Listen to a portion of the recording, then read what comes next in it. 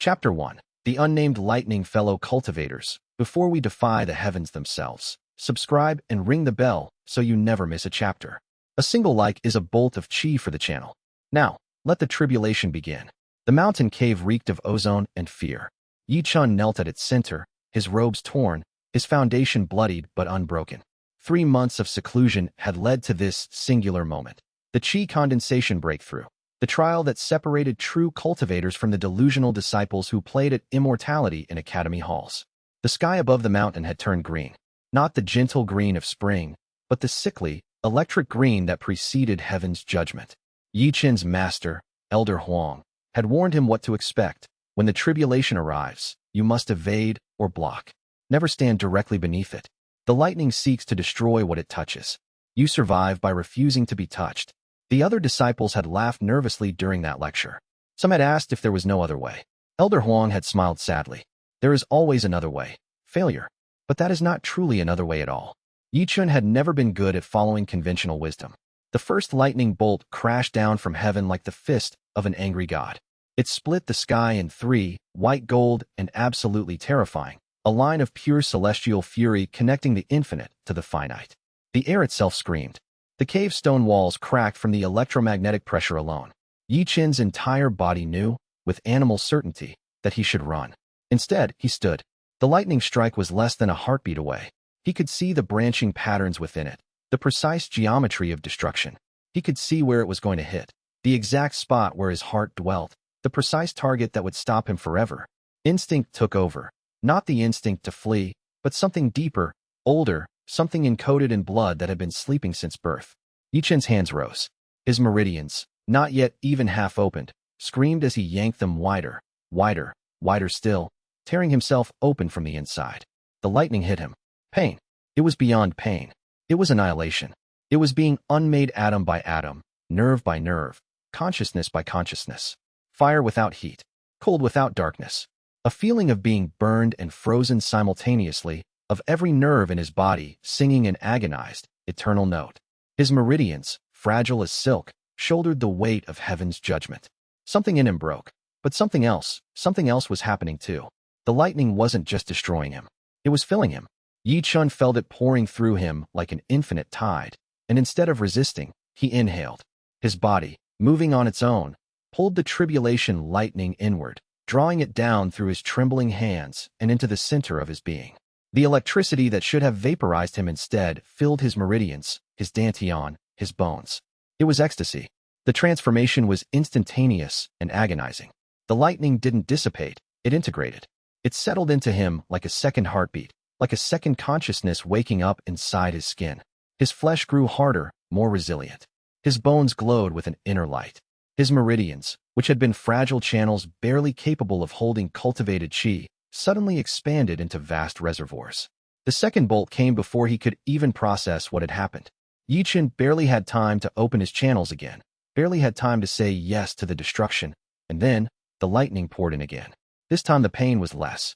This time he could feel the texture of the tribulation lightning as it moved through him, could sense the celestial patterns encoded in the electricity, could almost taste the will of heaven itself. A third bolt descended. Ye Chen spread his arms wide. He was laughing now, a desperate, delirious sound torn from a throat that shouldn't still be functional. He opened himself entirely and let the third bolt consume him, let it remake him from the marrow outward. Light burst from his eyes, his mouth, his palms. The cave walls melted backwards in the heat and pressure, and the mountain itself seemed to stagger. Then silence. Ye Chen's eyes snapped open. His body was still there, still whole, more than whole, transformed. The tribulation lightning had not destroyed him. It had made him stronger, faster, more alive than he had ever been. His skin glowed with residual energy. When he looked down at his hands, he could see the faint traceries of lightning still dancing beneath his skin, threading through his meridians like a second circulatory system. The cave was no longer a cave. It was a crater. The back wall had been completely vaporized. The ceiling hung open to the sky, which was now clear and blue again, as if the green rage had never existed. Ye Chen pulled himself to his feet. Movement felt different now, easier, faster, like his body was responding to thoughts before they were even fully formed. His strength had multiplied. His reflexes felt superhuman. The tribulation energy nested inside him pulsed in time with his heartbeat, a rhythm that was becoming as natural as breathing. He stumbled to the edge of the crater and looked out over the mountain range. The sun was setting, painting everything gold. Below, he could see the Jade Pavilion Academy in the distance, a white structure nestled in the valley like a bone and flesh. No one had come to check on him.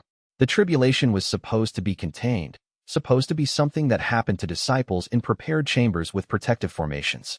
No one was supposed to survive the way Ye Chen had survived. Ye Chen looked down at his hands again. The lightning was still there, still pulsing. It felt like a second life had been stitched into his first, like he was now two people occupying one skin.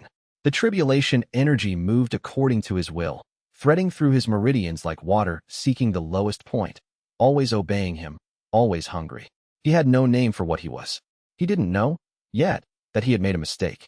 He didn't know that in absorbing those 3 bolts of tribulation lightning, he had crossed a threshold that the heavens would never forgive. He didn't know that he had painted a target on his own back that nothing short of his death would ever erase. All he knew was that he was stronger than before, that he could feel the potential pulsing through him like a second heartbeat, and that some part of him, some deep, alien part, was already hungry for more. Ye Chen stood at the crater's edge for a long time, watching the darkness settle over the mountain range. The destruction around him was total. Stone had been fused into glass by the heat. Vegetation had been incinerated. Even the air itself seemed shocked by what had happened. He looked like a ghost moving through the devastation, his skin still glowing faintly with residual energy, his silhouette marked with the branching patterns where the lightning had tried to tear him apart. The pain had faded now, replaced by something stranger, a sensation of rightness, of compatibility. The tribulation energy didn't feel foreign anymore. It felt like it had always been part of him, like discovering a limb he had never known was missing. The thought both exhilarated and terrified him in equal measure. He tried to understand what had happened, tried to process the fundamental shift in what he was. Most cultivators spent their entire lives accumulating chi slowly, methodically, brick by brick. They built their cultivation bases over years of careful work, never rushing, never risking the integrity of their meridians. He had absorbed enough power in 3 instants to have taken a normal cultivator a decade of dangerous advancement. And he felt more alive than he had ever felt. Ye Chen wrapped his tattered robes around his shoulders and began the descent back to the academy. The lightning beneath his skin hummed with a rhythm that was almost like music, like the earth itself was singing in harmony with his heartbeat. His footsteps no longer sounded like a disciple's footsteps. They sounded like something the heavens had made a mistake in allowing to live. The path downward was longer than it should have been, or perhaps time moved differently when you carried celestial power inside you. He had only a vague sense of having traveled for hours. The night deepened, became absolute, then began to pale toward dawn. The stars came out as he walked, and one of them, somewhere very far away, began to burn a little brighter, as if in recognition of a kindred spirit finally awakening in the world below. Chapter 2. Sect Investigation. Elder Huang's eyes widened for precisely 1/3 of a second when Ye Chen walked through the academy gates.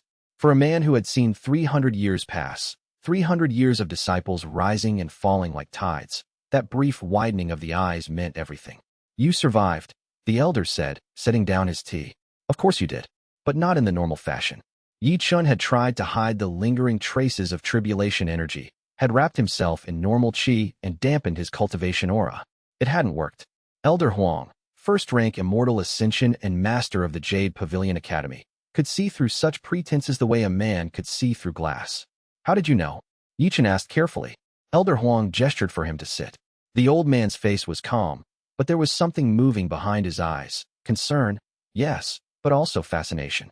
Because no disciple emerges from a breakthrough with that particular shade of gold in their skin, that particular resonance in their step. "You did something, Ye Chen. The question is what?" The academy's inner chamber was quiet. The stone walls were inscribed with cultivation formations, each one drawn with such precision that no detail was lost even from across the room. Jade Pavilion was not a sect of brute power. It was a sect of refinement, of precision, of the quiet understanding that cultivation was as much science as art. Elder Huang was one of the last true scholars of the cultivation world. "I absorbed it," Ye Chen said simply. "The tribulation lightning. All 3 bolts. I didn't mean to.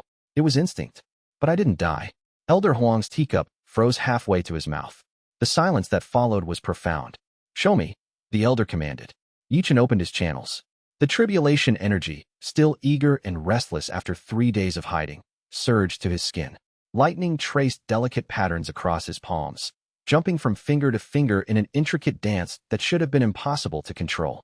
Most cultivators could barely manage a single spark of lightning. Ye Chen had 3 bolts worth of celestial electricity nested in his meridians, and yet here he was, weaving it into decorative patterns like a child playing with water. Elder Huang's expression didn't change, but his hand trembled as he reached out to feel the energy. The moment his skin touched the lightning traces, his entire body stiffened. His eyes rolled back slightly. "It's not stored," he whispered. "It's integrated. It's become part of you. The meridians themselves have been rewritten.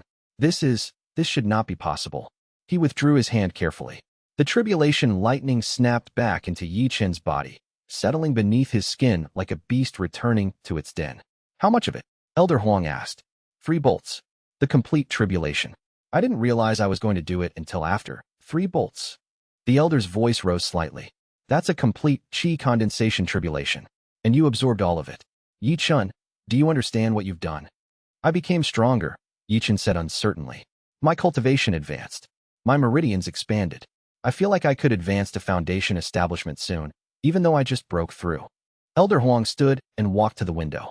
He looked out at the mountain peaks surrounding the academy, his ancient eyes taking in the landscape with an expression that was difficult to read. Tribulation energy is one of the most unstable forces in existence. It cannot be stored, cannot be contained. Normal cultivation theory says that if you somehow manage to absorb even a small amount, your meridians would rupture within days. You would go mad from the pressure. You would burn from the inside out.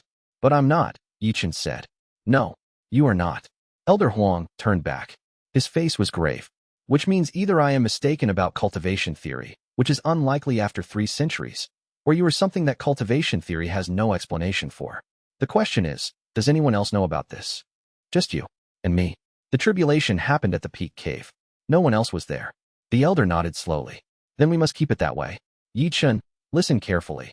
What you have discovered is not a gift from heaven. It is an anomaly. It is a crack in the rules that govern the heavens themselves. And if the heavens discover that such a crack exists, they will seal it. Whether you are sealed with it depends on how carefully we hide what you are. You want me to hide it? I want you to survive." Elder Huang's voice was harder now, edged with a gravity that Ye Chen had never heard before. "There are forces in this world that would kill you for what you can do.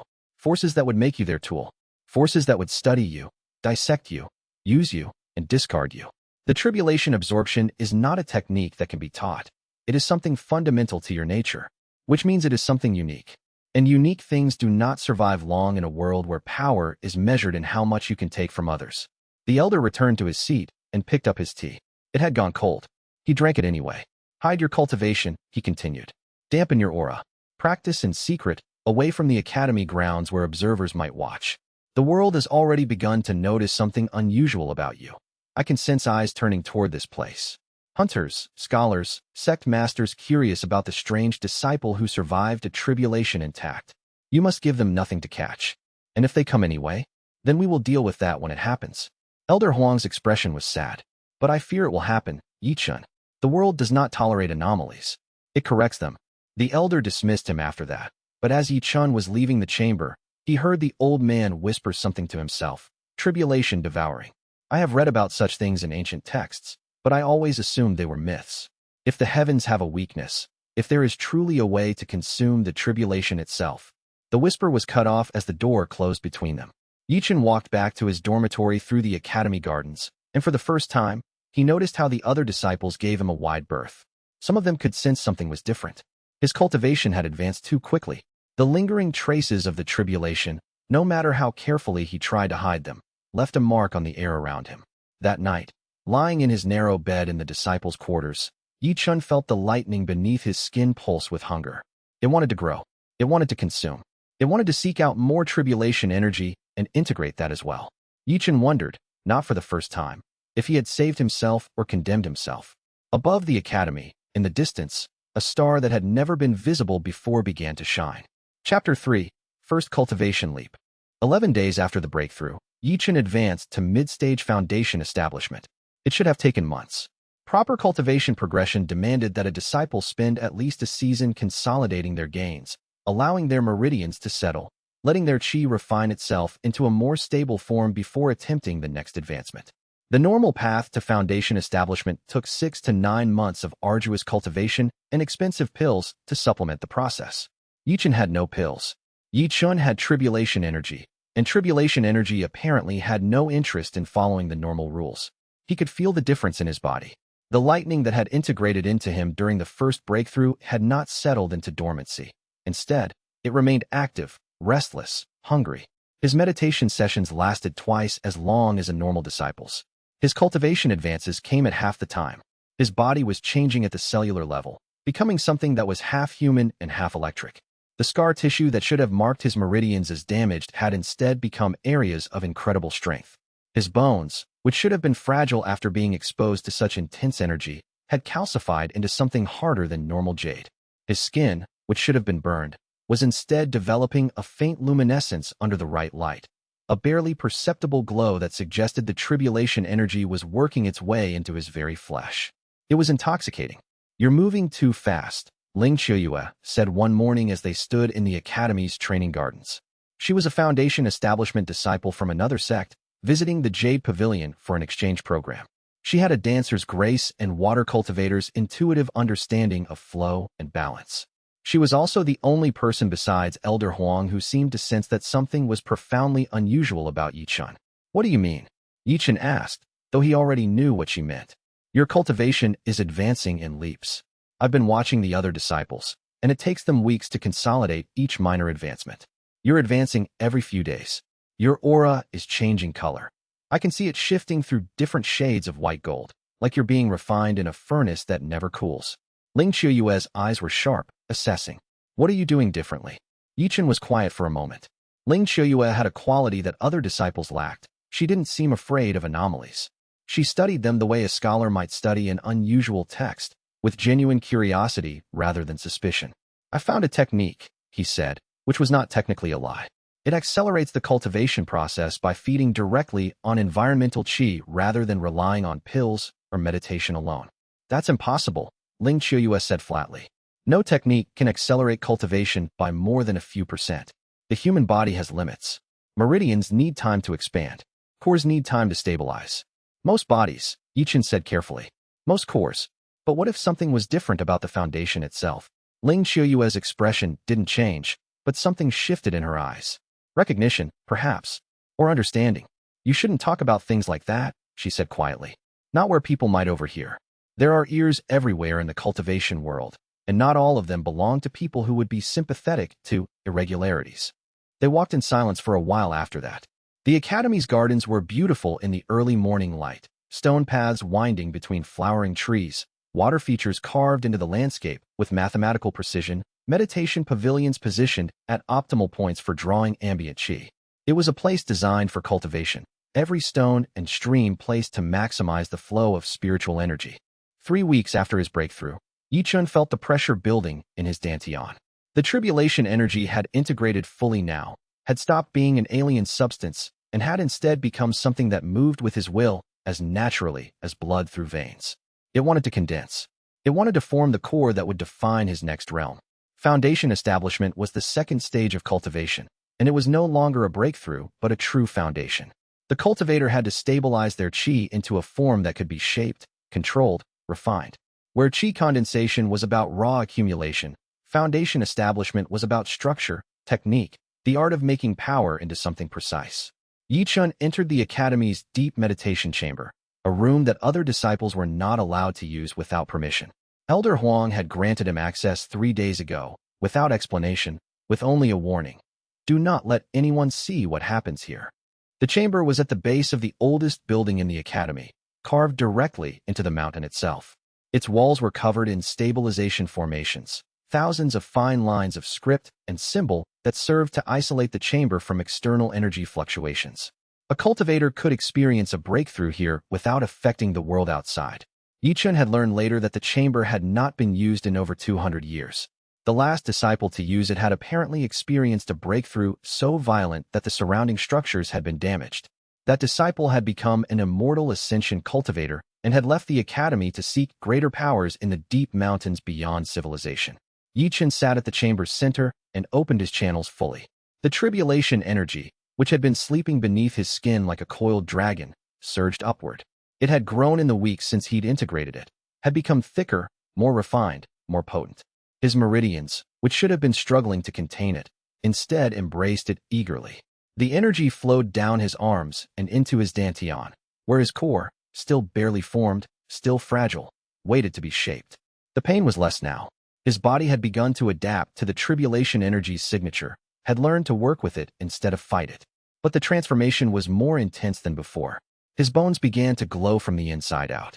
His skin became translucent with energy.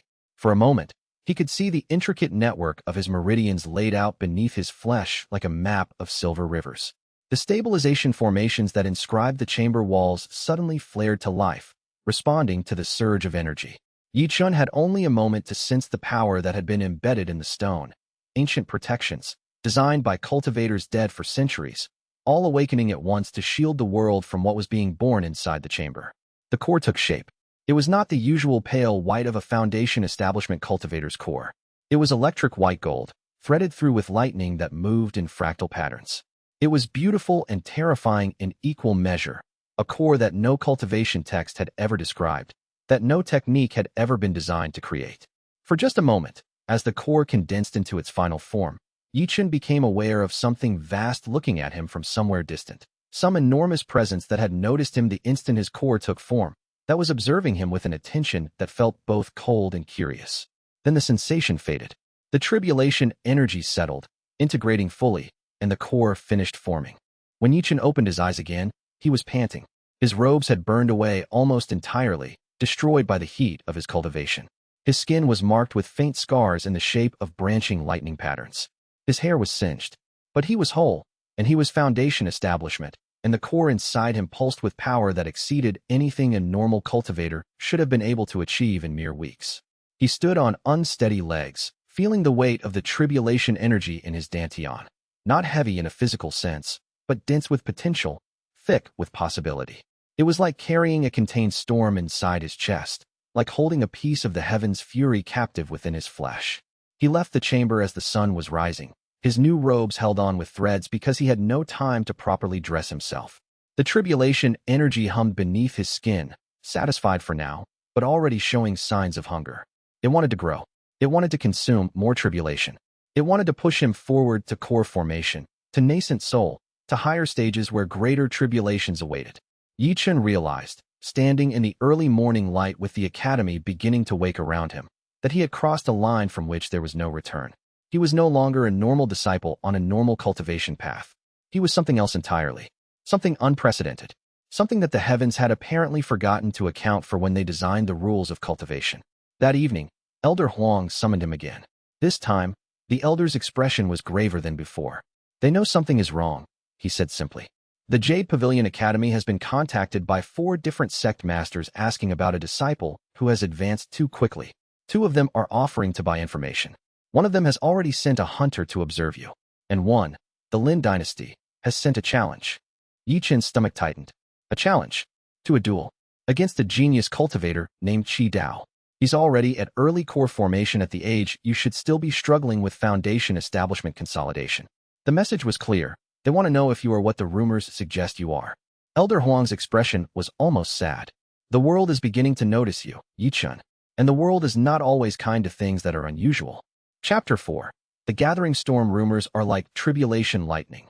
Once they form in the clouds, there is no stopping their descent.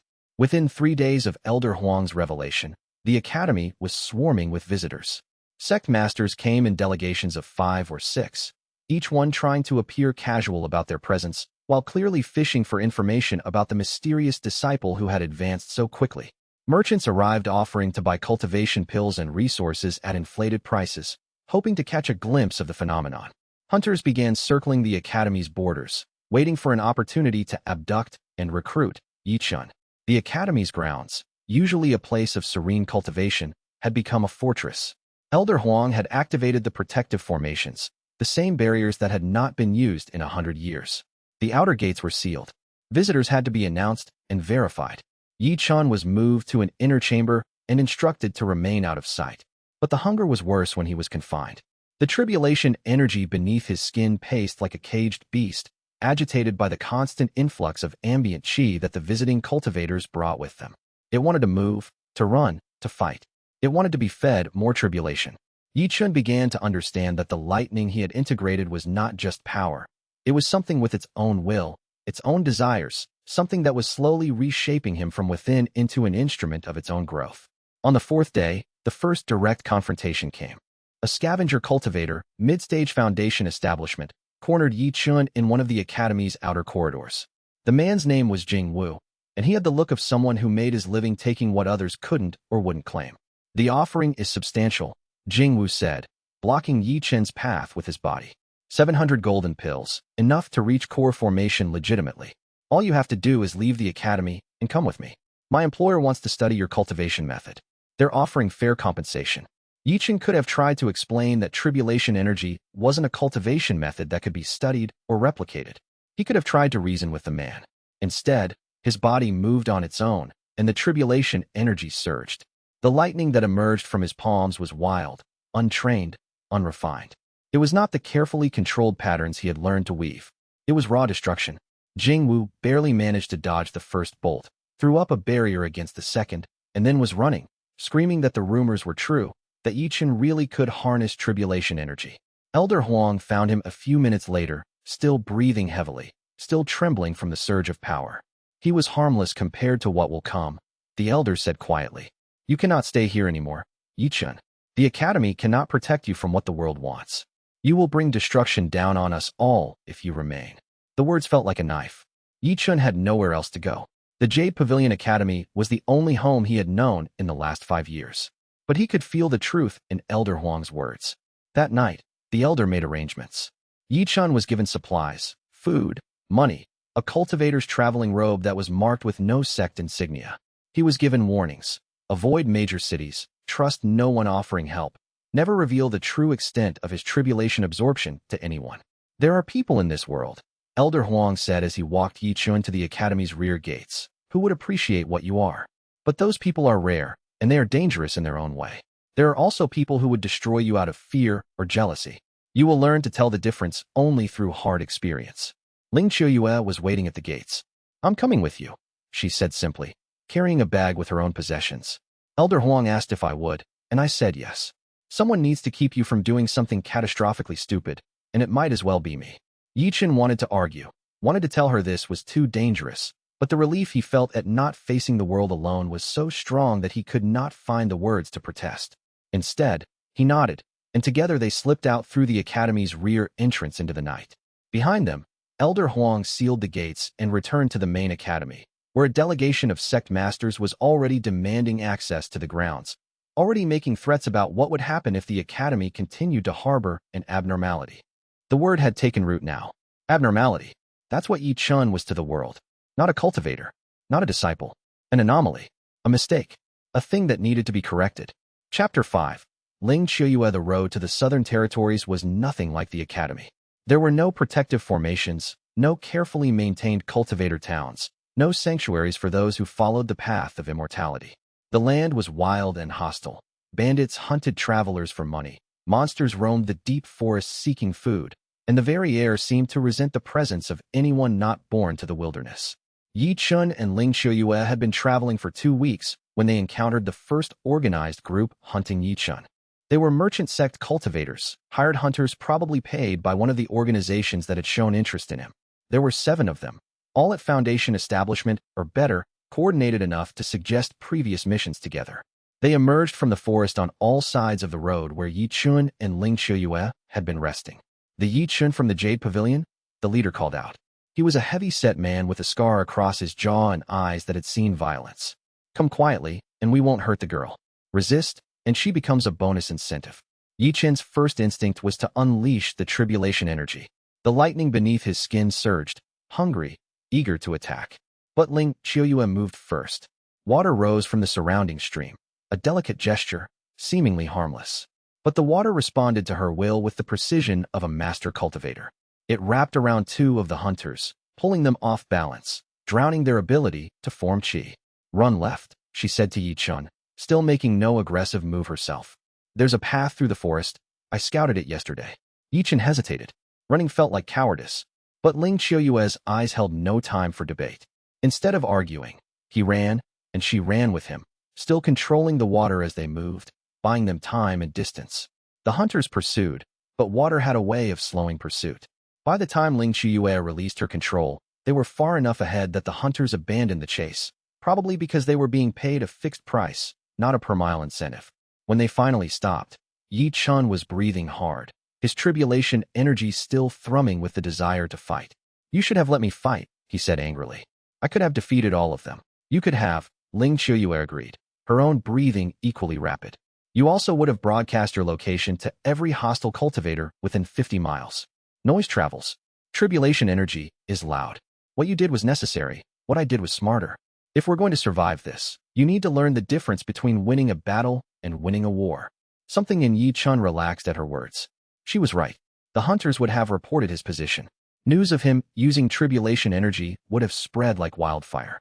In trying to solve one problem, he would have created dozens more. "Why are you helping me?" he asked quietly. "You could leave. Go back to the Lotus sect. None of this is your responsibility." Ling Qiuyue looked at him for a long moment. She was beautiful in a way that transcended physical features. There was something about her that suggested depth, like she contained multitudes.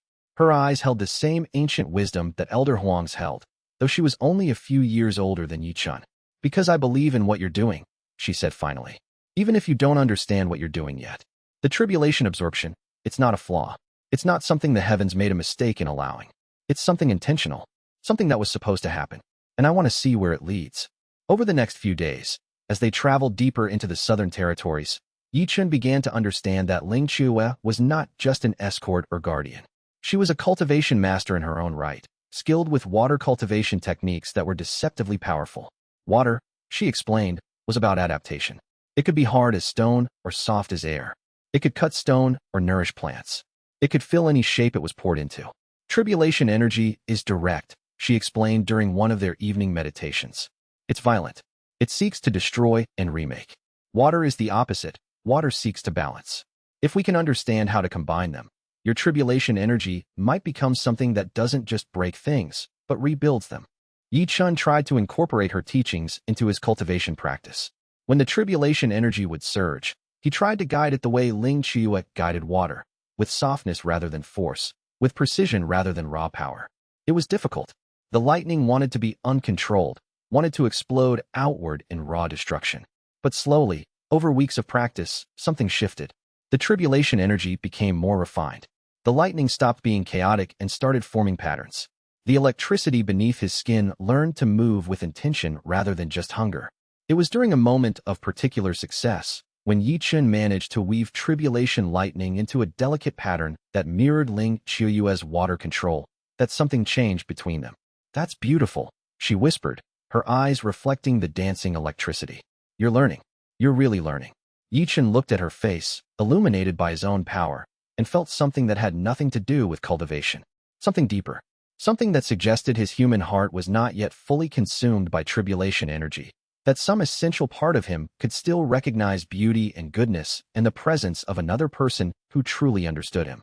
He reached out, slowly, carefully, and took her hand. The tribulation energy, which should have rejected the gesture with violent dismissal, instead seemed to dance faster, brighter, more alive, as if recognizing in Ling Qiuyue something it could accept, something that complemented rather than competed. The electricity traced patterns across her skin, gentle patterns that didn't burn or damage, patterns that seemed almost like writing, like messages being transmitted from his tribulation-infused body to her water-cultivated one. "Thank you," he said, his voice carrying harmonics that suggested the tribulation energy was somehow amplifying his words. "For everything. For believing in me when everyone else wanted to chain me or kill me. For following me into exile without hesitation or regret. For being the one person in this entire world who saw not a monster, but potential." Ling Qiuyue squeezed his hand, and her water cultivation flowed to meet his tribulation energy. Where they touched, they created something beautiful, steam rising from the exact point of contact, neither burning nor drowning, but perfectly balanced. "We're going to change the cultivation world," she said with absolute certainty. "You and me. They don't know it yet, but we're going to remake the rules of heaven itself. We're going to prove that power without control is weakness, that innovation beats tradition, that a single cultivator willing to defy fate can overturn the order of entire celestial hierarchies." She leaned forward and kissed him, And in that moment, the tribulation energy sang with something that transcended hunger and consumption. It sang with something that might have been joy, might have been recognition of its other half, might have been the beginning of understanding that there were values in existence beyond power accumulation. At that moment, standing in a clearing under stars that seemed to burn brighter than they should, stars that Ye Chen later would understand were other tribulation-devouring cultivators in distant galaxies, all awakening simultaneously. Ye Chen believed her completely. He believed that together, he and xianxia could accomplish miracles. He believed that their union of water and electricity, of control and passion, of her wisdom and his raw power, could forge something transcendent. He believed that the heavens should be afraid, because something new was being born in the cultivation world, something that had never been intended, something that might ultimately prove to be the heavens' undoing. Chapter 6. The Jealous Genius. The message arrived via a cultivator dispatch service, sealed with the Lin dynasty's official sigil. To Ye Chen, disciple of the Jade Pavilion Academy. I, Qi Dao, heir apparent of the Lin dynasty's cultivation lineage, challenge you to formal single combat. The duel will take place on neutral ground at the Crescent Lake settlement, 15 days hence. If you fail to appear, I will assume you are a coward and a fraud. If you appear and lose, you may choose honorable death or servitude to the Lin dynasty. Decline, and I will hunt you across every province until you accept. Qi Dao, xianxia read the message 3 times before handing it back to Ye Chen. This is a trap, she said flatly. On multiple levels. First, because Qi Dao is already at early core formation, which means you're outmatched unless your tribulation energy has advanced significantly. Second, because neutral ground will be controlled by the Lin dynasty, which means you'll be fighting on terrain that favors their cultivators.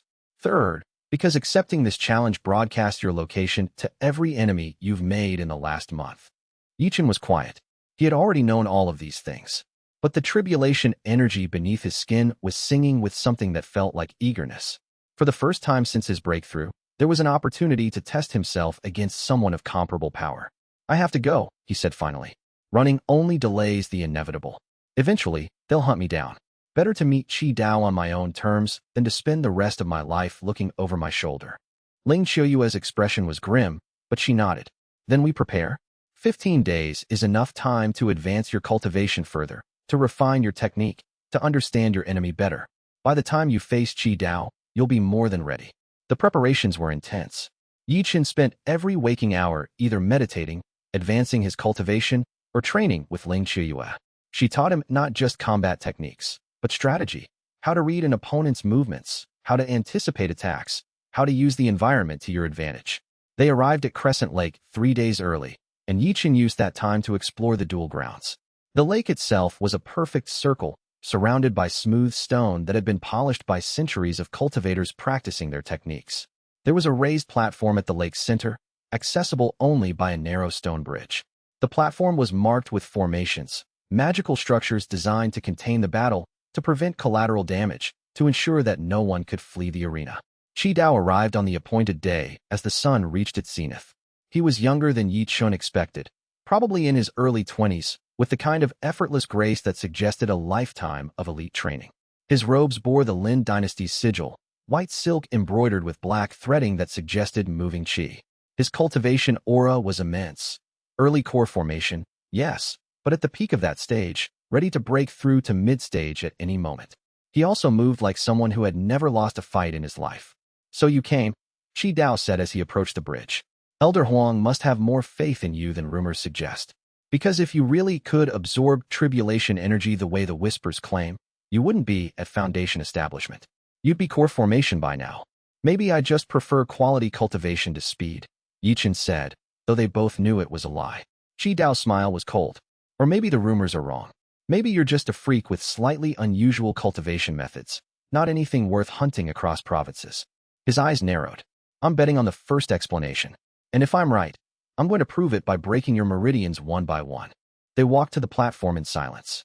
The formations around the arena lit up as they took their positions, creating a barrier that no one could cross without disrupting the combat. Spectators had gathered, representatives from nearby sects, merchants, wandering cultivators, all drawn by rumors of a challenge that had made its way across the cultivation rumor mill. The referee, an elderly woman from the Neutral Council of Crescent Lake, signaled the start. Qi Dao attacked immediately, not wasting time with formal greetings or posturing. He moved like liquid, his cultivation energy flowing out as perfectly controlled strikes that should have been devastating. His technique was pristine, honed by years of elite training, the kind of fighting style that only emerged from the best sect schools. Ye Chen met the first attack with tribulation energy, and the two forces collided with a sound like thunder. The shock wave knocked both fighters back, but Qi Dao recovered faster, pressing the advantage. His next attacks came in a coordinated sequence, each one building on the last, creating a rhythm that was designed to overwhelm the opponent. Ye Chen had to keep moving, keep blocking, keep defending. It was like fighting the ocean. Every time he pushed back, there was more force, more technique, more power. Qi Dao had been trained since childhood. Ye Chen had been a cultivator for a matter of weeks. But the tribulation energy, for all its wildness, was also incredibly potent. When Ye Chen began to weave it the way Ling Qiuyue had taught him, when he added precision and intention to the raw power, something shifted in the battle. The fourth attack that should have penetrated his defense met a carefully woven pattern of lightning and was deflected. The fifth attack hit a shield of electricity and burned through Qi Dao's cultivation technique. The genius cultivator's expression flickered with surprise for just a moment, the first time his perfect certainty had been questioned. That moment was all Ye Chen needed. He surged forward, using the tribulation energy not as a weapon but as an extension of his body. Ling Qiuyue's teachings about adaptation took root. He stopped meeting force with force and instead moved like water, flowing around Qi Dao's techniques, redirecting the energy, using the genius cultivator's own power against him. Qi Dao realized too late that he was facing not just an opponent, but a fundamentally different type of cultivator. His techniques, all based on conventional cultivation theory, were suddenly fighting something that didn't follow the rules. The tribulation energy was faster than it should have been. The lightning patterns were more complex than any technique Qi Dao had encountered. The raw power was overwhelming. The duel lasted perhaps 10 minutes, though time seemed to stretch and compress weirdly in moments of intense combat. In the end, Ye Chen stood over Qi Dao, his hands crackling with barely controlled electricity, his breath coming in hard gasps. "Yield," Ye Chen said, not striking the final blow. Qi Dao looked up at him with an expression of pure shock and rage. For a moment, it seemed like he would try to rise and attack again. But something in Ye Chen's eyes, something that suggested the tribulation energy was barely contained, made the genius cultivator stand down. "This isn't over," Qi Dao said as he rose, his cultivation aura wounded but not destroyed. "You haven't won. You've just delayed the inevitable. I'll reach core formation peak before you reach mid-stage. I'll train with greater masters. I'll find a way to counter your tribulation abilities. And when I do, I'll make you pay for this humiliation." He left with his supporters, and as Ye Chen watched him go, he realized something important. He had made an enemy today. Not a rival who would accept defeat and move on, but an enemy who would spend years, perhaps decades, plotting revenge. As Ling Qiuyue helped him down from the platform, she whispered, "You were amazing, but you've also just painted a target on your back that's 10 times bigger than before. The entire cultivation world knows now. You didn't just defeat Qi Dao, you surpassed him. And that means you're a threat to everyone who measured themselves against him." Ye Chen understood. The whispers would be different now.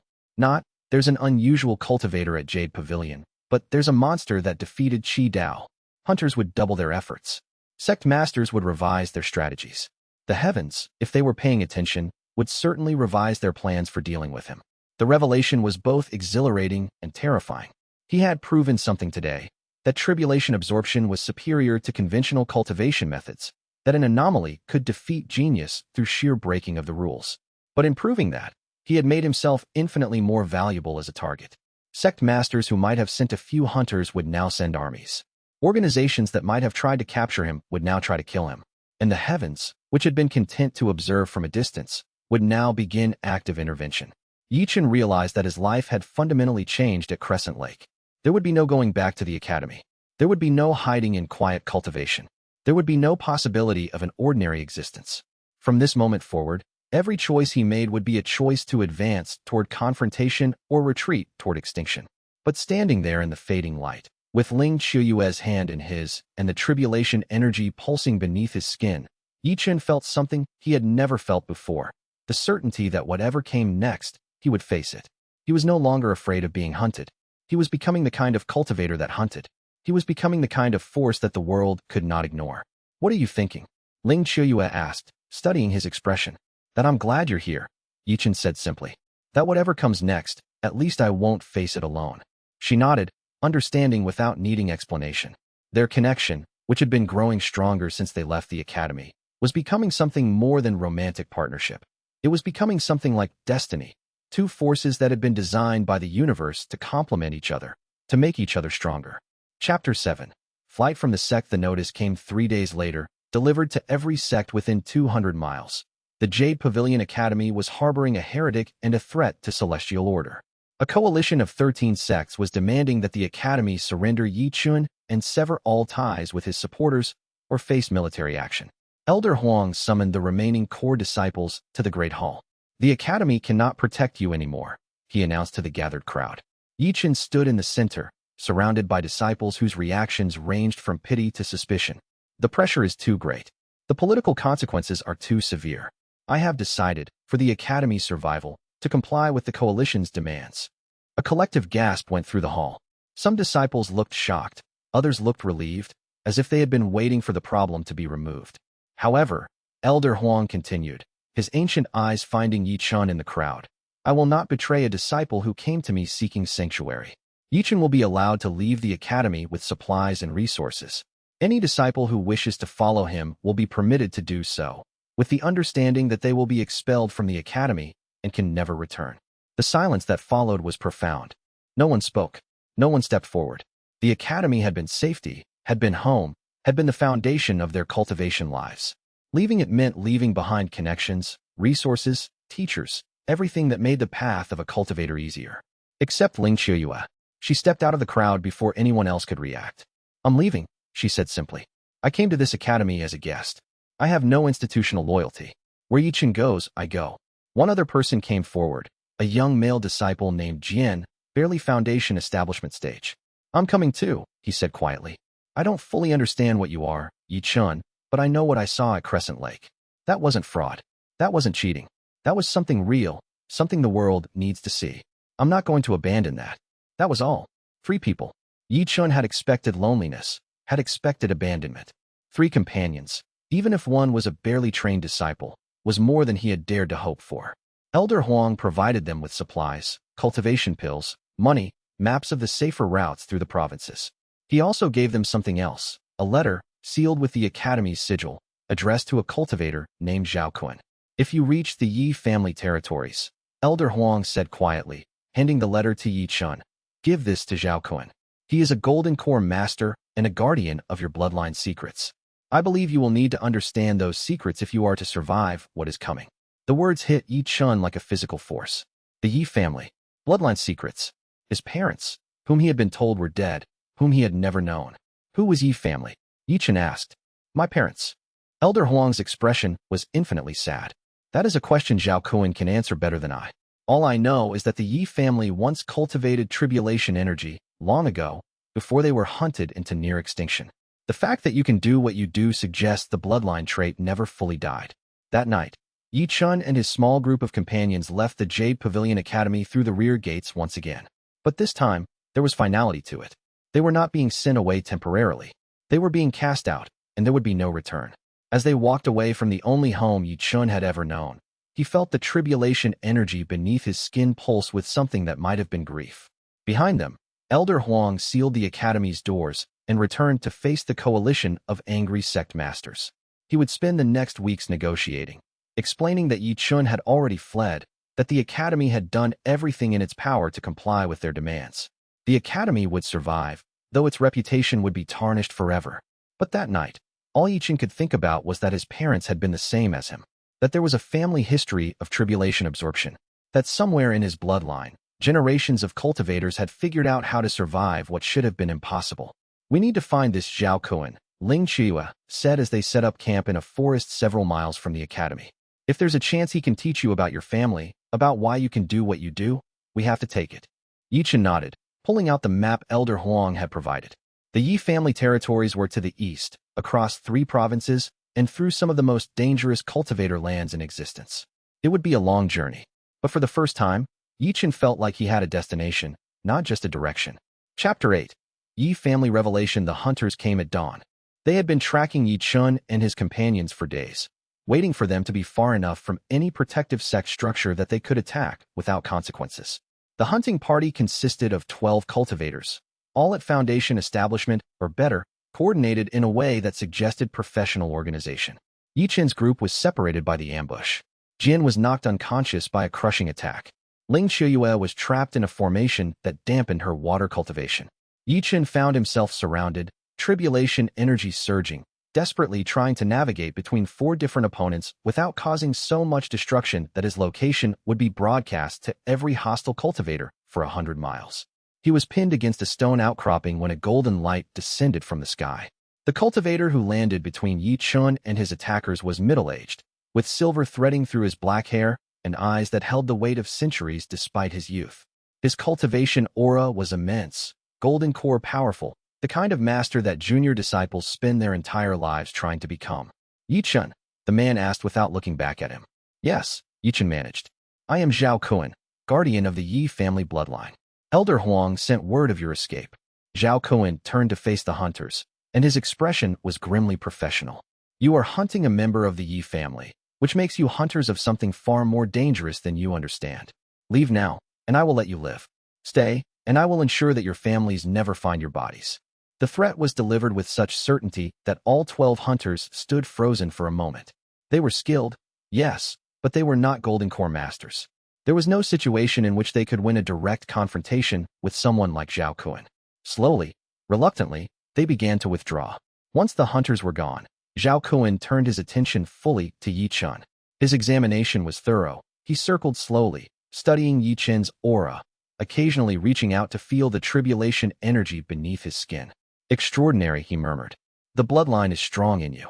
Stronger than it was in your parents, even. I can feel the tribulation energy already beginning to permeate your meridians, to reshape your very flesh. How much tribulation lightning have you consumed? 3 bolts, Ye Chen said. During my chi condensation breakthrough, I absorbed them all. Zhao Kuan's eyes widened. 3 bolts. And you survived.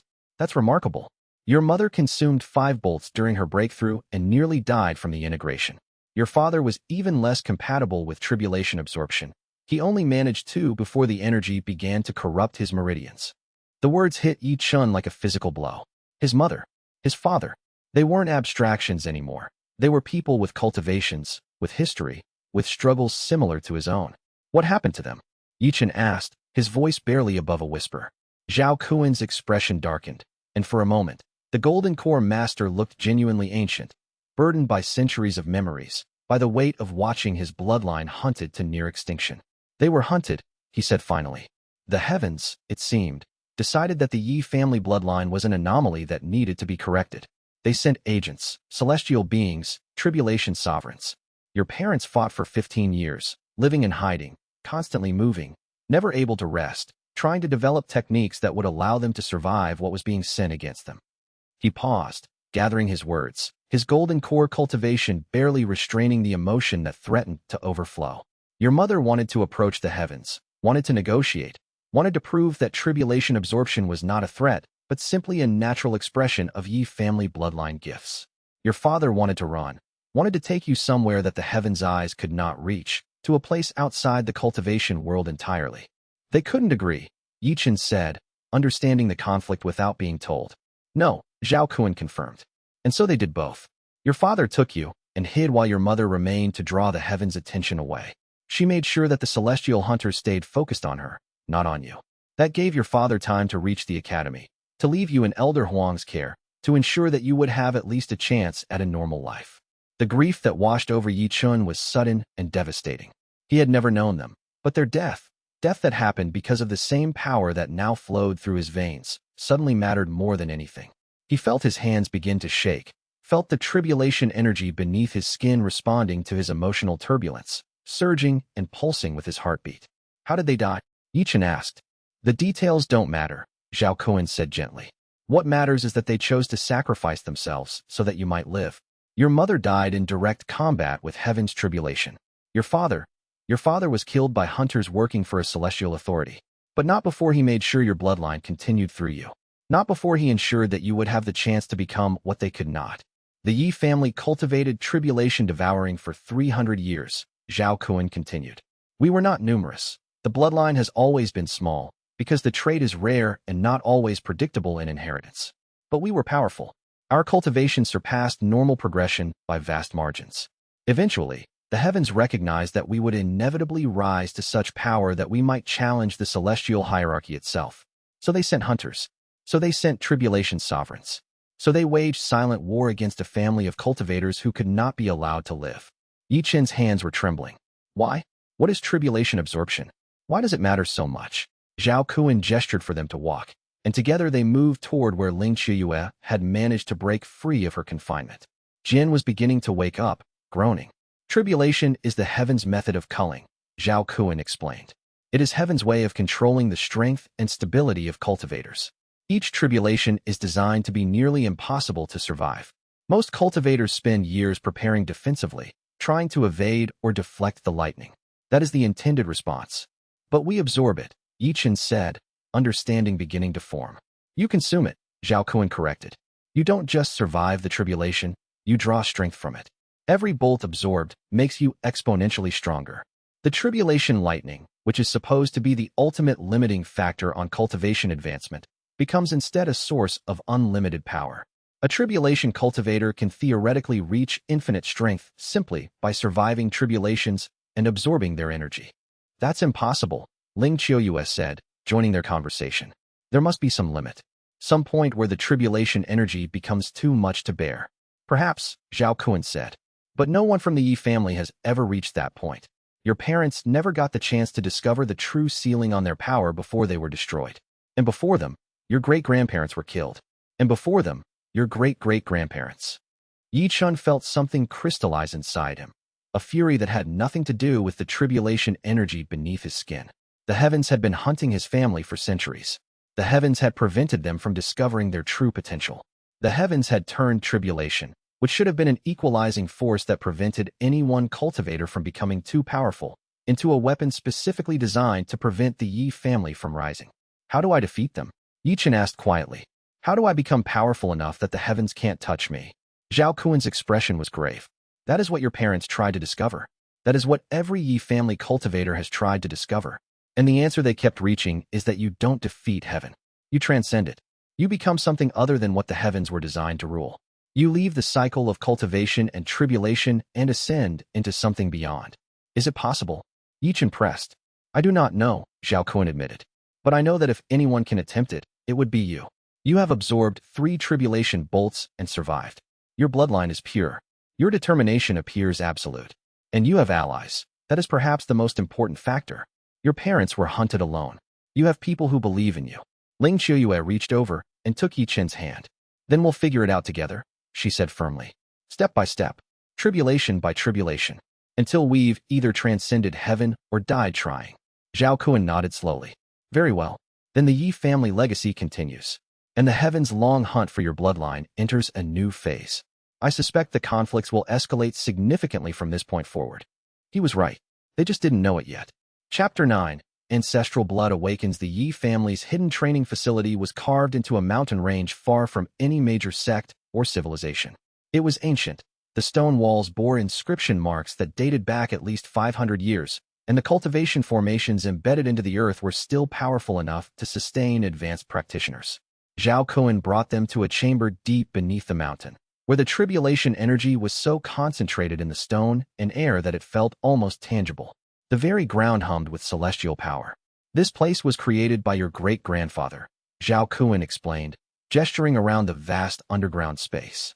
It is a tribulation reservoir, a location where the echoes of past tribulation energy have accumulated over centuries. Your family would come here to train, to attune themselves to the tribulation energies that they could not yet absorb directly. Ye Chen stepped into the center of the chamber and immediately felt the difference. The tribulation energy beneath his skin recognized something familiar in the air around him. It surged eagerly, reaching toward the ambient electricity that seemed to dance just at the edge of his perception. Your bloodline is awakening, Zhao Kuan said, his voice solemn. When you inherited your parents' legacy, you inherited not just the ability to absorb tribulation lightning, but also a deeper connection to the tribulation essence itself. Each time you absorb lightning, you unlock another layer of understanding.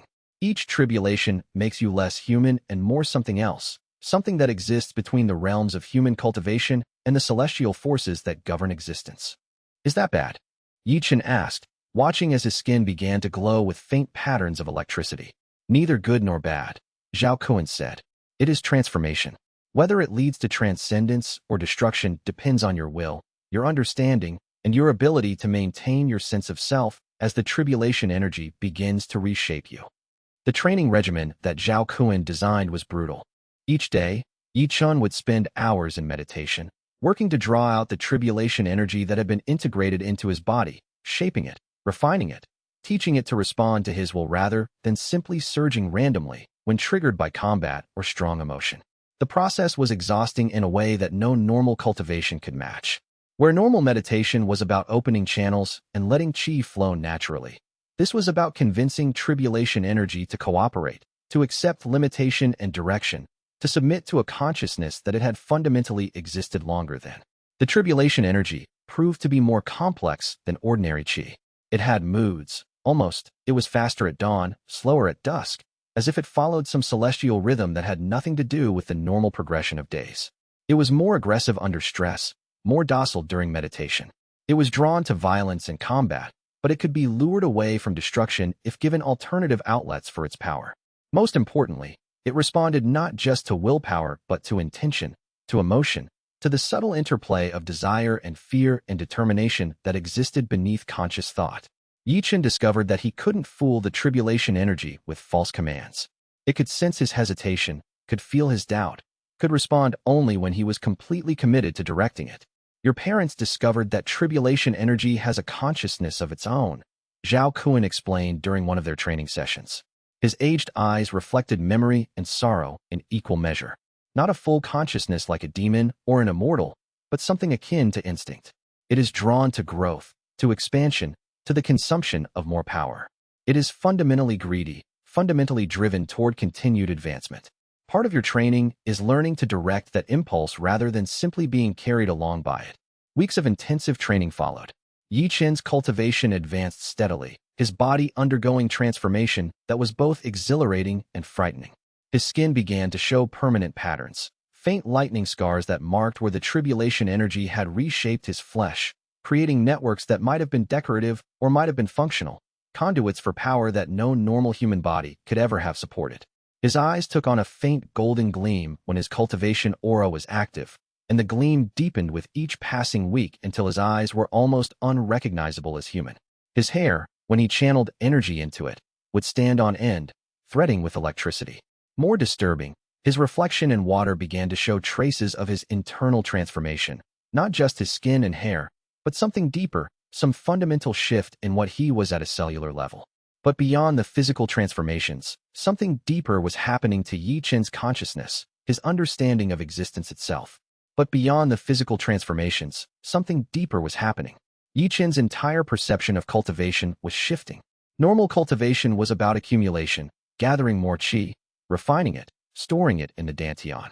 But tribulation absorption was about integration, letting the lightning become part of him, letting it reshape him at the cellular level, accepting that growth meant fundamental transformation. Here, Zhao Kun said one evening, handing Ye Chen a small stone that glowed faintly with internal light. This is a fragment of ancient tribulation stone. It was created when a celestial being fell from the heavens centuries ago. The stone is saturated with tribulation energy. Try to absorb it. Ye Chen held the stone and opened his channels. The tribulation energy within the stone responded immediately to his call, flowing into his meridians like water, finding the path of least resistance. But unlike tribulation lightning, which was violent and overwhelming, this energy was gentle, refined, integrated, patient. As the stone's energy flowed into him, images flashed through his mind, memories that were not his own. He saw a woman, his mother, he understood instinctively, standing before a celestial being, lightning crackling around her as she made a final stand. He saw her being torn apart by tribulation energy that she could no longer contain. He saw the moment of her death. He saw a man, his father, fighting to protect a child, using tribulation energy in ways that Ye Chen had not yet learned, techniques that defied normal cultivation theory. He saw his father's eventual defeat, his dissolution into pure energy as the heavens extracted a final price. And he saw something else, a glimpse of what they had been trying to achieve.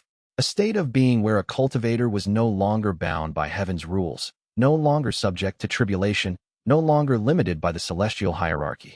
A form of existence that transcended the normal cycle of cultivation and advancement. When the visions cleared and Ye Chen came back to consciousness, he was weeping. They were trying to show you the way, Zhao Kun said quietly. Through the ancestral bloodline connection, they were attempting to pass down not just the ability to absorb tribulation, but the understanding of what transcendence requires. Your parents never had the chance to complete their own journey. But perhaps, with your strength and your allies, you can complete it for them. Ye Chen looked down at his hands, at the permanent lightning scars that marked his flesh, at the obvious inhuman nature of what he was becoming. The tribulation energy beneath his skin was no longer a foreign substance that he had to constantly manage and control. It was becoming integrated into his very identity, becoming part of who he was. I will, Ye Chen whispered. I swear by my bloodline and by the tribulation energy that flows through me, I will transcend. I will become something that heaven cannot touch. I will do what my parents could not. The tribulation energy beneath his skin resonated with his vow, singing with a harmony that suggested approval, that suggested recognition of his commitment to the path his family had been walking for centuries. Chapter 10. The first trial. The tribulation came without warning. It was not Ye Chen's breakthrough. He was still solidifying his mid-stage foundation establishment cultivation, still weeks or months away from the pressure that would force his next advancement. This was something else entirely, a direct assault from the heavens, sent not to a cultivator, but to a sect. Ye Chen and his companions were traveling near the Jade Spring sect, a moderate power organization that had no connection to Ye Chen and no reason to be targeted. They had only stopped there by chance, seeking shelter during a rainstorm, receiving hospitality from sect disciples who had no idea who Ye Chen was beyond a wandering cultivator. The lightning came at midday with no warning. The sky simply split open, and celestial fury poured downward in a coordinated assault that suggested deliberate malice. Multiple bolts descended simultaneously on the sect's main cultivation hall where hundreds of disciples were meditating, practicing their techniques, consolidating their cultivation bases. The sound of the first strike was like the world breaking. Stone sublimated into vapor. People vaporized before they could even comprehend what was happening. The sect's protective formations, which should have been able to withstand even major tribulation assaults, flickered and began to fail. Ye Chen felt at the moment the tribulation manifested.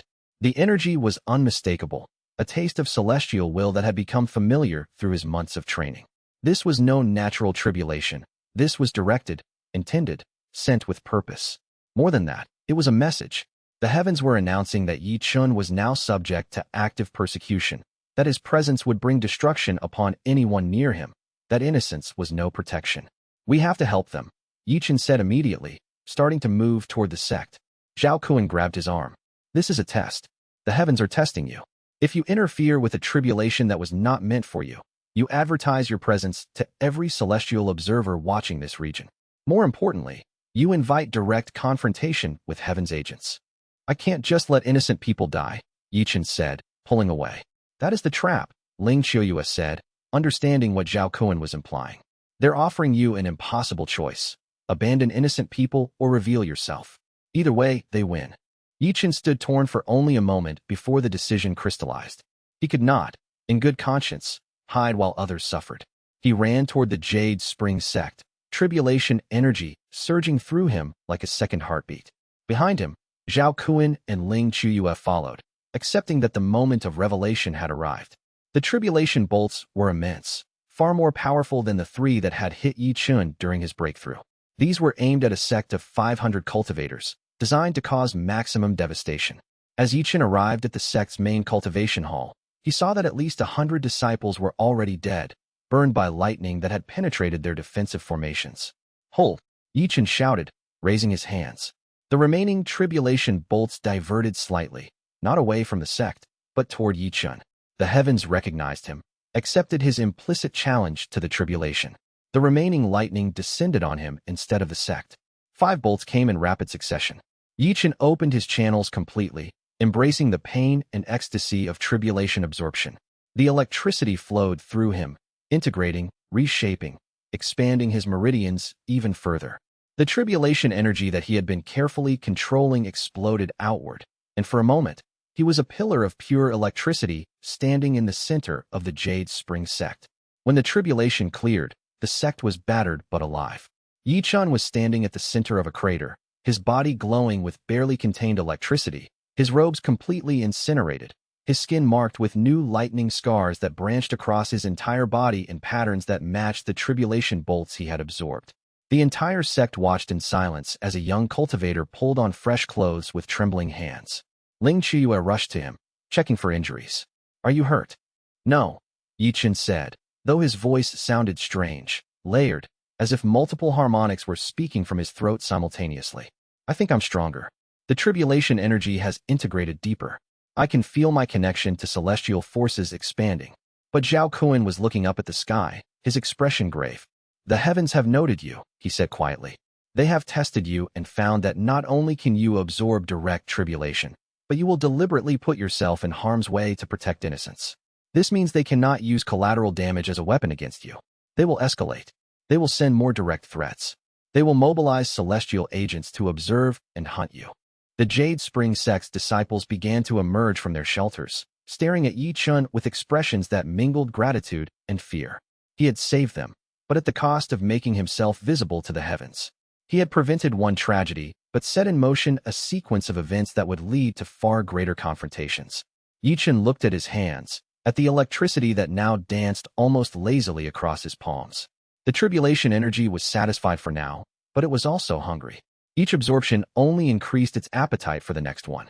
"We need to leave," Ling Qiuyue said, reading the threat in the air. "The heavens know where we are. More will come."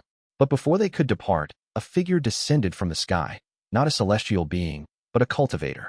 He was tall, robed in white, with eyes that seemed to look through Ye Chen rather than at him. "I am Heaven's Warden Bai," the figure announced, his voice resonating with celestial authority. "I have been sent to observe the anomaly and determine if it represents a threat to celestial order. From this moment forward, Ye Chen of the Yi family, you are under heavenly scrutiny. Continue your anomalous behavior, and you will be eliminated.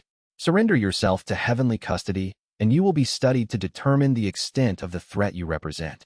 Ye Chen felt the weight of that presence, celestial, ancient, fundamentally powerful in a way that made even Zhao Kun's golden core strength seem almost insignificant. "I choose neither," Ye Chen said, his voice steady despite the fear coiling in his stomach. "I will continue to cultivate, to grow, to become what my bloodline was meant to be. If heaven seeks to stop me, then we will meet as equals or not at all." Heaven's Warden Bai studied him for a long moment, then nodded slightly. "As you wish." The observation begins. He faded into the sky, his presence withdrawing but his attention remaining, a weight that would not lift until this situation was resolved. As night fell and Ye Chen and his companions departed from the Jade Spring sect, Ye Chen understood that everything had changed. The heavens were no longer acting through proxies and indirect pressure. Heaven itself had taken direct note of his existence. The real conflict was about to begin.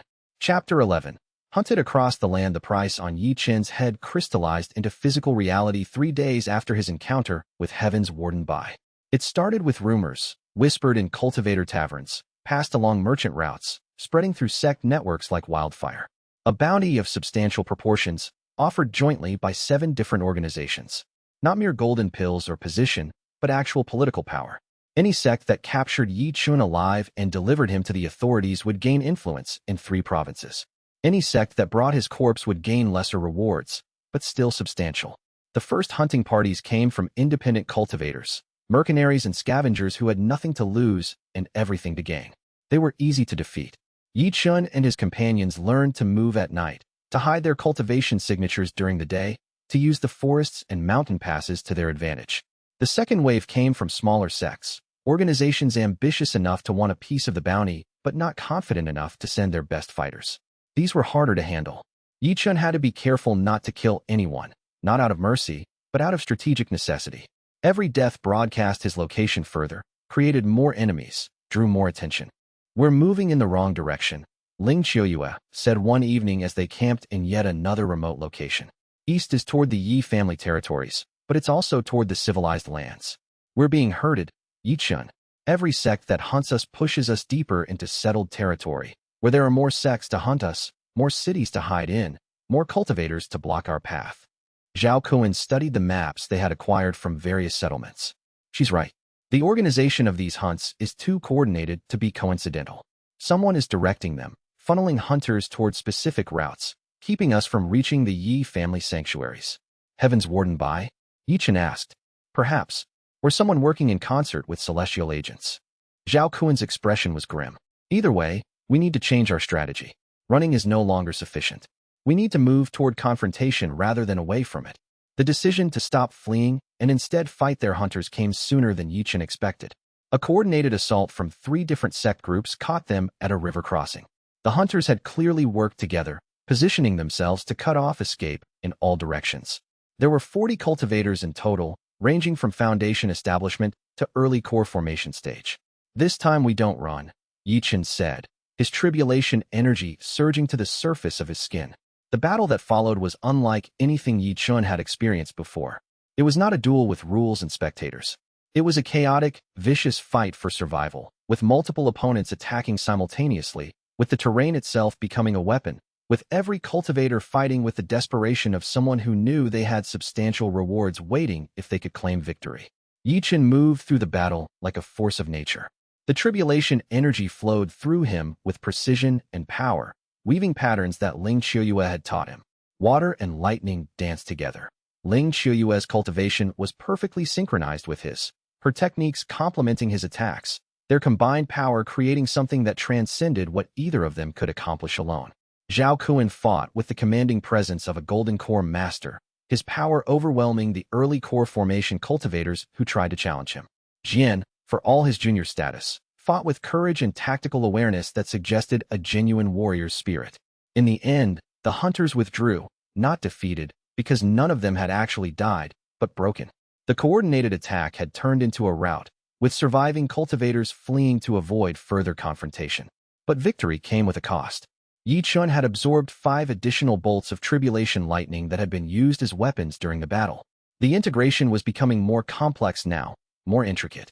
His body was changing visibly. The lightning scars on his skin were beginning to glow with permanent luminescence. His eyes held flecks of electricity now, even when he wasn't actively using his power.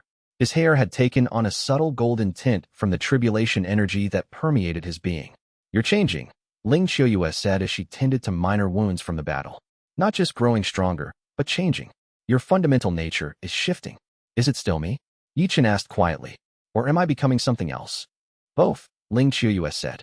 You're becoming a more complete version of yourself, but you're also becoming something that didn't exist before.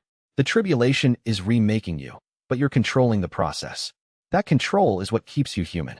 Over the following weeks, as they continued their journey eastward, Ye Chen discovered that the hunting pattern had indeed been deliberate.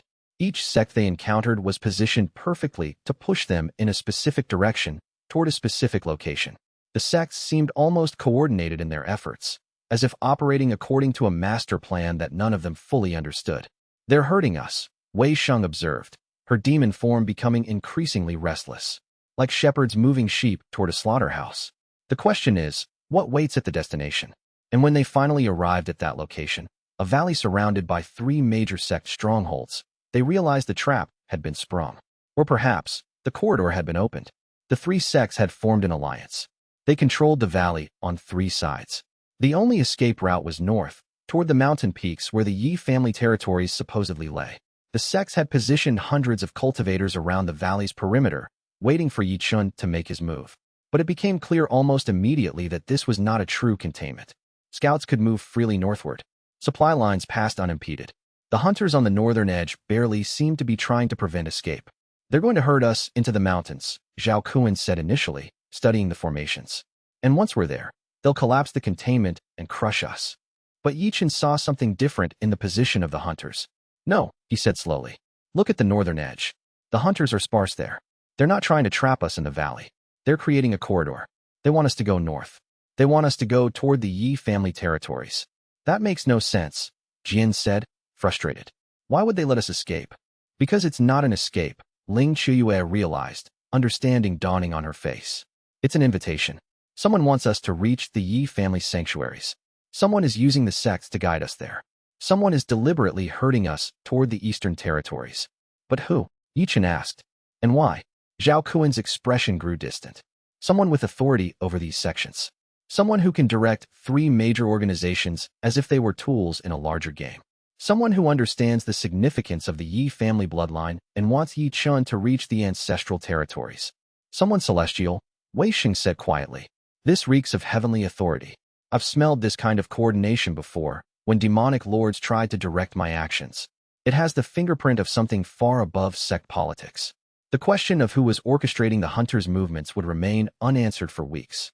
But as Ye Chen and his companions ran north through the increasingly dangerous terrain, as the tribulation energy within him grew stronger and more refined with each passing day, he began to understand that his journey was far from random. Forces far greater than mere sect politics were at play. Forces that spanned from the heavens themselves to the depths of the abyss. Forces that had perhaps been in motion since before his birth, guiding his path, ensuring that he would reach the locations and meet the people that destiny required. It was a humbling realization that his choices, which had felt so meaningful and deliberate, might have been carefully orchestrated by entities that existed on scales he could barely comprehend. But it was also liberating, in a strange way. If the path was already laid out, then he could focus on what mattered, becoming strong enough to choose his own destiny once he reached whatever waiting point lay at the end of the journey. Chapter 12. The Crimson Palm Heresy. The first warning came from a traveling merchant who had fled a nearby settlement with horror etched into every line of his face. The Crimson Palm sect, he gasped, his hands shaking as he tried to buy supplies from a trader's outpost. They're hunting someone. 1,000 disciples, all moving in coordination. They're destroying every village and hamlet they pass through, burning temples, executing cultivators. I've never seen anything like it. It's as if a plague of locusts has descended on the land. Ye Chen's stomach tightened when he heard the name. The Crimson Palm sect was one of the 3 sects that had been hurting him northward, but their behavior had seemed passive, almost disinterested. This sudden violent escalation suggested something had changed. Zhao Kuan's face grew grave. Sect Master Quan, he said quietly. I've heard of him. A puritanical cultivator of the highest order. He believes in absolute adherence to heaven's law. He views any deviation as heresy to be purged. They tried to avoid the Crimson Palm sect entirely, taking detours and backroads that should have kept them out of the sect's path. But the 1,000 disciples were not hunting randomly. They were hunting with purpose and coordination, moving in a formation that was designed to sweep across the landscape and catch anything in their path. The ambush came at dawn, when Ye Chen and his companions had stopped to rest in what they thought was a hidden valley. The disciples emerged from all sides, but instead of attacking immediately, they simply surrounded. A cultivator descended at the center, a man in his 50s, with the bearing of absolute authority and eyes that held the kind of zealous conviction that made him more dangerous than any physically powerful opponent.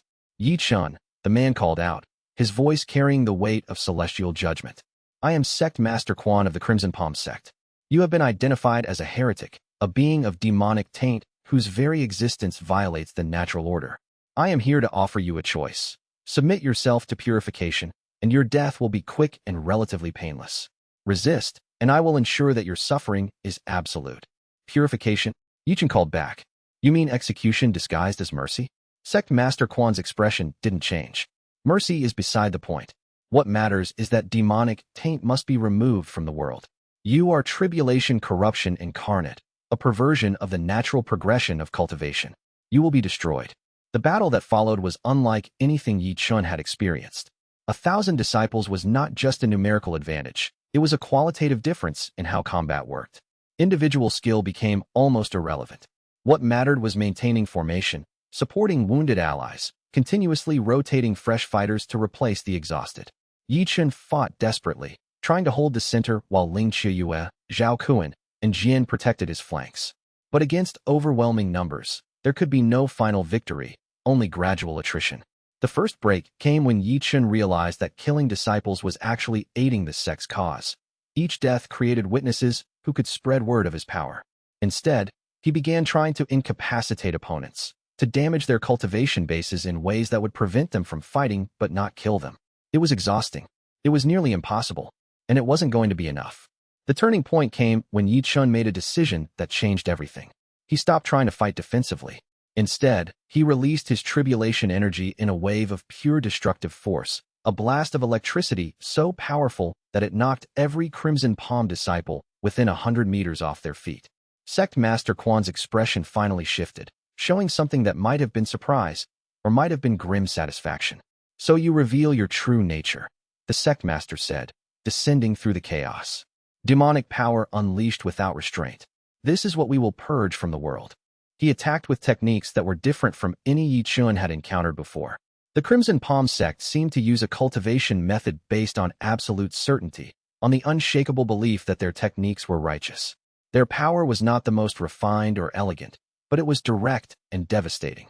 The fight between Ye Chen and Sect Master Quan lasted nearly an hour. By the end of it, Ye Chen was bleeding from a dozen wounds, his tribulation energy partially exhausted. Sect Master Quan was still standing, still fighting, still absolutely convinced of his righteousness. In the end, Ye Chen was forced to use a technique that Zhao Kun had warned him about, a complete discharge of tribulation energy, a moment where he let all the integrated lightning pour out at once. It would leave him vulnerable for at least an hour, but it would also create a shock wave that would clear the battlefield. When the energy dissipated, Ye Chen was on his knees, exhausted beyond measure. The Crimson Palm disciples were scattered, wounded but still alive. Sect Master Quan was standing 100 meters away, his robes scorched, his cultivation base damaged. "You've proven my point," Quan said, his voice steady despite his injuries. "This power cannot exist in a righteous world. The heavens will agree. You will be hunted until you are destroyed." Then he gathered his surviving disciples and withdrew. Ye Chen lay gasping on the ground, xianxia cradling his head. Around them, the aftermath of battle painted the landscape in chaos: scorched earth, overturned stones, the lingering smell of ozone and blood. "That was insane," Jian said hoarsely. "We were going to lose. You know that, right? He was going to kill us all." "I know," Ye Chen said, his voice barely above a whisper. "But I couldn't let myself be captured. I couldn't let them take me to their purification chambers." Zhao Kun was checking his injuries, his expression unreadable. "The Crimson Palm sect will not forget this. Sect Master Quan is a man of conviction. He will pursue vendetta against you until he has satisfied his honor or died in the attempt." As they began the long journey toward recovery, as Ye Chen's tribulation energy slowly regenerated, he understood that the landscape of his enemies had expanded. He had no longer just the heavens hunting him. He had sects of cultivators, each with their own reasons for wanting him dead, each with their own justifications for why his existence was intolerable. The road ahead was becoming darker and more dangerous with each passing day. Chapter 13. The demon contract. The shifting mountains lived up to their name. Ye Chen and his companions had been navigating through them for 3 days, trying to reach the sanctuary territories beyond the eastern peaks. The mountains constantly rearranged their passages. Paths that had been open yesterday were blocked today. Valleys would shift position overnight. The very landscape seemed to resist their passage with a malevolent intelligence. It was in the deepest part of the range that they encountered Wei Sheng. She descended from the sky in a storm of crimson energy, a cultivator whose form seemed unstable, as if she were constantly flickering between human and something else. Her eyes were a brilliant amber, and her aura carried the unmistakable signature of demon cultivation, raw, primal, fundamentally different from the cultivation methods of human sections. "I smell tribulation energy," Wei Sheng said, landing between Ye Chen and his companions. Her voice was musical and dangerous at the same time. "Interesting. I don't often encounter humans who carry the heaven's own power. Most humans burn from the inside out when they try to contain it. But you," her smile was sharp-toothed, predatory. "You seem to be thriving. What do you want?" Ye Chen asked, his tribulation energy immediately surging to the surface of his skin. "Want?" Wei Sheng laughed, a sound like breaking glass. "That's such a limited question. I am a demon fox, 7th tail, bound by a contract to the demon-born king 3 provinces to the west. He uses my power for his purposes, and I am frustrated with this arrangement. You carry tribulation energy. You seem capable of unusual things. I have a proposition." "We're not interested," Ling Qiuyue said flatly. "Hear me out before you refuse," Wei Sheng said, still smiling. "I offer you a blood contract. You break my binding to the demon-born king. You accept me as your ally, and I will lend you my power. The benefits are substantial. Demons have cultivated for longer than humans. We understand power in ways your kind cannot. I am alone, separated from my kind, and you are hunted by the heavens. We have common cause. Except that blood contracts are binding," Zhao Kun said coldly. "You would have claim over Ye Chen's life." "I would have partnership," Wei Sheng corrected. "I don't eat human cultivators. Well, not often. And I certainly wouldn't waste someone of Ye Chen's potential. Think of it as a merger of interests. You need power. I need freedom. Together, we could be formidable." Ye Chen was about to refuse outright when he felt something shift. The tribulation energy beneath his skin was interested. It reached toward Wei Sheng's demonic aura with hunger, not destructive hunger, but curiosity. The two forces recognized something in each other that Ye Chen couldn't quite articulate. If I agree, Ye Chen said carefully, what would the contract entail exactly? Wei Sheng explained the terms. They were surprisingly straightforward. She would bond herself to his cultivation base, offering her power when he needed it, receiving sustenance from the ambient energy around him. In exchange, she would have some control over his actions in critical moments, though she would try not to exercise that control unless absolutely necessary. It's still too dangerous, xianxia said. A demon's whim is not something you want bound to your cultivation base. Whims are for demons without purpose, Wei Sheng said. I have purpose now. The demon-born king hunted my kind, enslaved us. If I can help someone punch a hole through heaven's order, I'm doing it out of genuine malice towards celestial hierarchy, not whimsy. Ye Chen looked at his hands, at the tribulation energy that pulsed beneath his skin. Part of him knew that adding a demon contract to his situation was reckless, that it was painting another target on his back. But another part of him understood that he needed what Wei Sheng offered, not just power, but perspective. Demons saw the world fundamentally differently than humans. They understood chaos, adaptation, survival through means that conventional cultivation rejected. I accept, Ye Chen said. The blood contract took 3 hours to complete. It involved intricate ritual work that Wei Sheng guided them through, work that seemed somehow both ancient and improvised simultaneously. She had them mixing their blood with drops of demonic essence, creating patterns in the earth that glowed with a light that was neither celestial nor human, but something tertiary, something that existed in the spaces between. The binding itself was complex and intimate in ways that Ye Chen had not anticipated. As Wei Sheng's essence merged with his cultivation base, he felt her consciousness directly, not just as an abstract awareness, but as a complete, autonomous mind suddenly resident within his own. He experienced her memories, fragments of her 2 centuries of existence, the taste of her experiences, the weight of her burden. He felt her hunger. Not hunger for food or power, but hunger for meaning, for purpose, for a life beyond the constraints that had bound her since birth. He felt her rage at the celestial hierarchy that had enslaved her kind, her hatred for the demon-born king who had used her, her desperate hope that partnering with Ye Chen might mean something more than just trading one's servitude for another. And she felt him. She experienced his fear and his determination, his love for xianxia, his terror at what he was becoming. She felt the tribulation energy in him, and instead of rejecting it or fearing it, she recognized it as something familiar, something that spoke the language of chaos that demons understood instinctively. When the contract was finished, both of them gasped, as if surfacing from deep water. Ye Chen could feel Wei Sheng in his consciousness, not as an invasive presence, but as a companion mind always available when he needed her. She could retreat into the depths of his cultivation base when he needed privacy, but she could surge forward and assist when his power needed an extra dimension, when his tribulation energy needed to incorporate demonic flexibility.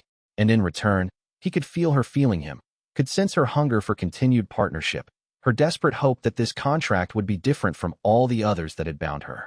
Interesting, Wei Sheng said when the contract was complete, her form solidifying slightly into a more permanent human shape. For the first time, her demon features seemed to stabilize rather than constantly flickering. You taste like the heaven's own regret. I like you, Ye Chen. This contract might be the best decision I've made in centuries. You've been alive for centuries? Jin asked, his eyes wide.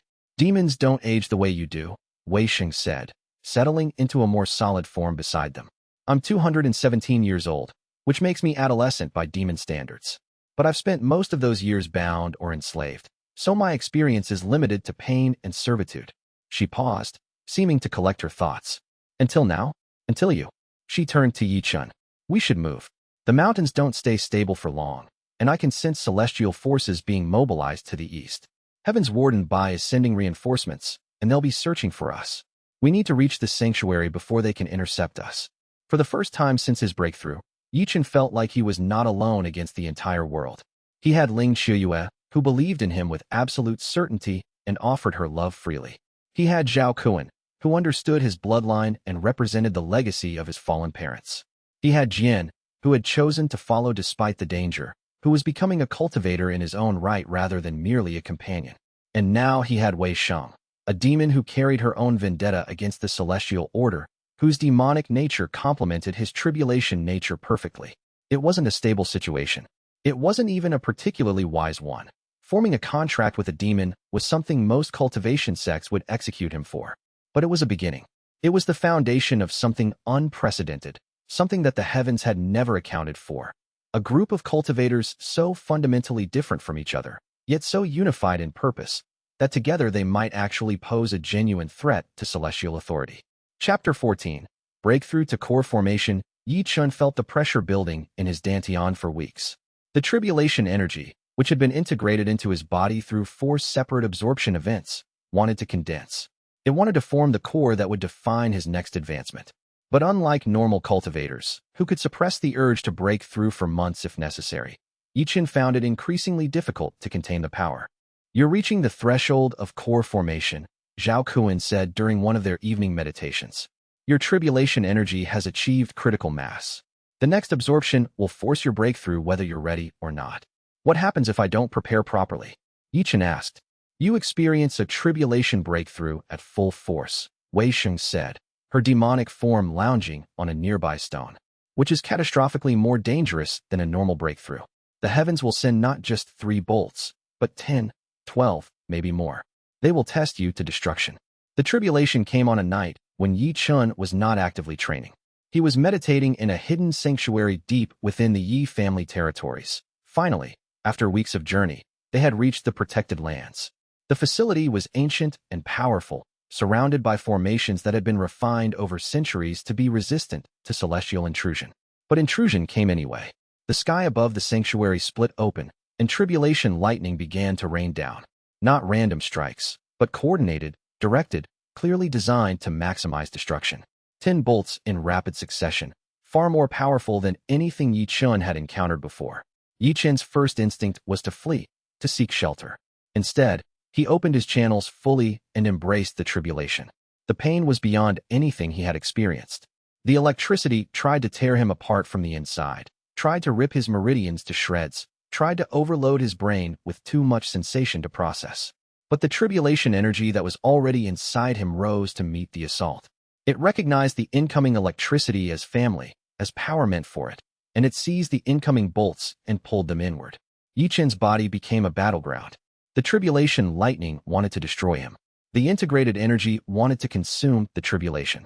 And Ye Chen, caught in the middle, had to maintain conscious control, had to direct the absorption, had to keep his sense of self intact as incomprehensible power flowed through him. Ling Qiue held his hand throughout the breakthrough, her water cultivation wrapped around him protectively, her presence an anchor to his human identity. Zhao Kuan maintained the sanctuary's formations against the tribulation's assault. Wei Sheng poured demonic energy into his cultivation base, offering it as a buffer against the worst of the damage. The breakthrough lasted 6 hours. When it was over, Ye Chen collapsed into Ling Qiue's arms, completely exhausted. His body had transformed dramatically. The lightning scars on his skin had deepened, become more intricate, forming patterns that almost resembled writing in some ancient language. His bones showed traces of tribulation energy. If you looked closely through a thin part of his skin, you could see the electricity threading through his skeleton, following the pathways of his biological structure, integrating so completely that the boundary between Ye Chen and the tribulation had become almost invisible. His eyes were now fully golden, with no human color remaining. When he blinked, traces of electricity flickered across the surface of his eyeballs. When he looked at his hands, they glowed with an inner light that had nothing to do with reflected illumination. But he was core formation. More than core formation, he had achieved mid-stage core formation through the absorption of 10 tribulation bolts. A normal cultivator at that stage would have spent at least 2 years solidifying their foundation and advancing through the early stages, would have spent months consolidating each minor advancement. Ye Chen had bypassed the process entirely through sheer absorption power, achieving in a single breakthrough what normally took the better part of a decade. The sanctuary's protective formations were flickering. The sheer power of what he had just done had stressed them to their limits.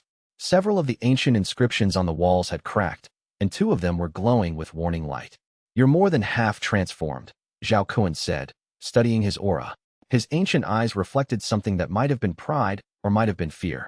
"The tribulation energy is no longer merely integrated into you. It's beginning to replace your fundamental nature, cell by cell, meridian by meridian.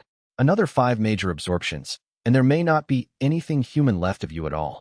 Ye Chen tried to feel something about this revelation, tried to care about what he was becoming. But his mind was too exhausted, too overwhelmed by the sheer amount of new power. All he could do was lean against Ling Qiue and breathe, each breath accompanied by the faint sound of electricity crackling in his lungs. Is that what my parents faced? Ye Chen asked, his voice strange from the changes in his throat. Gradual replacement of their human nature? Yes, Zhao Kuan said quietly. And yes, it's irreversible. The question is not whether you will be transformed, but what form that transformation will ultimately take. Will you become something transcendent, something beyond heaven's authority? Or will you become something monstrous, a being of pure tribulation energy, with no human consciousness to direct it?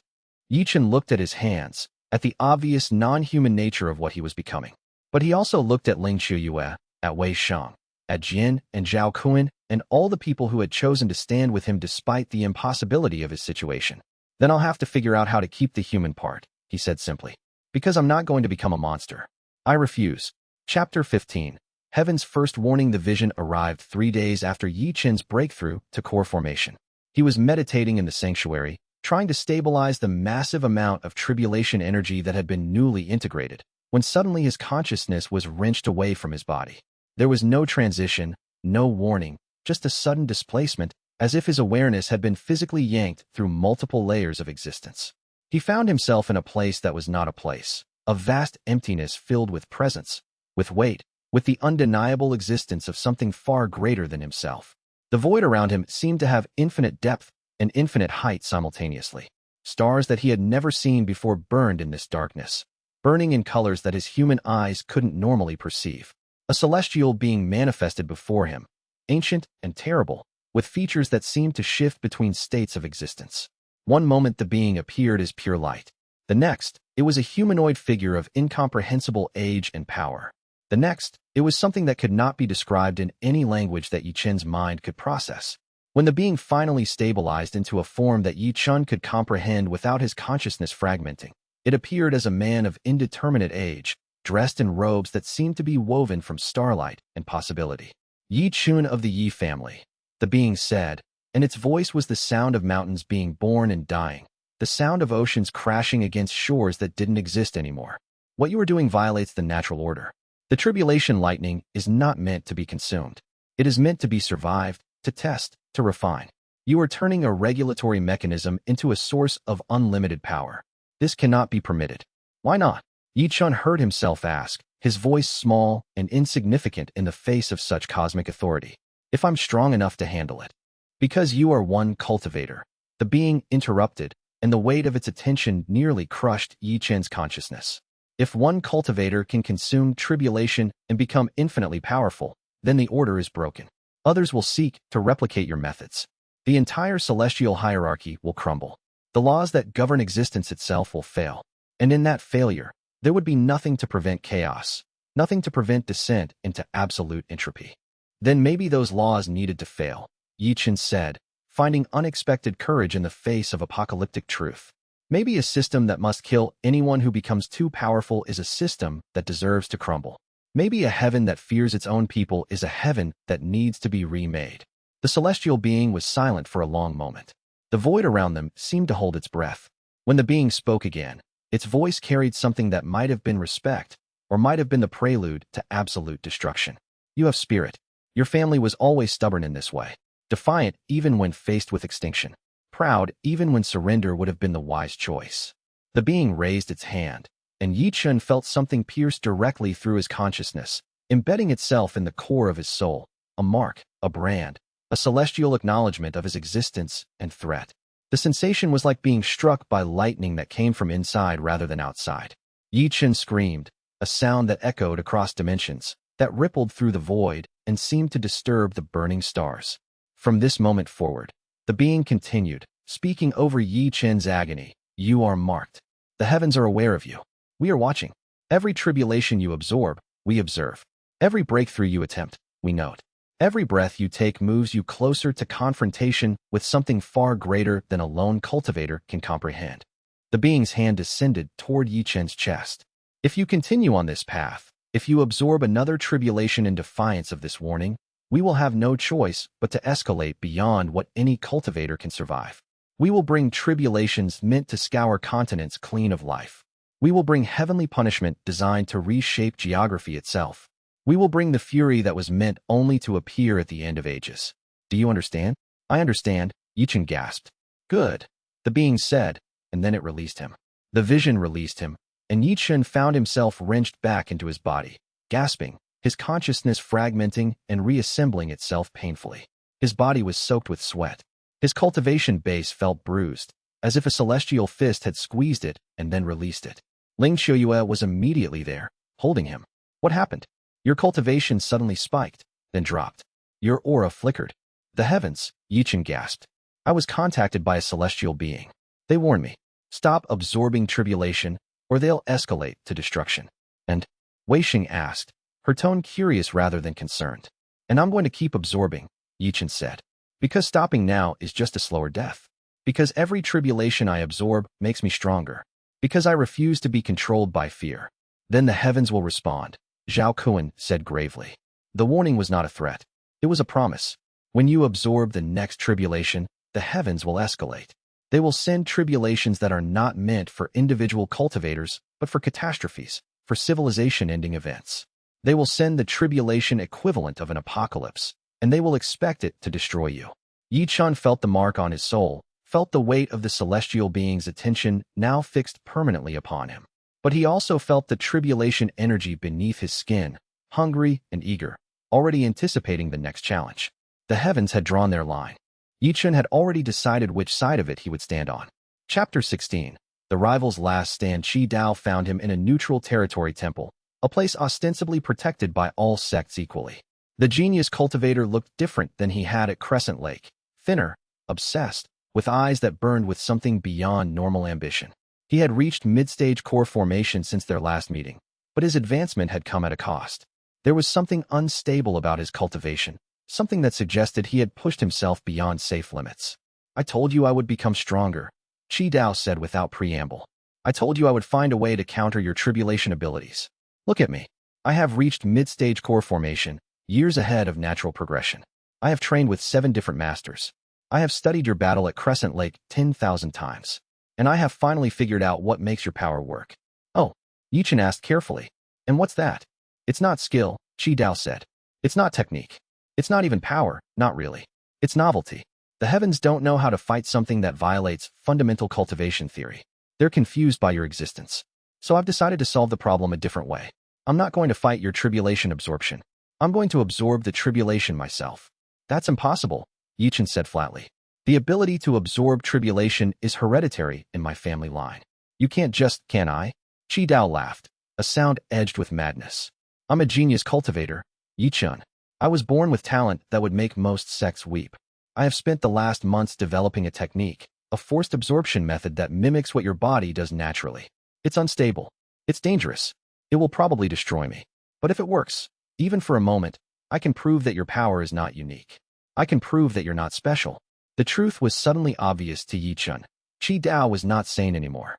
The obsession with proving himself had transformed into something darker, something that would not accept defeat in any form. If you want a duel, Ye Chen said quietly, I'll duel you. But I won't participate in your self-destruction. Then you've already lost, Qi Dao said, and attacked. The fight was short and brutal. Qi Dao had clearly been training intensely, and his early core formation techniques were impressive. But he was fighting with the desperation of someone who had nothing left to lose, and that desperation made him careless. More importantly, Qi Dao was fighting against someone who had already accepted the fundamental impossibility of their situation and moved beyond it. Ye Chen was not trying to prove anything anymore. He was simply surviving, simply growing, simply advancing toward whatever destiny awaited him. When Ye Chen defeated Qi Dao the second time, the genius cultivator did not accept mercy. Instead, he activated his experimental forced absorption technique. The tribulation lightning that manifested in response was not natural. It was forced out of the heavens by Qi Dao's technique, by the raw willpower and talent he was throwing at the problem of consuming celestial power. The lightning burned through him almost immediately. Qi Dao screamed, his meridians rupturing, his bones fracturing from the pressure. His body couldn't contain the tribulation energy. It wasn't built for it. And the forced absorption technique had no safety mechanisms, no ability to stop once activated. Ye Chen watched as Qi Dao burned from the inside out, as all the genius and talent and desperate ambition that had driven the Lin dynasty cultivator simply incinerated in the face of tribulation power. When it was over, there was nothing left of Qi Dao but ash. He was brilliant, Ling Qiuyue said quietly as they left the temple. In another world, he could have been great. He was great, Ye Chen said. But he was also broken. The obsession with proving something consumed him. I think that was always going to be his ending, whether he met me or not. At least in the end, he was trying to achieve something, not just destroy. As they traveled deeper into the wilderness, toward the next inevitable tribulation, Ye Chen felt the weight of Qi Dao's death settle into his consciousness. The genius cultivator had been an enemy, yes, but he had also been the closest thing to a mirror that Ye Chen had encountered. Another cultivator willing to risk everything for power, for advancement, for the chance to transcend normal limitation. The path that Ye Chen walked was the same path that Qi Dao had chosen. But Ye Chen had accepted it consciously, had chosen it with open eyes. And he had people to keep him grounded, to keep him human, to keep him from transforming into a being of pure ambition and hunger. For now, that was enough. Chapter 17. Ling Qiuyue's commitment. The breakthrough came during a meditation session that was supposed to be routine. Ling Qiuyue had been cultivating at an accelerated pace, her water techniques feeding off the ambient energy that Ye Chen constantly radiated. Her cultivation had advanced from foundation establishment to early core formation in a matter of months, a progression that would have taken most cultivators years of dangerous advancement and massive expenditure of resources. The pressure had been building in her dantian for days. Ye Chen had warned her that a breakthrough was approaching, had offered to help prepare her for it. But Ling Qiuyue had insisted on facing her breakthrough alone, wanted to prove to herself that she was not simply becoming stronger through proximity to Ye Chen, but through her own merit and willpower. Ye Chen felt her tribulation arriving and immediately opened a protective barrier around her meditation space, using his own cultivation to shield her from the worst of the heavens' attention. He had learned that celestial beings sometimes intensified tribulations if they sensed a cultivator connected to a target of interest. He would not allow heaven's forces to use Ling Qiuyue's breakthrough as an excuse to attack her. 3 bolts came down, the standard core formation tribulation, each one crackling with power and celestial malice. But Ling Qiuyue did not resist them. Instead, she absorbed them with the grace of someone who had been trained extensively in dealing with tribulation energy through months of careful study and preparation. Her water cultivation wrapped around each bolt, not fighting the electricity but adapting to it, flowing around it like liquid conforming to the shape of its container. The tribulation lightning, usually rigid and destructive, found itself unable to simply burn through her. Instead, it had to negotiate with water that bent around it, that redirected it, that eventually integrated it into her cultivation base. It was a technique that no cultivation manual had ever described, something that only could have been developed through deep understanding of how different forces could interact. Ye Chen watched in awe as Ling Qiuyue's tribulation breakthrough became not a trial but a collaboration, a dance between elemental forces that had learned to recognize their complementary nature. When the tribulation cleared and Ling Qiuyue rose from her meditation, she was core formation. More than that, she was transformed in ways that Ye Chen had not expected. Her skin held traces of luminescence now, not the faint glow of a normal cultivator, but something deeper, something that suggested her water cultivation was now carrying traces of celestial light. Her eyes showed flecks of water and electricity intertwined. When she looked at Ye Chen, it was as if she was seeing him from multiple dimensions simultaneously, through her water-cultivated senses, through her tribulation-touch perception, through something else entirely that she couldn't name. Her cultivation aura carried the signature of something that was neither pure water nor pure tribulation, but a perfect balance of both. It was beautiful in a way that transcended physical beauty. It was the beauty of perfect harmony, of 2 forces that had learned to exist in the same space without destroying each other.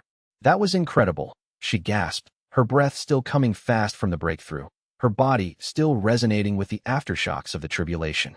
The water carries the electricity without resistance. They flow together perfectly. It's like the heavens designed us to complement each other. Maybe they did, Ye Chen said quietly, moving closer to her. In the sense that the heavens are just the fundamental forces of existence.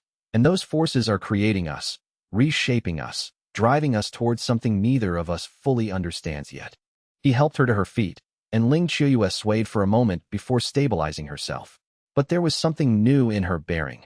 Confidence, certainty, the knowledge that she had passed through transformation and emerged stronger. Do you know what this means? Ling Qiuyue asked, stepping closer to him. It means I'm now your equal in power. It means I can fight beside you without holding you back. It means I can make a real choice. A choice that isn't about dependency or necessity, but about love. What choice?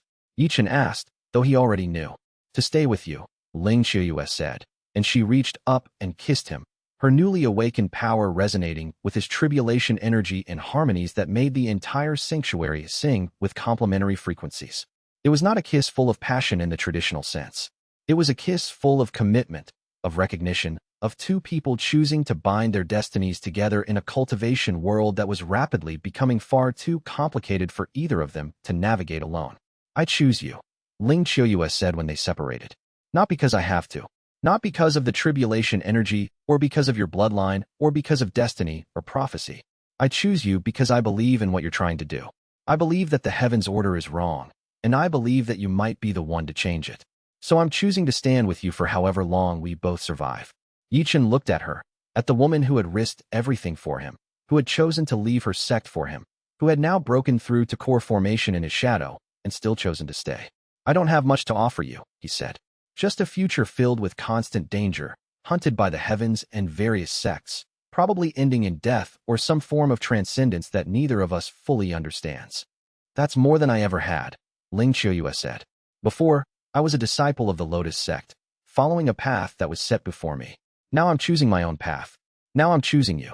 That's worth any amount of danger. That evening, Ye Chen and xianxia formalized their relationship, not through any sect ceremony, but through a simple exchange of vows witnessed by Zhao Kuan, Wei Sheng, and Jian. It was not a wedding in any traditional sense. It was a commitment between two cultivators to face whatever was coming together, to support each other through whatever transformation was inevitable, to remain human for as long as possible in the face of forces that were determined to remake them into something else. When night fell, they sat together under stars that seemed to burn brighter than any normal stars should, and Ye Chen felt for the first time since his breakthrough that he might have a future worth surviving for.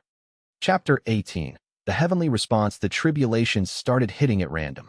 Not tribulations for advancement. Ye Chen wasn't at the threshold for another breakthrough yet. These were targeted strikes, sent against sects and villages that had sheltered him, that had shown sympathy to his cause, that had opposed the celestial hierarchy's authority. Ye Chen realized what was happening after the fifth target was destroyed. Heaven was not attacking him directly anymore. Heaven was attacking innocence, trying to create a situation where Ye Chen would have to choose between his own safety and the safety of those around him. It's a classic manipulation technique, Zhao Kuan said bitterly as they surveyed the ruins of yet another sect that had been destroyed. The heavens know they can't kill you directly, so they're trying to make you choose self-destruction by forcing you to protect others. What happens if I try to protect them? Ye Chen asked. You reveal your location. You absorb more tribulation. You advance toward core formation peak. You get closer to the tribulation that will eventually kill you. Zhao Kuan's expression was grim. It's a slow path to your destruction, but it's effective. Ye Chen understood the trap, but he couldn't bring himself to accept it. When a tribulation strike came against a village of ordinary cultivators 3 provinces to the south, he did what he had always done. He ran toward it instead of away. The tribulation at the village was immense, far more powerful than any single cultivation advancement should have triggered. It was a tribulation designed for mass destruction, sent with the clear intention of wiping the settlement from the map. Ye Chen absorbed it anyway. The integration process was becoming more complex now. Each tribulation required more conscious effort to direct, required more of his attention to properly consolidate the energy. But his core formation base was expanding, becoming more capable of handling the load. When the tribulation cleared, Ye Chen was standing in the center of a crater, his body glowing with barely contained electricity. He had absorbed 8 tribulation bolts in a single event. The integration should have taken weeks. Instead, his cultivation was responding almost eagerly, his body already beginning to stabilize the new energy. You're approaching mid-stage core formation, xianxia said when she found him. Your cultivation is advancing too fast. At this rate, you'll force a breakthrough to late-stage core formation within months. The heavens are pushing for it, Ye Chen said. They're testing me. Each tribulation they send me is slightly more severe than the last. They're escalating towards some kind of final confrontation. Or they're pushing you toward a breakthrough that will kill you, Wei Sheng said, appearing as a shimmer of demonic energy. Breakthrough tribulations are dangerous at the best of times. When the heavens are actively trying to escalate them, a breakthrough tribulation could become catastrophically destructive. Ye Chen understood. The celestial being's warning had been clear.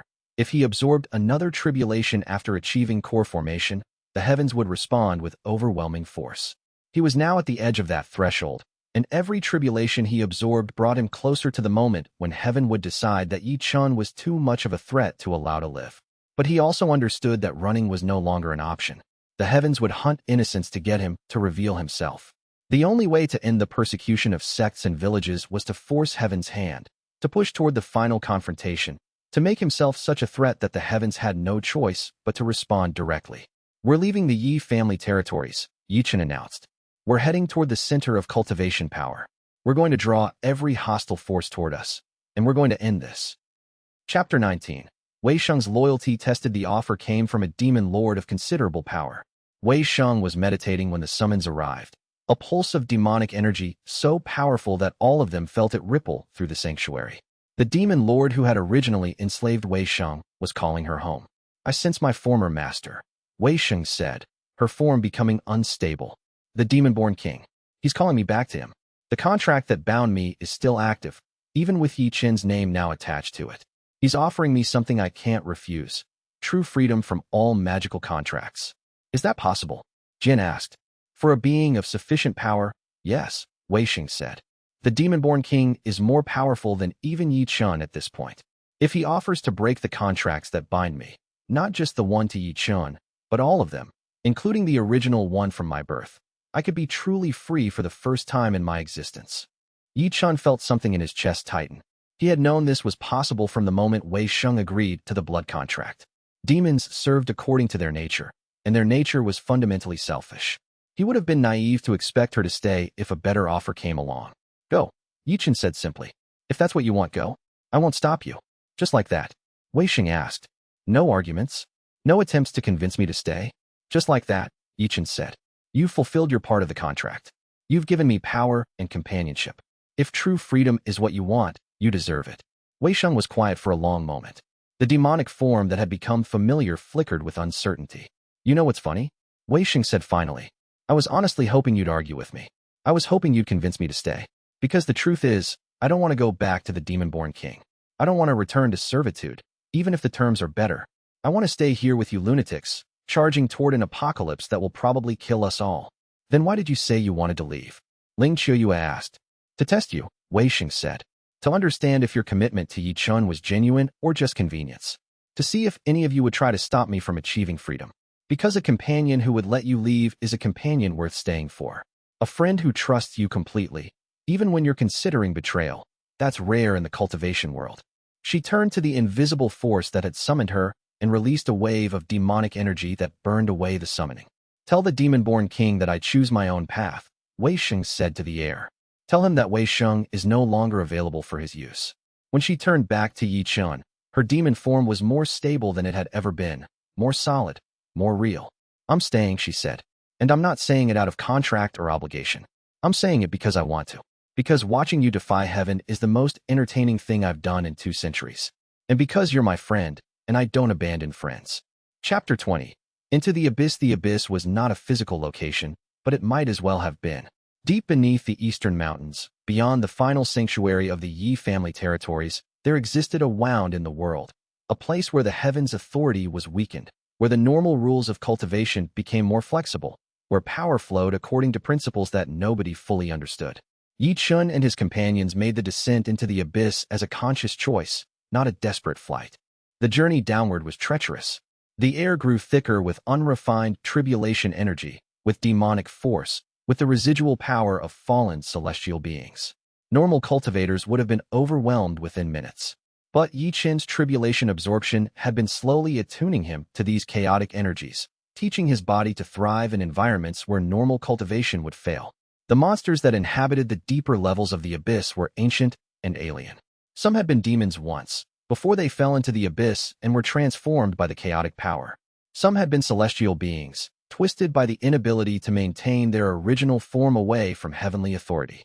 Some were things that had never been anything at all, pure manifestations of chaotic power given approximate physical form. Ye Chen and his companions fought through them, learning with each encounter, adapting with each battle. Ye Chen absorbed tribulation energy that leaked from the abyss's depths, raw, unrefined, but still potent. Each absorption pushed him closer to late-stage core formation, closer to the threshold of another breakthrough. Ling Qiuyue's water cultivation became even more refined through exposure to the chaotic energies. She learned to flow with entropy rather than fight it, to use the disorder of the abyss as a weapon rather than trying to maintain her previous understanding of how cultivation should work. Wei Sheng's demon form began to change in the abyss, becoming more integrated with the chaotic power rather than merely adapting to it. She began to move through the deeper levels with the kind of instinctive grace that suggested she was returning to her true nature. Zhao Kuan, despite his advanced age and established cultivation base, found himself being tested in ways he had never imagined. But the Golden Core Master adapted, drawing on centuries of experience to navigate the impossible conditions. Jian simply refused to fall behind. The barely trained disciple, who had started this journey as nothing more than a child, was becoming a true cultivator through constant exposure to extreme circumstances.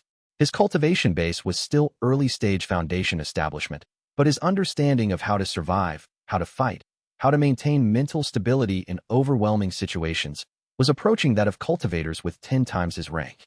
The deeper they descended, the more the very nature of reality seemed to shift. The walls of the abyss were not rock or stone in any normal sense. They were solidified chaos, energy given temporary form, gravity given visible shape. The air itself had weight and presence, pressing down on them with increasing intensity. Ye Chen found himself absorbing tribulation energy almost constantly now. The leakage from the abyss's depths was so profound that it was almost impossible to avoid. Every breath he took filled his lungs with fractional amounts of celestial power. Every step he took caused his feet to absorb traces of tribulation energy from the ground beneath him. His cultivation base, which had been relatively stable at mid-stage core formation, was beginning to shift again, beginning to accumulate pressure toward another breakthrough. As they descended deeper into the abyss, as the pressure grew more severe and the danger more absolute, Ye Chen felt something shift within him. The tribulation energy beneath his skin, which had been integrated through constant absorption, was beginning to reach some kind of limit. Another major breakthrough would complete the transformation. Another major breakthrough would make him something fundamentally different from what he had been when this journey began. He could feel it now, the threshold he was approaching. The next tribulation would not be just another absorption. It would be something transformative, something that would probably remove the last vestiges of his humanity, that would complete his evolution into something that was more tribulation than man. Ling Qiuyue sensed it too. She moved closer to him, her hand finding his, their water and electricity intertwining in patterns that neither could have created alone. When the time comes, she whispered, remember that you're not alone. Remember that we chose this path together. On the final descent, standing on a platform carved from solidified tribulation energy at the absolute bottom of the abyss, Ye Chen looked at his companions and felt something that resembled peace. Wei Sheng had transformed in the abyss's depths. Her demon form was no longer trying to maintain human features. Instead, she had embraced her true nature as a creature of chaotic power, manifesting in a form that was beautiful and alien in equal measure. She moved with the grace of something that had finally returned home. Zhao Kuan stood with the bearing of a Golden Core Master, but there was something changed in him as well. The constant exposure to tribulation energy had altered his cultivation in subtle ways. His Golden Core, which had been solid and complete, was beginning to show traces of electricity threading through it, as if he were being slowly transformed by proximity to Ye Chen's power. Jian had grown visibly in the descent. The barely trained disciple had been forged into something harder, something more resilient. His cultivation base was still comparatively weak, but his mind had been sharpened by constant exposure to survival against impossible odds. They had all survived. Against the odds, against the heavens, against the entire cultivation world that sought his destruction, they had all survived. They had descended into the depths of chaos itself and emerged intact, changed, transformed, but intact. What happens now? Jian asked, looking out into the darkness that surrounded them. His voice carried none of the fear that a junior disciple should have felt at standing on the edge of apocalypse.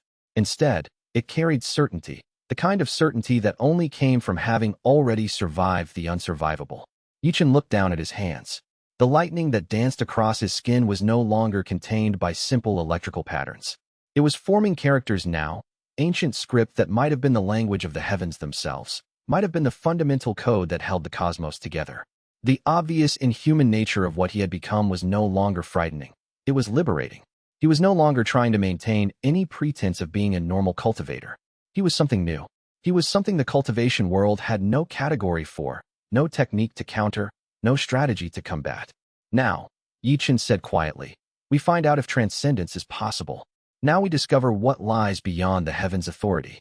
Now we begin the real fight. His tribulation energy, which had been patient and restrained through the descent, suddenly surged with hunger, with anticipation, with the absolute certainty that its greatest test was yet to come. Ye Chen could feel it clearly now, the presence that had been watching him since he absorbed his first bolts of tribulation lightning. The heavens were waiting. The celestial authorities were preparing. The confrontation that would define the next phase of his existence was coming. Arc 1 had ended, but the journey was far from over. In fact, Ye Chen realized as he stood at the bottom of the abyss and looked up toward the distant ceiling of stone and chaos, the journey was only just beginning. After his breakthrough to nascent soul at the peak of Ye Chen's power in the upper world, the heavens had escalated their persecution beyond all previous measures. Direct assaults from celestial beings. Bounties placed on his head. Entire sects mobilized to hunt him. The heavens had decided that the time for subtlety was past, and the time for overwhelming force was at hand. But the heavens had not understood the fundamental nature of tribulation absorption. Each tribulation they sent, Ye Chen could absorb. Each assault, he could turn into fuel for his own advancement. Each attempt to destroy him only made him stronger, only pushed him closer to ranks that would make him impossible to defeat. The demon city of the abyss had become a sanctuary not just for Ye Chen, but for thousands of cultivators who believed in the cause of liberation. It was time to prepare for something greater than mere survival. It was time to begin the next phase of the revolution.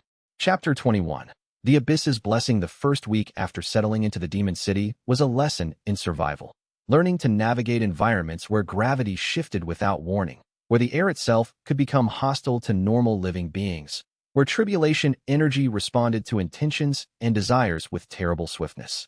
The second week was a lesson in understanding, recognizing patterns in the energy flows, comprehending the fundamental rules that govern this place, accepting that reality operated differently here than it did in the surface world above. By the third week, the group had begun to fully establish themselves, had begun to understand that the abyss, for all its dangers and hostility, could become home. Ye Chen discovered that the tribulation energy pooling at the deepest layers of the abyss was not merely ambient power, it was ancient, layered, compressed over countless millennia. It carried the weight of wars fought in ages long forgotten, of celestial battles that had left scars in reality itself. More importantly, he discovered that this energy could be absorbed passively. No tribulation was required. No breaking through cultivators to trigger heavenly wrath. Just meditation, breathing, conscious absorption. In a grotto carved from crystallized tribulation essence, Ye Chen sat in lotus position for the first time since arriving at the abyss's depths. The energy around him was so thick it was almost liquid, shimmering with an electrical quality that made his skin tingle. He extended his consciousness outward, feeling the energy with senses that had been sharpened by months of constant struggle. The tribulation energy responded, flowing toward him like a tide answering the moon's pull. Your meridians are glowing, xianxia said from the mouth of the grotto. She stood silhouetted against the faint phosphorescence that served as daylight in this place. It's beautiful, terrifying, but beautiful. Ye Chen opened his eyes. The tribulation energy continued to flow through him, but now it was less frantic, less desperate. It's like the abyss itself is feeding me, he said, as if it wants me to grow stronger. The abyss doesn't care about growth or strength, a new voice said. Xianxia stepped aside, and a being of pure light emerged from the depths of the grotto's inner chamber. It was humanoid, but clearly not mortal. Its form was made entirely of flowing water that somehow held the shape of a woman's body. The water spirit radiated an intelligence so profound that Ye Chen could feel it even with his eyes closed. The abyss feeds those who can survive its depths. You can survive. Therefore, it feeds you. Xianxia moved to stand beside Ye Chen, her hand resting on his shoulder. This is Azure, she said. I found her trapped in a chamber deeper than where we camped. She was bound by chains of solidified tribulation energy, imprisoned for so long, she'd nearly forgotten her own name. How long? Ye Chen asked. 3,000 years, Azure said. Her voice was like wind moving through a canyon, like waves upon a shore, like every sound water had ever made. The Heavenly Council bound me here because they feared my power. Water cultivation that could absorb and redirect tribulation. I was a threat, so they imprisoned me in the one place where they dare not venture. Ye Chen rose from his meditation, the tribulation energy that had been flowing into him settling deeper into his meridians, integrating with his cultivation base. Ling Qiuyue freed you, he said. It was not a question. She did. The chains required tribulation energy to break. She somehow convinced you to transfer enough energy to her hands that she could shatter them. Azure moved closer, and Ye Chen could see his reflection in the water that made up her form. He barely recognized himself. The man looking back at him was scarred with electrical patterns that went deep, that seemed to have become part of his very skin. I have chosen to remain with her, to be her spirit companion. This means I serve you as well, tribulation drinker. That is what the abyss calls you, in the whispers that echo through these depths. I have no name for what I am, Ye Chen said quietly. Then the abyss has given you one. Tribulation drinker. It is accurate. Deeper in the abyss, in chambers that only Zhao Kun dared explore, the old Golden Core master was making discoveries of his own. The Yi family had left artifacts behind, centuries ago, when they had first come to the abyss seeking refuge from persecutors. Stone tablets bearing cultivation techniques. Weapons that drank tribulation energy like Ye Chen himself did. Records of ancestors who had walked a path similar to his own. These techniques are impossible, Zhao Kun told Ye Chen when he returned to the main chamber carrying a bundle of ancient texts wrapped in silk that had somehow survived the millennia. Not the mechanics. Those are elegant, sophisticated, an extension of everything I know about our family bloodline. But impossible in scope. Your ancestor from 5 generations back? His name was Ye Chen. He absorbed tribulations until he could walk between the earthly realm and the heavens themselves. He created pathways in the tribulation energy itself. This text suggests he wrote about something called ascension bifurcation. Ascension bifurcation? Ye Chen took the text and read passages at random. The calligraphy was ancient, but the meaning became clear. The ability to advance through multiple ranks simultaneously, to split one's cultivation base into parallel paths that could feed each other. Is it possible? For someone with our bloodline? Possibly. For someone at your current power level? I don't know. But I suspect the heavens don't know either. This knowledge is too old, too buried. If you could master it, you might be able to advance through ranks faster than the heavens expect. You might be able to reach immortal ranks before they can coordinate a proper celestial response. Wei Sheng, for the first time since entering the abyss, began to flourish rather than merely survive. The demon fox had been suppressed by the heavens' authority for so long that she had nearly forgotten her true nature. But here in the abyss, where the heavens' power was weakest, her demonic essence began to bloom. Her form became less restrained, more true to what she actually was, not a woman with fox features, but a fox-shaped concentration of demonic power wearing the approximate shape of femininity. I feel young again, she told Ye Chen, her voice carrying harmonics of fox song beneath the human words. Not in years, but in potential. In these depths, I could grow. I could become something more than a servant or a contracted ally.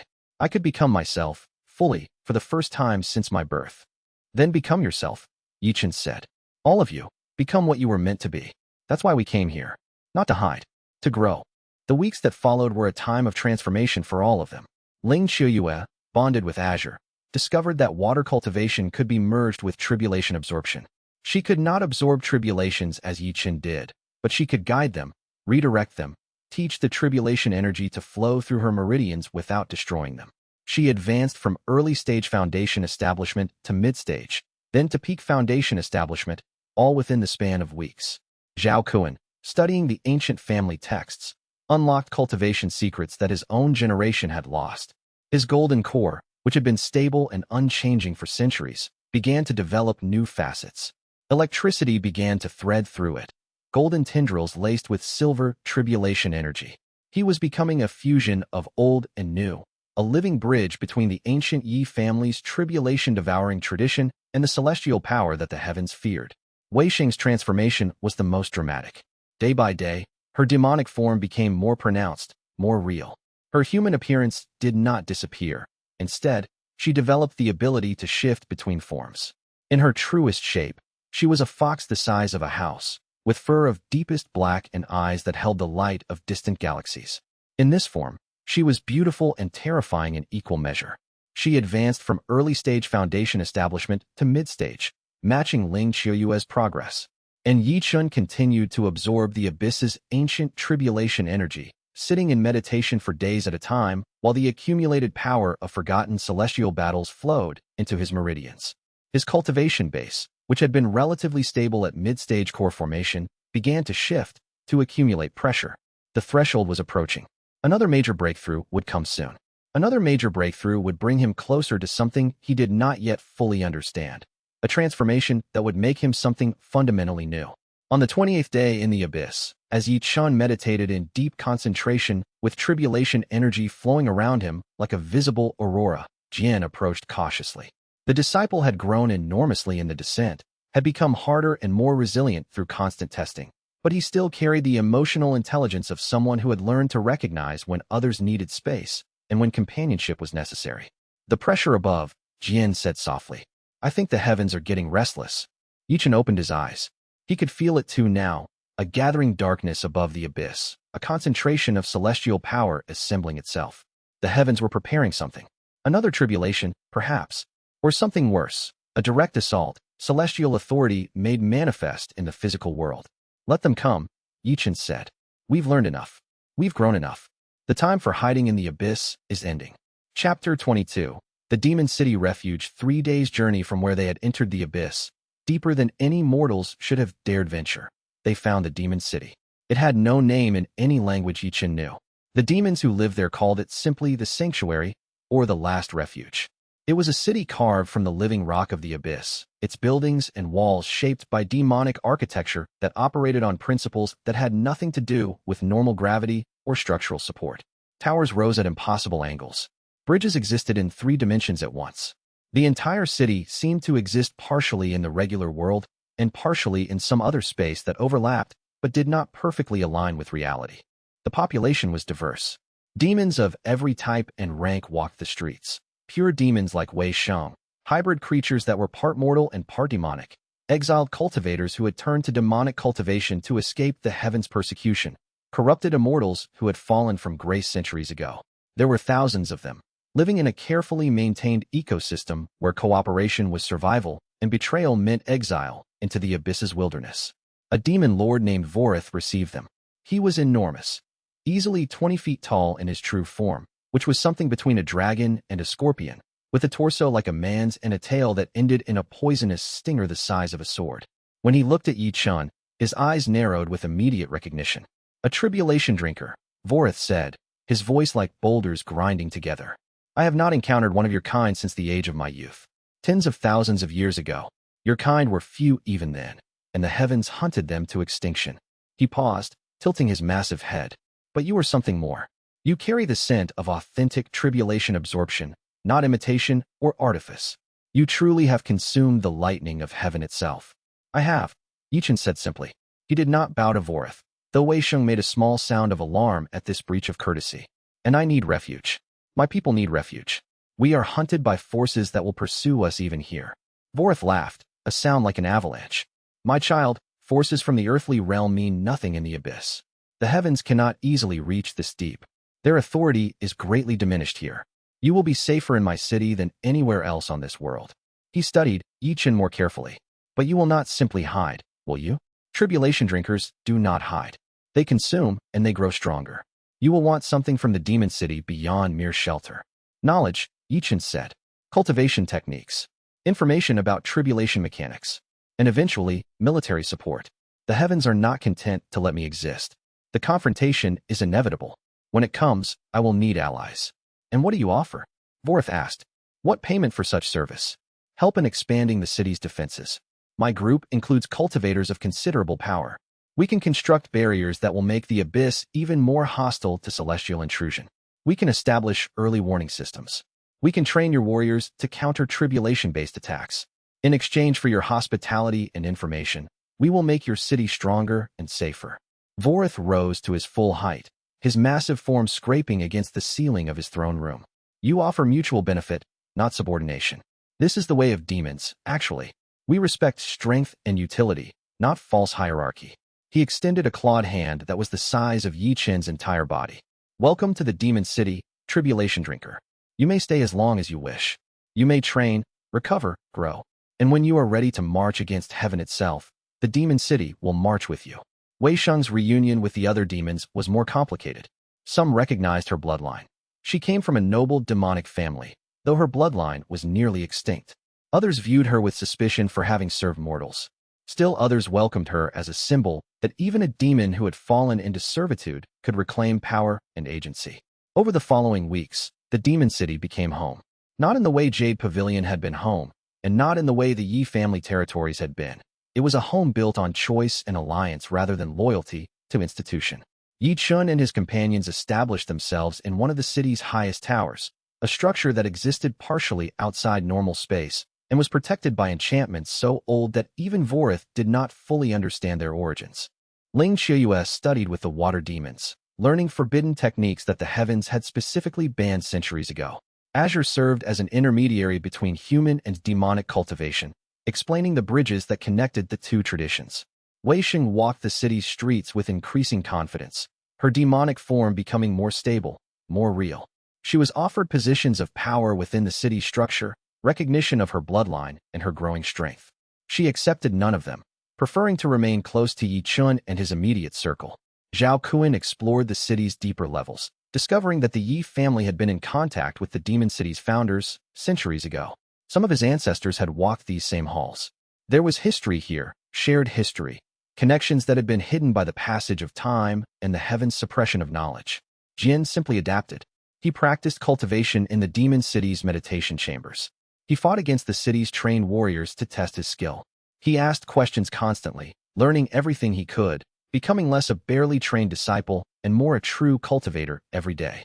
And Ye Chen sat in the highest chamber of the highest tower, absorbing tribulation energy that still leaked from the abyss's deeper levels, advancing his cultivation base day by day. The pressure of another breakthrough was building. He could feel it, a gathering tension in his meridians, a sense that his core formation stage was reaching its limits, that the next advancement was not years away, but mere months away. The heavens, he sensed, were preparing a response to his sanctuary. But down here, in the abyss, that response would take time to manifest. Time was something Ye Chen suddenly possessed in abundance. Time to train, time to grow, time to become powerful enough that the heavens would think twice before pressing forward with the confrontation. Chapter 23. Training in darkness. Months passed in the Demon City. Ye Chen lost count of the exact duration after the first 2 weeks. There was no sun to mark the days, no moon to mark the months. There was only the work of cultivation, the constant focus on advancement, the daily struggle to absorb more tribulation energy, to integrate it more deeply, to push his meridians and his core to new limits. The training sessions with ancient demon cultivators were extraordinary. These beings had been practicing their arts for thousands of years, had perfected techniques that mortal cultivators could barely conceive of. One of them, a demon sage named Kethros who had the form of a sphinx with wings like a bat's, introduced Ye Chen to a technique called entropy absorption. Normal cultivation flows in harmony with the world, Kethros explained in a voice that seemed to come from everywhere and nowhere at once. Water flows downhill. Fire rises. Wood grows. Metal decays. But you, tribulation drinker, you absorb the forces that destroy these orders.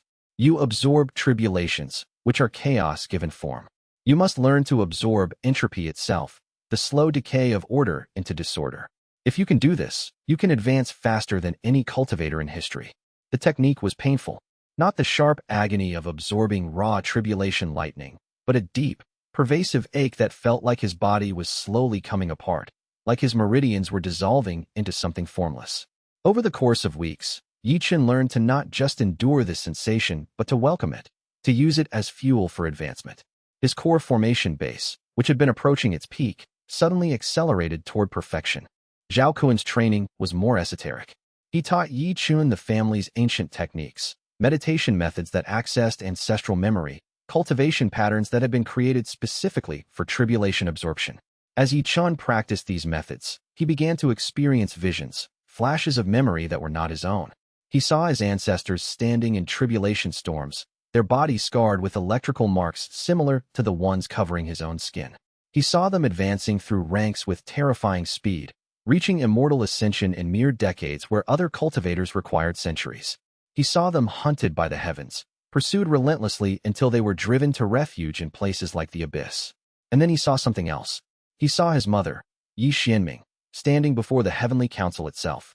She was alone, her form glowing with tribulation energy, demanding that the council acknowledge the legitimacy of her bloodline's cultivation method.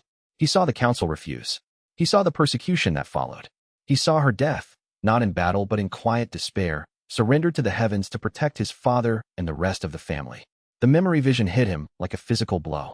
Ye Chen collapsed from his meditation, gasping, tears streaming down his face. Zhao Kuan caught him before he struck the ground. You saw it, Zhao Kuan said quietly. The truth about your mother. She was more powerful than I, more principled. She would have walked a path far greater than yours, had the heavens not stopped her. Why didn't you tell me? Ye Chen's voice was raw with emotion. Because the knowledge would have consumed you with rage. Now, perhaps, you are strong enough to carry it and transform it into something useful. Ling Qiuyue's training took a different path entirely. With Azure as her guide, she began to learn water cultivation techniques that existed at the intersection of human and demonic practice. Her body, which had always been graceful and fluid, began to become something more. Her meridians, which had been shaped by normal water cultivation, began to refract tribulation energy in new ways. She could not absorb tribulations directly as Ye Chen did, but she could channel them, guide them, teach them to flow in patterns that were beautiful and deadly in equal measure. She advanced from mid-stage foundation establishment to peak foundation establishment in a matter of weeks. More significantly, she began to understand tribulation mechanics in ways that normal cultivators never could. She could see the patterns in electrical discharges, could predict the paths they would take, could even, in limited ways, redirect them. Your water cultivation is becoming something new. Ye Chen observed one evening as they meditated together, their energies intertwining in patterns of water and electricity that neither could have created alone. It's not water cultivation anymore, but it's not tribulation absorption either. Ming Xiu has a theory, Ling Qiuyue said.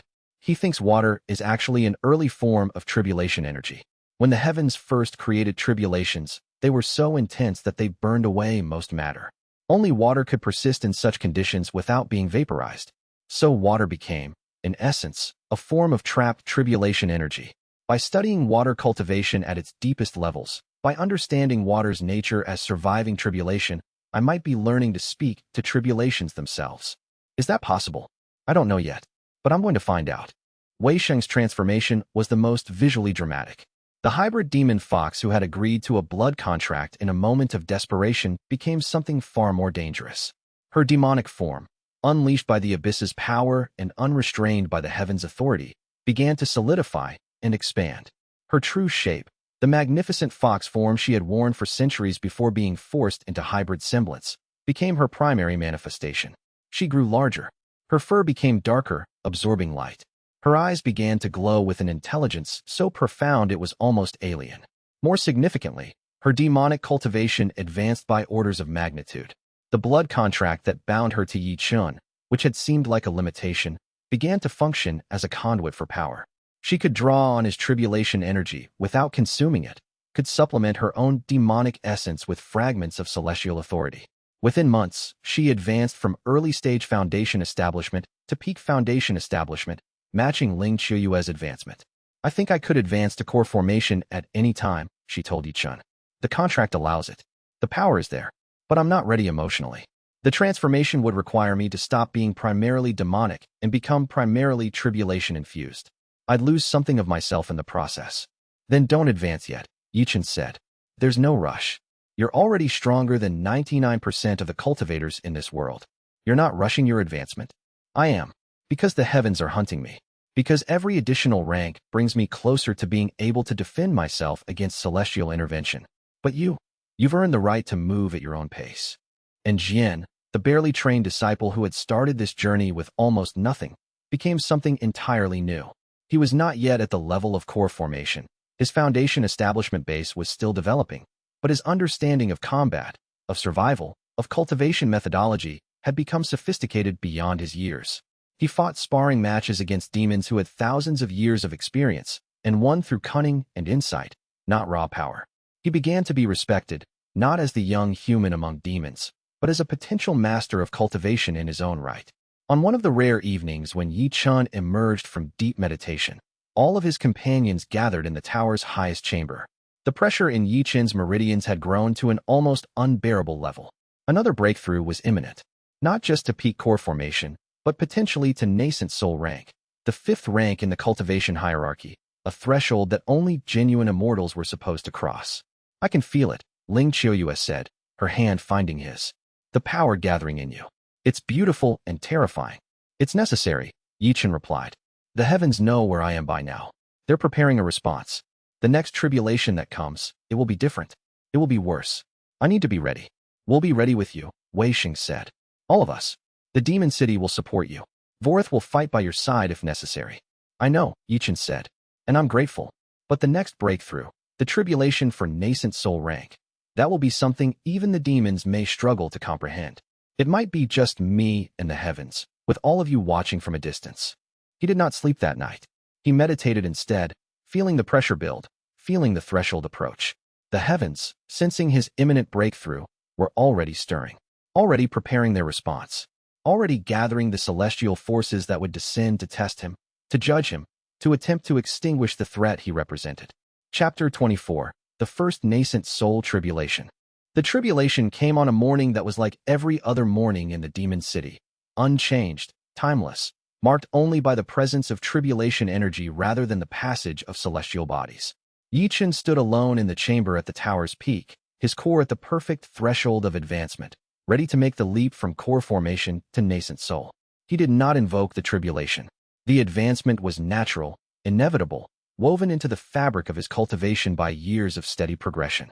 The heavens recognized his readiness and responded the way the heavens always responded to beings who dared reach toward immortality. The sky above the abyss tore open. It was not a metaphorical tearing. Reality itself fractured, and through those fractures poured light, so bright it hurt to perceive. The pressure that descended was different from the tribulations Ye Chen had faced before. It was not hostile exactly. Tribulations were not capable of hostility in the way mortal emotions could be hostile. But it was indifferent, absolute, bearing the weight of the heavens' judgment and authority. Celestial serpents descended. They were not creatures of flesh and blood but pure manifestations of tribulation energy, each one thick as a mountain, each one crackling with power that could vaporize entire cities. There were 7 of them, their forms shifting between lightning and something more substantial, between energy and beast. Ye Chen raised his hands. The tribulation energy that had been accumulating in his meridians for months suddenly surged upward, responding to the serpent's descent. His body glowed with electrical fire. His skin became translucent enough to see the tribulation energy flowing through every vein, through every bone, through the core itself that was about to transform. The serpents descended. Ye Chen reached out and caught the first one. The sensation was indescribable. The tribulation energy was both part of him and foreign, both familiar and utterly alien. It was conscious in some fundamental way, aware of him, testing him, attempting to judge his worthiness. Ye Chen pulled the energy into himself, drawing it down through his hands and arms, feeling it burn through every meridian, every cultivation center. The second serpent descended. Ye Chen caught it as well, pulling it into his body alongside the first. His meridians were starting to burn now, starting to break down at the cellular level as they tried to accommodate the tribulation energy. But beneath the destruction was reconstruction, transformation, the fundamental alteration that nascent soul breakthrough required. The third, fourth, fifth serpents came. Ye Chen absorbed them all, his body becoming a conduit for tribulation force so absolute that the ground beneath him cracked and crumbled. The tribulation energy was overwhelming, should have vaporized any normal cultivator, should have destroyed his meridians beyond repair. But Ye Chen was not normal. He was not operating according to normal cultivation principles. His core formation base, which had been the center of his power, suddenly shattered. It was not an accident or a failure. It was the natural breaking that occurred when a cultivator advanced to nascent soul rank. The solid core that was the foundation of every cultivator from chi condensation through core formation had to dissolve to make way for the nascent soul, the nascent spirit self that would emerge at the next rank.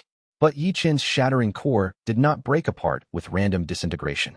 It divided intentionally, deliberately, following patterns that had been encoded in his family's ancient techniques.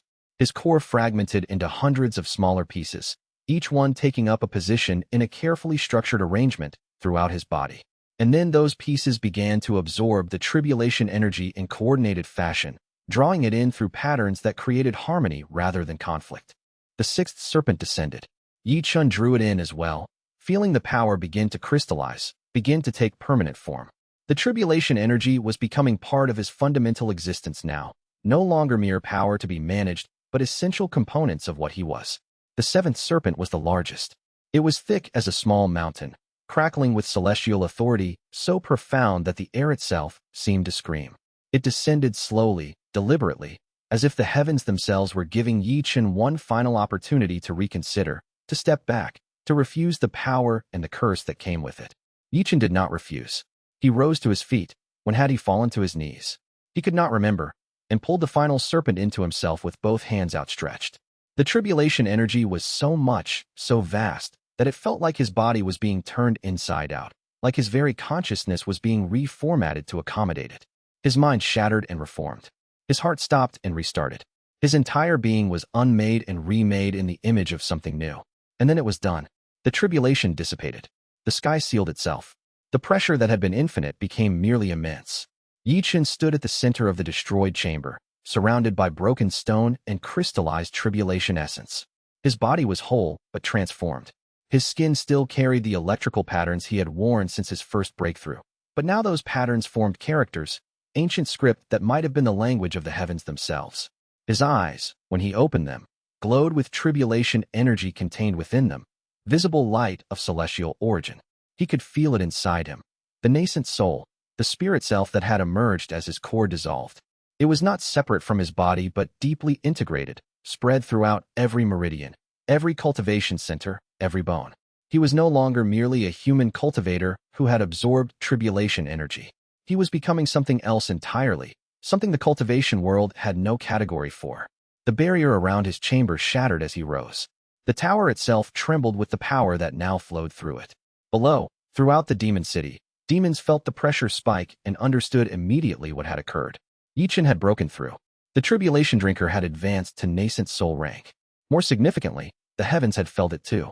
A being of such power, advancing beyond core formation, was now an existential threat to heaven's order. The heavenly council would convene. The celestial forces would begin to mobilize. The time for hiding in the abyss was drawing to a close. Chapter 25. Qi Dao's Downfall, Resolved. The news reached the demon city through a combination of scout reports and demonic intelligence networks. Qi Dao, the jealous genius from the Lin dynasty, had finally located Ye Chen. He had been hired by the Northern Celestial Purification Sect, a mortal organization that served as a proxy for heavenly interests. The payment was enormous, an offer to advance Qi Dao directly to nascent soul rank if he could capture or kill Ye Chen. Qi Dao had arrived in the territories surrounding the abyss entrance with a retinue of powerful cultivators and 2 core formation masters. He was announcing his presence openly, making no secret of his intention to challenge Ye Chen to a final duel. He's desperate, Zhao Kuan said, reviewing the scout reports. He's reached peak core formation and cannot advance to nascent soul through normal means. His talent is extraordinary, but it's not tribulation-devouring talent. He's already attempted several tribulations and failed to absorb even one bolt. Now he's betting everything on defeating you to earn the heavens' favor. It's a trap, Wei Xing said. The heavens are using him as bait. If you engage him, the celestial forces will converge on your location. Of course it's a trap, Ye Chen agreed. But Qi Dao isn't lying about his desire to fight. He genuinely wants to prove his superiority. I can use that. You're going to go? Ling Qiuyue asked quietly. There was no fear in her voice, but there was something deeper, a recognition that this confrontation had been inevitable since the moment Qi Dao had first challenged Ye Chen months ago. I'm going to go, Ye Chen confirmed. Alone, he rose from the meditation chamber and descended through the tower, moving toward the abyss's upper levels where the entrance lay. Vorith and several of the demon city's war leaders offered to accompany him, but Ye Chen refused. This was personal. This was a duel that had been brewing since early in his cultivation journey, and it deserved the dignity of being fought on those terms. The journey to the abyss's entrance took most of a day. The air grew warmer, the pressure of tribulation energy decreased, and eventually Ye Chen emerged into the natural world above. The sun was setting, painting the sky in shades of orange and red. He had almost forgotten what the sun looked like. Qi Dao was waiting on a plateau overlooking the abyss's entrance. He looked different from the last time Ye Chen had encountered him. Leaner, more scarred, older in ways that went beyond physical aging. The pressure of chasing power he couldn't quite grasp had worn on him. When Qi Dao saw Ye Chen emerge, his eyes widened. You've broken through, he said. Nascent soul rank. I can feel it. The power around you has fundamentally changed. I have, Ye Chen confirmed. And you've reached peak core formation. It's been a long journey for both of us. It has. Qi Dao's hand moved to the sword at his side, a blade that glowed with core formation level enchantments. I won't waste time with words, Ye Chen. We both know how this ends. One of us is stronger. One of us is going to prove it. I know, Ye Chen said. He did not reach for a weapon. He did not need one. His body itself was a weapon now, tribulation energy flowing through every fiber, ready for combat. They charged at the same moment. Qi Dao's speed was extraordinary. He had spent months preparing for this moment, had trained with masters, had refined his combat technique to an art form. His sword moved in precise arcs, each strike designed to disable, to cripple, to destroy. He was fighting like a man who understood that this was his final opportunity, his last chance to prove that his talent and dedication could overcome Ye Chen's inhuman advantages. For the first few exchanges, it was almost competitive. Qi Dao's technique was truly exceptional, but the gap in power was simply too great. Ye Chen caught Qi Dao's sword with his bare hand. The impact sent out a shockwave that threw both of them backward. Qi Dao advanced again immediately, attempting to capitalize on the moment of separation, but Ye Chen was already moving. He sidestepped Qi Dao's next strike and punched outward. The blow wasn't particularly fast or particularly elegant, just a simple extension of his fist with tribulation energy flowing through it. The impact was catastrophic.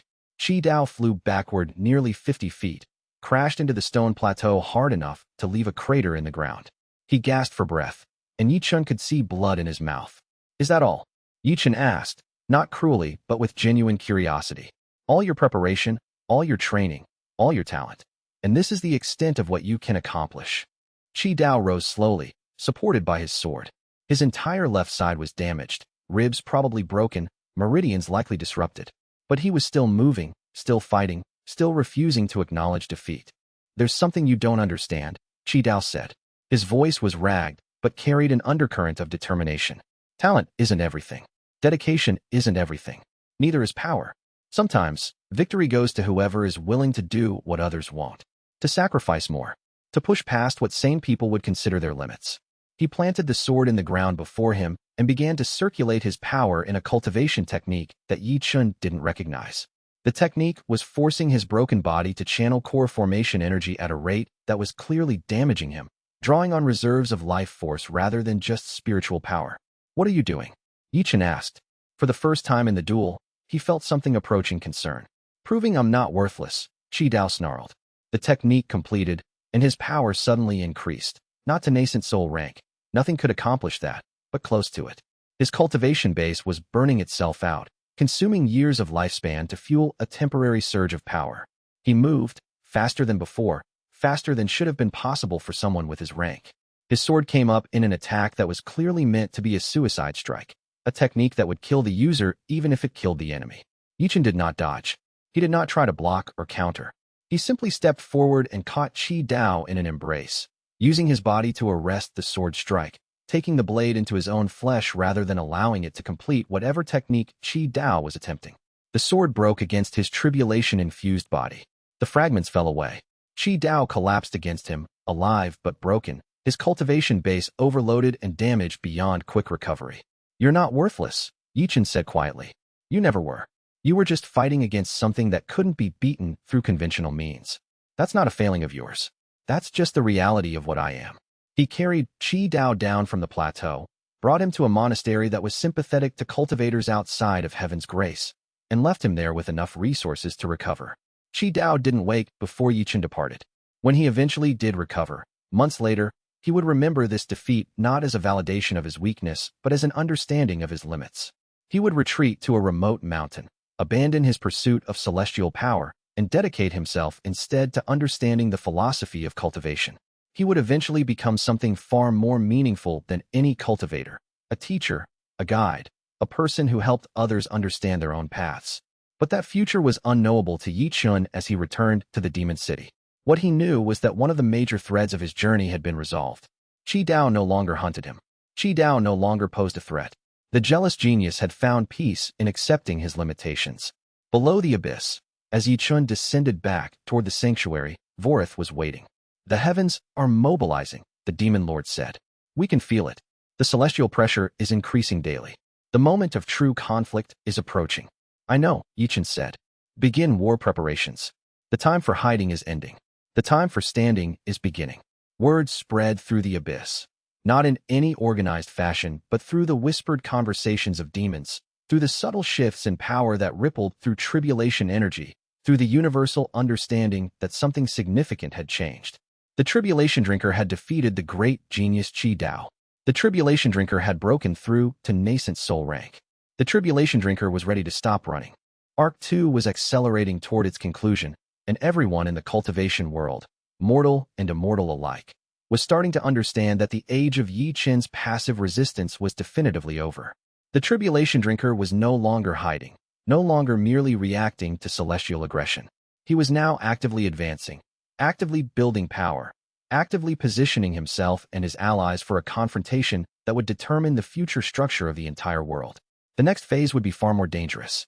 The heavens, seeing their strategy of escalating force failing, would be forced to commit resources and authority in ways that would reshape the celestial hierarchy itself. What came next would decide whether the rebellion could survive or whether the heavens would ultimately assert their unchallengeable authority. Chapter 26. The Forbidden Library. The Demon City's library existed in a space that was partially detached from normal reality. To access it, one had to walk through a corridor that seemed to extend infinitely in both directions, past doorways that opened onto impossible architectures, through chambers that existed in more dimensions than eyes could properly perceive. It was protection and curse combined. The knowledge stored here was so dangerous that the library itself had been constructed to be difficult to access, difficult to navigate, almost impossible to steal from. Ye Chen entered the library for the first time in the company of Ming Xiao. Ming Xiao was a remarkable figure. He appeared to be a man of middle years, with the bearing of a scholar who had spent centuries in study. His half-immortal status, a condition that had occurred when his immortal mother and mortal father had created him, meant that he existed in a unique position in the cultivation world, accepted fully by neither heavenly immortals nor mortal cultivators, but possessed of the knowledge of both worlds. The half-immortal had made his way to the demon city several weeks before, drawn by rumors of a tribulation drinker who was challenging the heavens' authority. Ming Xiao had spent 3 centuries studying tribulations, analyzing historical records, seeking patterns in the apparent chaos of how tribulations were deployed. He was exactly the kind of resource Ye Chen needed if he was going to understand not just how to fight the heavens, but why the heavens were fighting back so intensely. These texts predate the current Heavenly Council by at least 10,000 years, Ming Xiao said, running his fingers along ancient scrolls that appeared to be written on material that was neither paper nor silk, but something else entirely. They are written in the old tongue, the language that the celestial beings used before they standardized communication in human languages. Can you read them? Ye Chen asked. Most of them, Ming Xiao confirmed. Though some passages are so ancient that even the old tongue has shifted meaning since they were written. But the central thesis is clear enough and increasingly consistent as I compared different texts across the centuries. They walked deeper into the library, past sections devoted to meditation techniques, past archives of magical knowledge, past shelves that seemed to extend into infinity. The demon librarian, an ancient creature that was more accumulated wisdom than physical form, acknowledged their passage with a subtle shift in the air around them. The demon city's archivists have been collecting and preserving these texts for thousands of years, Ming Xiao explained as they walked. Every time the heavens attempt to destroy dangerous knowledge, demonic scholars and allies find ways to preserve copies. This library is the result of that tireless work. It contains information that the Heavenly Council would burn entire worlds to erase. He selected a scroll and unrolled it carefully, moving to a reading chamber where ancient light sources, tribulation energy suspended in crystalline forms, cast a gentle glow. The text that appeared was written in characters that seemed to shift slightly depending on the angle from which they were viewed. Listen, Ming Xiao said, beginning to read. This is from a historical account written approximately 12,000 years ago. The Tribulation Protocol was established by the First Council as a means of controlling the exponential growth of cultivation talent. Each cultivator who ascends to a new rank triggers a tribulation, a test of worthiness. But the tribulation serves a secondary purpose. It acts as a filter. The vast majority of cultivators will be killed or permanently damaged by a tribulation before reaching the higher ranks. Thus, the higher ranks remain exclusive. The system ensures that no mortal cultivator can become powerful enough to threaten the heavens' authority. This is the central truth, Ming Xiao said, looking up from the scroll. Tribulations are not natural phenomena, Ye Chen. They are not cosmic forces that simply exist. They are artificial constructs created deliberately by the Heavenly Council to maintain their power structure. Ye Chen felt something shift in his understanding. He had always known, on some level, that tribulations were controlled by the heavens. But reading the historical confirmation, understanding that the entire system had been built intentionally to prevent mortals from challenging immortal authority, it changed something fundamental. How many cultivators have discovered this truth? He asked. More than you'd think, Mingxiu replied. Throughout history, there have been beings who understood the true nature of tribulations. Some rebelled. Most were destroyed. A few managed to hide or escape. Your family bloodline, I believe, was among those who understood and attempted to create an alternative cultivation method. Mingxiu led Ye Chen deeper into the library, toward a section that was cordoned off by barriers that caused the air to shimmer strangely. The barriers dissolved at Mingxiu's approach. Apparently, the half-immortal had access that other demons did not. This section contains knowledge so dangerous that the Heavenly Council has attempted to destroy it multiple times, Mingxiu said. Texts about tribulation mechanics. Techniques for resisting or redirecting tribulation power. Methods for advancing through ranks without triggering heavenly tribulations at all. Are any of these methods viable? Ye Chen asked. Some. They typically involve attaining power through means the heavens cannot easily observe. Demonic cultivation. Cultivation in the abyss where celestial authority is weakened. Meditation techniques that allow advancement without triggering tribulations. But they're all slow, all uncertain, all require either hundreds of years or exceptionally favorable circumstances. Ye Chen studied the texts for hours, Mingxiu translating where necessary, explaining the context where it was unclear. He learned that tribulations could be analyzed, that their structure followed patterns, that they were not random acts of divine judgment, but carefully calibrated tests designed with mathematical precision. He learned that there had been at least 3 major rebellions throughout history where cultivators had attempted to overthrow the Heavenly Council. All 3 had been brutally suppressed, but the fact that they had happened at all meant that the heavens were not omnipotent, not unchallengeable. He learned that his own gift, the ability to absorb tribulations directly, was not unique in history. At least a dozen other cultivators had possessed similar abilities. Most had been hunted to extinction. A few had managed to reach high ranks before being eliminated. Only one, according to the historical records, had reached tribulation immortal rank, and even that being had eventually been defeated or destroyed. But that being had existed, which meant the path was not impossible. Why would the council keep these texts if they're so dangerous? Ye Chen asked. Wouldn't they destroy them? They've tried, Mingxiu said, multiple times throughout history. But knowledge, once created, is difficult to fully erase. Copies surface. Guardians protect hidden archives. The truth, once known, cannot be fully suppressed. The council has instead chosen to restrict access to these texts to the most secure locations. The Demon City's library is one of the few places in the world where such knowledge can be safely preserved. Over the following weeks, Ye Chen became a fixture in the library, spending more time among ancient texts than he spent in meditation or training. When not training intensively to stabilize his new nascent soul rank, a process that required constant attention to prevent his meridians from tearing apart under the strain of new power, he studied. He learned the mathematics of tribulation mechanics, the calculations that governed how tribulations would escalate for different cultivators. He studied historical accounts of rebellion and resistance across ages, looking for patterns in how previous beings had challenged celestial authority. He began to understand not just that the heavens were oppressive, but how and why they had maintained their oppression for so long. What kept the system stable despite its obvious injustices? What would be required to destabilize it completely? The text revealed a sophisticated system of control that went far beyond simple force. The heavens had established networks of sect leaders who benefited from maintaining tribulation hierarchy. They had created reward systems where celestial agents were granted power and authority in exchange for loyalty. They had engineered the tribulation system itself to prevent rapid advancement, to create bottlenecks where the vast majority of cultivators would fail, ensuring that only a tiny percentage ever reached high ranks. Understanding this system did not make Ye Chen despair. It made him recognize that breaking the heavens would require more than military victory.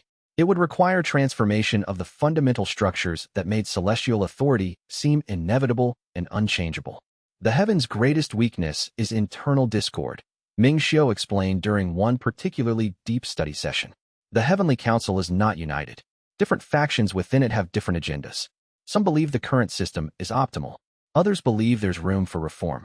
A small minority would actually support a revolution if they were convinced it would not destroy their power base. Then why don't those factions simply rebel? Ye Chen asked. Because the price of rebellion is death. The Council has mechanisms, celestial weapons, immortal cultivators, tribulation force itself, that can be turned against any member who steps out of line. It's a system of control as sophisticated in its way as the tribulation hierarchy that keeps mortals in check. Mingxiu led Ye Chen to a private study chamber, deep within the library's protected section. There, on a pedestal of crystallized tribulation energy, lay a single scroll that was clearly ancient beyond measure. This was written by Ye Chen, Mingxiu said. Your ancestor, the one Zhao Kuan has mentioned. It's the only surviving text in his hand, written in the years before his persecution. Read it. Understand what your family discovered. The scroll was labeled simply, Ascension Bifurcation, the Path to Transcendence. Ye Chen unrolled it slowly, reverently. The calligraphy was beautiful, precise, the work of a master who had perfected their art over centuries. And the content was revolutionary. Ye Chen had described a technique for accelerating advancement without triggering tribulations, or more precisely, triggering tribulations while simultaneously advancing through multiple ranks. The theory relied on splitting one's cultivation base into parallel pathways that could feed each other, creating a feedback loop where advancement in one path fed energy into another path, allowing faster progression through the hierarchy. It was technically impossible. It violated everything known about cultivation mechanics. But Ye Chen had figured out how to make it work, had apparently reached tribulation immortal rank through this method, and had documented the entire process in excruciating detail.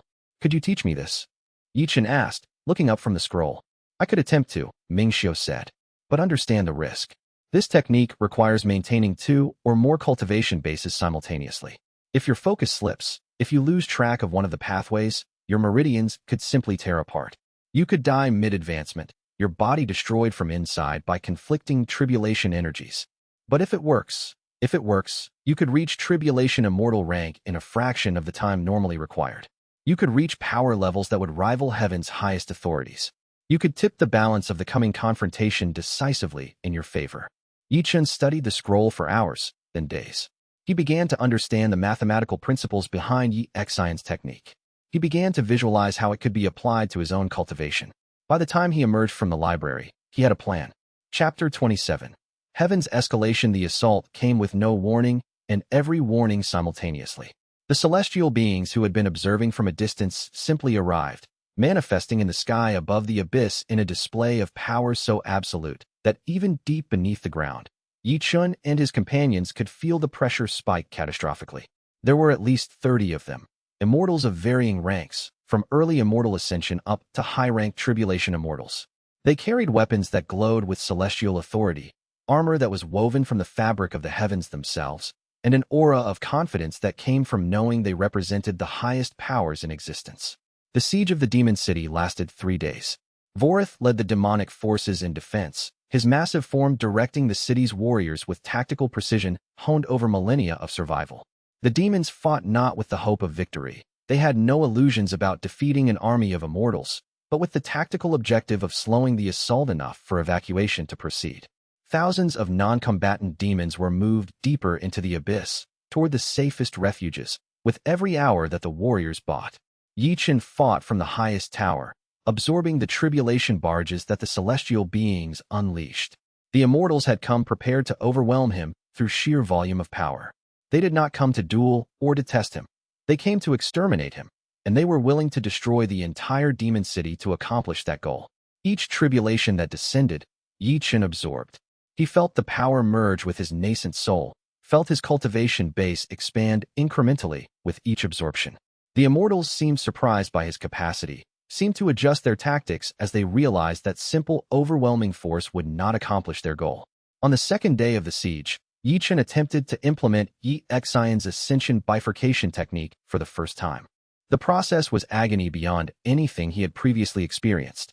He split his consciousness deliberately, creating a second pathway through his meridians parallel to the first. The tribulation energy he had absorbed began to flow through both pathways simultaneously, feeding each other, creating an exponential feedback loop of power. His body screamed. Meridians that had been reinforced by months of tribulation absorption began to tear under the strain of double flow. His nascent soul fragmented temporarily, becoming multiple consciousnesses trying to occupy the same space. He felt like he was being torn apart from inside, like his very identity was being dissolved and reforged under pressure that should have killed any cultivator 10 times over. The pain was beyond description. Each breath felt like drawing fire into his lungs. Each heartbeat sent shards of consciousness shooting through his mind. He could feel his bones beginning to break under the strain, could sense his meridians approaching rupture. A normal cultivator would have abandoned the technique immediately, would have chosen death over continuation of such torture. Ye Chen did not stop. He pressed forward, bearing the agony, accepting the destruction that was occurring within his body as the price of advancement. The feedback loop between his parallel pathways intensified, amplifying, building toward a cascade point where he would either achieve a breakthrough or suffer catastrophic failure. At the moment when the pain became absolute, when he felt himself on the edge of permanent destruction, the technique broke through. His cultivation base suddenly accelerated exponentially. The pressure that had been accumulating toward late-stage nascent soul suddenly began to build toward peak nascent soul. The advancement that should have taken months appeared to be accelerating toward days, toward hours even. The celestial immortals, seeing this surge of power, escalated their assault. They began to use forbidden techniques, tribulation barges so intense that the ground itself cracked and crumbled beneath the weight of their power. The demon city's highest tower, the sanctuary where Ye Chen meditated and trained, collapsed under the pressure of multiple simultaneous celestial attacks. Ye Chen fell from the collapsing tower, fell through air that was filled with tribulation energy, so thick it was almost solid, fell toward the city far below. His companions watched helplessly as their leader descended toward destruction. But mid-fall, something shifted. His power surge completed. He reached peak nascent soul rank in the space between heartbeats. The tribulation that manifested was not from heaven. It was from his own body, from the feedback loop he had created between his parallel cultivation pathways. His self-tribulation erupted outward with the force of a small star, illuminating the entire area in golden light. The energy didn't merely burn. It transformed, restructured, unmade and remade everything it touched according to new principles of power and order. 3 immortals died in that explosion, their bodies simply ceasing to exist as they were overwhelmed by a power that exceeded their capacity to absorb. 2 others were severely wounded, their cultivation bases disrupted, their mortality abruptly thrown into question by the catastrophic disruption of their meridians. The remaining celestial forces withdrew, regrouping, reassessing their tactics. The assault had failed. The tribulation drinker had not been exterminated. In fact, he had become noticeably more powerful, had ascended to a rank that made him appear to the immortals they had sent to destroy him. The implications were terrifying. If Ye Chen could advance during an assault, could use the celestial force's own tribulation energy to fuel his growth, then each attempt to kill him could result in him becoming stronger. The Heaven's military strategy was literally creating the means of their own defeat. Chapter 28. Quan's Second Assault, Failure. Sect Master Quan of the Crimson Palm Sect arrived at the Abyss entrance with his remaining disciples and 2 core formation masters, the same formation he had attempted to use months ago, now reinforced and more carefully planned. The passage of months had not softened Quan's obsession. If anything, isolation and meditation had amplified it. Quan's obsession with Ye Chen had not diminished in the interim. If anything, it had intensified. Each rumor of Ye Chen's advancement, each report of celestial forces being repelled, each legend that grew around the tribulation drinker fed Quan's conviction that Ye Chen was an abomination that must be purged. In his private chambers, Quan spent hours in meditation, cycling through techniques designed to strengthen his focus, to harden his resolve. He had become gaunt, subsisting on minimal food, his entire existence compressed into a single obsession, Ye Chen's destruction. But this time, Quan was not coming as a primary force. He was coming as part of a larger plan. The heavenly immortals who had failed in their direct siege had sent a message to the terrestrial sects. Kill Ye Chen and earn the heavens' favor. Any sect that managed to eliminate the tribulation drinker would be granted cultivation techniques of unparalleled power, would receive direct protection from celestial forces, would be elevated to a status they had never previously enjoyed. Multiple sects had taken up the challenge. Quan, with his resources and his obsessive focus, had maneuvered himself into the position of coordinator for the assault, positioning his sect at the forefront of the heavens' revenge. Ye Chen emerged to meet them alone, without ceremony or preparation. He did not come gently or with any expectation of negotiation. He simply walked out of the abyss, his body still bearing the scars and electrical patterns of his recent advancement, and approached Quan's position with absolute calm. The electrical patterns on his skin were forming characters now, ancient script that seemed to shift and change depending on how one looked at them. "I wondered if you would come again," Ye Chen said, his voice carrying neither anger nor mockery, just simple recognition. I suspected you might. Your obsession with me seems to be the one consistent thing in your life. You are wrong, Quan said. His voice had changed since their last confrontation. It carried uncertainty now, fractures in the certainty that had previously defined him. I came to purge a heresy. I came to defend the heavens' order. He stopped. Something in his expression shifted, and for a moment, Quan looked almost vulnerable, almost human in a way that transcended his cultivator status. No, Quan said quietly. That's not true anymore. I came because hunting you is the only thing that gives my life purpose. Without that, I would have to admit how wrong I've been about everything.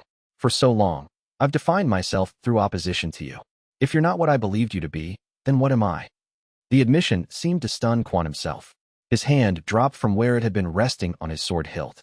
For a moment, the great sect master who had commanded hundreds of disciples, who had stood as a beacon of righteous opposition to tribulation, simply looked like a confused old man confronting truths he could not handle.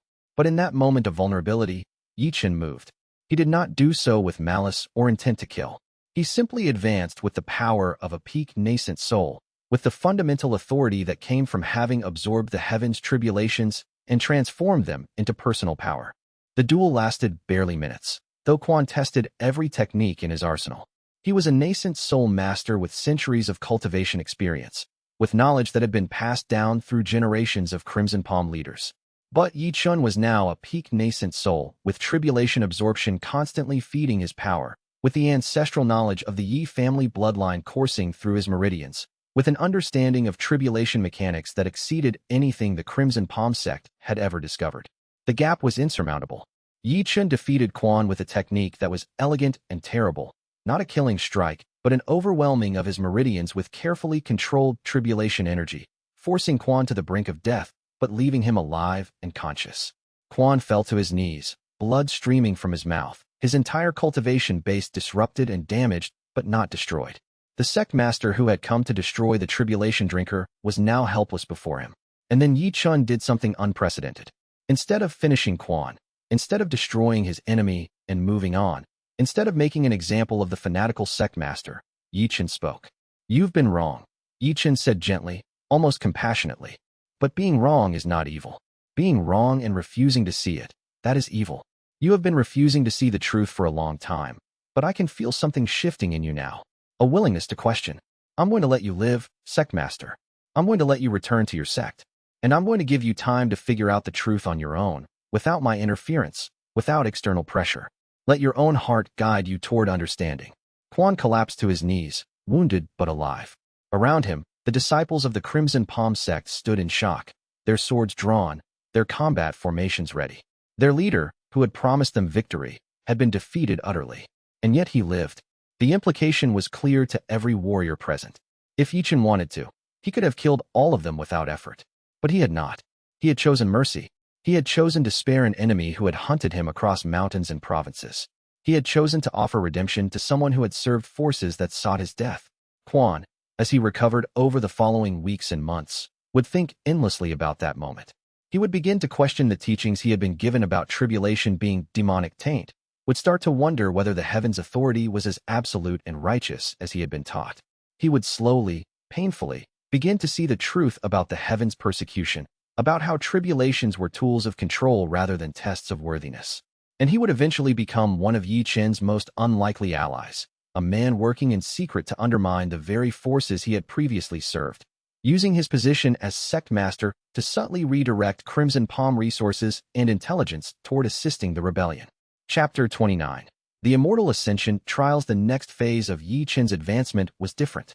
Instead of a tribulation, instead of a physical assault, the heavens sent judges. 3 celestial immortals descended to the territories around the abyss in a manifestation of power that was clearly visible even from the deepest levels of the sanctuary. They did not attack. They did not demand surrender. They simply announced, their voices carrying through the air with an authority that was palpable and inescapable, that they were there to test Ye Chen's worthiness for immortal ascension rank. This was not punishment or persecution. This was formal testing, the kind that occurred when a cultivator had reached a threshold where the heavens were obligated to recognize their advancement potential. The trials took place over 3 consecutive days, each day focused on a different aspect of cultivation mastery. Each trial was observed by thousands of immortals and celestial beings, gathered through scrying techniques to witness whether this unprecedented mortal would be deemed worthy of joining the ranks of the immortal hierarchy. The first trial was martial prowess. Ye Chen faced the first celestial judge, an immortal named Xianxia who had fought in the tribulation wars that had nearly destroyed reality itself, whose skill with weapons was legendary even among the heavens, whose martial record extended back nearly 100,000 years. They fought barehanded in a specially prepared arena that existed between dimensions, their bodies becoming weapons, their cultivation bases fueling strikes that shattered mountains and cracked the bedrock of reality. Ye Chen won by understanding something the ancient judge, in all his centuries, had never fully comprehended. Martial prowess was not about strength or speed or technique alone, though those helped. True martial prowess was about adaptability, about understanding your opponent's patterns and adjusting your own technique moment by moment, becoming fluid like water, flexible like wind. Ye Chen had learned this through countless duels against warriors far more experienced than him, through being constantly tested by enemies who sought to exploit his weaknesses. He adapted faster than Judge Xianxia could predict, thought faster, evolved his technique in real time based on what his opponent revealed. By the end of the first trial, Xianxia was on his knees, acknowledging that this young cultivator possessed martial skill that was the equal of any immortal in existence. The second trial was magical knowledge. Ye Chen faced the second judge, an immortal named Luo Shun who wielded celestial magic of such sophistication that it made the tribulation techniques Ye Chen knew seem crude by comparison. This judge conjured illusions so convincing that they fooled all five senses simultaneously, created reality-bending magic that twisted space and time, cast spells that existed in multiple dimensions at once and could not be easily countered. Ye Chen won by understanding that all magic, fundamentally, was energy manipulation.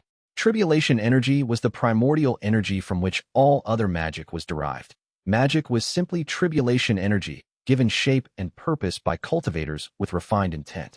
By maintaining his focus on that fundamental truth, by remembering that all magical constructs, no matter how sophisticated, were built from tribulation essence at their core, he could see through illusions and counter spells that seemed impossible to overcome.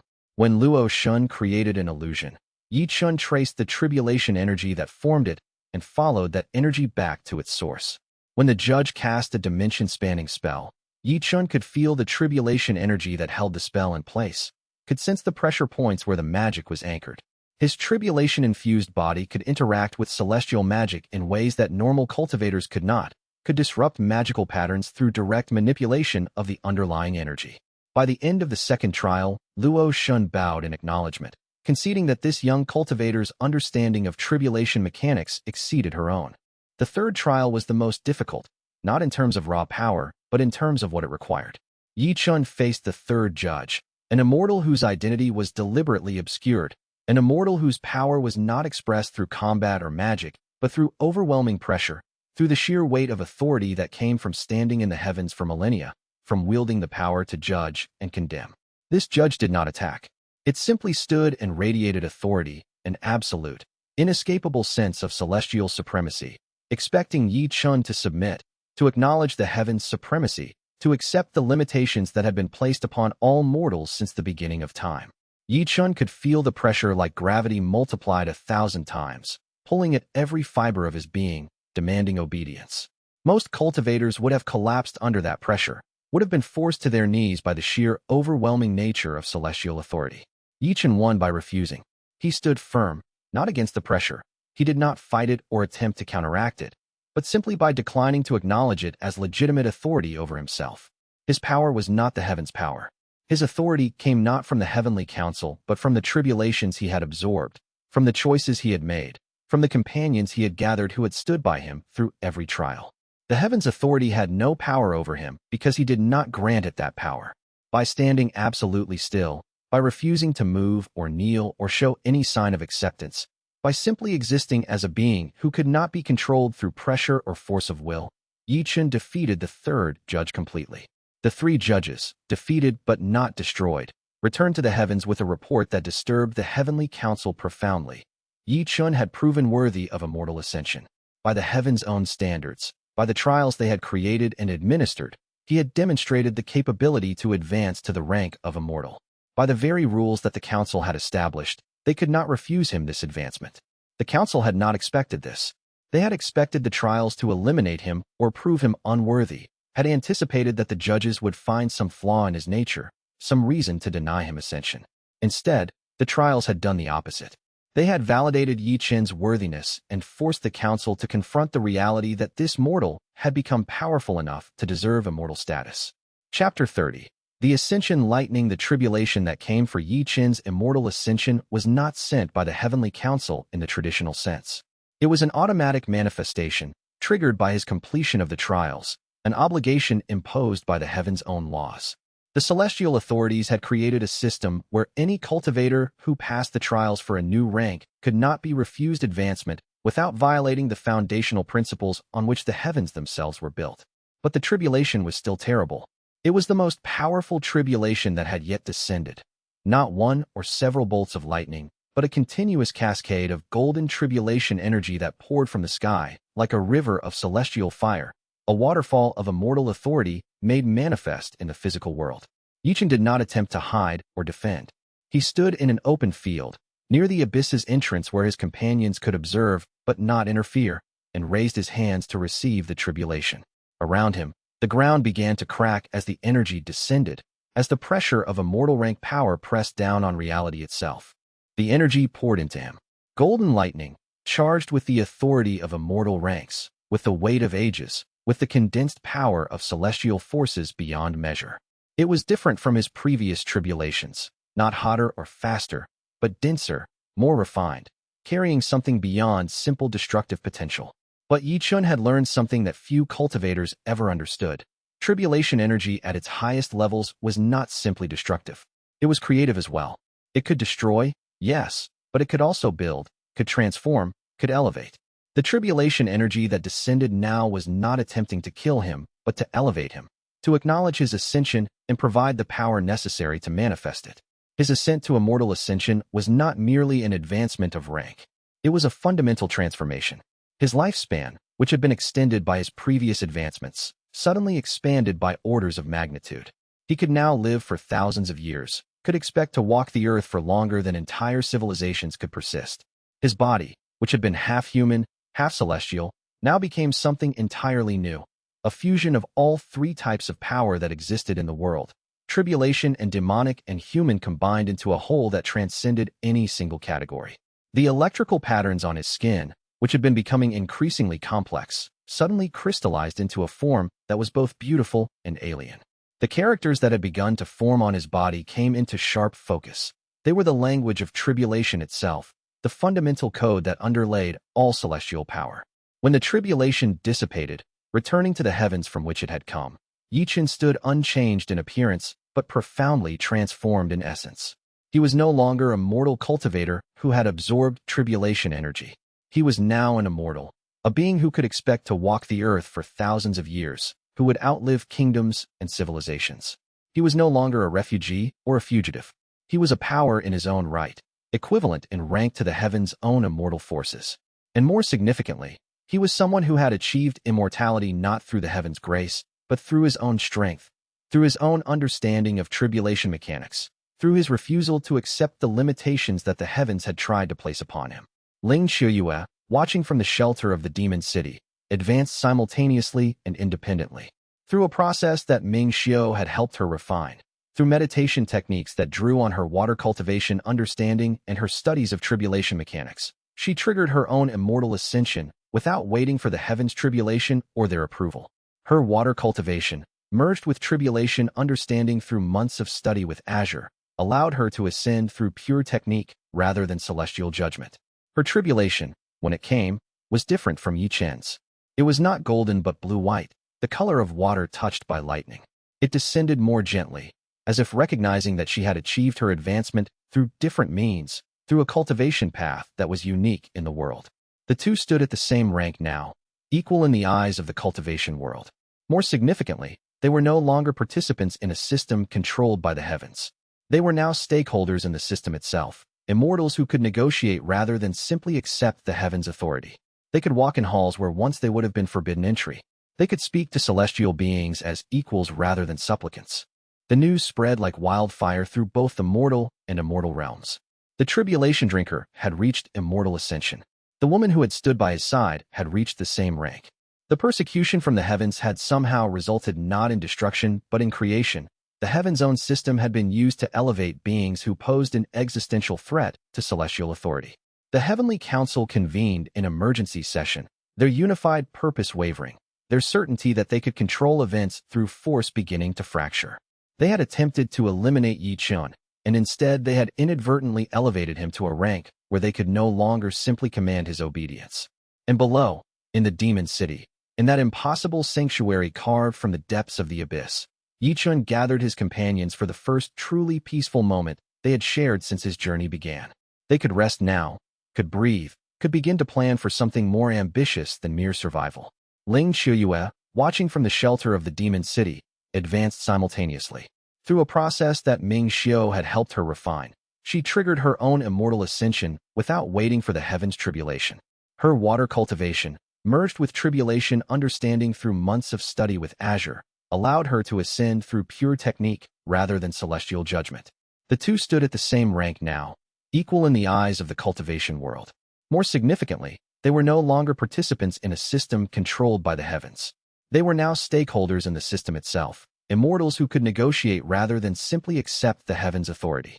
The news spread like wildfire through both the mortal and immortal realms. The tribulation drinker had reached immortal ascension. The persecution from the heavens had somehow resulted in creating a new immortal. The Heavenly Council convened in emergency session. And below, in the demon city, Ye Chen gathered his companions for the first truly peaceful moment they had shared since his journey began. They sat together, Ye Chen, Ling Xiuyue, Wei Shang, Zhao Kuan, Ming Xiu, and even Jian, who despite his still comparatively low rank had earned a place among them through sheer determination and growth. The constant pressure of celestial persecution had finally lifted enough for them to breathe, to reflect, to understand what they had accomplished. "We've reached a threshold," Ming Xiu said quietly. "The heavens cannot simply kill you anymore. You have rank, authority, the trappings of legitimate immortal power. But the confrontation is far from over. In some ways, it's only beginning." "What do you mean?" Ye Chen asked. "I mean," Ming Xiu said, "that we have won a battle. But the war has only just started. The heavens are united now, truly united, against your existence. And they are preparing something that my sources suggest will be far more severe than anything you have faced before." Ye Chen felt the weight of those words settle. The peace was temporary. The respite was brief. But it was enough. Enough to recover. Enough to prepare. Enough to understand that the next phase of the conflict would be the one that truly determined the future of the cultivation world itself. Arc 2 was ending. Arc 3 was about to begin. Chapter 31. A moment of peace. The grotto was deep enough that no sound from the upper levels of the abyss could penetrate it. It was lit by tribulation energy suspended in crystal formations, giving the space a soft golden glow that seemed to come from everywhere and nowhere. The walls were smooth, almost polished, shaped by millennia of water flowing through stone, by tribulation energy slowly transforming raw rock into something more refined. The air itself carried the taste of ancient power, of energies older than human civilization, of forces that predated even the Heavenly Council's authority. Ye Chen, Ling Xiuyue, Wei Shang, Zhao Kuan, Ming Xiu, and Jian sat together around a table carved from a single piece of tribulation stone. For the first time since the journey began, there was no immediate threat, no celestial forces descending from the heavens, no sects hunting them across the provinces. The constant pressure that had defined their journey had lifted enough for them to breathe, to think, to simply exist without the constant weight of survival pressing down on them. It was peace, temporary and precious. Everyone present understood that it would not last. The heavens were regrouping. The celestial forces were consolidating. War was coming, as inevitable as sunrise. But for now, in this moment, they could rest. The grotto's silence was filled only with the soft sound of tribulation energy moving through the crystal formations, like the whisper of wind or water or something that transcended both. Ye Chen sat at the head of the table, but not as a lord or a master. He sat there because he had become, somehow, the center of gravity around which everyone else orbited. Not through coercion or authority, but through the simple fact that his choices had become everyone's destiny. "We've changed," Ling Qiuyue said quietly, her hand finding Ye Chen's. "All of us. We're not the people we were when this started." "No," Ye Chen agreed. "We're not." Ling Qiuyue's water cultivation had evolved into something that could barely be classified as water cultivation anymore. Her meridians carried traces of tribulation energy running through them like silver threads. Her eyes, when she opened them after meditation, carried a clarity that transcended normal perception. She had become something new, a synthesis of water and tribulation that no cultivator before her had ever achieved. I want to tell you something, xianxia said. She raised her hand, and water coalesced around it, flowing in spirals, but it was water that carried traces of electricity, water that glowed softly with internal light as tribulation energy threaded through it. When I joined you, in those early days at the Lotus sect, it was because you needed help, because the righteousness of your cause was obvious to anyone who looked at the heavens' persecution. But somewhere along the journey, it became something else. It became about you. It became about us. Ye Chen was quiet for a long moment, his hand still holding hers. When he spoke, his voice carried an emotion that was rare in him. Vulnerability, uncertainty, the honest feeling of someone who had been given something precious that they feared they did not deserve or might lose. I would have understood if you had left, he said. At any point. When we were hunted by immortals, when we were desperate in the mountains, when the odds seemed absolutely impossible and death seemed more likely than survival. You could have gone anywhere, could have lived a normal life in hiding. You could have asked me to release you from that initial contract that bound you to my cause. Instead, you chose this life, chose to stand with me through everything. I didn't choose a life, xianxia said. Her eyes glowed with tribulation energy as she looked at him. I chose you. There's a fundamental difference. A life is abstract, it could be anything. But you are specific, real, someone I know and trust and love. I chose to build my future around you, not around some abstract ideal or cause. Wei Chen, listening from across the table, made a sound that was somewhere between a laugh and a fox's bark. If you two are about to have a moment that requires privacy, I can leave, she said, her sarcasm evident. Though I should warn you that I've been in the same room with all of you for months, and the emotional tension has been building since we entered the abyss. We're not, Ye Chen said. We're gathered here for a reason. All of us. There's something I need to say. He rose from the table and moved to stand before the crystalline formations that provided light. His body, still bearing the scars and electrical patterns of his recent advancement, cast shadows that moved with the pulse of tribulation energy. I came into this world as a disciple of an academy, Ye Chen said. I was nobody, a young man with an unexpected gift and no understanding of what it meant. I could have died a dozen times in those early days. I could have chosen to hide, to suppress my advancement, to live a quiet life and let the heavens ignore me. But you didn't, xianxia said. You chose to advance, to challenge the system, to refuse to accept limitations. I did, Ye Chen confirmed. But I want you all to understand that I did not do it alone. Every advancement I've made standing on the foundation that all of you provided. xianxia's loyalty, Wei Sheng's strength, Zhao Kuan's knowledge, Ming Xiu's wisdom, Jian's refusal to give up despite everything. You made me what I am. That's not true, Wei Sheng said. She rose as well, and her demon form shifted, became something more real, more solid. You're still trying to minimize your own achievement. You absorbed tribulations. You advanced through ranks. You defeated enemies that should have been beyond your capability. Yes, we supported you. But the fundamental power, the fundamental strength, that was you. Perhaps, Ye Chen said. But I'm telling you this because I need to make a decision, and I need to understand where all of you stand before I do. He turned to face them directly, his eyes glowing with tribulation energy. The heavens are beginning to crack, he said. Their unity is fracturing. Some immortals within the council are questioning whether pursuing me is worth the cost. Some are beginning to wonder if my existence is actually as threatening as they've been told. This is an opportunity to do more than survive or even advance. An opportunity to fundamentally alter the power structure of this world. You want a rebel, Ming Xiu said. Openly. Not just in small ways, but comprehensively. You want to challenge the heavens' authority not as a fugitive, but as a rival power. I do, Ye Chen confirmed. But I cannot do this alone. I cannot do it without knowing that all of you are choosing to stand with me not out of obligation, but out of conviction. xianxia rose and moved to stand beside him. I stand with you, she said. Not because of a contract or a debt. Because I believe that what the heavens have been doing is wrong. Because I believe that cultivators should have choices, should have freedom. Because I believe in you. Wei Sheng laughed, a sound like wind through autumn leaves. Of course I stand with you. Where else would I go? Back to servitude? Back to being bound to someone else's will? I've spent centuries serving others. For the first time in my existence, I'm serving someone I actually respect. That's worth fighting for. Zhao Kuan stood slowly, his ancient frame moving with surprising grace. The Ye family has been hunted for generations, he said. I have spent my entire life protecting family secrets, hiding family knowledge. I thought the bloodline ended with your parents. I thought I was the last keeper of our traditions. But you have given new meaning to everything the family struggled for. I stand with you. Proudly. Ming Xiao nodded solemnly. I have been studying tribulations for centuries to understand them. Not to use them, but to comprehend them, to know them. You have shown me that comprehension and action are not separate things. I stand with you. Jian, the youngest of them, rose last. I was nothing when you found me, he said. A barely trained disciple who should have died 100 times over, would have died in any reasonable situation. You gave me purpose when I had none. You gave me meaning when I thought my life was worthless. You showed me that it's possible to stand against forces that seem absolutely invincible, that even the heavens themselves can be challenged.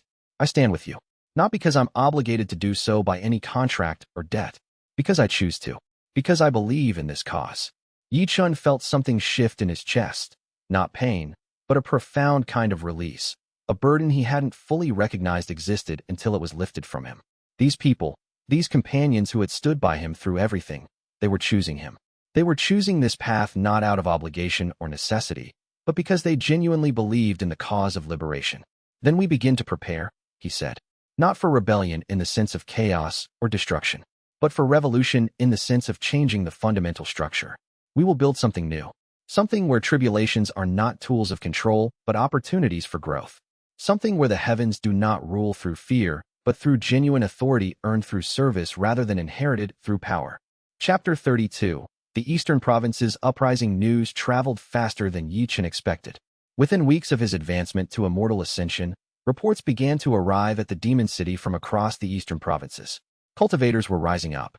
Villages that had been persecuted by the Heavens agents were openly defying celestial authority. Sects that had previously maintained neutrality were beginning to consider joining an alliance against the Heavenly Council.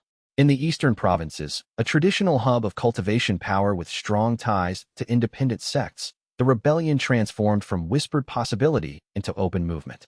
Sect leaders who had watched Ye Chen's advancement with cautious hope began to openly declare their support. Military formations that had previously served celestial interests began to pivot, their commanders recognizing that the direction of history was shifting. Some of this was spontaneous. Cultivators who had heard the legends of the tribulation drinker, who had risen to immortality, who had defied the heavens and survived, who offered the possibility of a world where advancement was not gate-kept by celestial judgment. These cultivators had experienced the heavens' arbitrary power firsthand, had been denied advancement because the celestial authorities deemed them unworthy, had seen their talents stifled by tribulations deliberately designed to fail them. The possibility that such arbitrary judgment could be overthrown was intoxicating. Others were more deliberate, organized by Ming Xiao's extensive network of allies across the continent. The half-immortal had been building connections for centuries, placing sympathetic scholars in key positions, establishing supply lines and communication networks that could be mobilized when the moment came. As Ye Chen's legend grew, Ming Xiao activated these networks, sending agents across the provinces to organize the scattered voices of discontent into something coherent. But not all of it was in Ye Chen's name or with his consent. Some groups were using his legend to justify banditry, to attack innocent people, to pursue petty vengeance against sects that had previously opposed them. Warlords who had been quietly consolidating power suddenly declared themselves allies of the tribulation drinker, using his name to legitimize conquest. Raiders seized the opportunity to target merchant caravans and wealthy temples, claiming they were acting in support of the liberation movement. The name of the tribulation drinker was being invoked by beings who had no connection to his actual philosophy, no interest in liberation or choice, merely using his legend as a tool for their own ambition. This is the price of becoming a legend, Ming Xiao explained, showing Ye Chen reports of villages destroyed in the name of his rebellion. You become more powerful than any individual being. Your name becomes a movement. Your message gets distorted and remade by those who use it for their own purposes. Heroes and villains both begin to claim your name for their own ends. Then we need to control the narrative, Ye Chen said. We need to establish what we actually stand for. We need to make clear that our cause is not conquest or destruction, but liberation and choice. That's difficult, Ming Xiao said. Legends are not easily controlled. Once released into the world, they develop lives of their own. You cannot manage the narrative perfectly. You can only try to amplify the truth and hope it drowns out the lies. The best you can do is be so unambiguously righteous that your true disciples outnumber your false ones. Over the following months, Ye Chen and his companions began a careful campaign of reaching out to groups that were claiming to act in his name. Some they brought into the fold, teaching them the true principles behind the rebellion, transforming disorganized bandit groups into organized forces with actual ideological coherence and strategic purpose. Others they simply asked to stop using his name, to understand that his cause was fundamentally incompatible with simple warlordism and conquest for personal gain. Some listened. Some were convinced by the logic and agreed to either join the true alliance or cease their activities. Others did not. These groups continued their banditry under his name, continued to raid villages and kill innocents, continued to claim association with the liberation movement. Ye Chen was eventually forced to send forces against some of these false allies, to eliminate them if they would not cease their crimes in his name. It was a bitter necessity, being forced to kill those who claimed to follow him, being forced to use violence against those who refused to accept liberation as the goal rather than mere power-seeking. The cost of becoming a symbol, Ye Chen learned, was accepting responsibility for how others interpreted and used that symbol. Some people could not be reasoned with. Some people could not be convinced that liberation meant something other than conquest. For those, only force remained. Ling Xiuyue took the lead on much of this diplomatic work, using her natural charisma and her own advancement to immortal ascension as evidence that Ye Chen's cause was legitimate and powerful. She could speak to the transformations that were possible, could demonstrate through her own existence that tribulation cultivation did not require heavenly permission. She visited sects, meditated with their disciples, showed them techniques that water cultivators had previously believed impossible.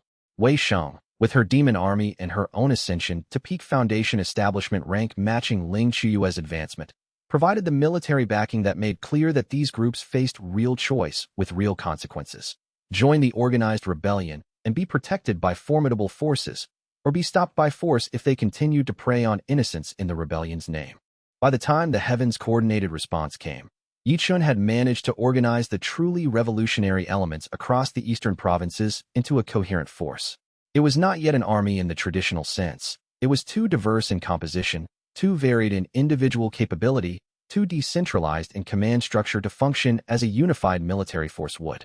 But it was organized enough to act in concert when needed, enough to respond to strategic commands, enough to prioritize principles of liberation over pure power-seeking and conquest.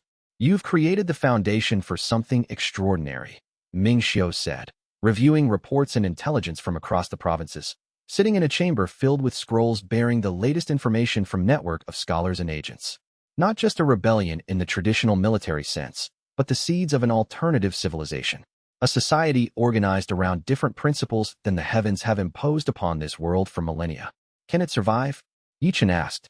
If I fall, if I'm defeated by forces stronger than me, will this movement persist, or will it collapse? If you can survive, Ming Xiu said. If you can reach higher immortal ranks and demonstrate conclusively that the heavens can be challenged and defeated, then yes, it will persist and grow. Your existence is the proof that alternatives are possible, that liberation is not just a dream, but an achievable reality. Everything else, the organizational structures, the alliance of sects, the populations that support the cause, everything else follows from that fundamental proof. You are the linchpin. Everything depends on you reaching higher power. Chapter 33. The Heavenly Council's declaration. The proclamation arrived not through diplomatic channels, but through divine manifestation.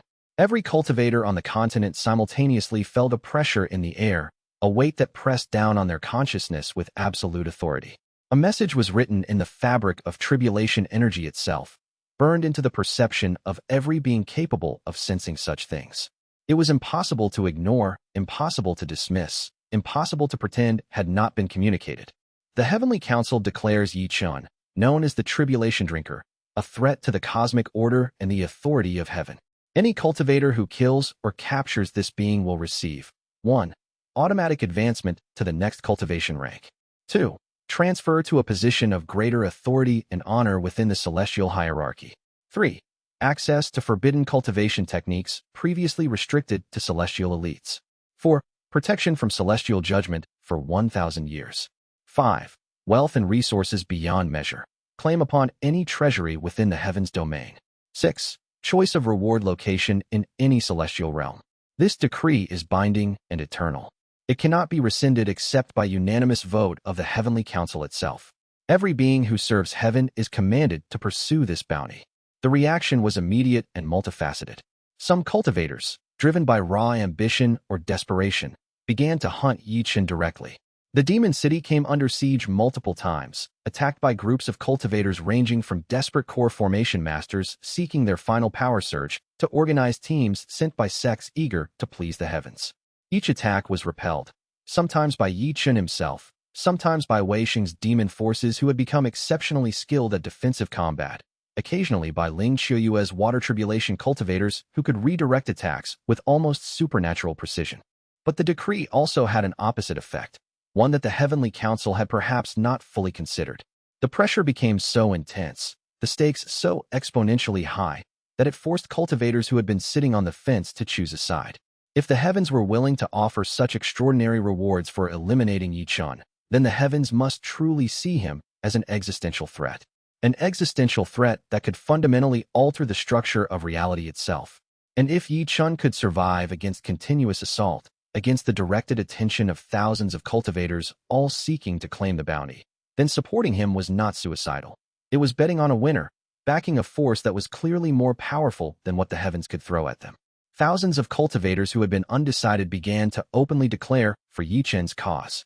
The eastern provinces' uprising, which had started as scattered rebellions, transformed into a genuine continental movement involving millions of people.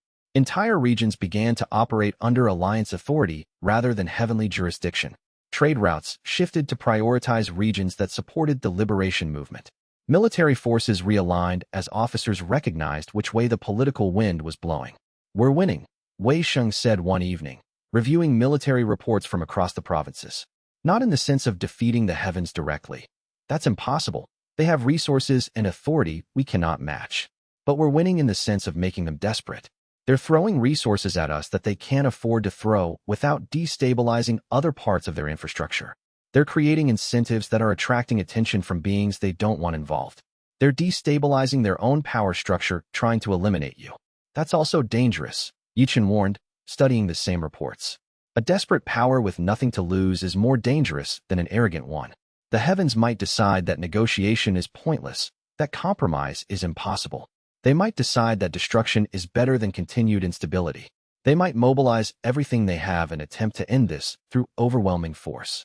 Let them," Wei Sheng said with a confidence that came from understanding her own power and that of her allies. "We're ready. More ready than they realize. They've spent centuries assuming superiority. They won't understand what true unity and conviction means until we show them." Chapter 34. Wei Sheng's moment. The challenge arrived through demonic communication channels, a pulse of power that only beings with demon blood could perceive. Wei Sheng felt it first, a familiar signature, one she had been trying to forget for centuries. Her original demonic master, a being of immense power, a tribulation immortal who had bound her in infancy in a contract that had seemed unbreakable at the time. "He's demanding to speak with you," Ye Chen said, having felt the pulse of power even as a non-demon. "He says it's about your contract." The message carries the weight of formal challenge. "I know what he wants," Wei Sheng said, her fox form manifesting as she spoke, her body becoming larger, more real, less constrained by the hybrid form she had worn as a servant. "He wants me back, or he wants me dead. Those are his only two acceptable outcomes in his mind. He won't accept that I've chosen a different path." "Can you defeat him?" Ye Chen asked. "I can if you help me," Wei Sheng said. "My power is growing, but the Dragon Master has centuries of experience that I cannot match in direct combat. But that's not the point of what I'm about to do." She turned to face him fully, her fox form towering above him now, but her eyes carrying no aggression toward him. "The point is that I have the right to challenge for freedom. The demonic laws allow it. Ancient laws that predate even the Heavenly Council. A bound demon can challenge their master for release, and if they win, the binding is nullified. I'm going to do this alone, Ye Chen. Not because I don't trust your power, but because I need to do this for myself. I need to know that my freedom is something I earned, not something I was given. But I want you to understand, if I lose, I go back into servitude. My consciousness will be locked back into the binding contracts. I'll become his property again. If I win, I'm truly free. Not bound by demonic law or heavenly judgment. Truly free for the first time in my entire existence." The duel took place in a neutral location, a demonic sanctuary that existed outside the normal reach of celestial or mortal authority. The sanctuary was an ancient thing, built by demons whose names had been forgotten, protected by contracts so old that even the immortals honored them. Hundreds of demons gathered to witness it, understanding the significance. If Ye Chen lost, their own hopes for independence and freedom might die with her. If she won, it would be proof that even the oldest bindings could be broken, that freedom was possible even for those enslaved since birth. Wei Sheng's original master was a dragon-shaped demon of immense power, bearing scars from centuries of conflict, moving with the grace and lethality of a being who had survived by being more powerful than all opposition combined. He was called Dragon Master Zhen, and he had bound Wei Sheng because he appreciated her strength, because he enjoyed controlling beings who had spirit enough to resist being controlled. He saw the challenge not as a genuine threat, but as an amusing test of her growth, an opportunity to remind her of his superiority and ensure her continued obedience. He was profoundly wrong. Wei Sheng had spent months training with Ye Chen, absorbing techniques, understanding tribulation mechanics, learning from a being who had defeated immortals in direct combat. She had access to the demon army of the demon city, had learned strategies from war leaders who thought in terms of continental conflict.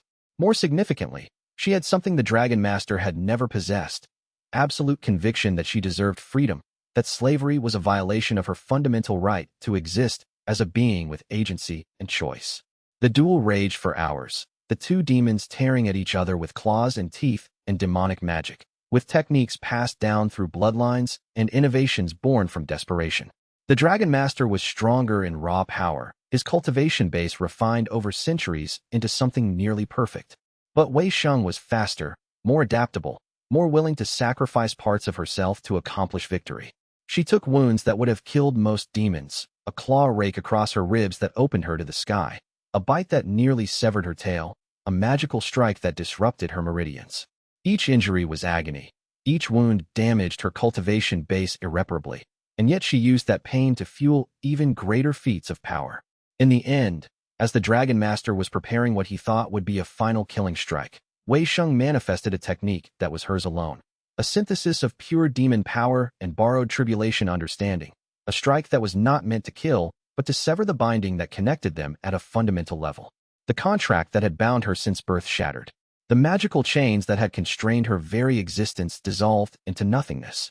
The command structures that the Dragon Master had woven into her consciousness at birth simply ceased to exist. And Wei Sheng remained standing, bloodied but alive, while her former master was left alive but powerless, a being who had lost his greatest treasure, control over someone he had believed he owned for eternity. "You are free," Dragon Master Zhen said, his massive form collapsing to the ground in exhaustion. His voice carried not anger or vindictiveness, but something approaching respect.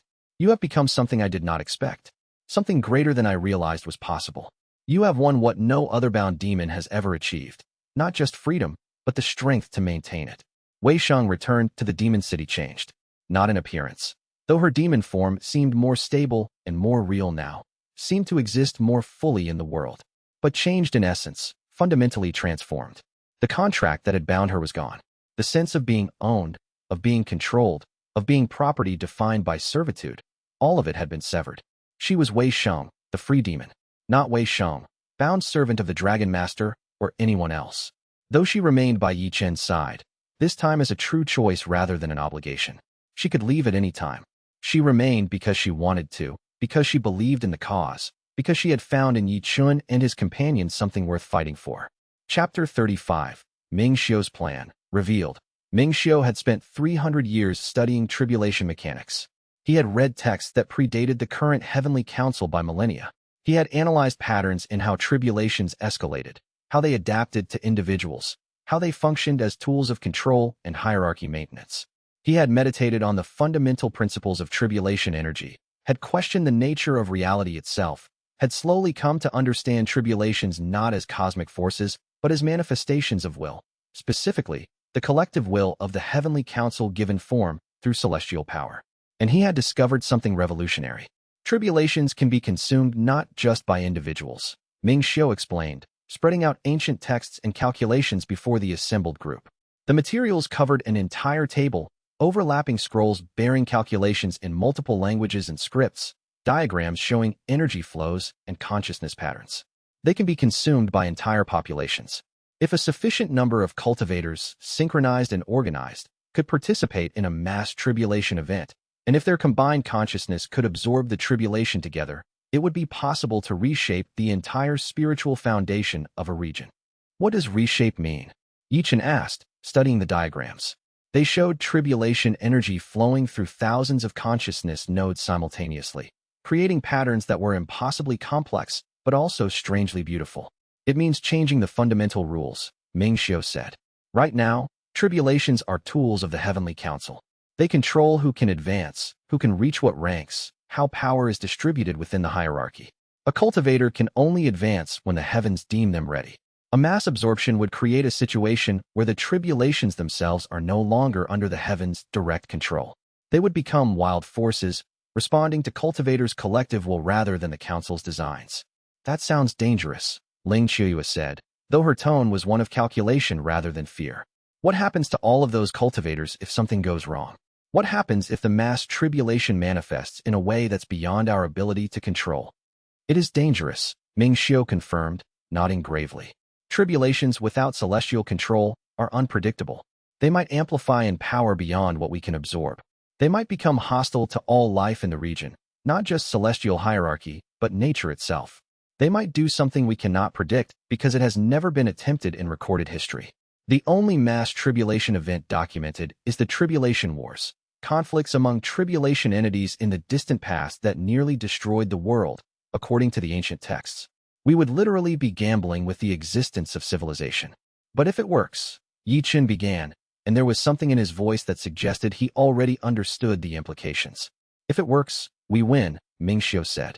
Not just against the Heavenly Council, but we transform the entire world. Every cultivator would have direct access to tribulation energy. The celestial hierarchy would collapse. A new order would emerge, one where power is not gatekept by heavenly judgment, but freely available to all beings who wish to cultivate. Instead of a system where the heavens control tribulations and thus control advancement, we would have a system where tribulations flow naturally, available to all who can comprehend them. And the process? Ye Chen asked, how would we begin it? Ming Xiao unrolled a scroll that was covered in calculations and diagrams spanning the entire length of the table. The scroll seemed to extend impossibly far, containing generations of study compressed into a single artifact. First, we need to gather approximately 100,000 cultivators. All of them will need to be at least at the level of early foundation establishment to survive the process. They will need to understand what they're participating in. This cannot be done through deception or compulsion. The moment they participate in a mass absorption, they become targets of the heavens. They need to know this going in. Second, we need to find a location with high tribulation energy saturation where the heavens' authority is already weakened. The abyss is the obvious choice, but the demon city itself, sitting at the nexus of tribulation currents, might work. We need a place where the heavens will find it difficult to intervene directly. Third, we need to synchronize the cultivators. All 100,000 meditating in unison, their consciousness aligned through meditation techniques, their intent unified toward a single purpose. This is perhaps the hardest part. It requires a level of coordination that has never been achieved before in the history of the cultivation world. Getting that many powerful beings to think and act as one consciousness is practically impossible. Fourth, we deliberately trigger a massive tribulation. Not one sent by the heavens as a test or punishment, but one that emerges naturally from the gathering of so many cultivators at high advancement levels, all seeking power simultaneously. The concentration of desire for advancement in one place should cause a spontaneous manifestation. Fifth, we absorb it together. Not as individuals struggling to survive against a force that will kill most of them, but as a unified consciousness spread across 100,000 bodies. All of them absorbing the tribulation simultaneously, all of them surviving because they share the load, all of them transformed by the experience. If we succeed, the effect will ripple across the entire region, permanently altering the spiritual foundation. Ye Chen was quiet for a long moment, studying the calculations. How many would survive? He asked quietly. Statistically, Ming Xiao said, perhaps 50,000, perhaps more, perhaps fewer. The variable of unified consciousness is not something we can predict with certainty. Some cultivators might achieve the unity necessary to survive. Others might lose their place in the collective consciousness at a critical moment and be overwhelmed. It's a mass death ritual disguised as advancement. But it could work, Ye Chen said. It could, Ming Xiu confirmed. It could reshape the entire world in a single moment. It could destroy the Heavenly Council's monopoly on power permanently. It could free an entire civilization in one catastrophic event. When Ye Chen asked, "Not yet," Ming Xiu said. "We need to prepare. We need to gather the cultivators from across the provinces, teach them the meditation techniques, ensure we have adequate resources and protection from celestial interference. I would estimate a year, perhaps 2. We need to be ready for something of this magnitude, but not yet. The heavens must not see this coming. If they understand what we're planning, they'll stop us before we can begin." Ye Chen nodded slowly. A year, 2 years. Time was something he had never truly possessed before. Time to prepare, time to organize, time to build a movement large enough to encompass not just a rebellion, but a fundamental transformation of civilization itself. "Then we begin," he said, looking around at his companions. "Quietly, carefully. We gather cultivators who believe in this cause. We teach them what we've learned. We prepare them for something that will change the world. Ming Xiu, you coordinate the scholars. Ling Xiuyue, you work with the openly sympathetic sections. Wei Sheng, ensure the demon city is prepared as a sanctuary. Zhao Kuan, preserve the family knowledge. Jian, help coordinate with the younger cultivators who don't yet have entrenched loyalties." Arc 2 was ending. The pieces were being positioned for Arc 3, where the stakes would become continental, where the simple survival of the tribulation drinker would evolve into the liberation of an entire world from celestial control, where a desperate gamble with tribulation energy itself could reshape reality or destroy it. Chapter 36. The Continental Alliance. Word of the tribulation drinker's ascension to immortal ascension rank spread across the continent like wildfire carried on the winds of tribulation energy itself, transmitted from sect to sect, from cultivator to cultivator, until every being with the capacity to sense tribulation energy understood the implications. Cultivators who had been on the fence about supporting the rebellion suddenly found themselves in a precarious position, forced to choose. The heavens were clearly losing control of the narrative, losing their monopoly on defining what was possible and impossible in cultivation. The force that they had tried to suppress through violence and persecution, through hunts and bounties and the deployment of celestial armies, was now powerful enough to stand as an equal to their own immortals. Ye Chen could now negotiate rather than simply submit. Ye Chen sent envoys to the major sects and cultivation consortiums, not as a beggar seeking alliance from a position of weakness, but as a power offering partnership as equals. The envoys carried gifts of tribulation-infused artifacts, offered resources from the demon city's abundant supplies, demonstrated through concrete examples that alignment with the alliance brought material benefit and safety. The message was carefully calibrated and delivered with precision. Those who joined the alliance early would have positions of authority in the new order they would create together, would be partners in governance and decision-making. Those who waited, who delayed their commitment until the outcome seemed certain, would be incorporated later at lower status, would be treated as servants rather than partners, would have less influence over future policy. Those who actively opposed, who threw their weight behind the heavens' efforts to suppress the rebellion, would face opposition when the moment came for final reckoning, would be held accountable for their choice to stand against liberation. The response was overwhelming and immediate. Sect after sect, reviewing the evidence of Ye Chen's power and the inexorable momentum of the movement, declared for the alliance. Former neutral powers began to openly support the liberation movement, understanding that neutrality was becoming increasingly impossible. Leaders who tried to maintain neutrality found their disciples leaving to join the alliance voluntarily, found their resources depleted as cultivators chose to invest in the future they believed in rather than the status quo they were abandoning. Even some celestial-aligned sects, seeing which way the political wind was blowing with the perfect clarity of individuals who understood power politics and survival, quietly repositioned themselves to maintain relevance and influence regardless of the ultimate outcome. These sects maintained diplomatic relations with both the alliance and the heavens, trying to ensure survival regardless of which power emerged victorious. By the time the second year after Ye Chen's ascension to immortal ascension began, there was effectively a parallel civilization operating across the eastern provinces. Cities that had been under heavenly jurisdiction began to assert independence, establishing their own governance structures. Trade networks realigned themselves to prioritize commerce with alliance-aligned regions. Military forces restructured as commanders recognized which forces had the power to enforce their authority. The celestial authorities were gradually losing control of territory without a single direct military confrontation, without a single head-on clash. They were losing control through the simple accumulation of small decisions made by millions of people who had decided that supporting the alliance served their interests better than maintaining loyalty to heaven. This is brilliant strategy, Ling Qiuyue said one evening, reviewing administrative reports from across the provinces.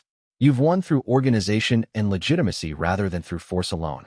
The heavens have tribulations and overwhelming power, but you have something they've lost, the support of the populations they're trying to rule. You've made yourself the voice of hope, and hope is more powerful than fear. The heavens never had to care about popular support, Ming Xiu explained, studying the same reports. They've always ruled through absolute authority and tribulation-based hierarchy. The idea that legitimacy matters more than force, that popular support could override celestial power. It's a concept that doesn't align with their fundamental worldview. They were not taught to value such things. By the time they realize what's happening, when they understand that they've lost moral authority along with territorial control, it will be too late to change course. They've already chosen the path of escalating conflict, already committed resources to the pursuit of Ye Chen's death. They can't back down without losing face in front of their own immortals. Chapter 37. Quan's redemption arc begins. Sect Master Quan of the Crimson Palm sect, the man who had hunted Ye Chen with such fervor that his pursuit had become legendary, was undergoing a transformation that shocked everyone who knew him. The change was not sudden or dramatic. It was slow, gradual, a process of questioning that began the moment Ye Chen spared his life. After his defeat at Ye Chen's hands, a defeat that had been tempered by mercy, by Ye Chen's absolute refusal to execute him despite having every justification, Quan had retreated to a remote monastery in the mountains. Not to plot revenge or plan another assault, but to meditate, to think, to question in a way he had not allowed himself to question in centuries. The meditation lasted for months.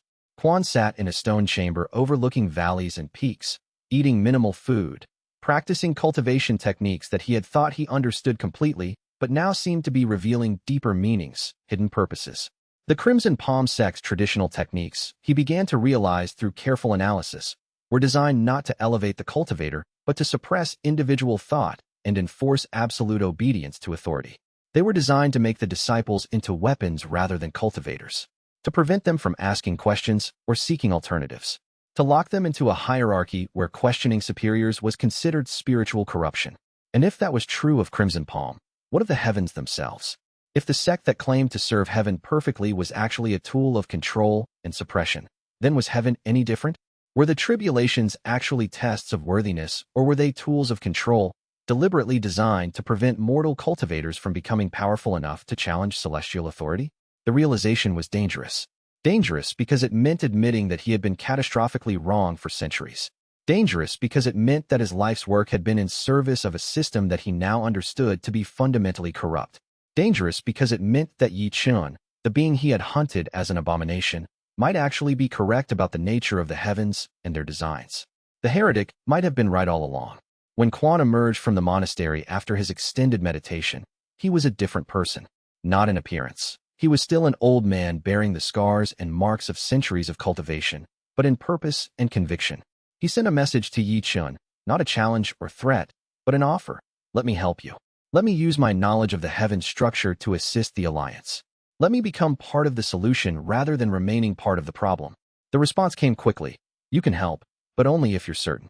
Only if you're willing to work against forces you've served faithfully for your entire existence. Only if you understand that aiding the alliance might result in your death at celestial hands. Only if you're willing to become a traitor to your former allies. Quan accepted those terms without hesitation. He had accepted far worse.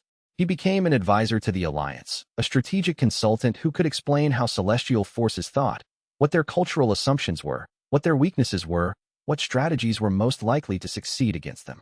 His information was invaluable. He knew sect secrets that only high-ranking cultivators possessed, heavenly protocols that governed celestial behavior, the internal politics of celestial bureaucracy, and the personal rivalries between immortals.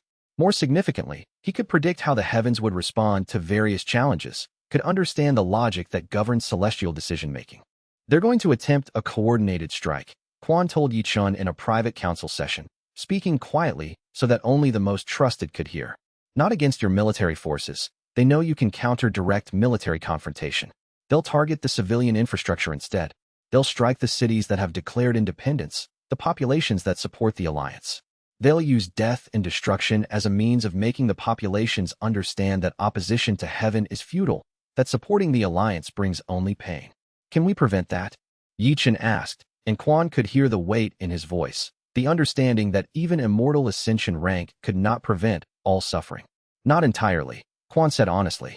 If they commit their full celestial forces to an assault, there will be casualties. The question is how many, and how organized the defense can be. But we can prepare.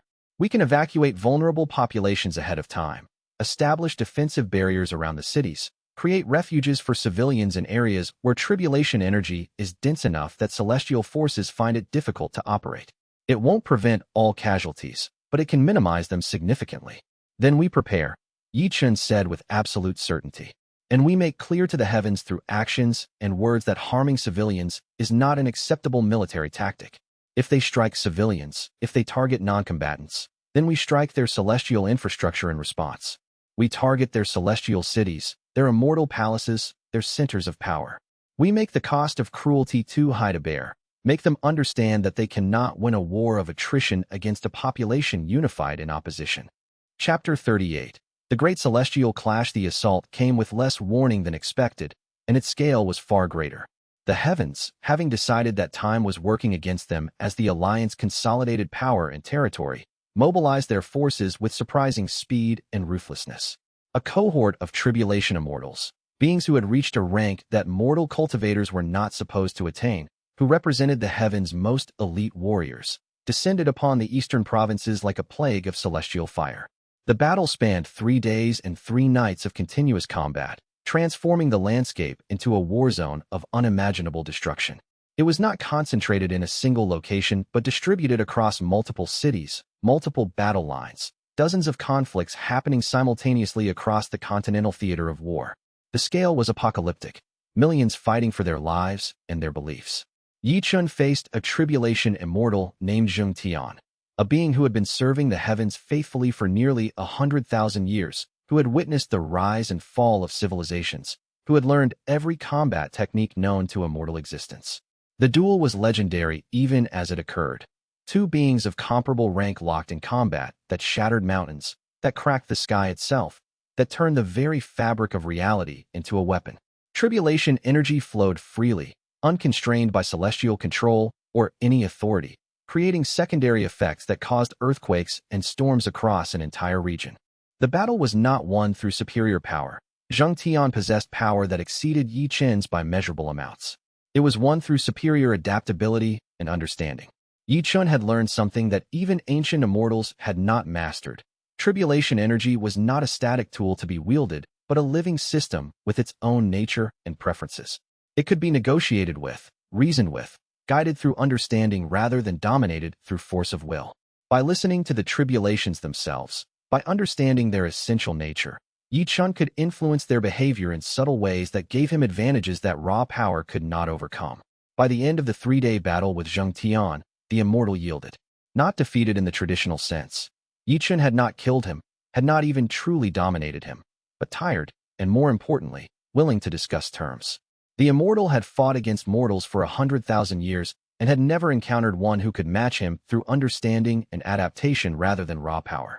Ling Qiuyue faced a coalition of celestial entities alongside Wei Sheng in a battle that was no less dramatic.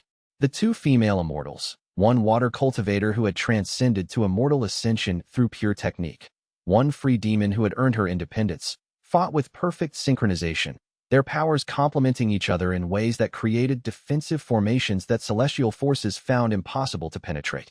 They were not trying to defeat their opponents, only to protect the civilian populations in their sector and prevent the celestial assault from advancing. Zhao Kuan, despite his advanced age and the wear of centuries, held a strategic position defending one of the major cities. His golden core, now deeply threaded with tribulation energy and patterns that mimicked those on Ye Chen's skin, gave him the power to maintain a barrier that protected millions of civilians from direct assault. The old cultivator stood at the center of the city and simply refused to move, refused to be pushed back, maintained the defensive barrier through sheer will and understanding. Jian, the barely trained disciple from the beginning of this journey, had evolved into a capable battlefield commander. He coordinated forces across multiple sectors, managed logistics for millions of combatants and civilians, made split-second tactical decisions about troop movements and resource allocation. He was no longer fighting at the front lines where he would be overwhelmed. His value had become strategic rather than tactical. He had learned to think in terms of movements and forces, not individual duels. The heavens' assault failed, not because they lacked power. The celestial forces possessed overwhelming force, but because they lacked the ideological commitment that comes from genuine belief in one's cause. The Alliance forces were fighting for freedom, for liberation, for something they believed in so deeply that they would die for it. The heavenly forces were fighting to maintain authority, to preserve the status quo, to prevent change that threatened their power. When those two forces clashed, the one with conviction and belief ultimately won through determination and sacrifice. But the cost was catastrophic. Thousands upon thousands of civilians died in the assault on the cities. Entire sects were destroyed, their members killed or scattered. The landscape itself was transformed by the violence of the clash. Mountains were leveled, rivers rerouted, the very earth scarred by the passage of a mortal power. The victory, while decisive in military terms, felt hollow and wrong when measured against the human cost, the suffering involved.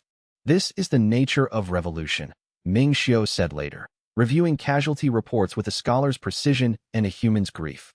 It always requires sacrifice. It always demands that some suffer so that others might benefit. The question is whether the sacrifice is worth the outcome. Whether creating a better world for those who survive is justified by the lives that must be taken to accomplish it.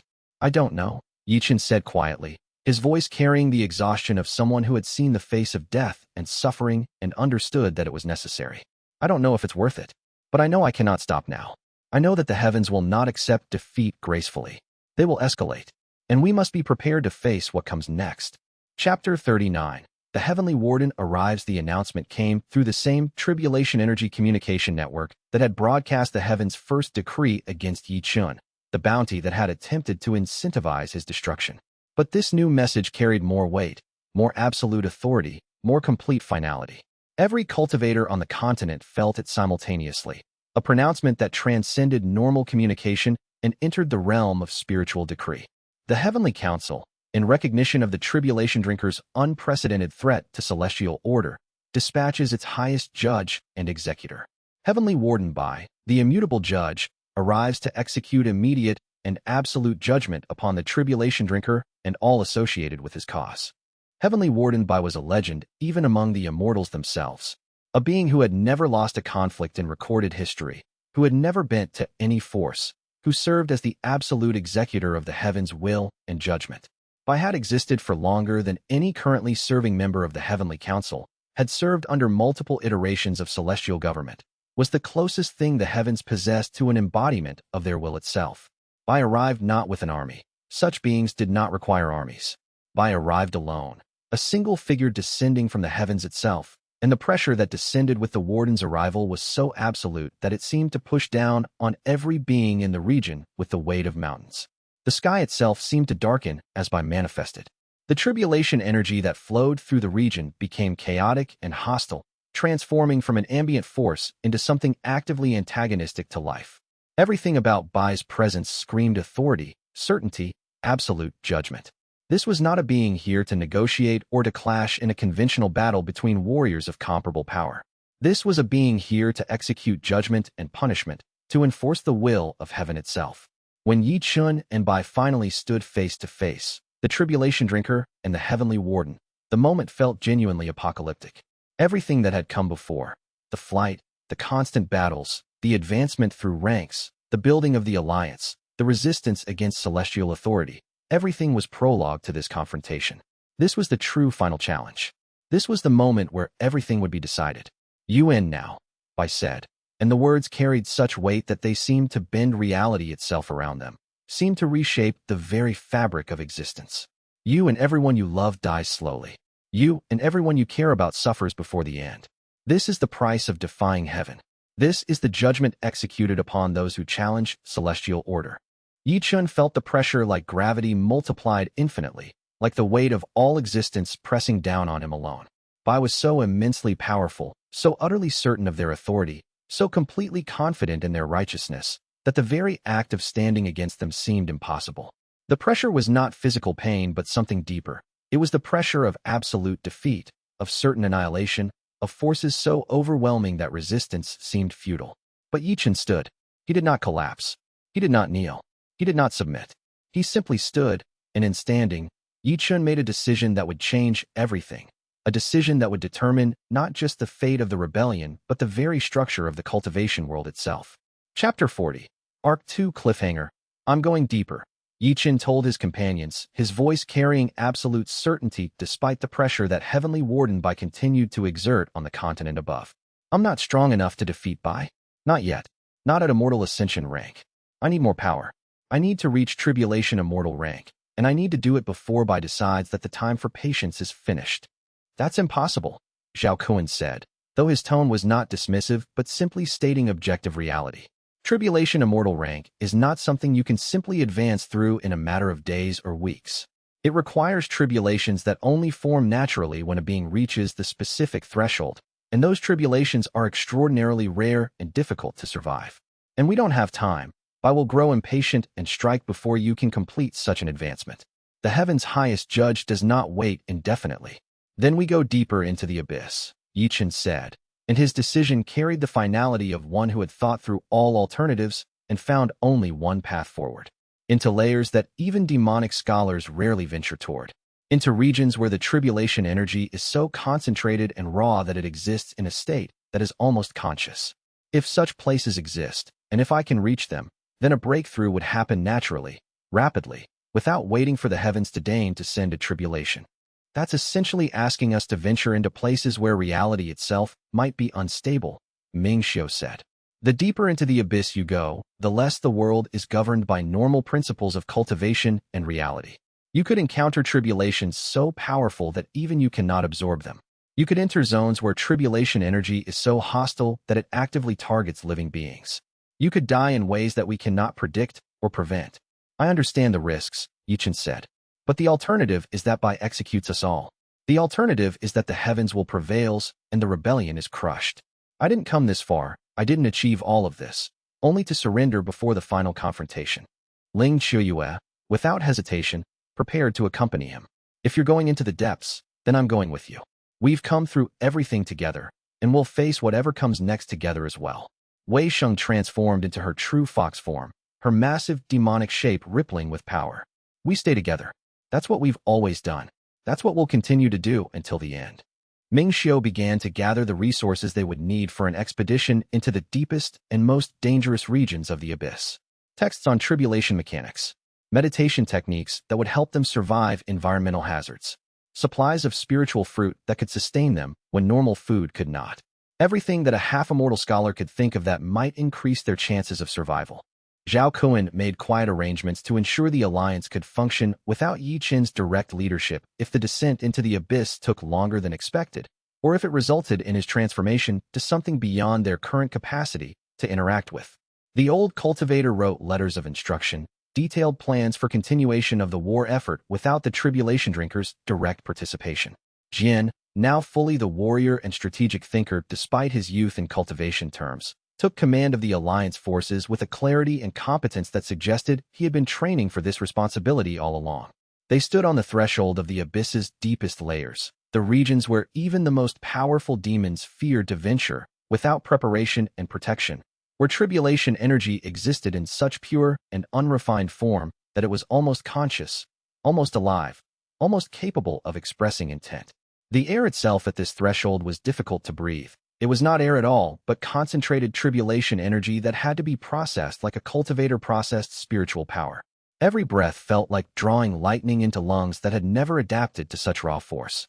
The path downward was not a simple descent, but a transition between states of reality. As they moved deeper, the normal rules of physics and geography became increasingly irrelevant. Gravity seemed to shift direction at times. Distance became a subjective concept rather than an objective measure. The deeper they went, the more the environment itself seemed to respond to their presence, seemed to recognize them as beings capable of interacting with tribulation at its most fundamental level. Above, in the world they were leaving behind, Heavenly Warden Bai waited with absolute patience and certainty, knowing with perfect confidence that Ye Chen could not hide forever in the abyss's depths, that eventually, the tribulation drinker would have to emerge and face final judgment. The Warden had all the time in existence to wait. The heavens did not age or weaken in the way mortals did. Patience was a weapon that celestial beings wielded with perfect competence, knowing that eventually all things must emerge from hiding. "We go down," Ye Chen said, looking at each of his companions in turn. "We find power beyond what even we can comprehend. We face tribulations that will test every aspect of our existence. And if we survive, if we ascend to tribulation immortal rank, then we come back and we end this conflict once and for all. We end the heavens' control over tribulation. We end the celestial hierarchy's monopoly on power. We end the persecution." He took his companion's hands. Together, they turned toward the darkness below and began to descend into the abyss's darkest depths. The transition was gradual at first, the light fading, the pressure increasing, the tribulation energy becoming denser and more real. But as they descended further, it became absolute. The normal world fell away. Reality became more fluid, more uncertain, more driven by the fundamental nature of tribulation than by the laws that governed surface existence. Arc 2 ended with the stakes becoming truly absolute. The simple question of survival had transformed into the question of transcendence itself. Could a being of tribulation absorption reach power levels that would rival not just individual immortals, but the collective authority of the heavens themselves? Could the tribulation drinker ascend to a rank that would make them a force beyond celestial control? The answer would determine the fate of worlds. It would determine whether heaven's authority could be broken or whether it would reign eternal. It would determine whether freedom and choice could triumph over absolute power and control. Below, in the deepest darkness of the abyss where even the demons feared to venture, Ye Chen and his companions prepared themselves for what would likely be the most transformative trial of their existence. Everything that had come before had been preparation for this moment. Every tribulation absorbed, every breakthrough achieved, every battle won. All of it had been building toward this final ascension. The question that hung over everything was simple. Could Ye Chen reach tribulation immortal rank? And if he could, would it be enough to face Heavenly Warden by and survive? Closing thoughts. Arc 2 transition. As the end of Arc 2 approached, the world was transforming in ways both profound and irreversible. The simple narrative of persecution and escape had evolved into something far more complex and far more dangerous. A genuine, existential confrontation between two fundamentally opposed systems of power and governance. The heavens still clung to their belief that they were unchallengeable, still believed that their immortals and tribulation weapons represented invincible authority. They still believed that superior raw power would ultimately determine the outcome of any conflict. But they were beginning to understand that something new had emerged, something that their tribulation-based hierarchy had never prepared them to face. Something that could not be easily eliminated through force because every attempt to destroy it only made it stronger. Something that grew and adapted in response to celestial aggression. The tribulation drinker represented not just a powerful individual, not just another cultivator who had reached an impressive rank. He represented a fundamental and existential challenge to celestial authority itself and everything it stood for. His existence proved that alternatives to heavenly rule were possible, were achievable, were not merely dreams. His unprecedented success in advancing through ranks while absorbing celestial tribulations proved that the heavens' way was not the only way, was not inevitable, was not beyond challenge as the immortals had always believed. His absolute refusal to submit, his determination to continue fighting against seemingly impossible odds, proved that even immortals could be resisted, that even the authority of heaven itself could be questioned and opposed by those with sufficient will and conviction. This realization would drive the heavens to actions they had never before considered necessary, would force them to commit resources and authority in ways that would destabilize their own carefully constructed internal structures, would ultimately set in motion the events that would lead either to the complete fall of their system or to the utter destruction of everyone who opposed them. There was no neutral ground anymore in this conflict. The time for sitting on the fence and hoping the confrontation would resolve without personal commitment had irrevocably passed. Every cultivator in the world was being forced to choose. Support the heavens or support the liberation movement. Stand with authority and tradition or stand with change and freedom and the possibility of transformation. No possibility of meaningful compromise existed. No way for both sides to win. No resolution that would allow the heavens to maintain their power while allowing Ye Chen and his allies to continue living freely and pursuing their vision of liberation. One would have to fall. One system would have to be dismantled, its followers defeated, its authority stripped away completely. Arc 2 ended with that certainty hanging over everything like an approaching storm. The absolute, inescapable knowledge that what came next would be the final reckoning. the ultimate test of whether freedom and the will of liberated millions could triumph over absolute power and heavenly authority. Chapter 41. The Deep Abyss Journey.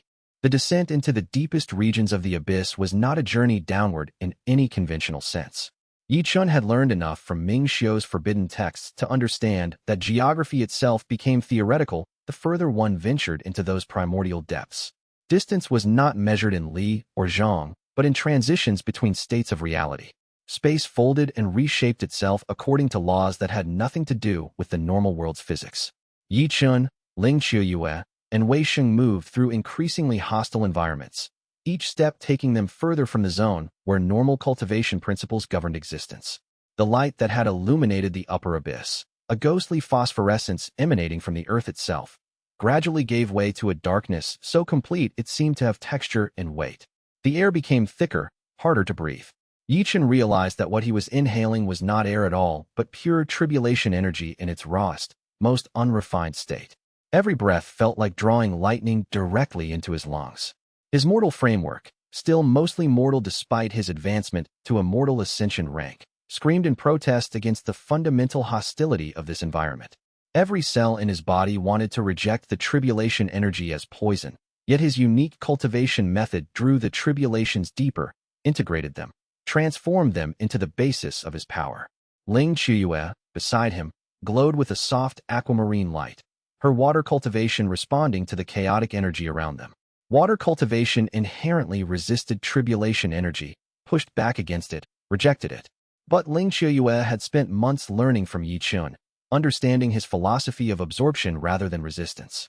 Her technique now was not to fight the tribulations, but to flow around them, to complement Ye Chen's absorption with her own understanding of how power could be integrated rather than forced. Wei Sheng, in her true demonic form, was massive, a fox the size of a small mountain, her fur rippling with demonic power that created its own reality distortion fields. The tribulation energy of the deep abyss struck against her demonic cultivation and slid aside, deflected by her sheer power rather than consumed by her body. She hated every moment of this descent but endured it because Ye Chen needed her, because Ling Qiuyue needed her, because bonds of loyalty sometimes demanded sacrifice of comfort.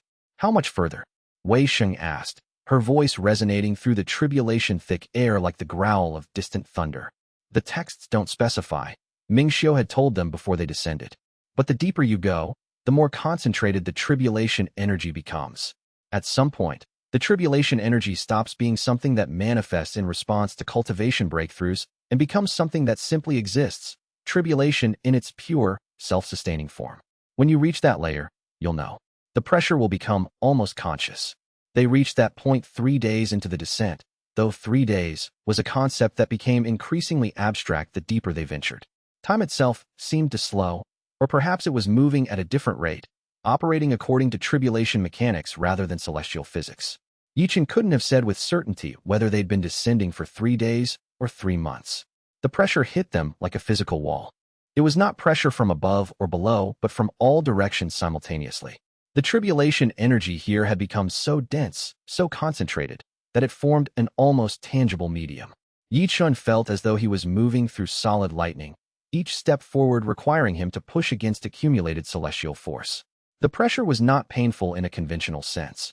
Rather, it was as though reality itself was rejecting his presence, trying to push him back to regions where existence was less fundamentally hostile. Wei Sheng, in her demonic form, found that even her substantial power was being challenged by the environment. She moved slowly, carefully, understanding that haste would only increase the pressure. Her sarcasm had given way to focus, to understanding that they were now in a region where casual disregard for danger would be fatal. Ling Qiuyue's water cultivation was particularly stressed in this environment. Water and tribulation energy were fundamentally opposed. Water sought to flow around obstacles, while tribulation energy sought to penetrate and destroy them. She had to constantly redirect her power, had to actively work against her natural cultivation instincts, to simply survive in this space. But the tribulation energy here was different in a fundamental way. Up in the normal abyss, tribulation energy existed as potential. It waited in the earth, waited for cultivators to reach breakthrough points that would trigger its manifestation. Down here, in these deepest regions, tribulation energy was self-manifestating. It did not wait for invitation or excuse. It simply existed, continuously releasing itself in waves of raw power that crashed against the cavern walls and reshaped the stone according to its own logic. The stone itself was no longer permanent. It shifted and reformed constantly, adapting to the tribulation environment. Ye Chen began to absorb the ambient tribulation energy, and it was intoxicating. His body drank the power in, pulled it into his meridians, allowed it to reshape his foundation. But the transformation was violent. With each wave of tribulation energy, his bones ached as if they were being rebuilt from the inside. His skin burned and healed and burned again, each cycle leaving it more resistant, more adapted to the fundamental hostility of this environment. He felt something shifting in his cultivation base. The tribulation energy here was so pure, so undiluted by the normal world's physics, that it was beginning to interact with his body in new ways. His cultivation base, which had been a purely individual phenomenon up until now, began to respond to the external tribulation energy as though recognizing something of itself. Ye Chen, xianxia called out, her voice barely audible above the constant hum of ambient tribulations. Your aura is changing. There's something else happening to you. She was right. Ye Chen could feel it too. The tribulation energy he was absorbing was no longer enhancing his cultivation base in the normal sense. It was fundamentally altering his existence. He was becoming less human with each breath, less bound by the limitations that defined mortal life. He was beginning to understand, on a visceral level, what it meant to transcend mortality entirely. They pushed deeper still, and the pressure increased. Ancient demons dwelt in these layers, creatures so old that they had forgotten what the normal world looked like, beings that had adapted to the pure tribulation energy so thoroughly that they had become something beyond demonic classification. One such creature they encountered was a serpent made of coalesced tribulation energy, scales of solidified lightning that reflected no light because they were light. Ye Chen faced it alone, while xianxia and Wei Sheng retreated to a ledge of relatively stable stone. The serpent did not attack so much as it expanded, tried to encompass him in its being, tried to merge its tribulation energy with his body so completely that there would be no distinction between Ye Chen and the tribulation that consumed him. He stood his ground and absorbed it, not by fighting, but by breathing. Each breath pulled the serpent's being into him. Each heartbeat integrated the tribulation energy deeper into his foundation. The serpent, recognizing that it was being unmade, actually withdrew. There were some battles it could not win, some opponents it could not overcome. Ye Chen had become something it feared. After that encounter, the other creatures of the deep abyss left them unmolested. They recognized in Ye Chen something kindred to themselves, a being that existed at the boundary between normal reality and pure tribulation manifestation, a being that could not be easily categorized or defeated. The journey took them to the absolute deepest point of the abyss that could be reached in that expedition, a cavern so vast that its dimensions seemed to exceed the normal geometry of three-dimensional space. The tribulation energy here was so concentrated that it had begun to form strange structures, towers of solidified lightning, formations of crystallized tribulation that hung suspended in the air like surreal monuments to celestial power. At the center of this immense cavern, Ye Chen felt it, a moment of profound equilibrium. He had descended so far from the normal world that he was approaching something that transcended even the abyss. The tribulation energy here was not being released by the heavens above. It was emanating from something deeper, something that existed at the core of reality itself. This is where we wait, xianxia said, understanding without needing explanation. This is where you make your breakthrough. This is where you transcend immortal ascension rank and become something the heavens were not designed to create. Ye Chen nodded slowly. He could feel it too. The pressure, the tribulation energy, the cosmic weight of being in a place where reality was so thin that he could almost see through it into the space beyond. It was all building towards something. A moment of transformation that would mark the final boundary between what he had been and what he was becoming. Wei Sheng transformed back into her human form, settling beside xianxia. Don't die, the demon fox said, her sarcasm a thin mask over genuine concern. The world above needs you. And if you die, I'm going to spend the rest of my immortal life being angry about it. Ye Chen smiled, just slightly. Of all his companions, Wei Sheng was perhaps the only one who could make him laugh, however briefly, in the face of existential danger. I don't intend to. But if something goes wrong, if the tribulation becomes too much, it won't, xianxia interrupted. You've absorbed tribulations your entire life. This is what you were born to do. This is what your parents died protecting the secret of. You will absorb the tribulation of tribulation immortal rank, and you will emerge transformed.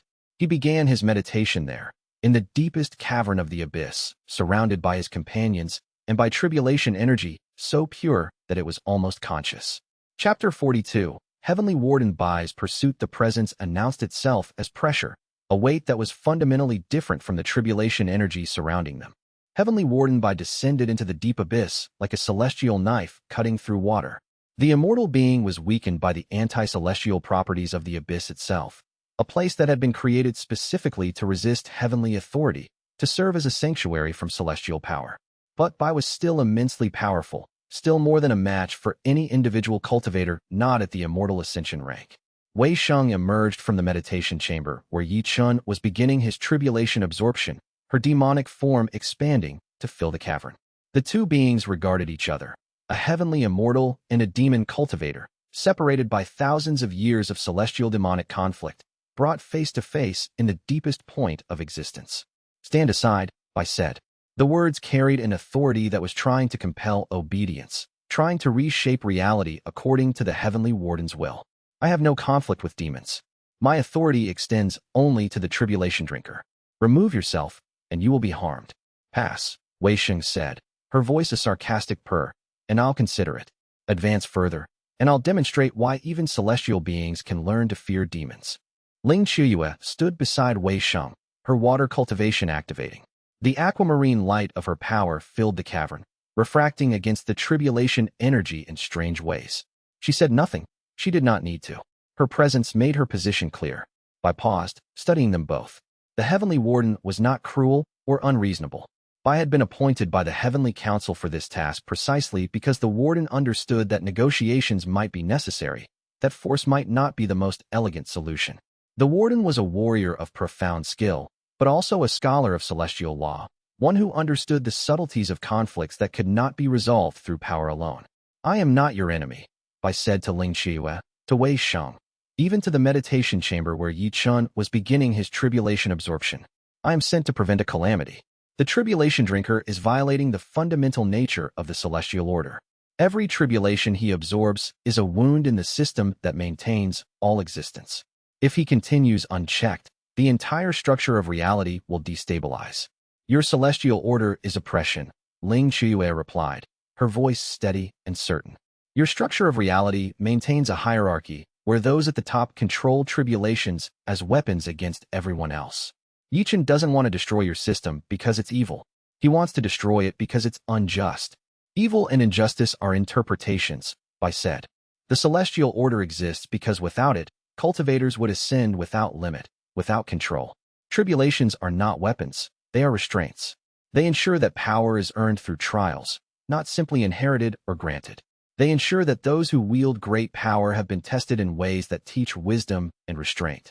"Tribulations are tests," Wei Sheng interjected, "that kill anyone who isn't lucky enough to be born into the right sect, the right bloodline, the right region.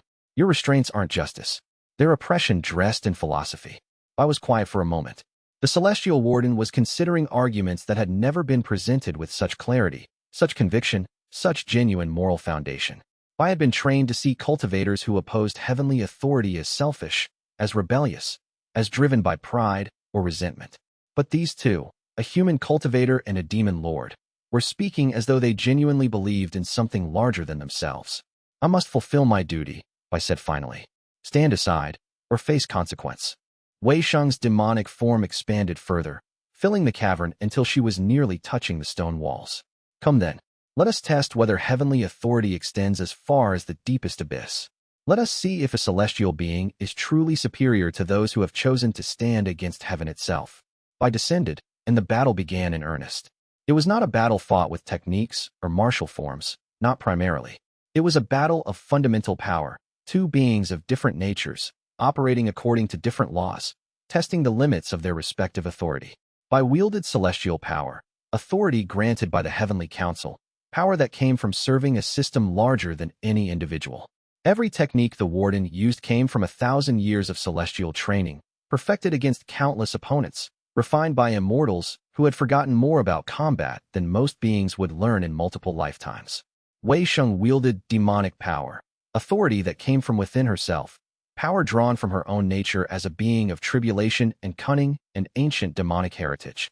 Her techniques were less formalized than Bai's, but more adaptive, more willing to bend and flow and shift according to the demands of combat. The cavern shook with their collision. The tribulation energy that filled this space began to behave erratically, responding to two great powers in conflict. Some of it was absorbed by the combatants. Some of it began to swirl in the air. Some of it struck against the stone walls and reshaped them. Ling Qiuyue remained in the meditation chamber entrance, watching. She did not join the battle. She did not need to. Wei Sheng was sufficient. If she was not, then Ling Qiuyue would advance regardless of the cost. The battle raged for hours. Bai was stronger than Wei Sheng in raw power. The Celestial Warden's authority backed by the Heavenly Council was a force of immense magnitude. But Wei Sheng was faster, more unpredictable, more willing to take damage if it meant positioning herself for advantage. She fought as though she had nothing to lose because in her own way, she did. Ye Chen had given her freedom, had treated her as something more than a bound demon, and she was willing to die defending his ability to reach the breakthrough he needed. Eventually, Bai found an opening and struck. A celestial spear of pure heavenly authority manifested from the Warden's own power. It pierced through Wei Sheng's demonic defenses and drew blood. Wei Sheng staggered backward, her demonic form flickering, wavering. The spear had wounded her in ways that normal damage could not heal. It had struck at her cultivation base itself. But instead of continuing the assault, Bai stopped. The Heavenly Warden paused, weapon held but not advancing, regarding Wei Sheng with something that approached respect. You are a formidable opponent, Bai acknowledged. And you fight for something you believe in, not for profit or power. In another world, we might have been allies. In another world, Wei Sheng replied, her voice slightly strained from the wound. Your order wouldn't have spent millennia oppressing my kind. In another world, we wouldn't need to be enemies. Bai lowered the celestial spear. I will wait, the Heavenly Warden said.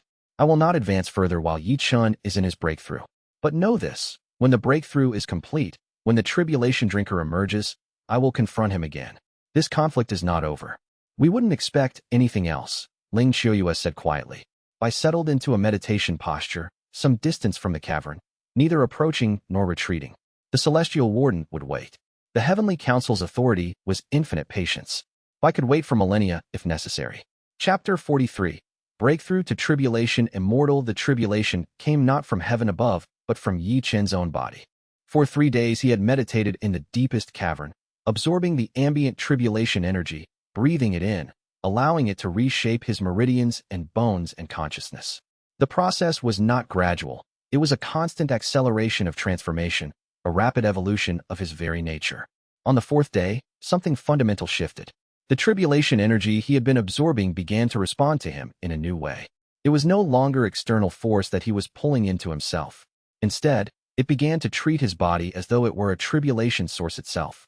His cultivation base, which had been stable and formed, began to destabilize in the way that only a breakthrough could cause.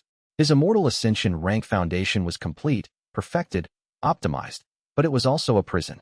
To ascend to tribulation immortal rank, he would have to shatter that stability, would have to allow his foundation to be unmade and remade at a higher level of power. The self-tribulation began slowly. It started as a pressure in his core, a sensation of tension building in the deepest layer of his being. Then it began to manifest as light. Tribulation energy that originated from within him rather than from without. Tribulation lightning that sprang forth from his own cultivation base, as though he contained infinite celestial authority, and his body was simply a vessel trying to contain it. The light filled the cavern, turned it from darkness into something brighter than day. Ling Qiuyue and Wei Sheng had to shield their eyes, even in their cultivated state. The tribulation light was not painful to look at, but it was overwhelming, a manifestation of power so fundamental that mortal eyes struggled to process it. Ye Chen's body began to transform visibly. His skin glowed with tribulation light. His hair floated upward as though gravity itself was being reshaped around him. His meridians became visible, threads of tribulation energy running through his body in patterns that were both beautiful and terrible. The tribulation lightning began to strike him, not from an external source, but generated from within his own being. Each bolt of lightning that sprang forth from his cultivation base struck against his body with devastating force, trying to destroy what he was, trying to tear him apart from the inside. This was the true nature of what the heavens had always feared about Ye Chen's potential. A normal cultivator, facing a tribulation, had to choose between fighting it or accepting it. Ye Chen, with his unique ability, could absorb it.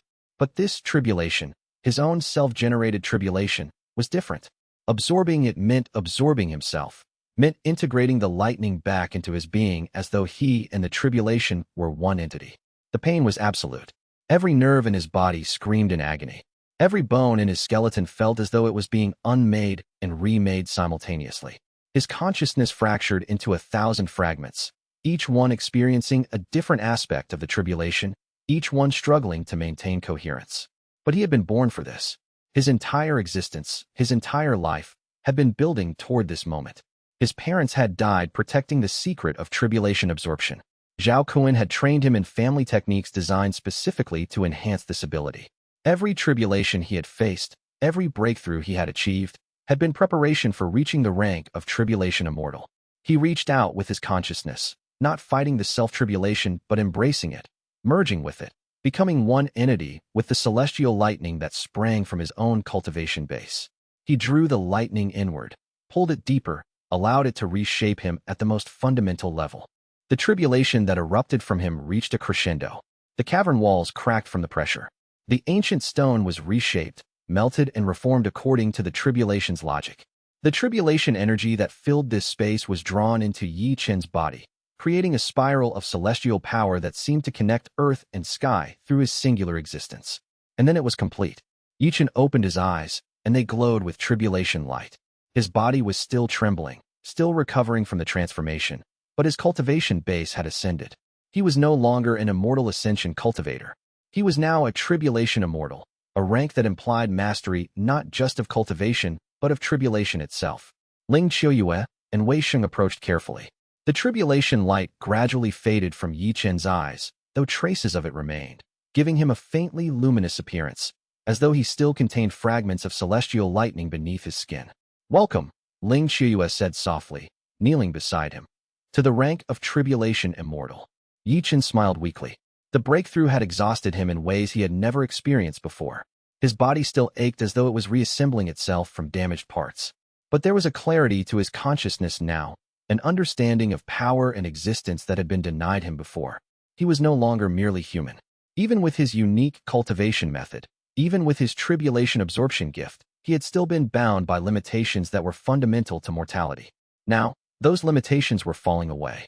His lifespan was measured not in years or decades, but in millennia. His power was such that he could reshape the physical world through force of will alone. He had become something the heavens had not designed. He had become something that celestial authority had to take seriously. Chapter 44. The heavenly corruption. As Ye Chen recovered from his breakthrough over the following days, he began to sense something unusual in the tribulation energy that surrounded him. The self-tribulation that had originated from his own cultivation base had left residual echoes, fragments of consciousness that continued to resonate within him. And in those echoes, he found something hidden, something that had been woven into the very structure of the tribulation energy itself. Corruption. Not decay or degradation, but purposeful distortion.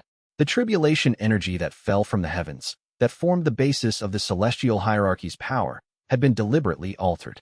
It carried within it constructs that were not natural, patterns of influence and control that had been deliberately encoded into the tribulations themselves.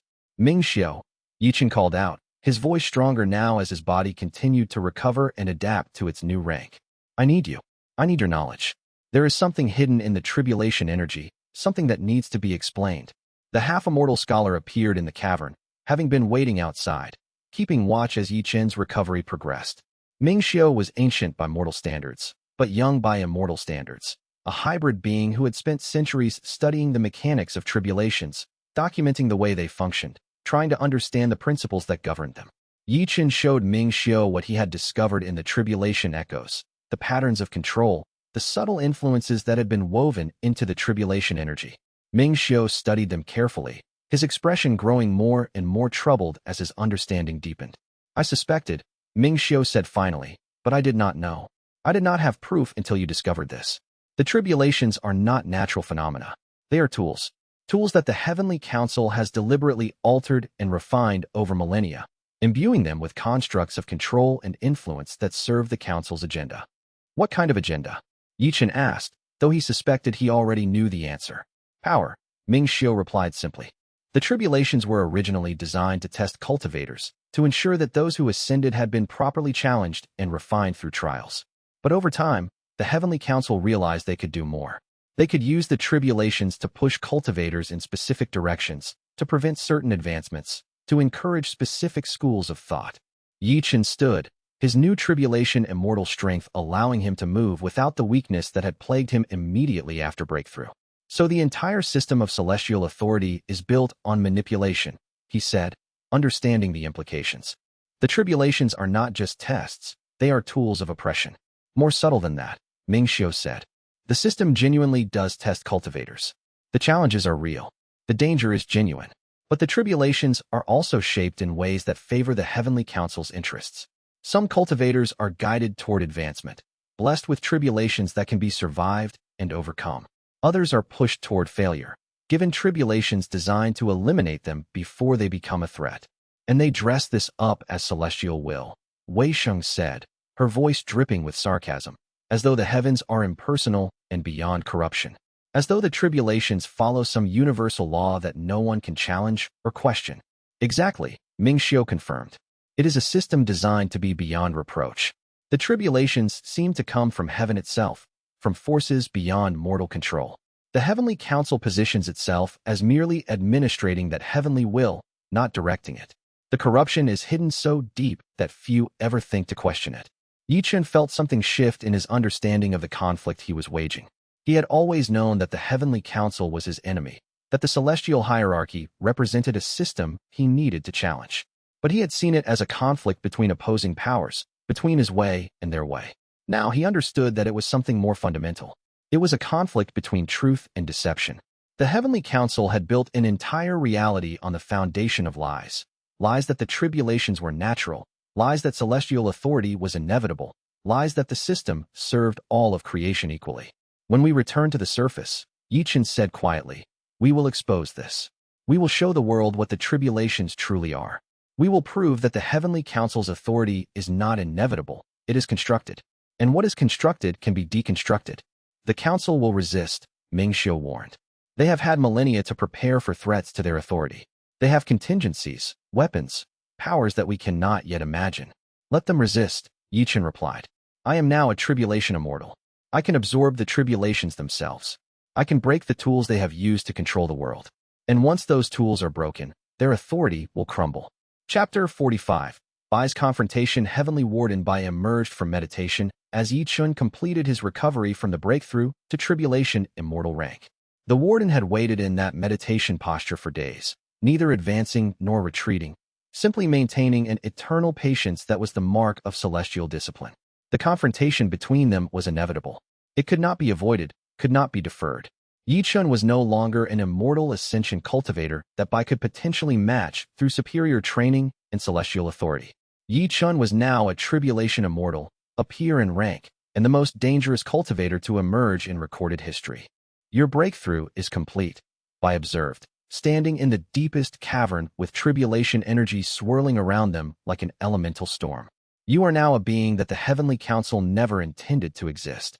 The tribulations you have absorbed have remade you into something beyond the normal classifications of rank and power. I am something your order fears, Ye Chen replied.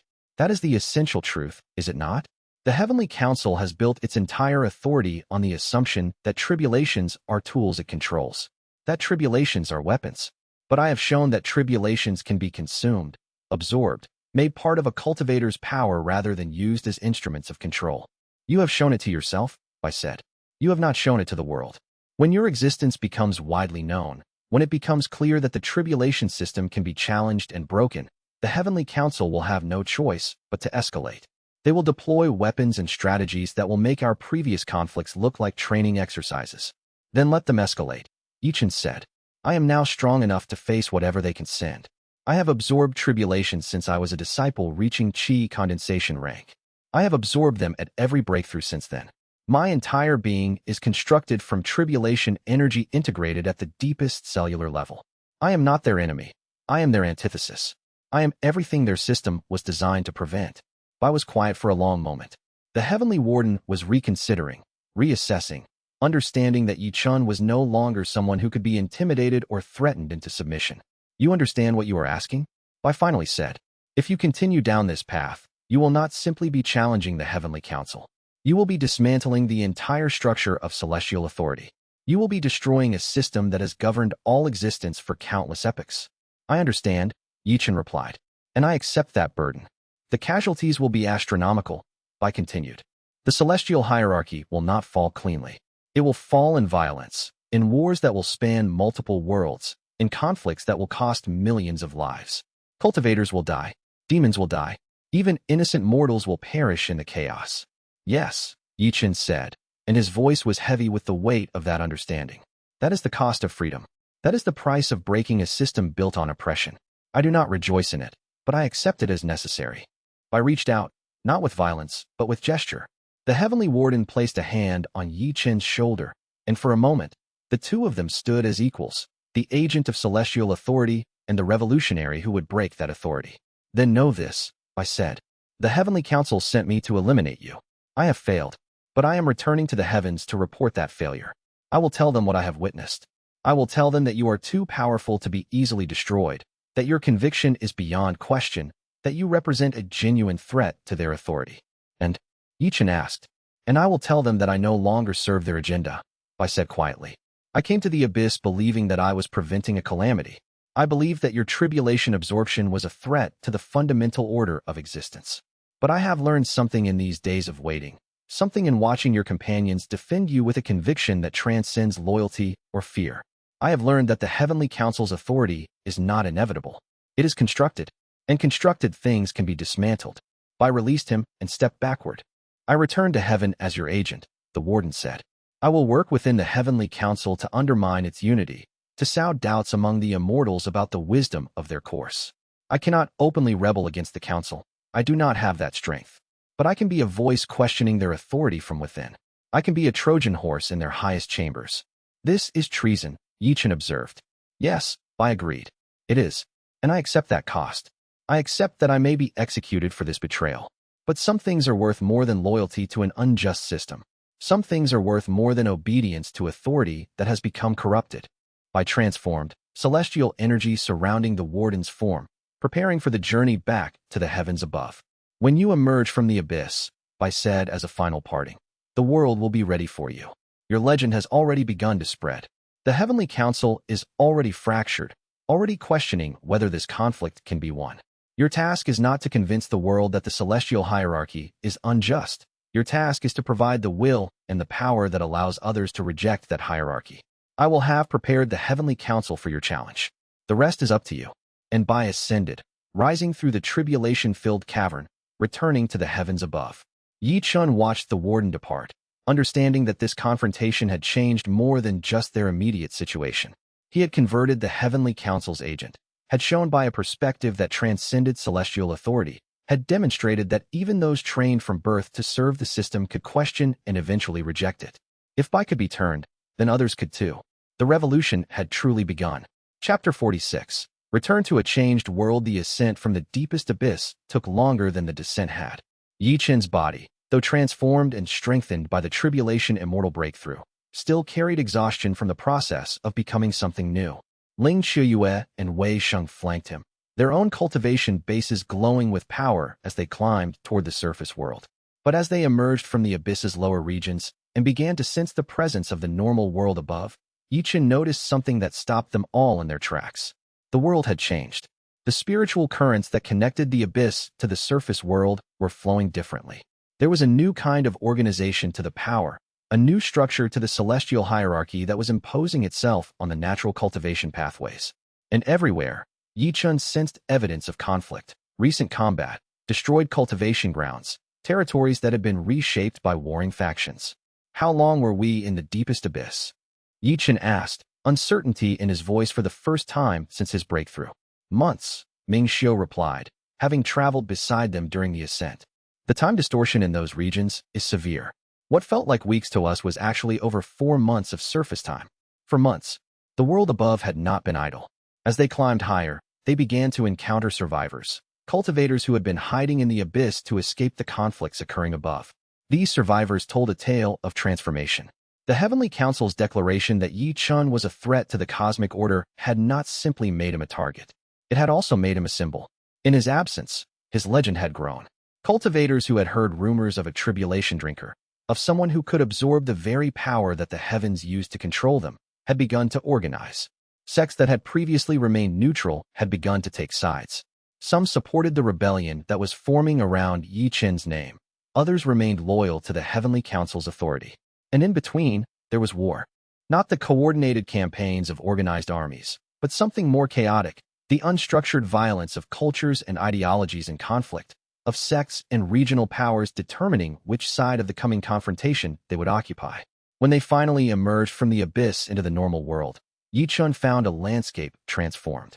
The rebel alliance that had been forming while he was in his breakthrough had grown into something that transcended simple resistance. Entire provinces had declared independence from the Heavenly Council's authority. Cultivators who had been scattered and hidden were now organizing into coherent military forces. Demons that had been driven to the edges of civilization by celestial persecution were now returning, reclaiming territories, building their own power bases. And at the center of this transformation, there was a name spoken in hushed tones and with profound reverence. The Tribulation Drinker. Ye Chen's name had become legend even in his absence. Ling Qiu rushed to meet him as he emerged fully from the abyss. Her expression was a mixture of relief and fierce joy at seeing him again. "You're alive," she said, though it was not truly a statement but an exhalation of gratitude. When the months passed without word, some began to fear that your breakthrough had failed, that you had been lost to the tribulations. "I am here," Ye Chen replied, embracing her. "And I am transformed. I can feel it. My power has increased dramatically. I am now fully tribulation immortal rank. And the world above is ready for what must come next." Zhao Kuan appeared, his aged body supported by disciples of the Yi family sect. The old cultivator had been managing the alliance in Ye Chen's absence, maintaining coordination between the various rebel factions, preventing the fragile coalition from splintering into independent groups. "Welcome back, young master," Zhao Kuan said, his voice carrying the weight of months of burden. "The eastern provinces are mostly under our control now. The western provinces remain loyal to the Heavenly Council. A true divide has formed. The world is no longer unified under celestial authority. The war has already begun, even without your direct participation." "How many have died?" Ye Chen asked, though he knew the answer would be difficult to hear. "Thousands," Zhao Kuan replied quietly. "Perhaps tens of thousands. The conflict is still young. If we are successful in the coming struggles, we will minimize the death toll. If we fail, if the Heavenly Council mobilizes its full power, those numbers could rise exponentially." Ye Chen understood the weight of that. Every death was a consequence of his existence, of his refusal to submit to the Heavenly Council's authority. The tribulation absorption gift that made him unique had also made him a focal point for conflict that extended far beyond his individual struggle. "Then we must ensure that we are successful," Ye Chen said firmly. "We must ensure that the Heavenly Council's power is broken decisively, completely. A prolonged conflict will only increase the suffering." "You are now strong enough to fight the Council directly?" Zhao Kuan asked, hope and caution mixing in his voice. "I am now strong enough to be taken seriously by the Council's agents," Ye Chen replied carefully.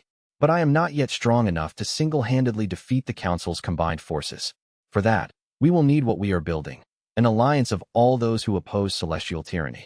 We will need cultivators and demons and defecting immortals, all acting in concert.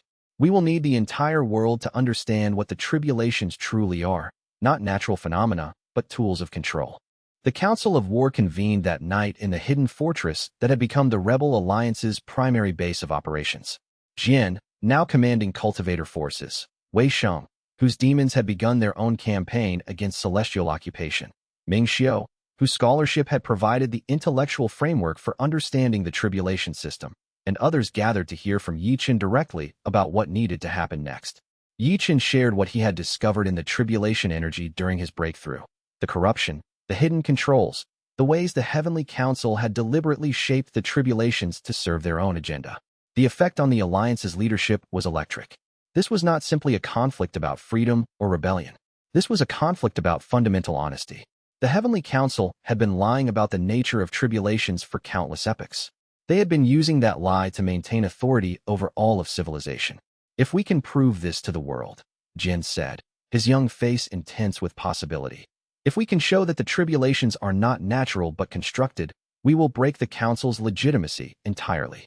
"Proving it will be difficult," Ming Xiu warned. "The Council controls the narrative. They control the scholars and the sect leaders who shape how information flows through society. Simply declaring that tribulations are constructed will be dismissed as rebel propaganda.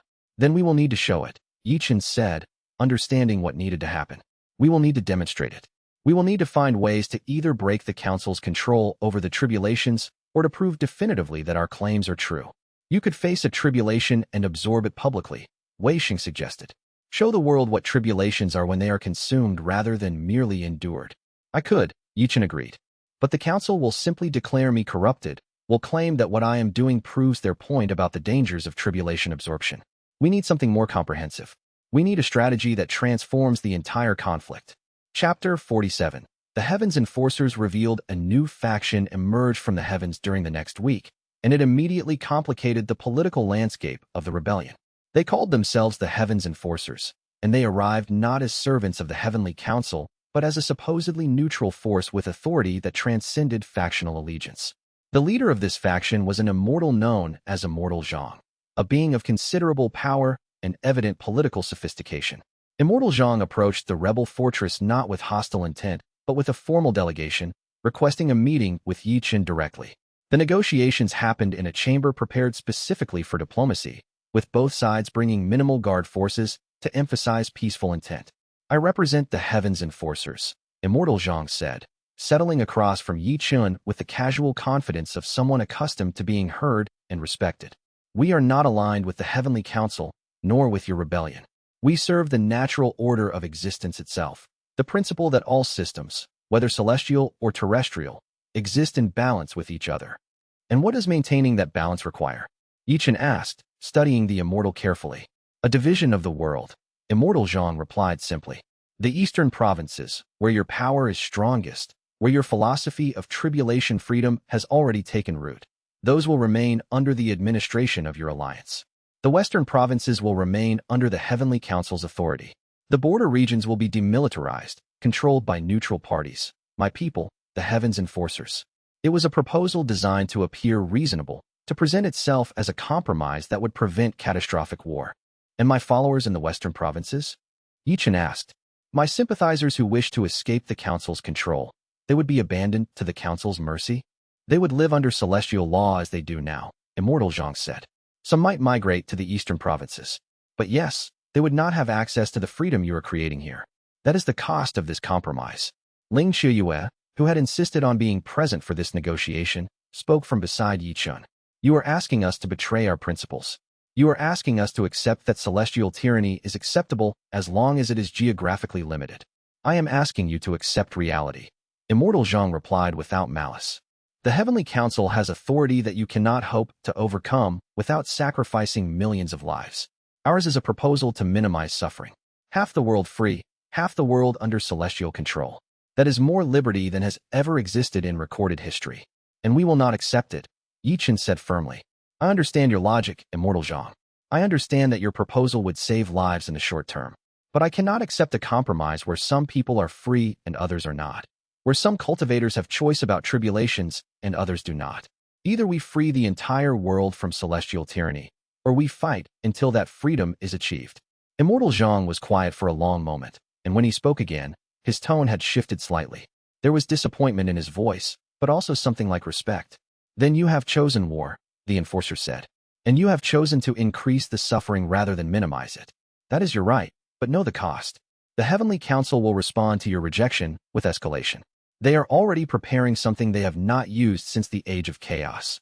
A weapon so powerful that its deployment will reshape the fundamental nature of existence. They call it the Forbidden Weapon, and it has been sealed in the highest heaven precisely because it is too dangerous to deploy casually. What is this weapon? Ming Xiu asked, his scholarly interest overriding diplomatic caution. A super tribulation, Immortal Zhang replied. A tribulation so immense and so powerful that it was sealed away rather than integrated into the normal celestial system. It is a last resort, a weapon of mass annihilation. If the Heavenly Council decides that they cannot defeat you through normal means, they may choose to deploy it, and the consequences would be catastrophic for everyone on the continent.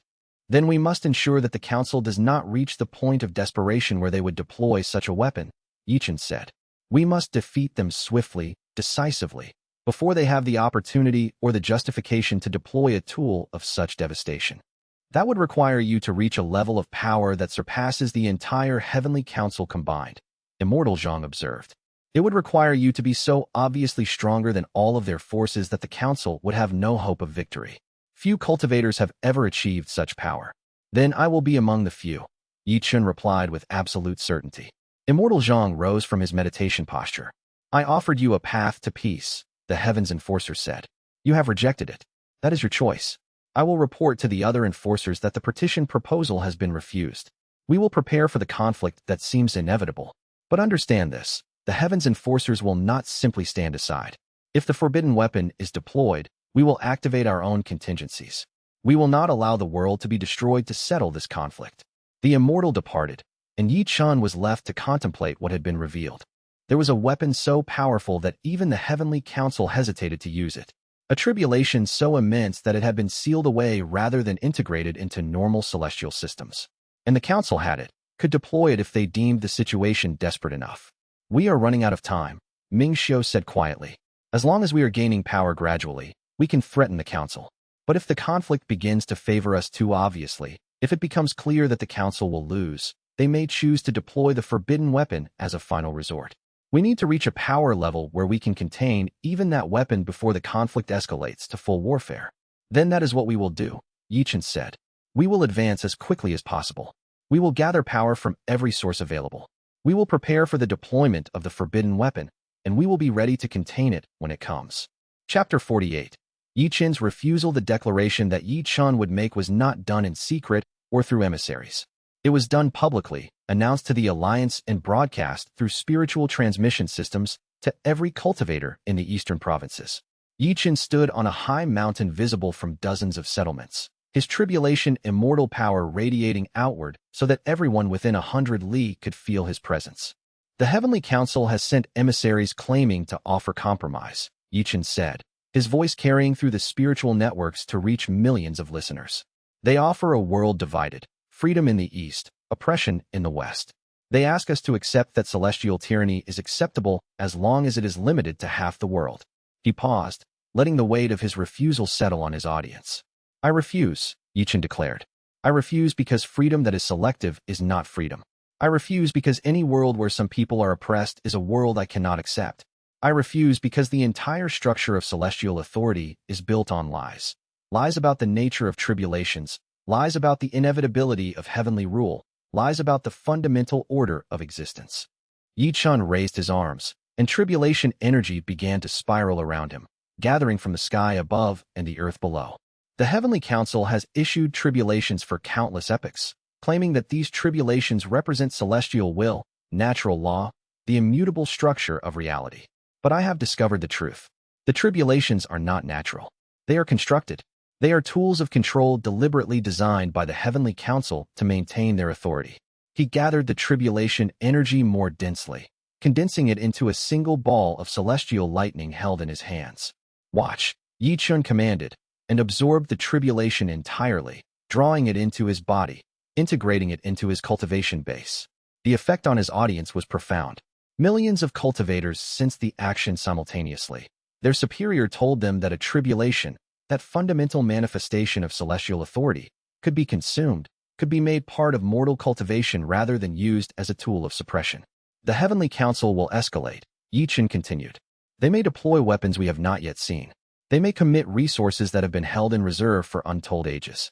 But understand this, they cannot stop what has already begun. The revelation that tribulations are constructed has already spread to every cultivator in this continent. The Council's authority rests on the assumption that tribulations are beyond question, beyond manipulation, beyond mortal ability to challenge. That assumption is now shattered. Ye Chen's voice resonated with the certainty of one who understood exactly what they were declaring. I will not accept a partition of the world, he said. I will not compromise on the issue of freedom. The entire world will be liberated from celestial tyranny, or I will not rest. The entire world will have choice in whether they face tribulations or reject them, or I will continue fighting until that choice exists everywhere. The declaration was not diplomatic. It was not designed to negotiate or compromise.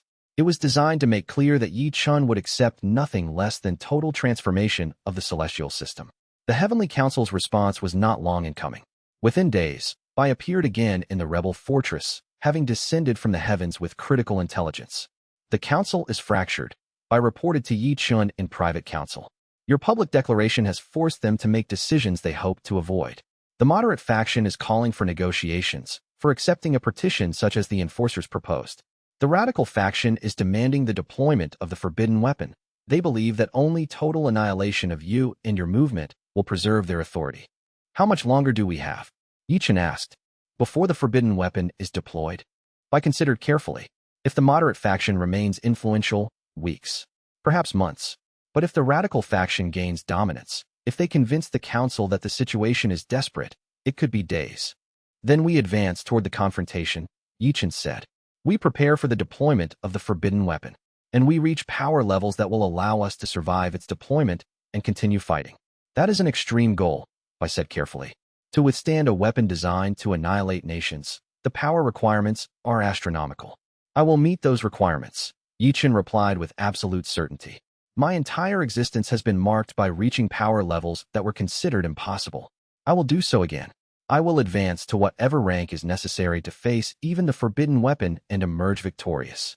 Chapter 49. The Celestial Sovereign Trials. Ye Chen felt the trials beginning as a pressure in the very fabric of his existence. Not physical pain, but a sense of being tested, of being examined by forces so immense that his individual consciousness was barely sufficient to comprehend what was happening. The trials were designed to be the final examination before reaching Celestial Sovereign rank, the last gate between power that was significant and power that was transformative. The Heavenly Council had sent the trials formally, an acknowledgement that Ye Chen was no longer a cultivator they could ignore or dismiss, but a genuine contender for power within their own celestial hierarchy. To advance from Tribulation Immortal rank to Celestial Sovereign rank, Ye Chen would need to prove himself in domains of power that transcended simple martial prowess. He would need to demonstrate mastery over martial strength, magical knowledge, spiritual authority, and something intangible, the capacity to understand power at a level that transcended mere ability. The first trial came in the form of a celestial master of martial combat, named Immortal Kong. The Immortal appeared in a neutral space that existed between the mortal world and the heavens, a domain where celestial beings maintained their authority over the fundamental laws of reality. This space was artificial, created specifically for the trials, and it shifted constantly to test combatants' ability to adapt to changing circumstances. I represent the Heavenly Council's judgment of your martial prowess, Immortal Kong said, summoning a celestial blade from the heavens themselves. The weapon was not merely sharp, but was infused with celestial law, with the authority of heaven itself. You must defeat me in single combat, absorbing the power you encounter without breaking the rules of engagement. If you break the form of the duel, if you call for external assistance or try to flee, you fail this trial. Ye Chen accepted the challenge, drawing his own weapon, not a physical blade, but tribulation energy shaped into the form of a sword through force of will. Creating weapons from pure tribulation energy was a technique he had developed over years, requiring perfect control and perfect understanding of tribulation mechanics. The two combatants clashed, and for hours they fought across a landscape that transformed with each engagement. Mountains rose and fell. Valleys became chasms. Weather patterns shifted in response to their combat, as though reality itself was responding to the magnitude of power in conflict. Immortal Kong was incredibly skilled. Thousands of years of combat training manifested in every movement, every technique, every strategic choice. The Immortal pressed Ye Chen relentlessly, trying to overwhelm him through superior experience and technique. Kang's blade moved with the certainty of someone who had defeated thousands of opponents, who had perfected martial technique to the point where it was almost artistic. But Ye Chen had absorbed tribulations his entire life. Every breakthrough had involved mastering power at the molecular level. Every battle had refined his ability to understand and counter celestial force. By degrees, he began to adapt to Immortal Kang's style, began to find openings, began to turn the duel from a defensive struggle into a balanced engagement. The turning point came in the 6th hour of combat, when Ye Chen began to predict Immortal Kang's movements not through experience, but through direct understanding of the tribulation energy that animated his opponent's power. Celestial beings operated according to celestial law, and celestial law was ultimately rooted in tribulation mechanics. Understanding tribulation mechanics allowed Ye Chen to understand celestial mechanics. His counterattack was devastating in its precision. Instead of matching Kang's power directly, he sidestepped and absorbed the energy of Kang's strike, turned it against the immortal in a seamless flow of defense and offense. In the end, Ye Chen's tribulation-forged body proved superior to even the immortal master's refined technique. Immortal Kong, recognizing defeat and seeing that continuation would only result in escalating injury, conceded the duel with a formal bow. Ye Chen had passed the first trial. You possess martial prowess that rivals immortals who have trained for countless ages, Kong said formally. The council acknowledges your advancement to the next trial. The second trial came in the form of a master of magical knowledge and technique. An immortal called Celestial Scholar Yin appeared in a different realm, one that was purely mental, a space where physical form meant nothing and only understanding and knowledge held power. The trial here was fundamentally different from the martial combat. Ye Chen was not asked to defeat Scholar Yin in combat, but to absorb and understand magical concepts that had taken ordinary immortals centuries to grasp. The knowledge came in the form of direct mind-to-mind transmission. Scholar Yin did not explain through words, but through directly sharing understanding. Entire libraries of techniques, power formations, and celestial magic that transcended normal cultivation comprehension. Ye Chen's consciousness was expanded to hold more and more information, was forced to integrate concepts at a pace that would have destroyed a normal cultivator's mind. Ming Xiao stood beside Ye Chen in this trial, lending her own understanding to help translate the celestial concepts into frameworks Ye Chen could comprehend. Her half-immortal nature gave her the capacity to bridge the gap between human and celestial knowledge structures. For days, or what felt like days in this timeless mental space, Ye Chen studied techniques of power manipulation, of reality shaping, of celestial mechanics that governed how the tribulations themselves functioned. The knowledge was overwhelming. Ye Chen experienced comprehension of magic systems that made his previous understanding seem primitive. He learned the foundational principles that allowed celestial beings to shape reality according to their will. He studied the deep mechanics of how tribulations were created, how they were directed, how they were designed to test and potentially eliminate cultivators. And within that knowledge, he found more evidence of corruption. The magic systems had been deliberately designed to favor the Heavenly Council. The techniques of power manipulation were deliberately restricted, the full knowledge only available to celestial immortals, the partial knowledge given to mortal cultivators in forms that prevented them from reaching their full potential. The knowledge integrated into Ye Chen's understanding, expanding his comprehension of the forces he worked with dramatically. By the end of the trial, Ye Chen had absorbed so much magical knowledge that Scholar Yin declared him past, acknowledging with genuine respect that Ye Chen possessed understanding that rivaled or exceeded the immortal's own. Your capacity for absorption is beyond anything I have encountered, Scholar Yin said, and there was something like awe in the celestial being's voice. You do not simply accept knowledge. You integrate it, refine it, transform it into something greater than the original. If you chose the path of pure scholarship, you would rival the greatest celestial researchers within a century. I do not choose that path, Ye Chen replied. But I appreciate the acknowledgement. The knowledge you have shared will serve me well in what is to come. The third trial came in the form of spiritual authority and celestial governance. An immortal court judge named Immortal Xiao appeared and presented Ye Chen with a series of ethical and political dilemmas, situations where celestial authority had to be exercised, where choices had to be made that would affect millions of lives. How should a leader balance freedom against order? How should authority be exercised without becoming tyranny? Ye Chen faced these questions not as abstract philosophy, but as practical governance challenges. He discussed his answers with Immortal Xiao, debated the implications, defended his understanding of what celestial authority should be. His answers did not align perfectly with the Heavenly Council's traditional understanding, but they were thoughtful, principled, and demonstrated that Ye Chen understood governance at a level that transcended simple rebellion or power-seeking. You have passed all 3 trials, Immortal Xiao declared. The Heavenly Council acknowledges that you possess the martial prowess, magical knowledge, and governing wisdom necessary to advance to celestial sovereign rank. Your tribulation should manifest within days. Prepare yourself. Ye Chen emerged from the trials exhausted, but transformed by the knowledge he had absorbed. He understood now that the Heavenly Council had allowed these trials to happen because they recognized his inevitability, that he would reach celestial sovereign rank whether they approved or not. By making the trials official and acknowledging them, the Council was actually demonstrating that they still possessed some measure of control over the celestial hierarchy, that even Ye Chen's advancement had to follow their rules and acknowledge their authority. It was a subtle form of resistance, a way of maintaining the fiction that the celestial order had not already begun to crumble.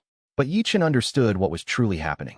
The trials were a delay tactic, a last attempt by the moderate faction of the council to maintain order while they continued to suppress the radical faction that wanted to deploy the forbidden weapon.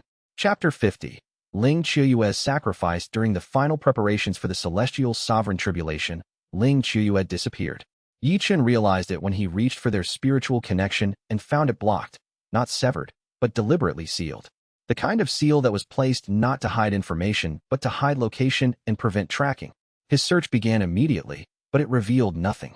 Ling Qiuyue had been taken by someone with sufficient power to defeat her protectors, to seal her location, to remove her from his awareness completely.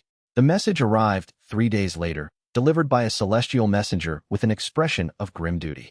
The Heavenly Council offers an exchange, the message said, bearing the seals of all 9 council members.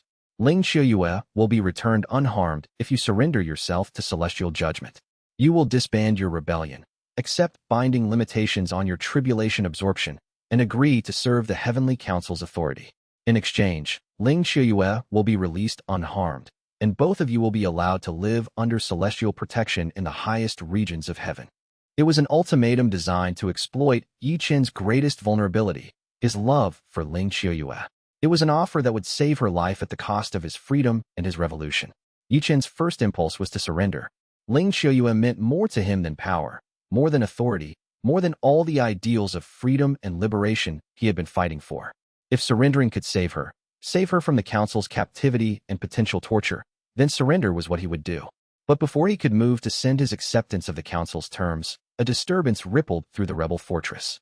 Ling Qiuyue appeared, her form glowing with water cultivation energy pushed to its absolute limit, her body bearing signs of violence, but her consciousness fiercely intact. She had broken free from whatever celestial binding the council had placed on her. Behind her, celestial forces retreated, the council's agents realizing that their captive had the strength to resist, and that pursuing her further would cause more damage than simply allowing her to escape. Did you truly think I would remain captive? Ling Qiuyue asked, approaching Ye Chen with fierce determination burning in her eyes. Did you truly think I would sit bound while you faced trials and approached breakthroughs? I am a tribulation immortal now myself, Ye Chen. I have trained in the abyss with you. I have absorbed tribulation energy beside you. I am not a weakness to be protected. I am your equal.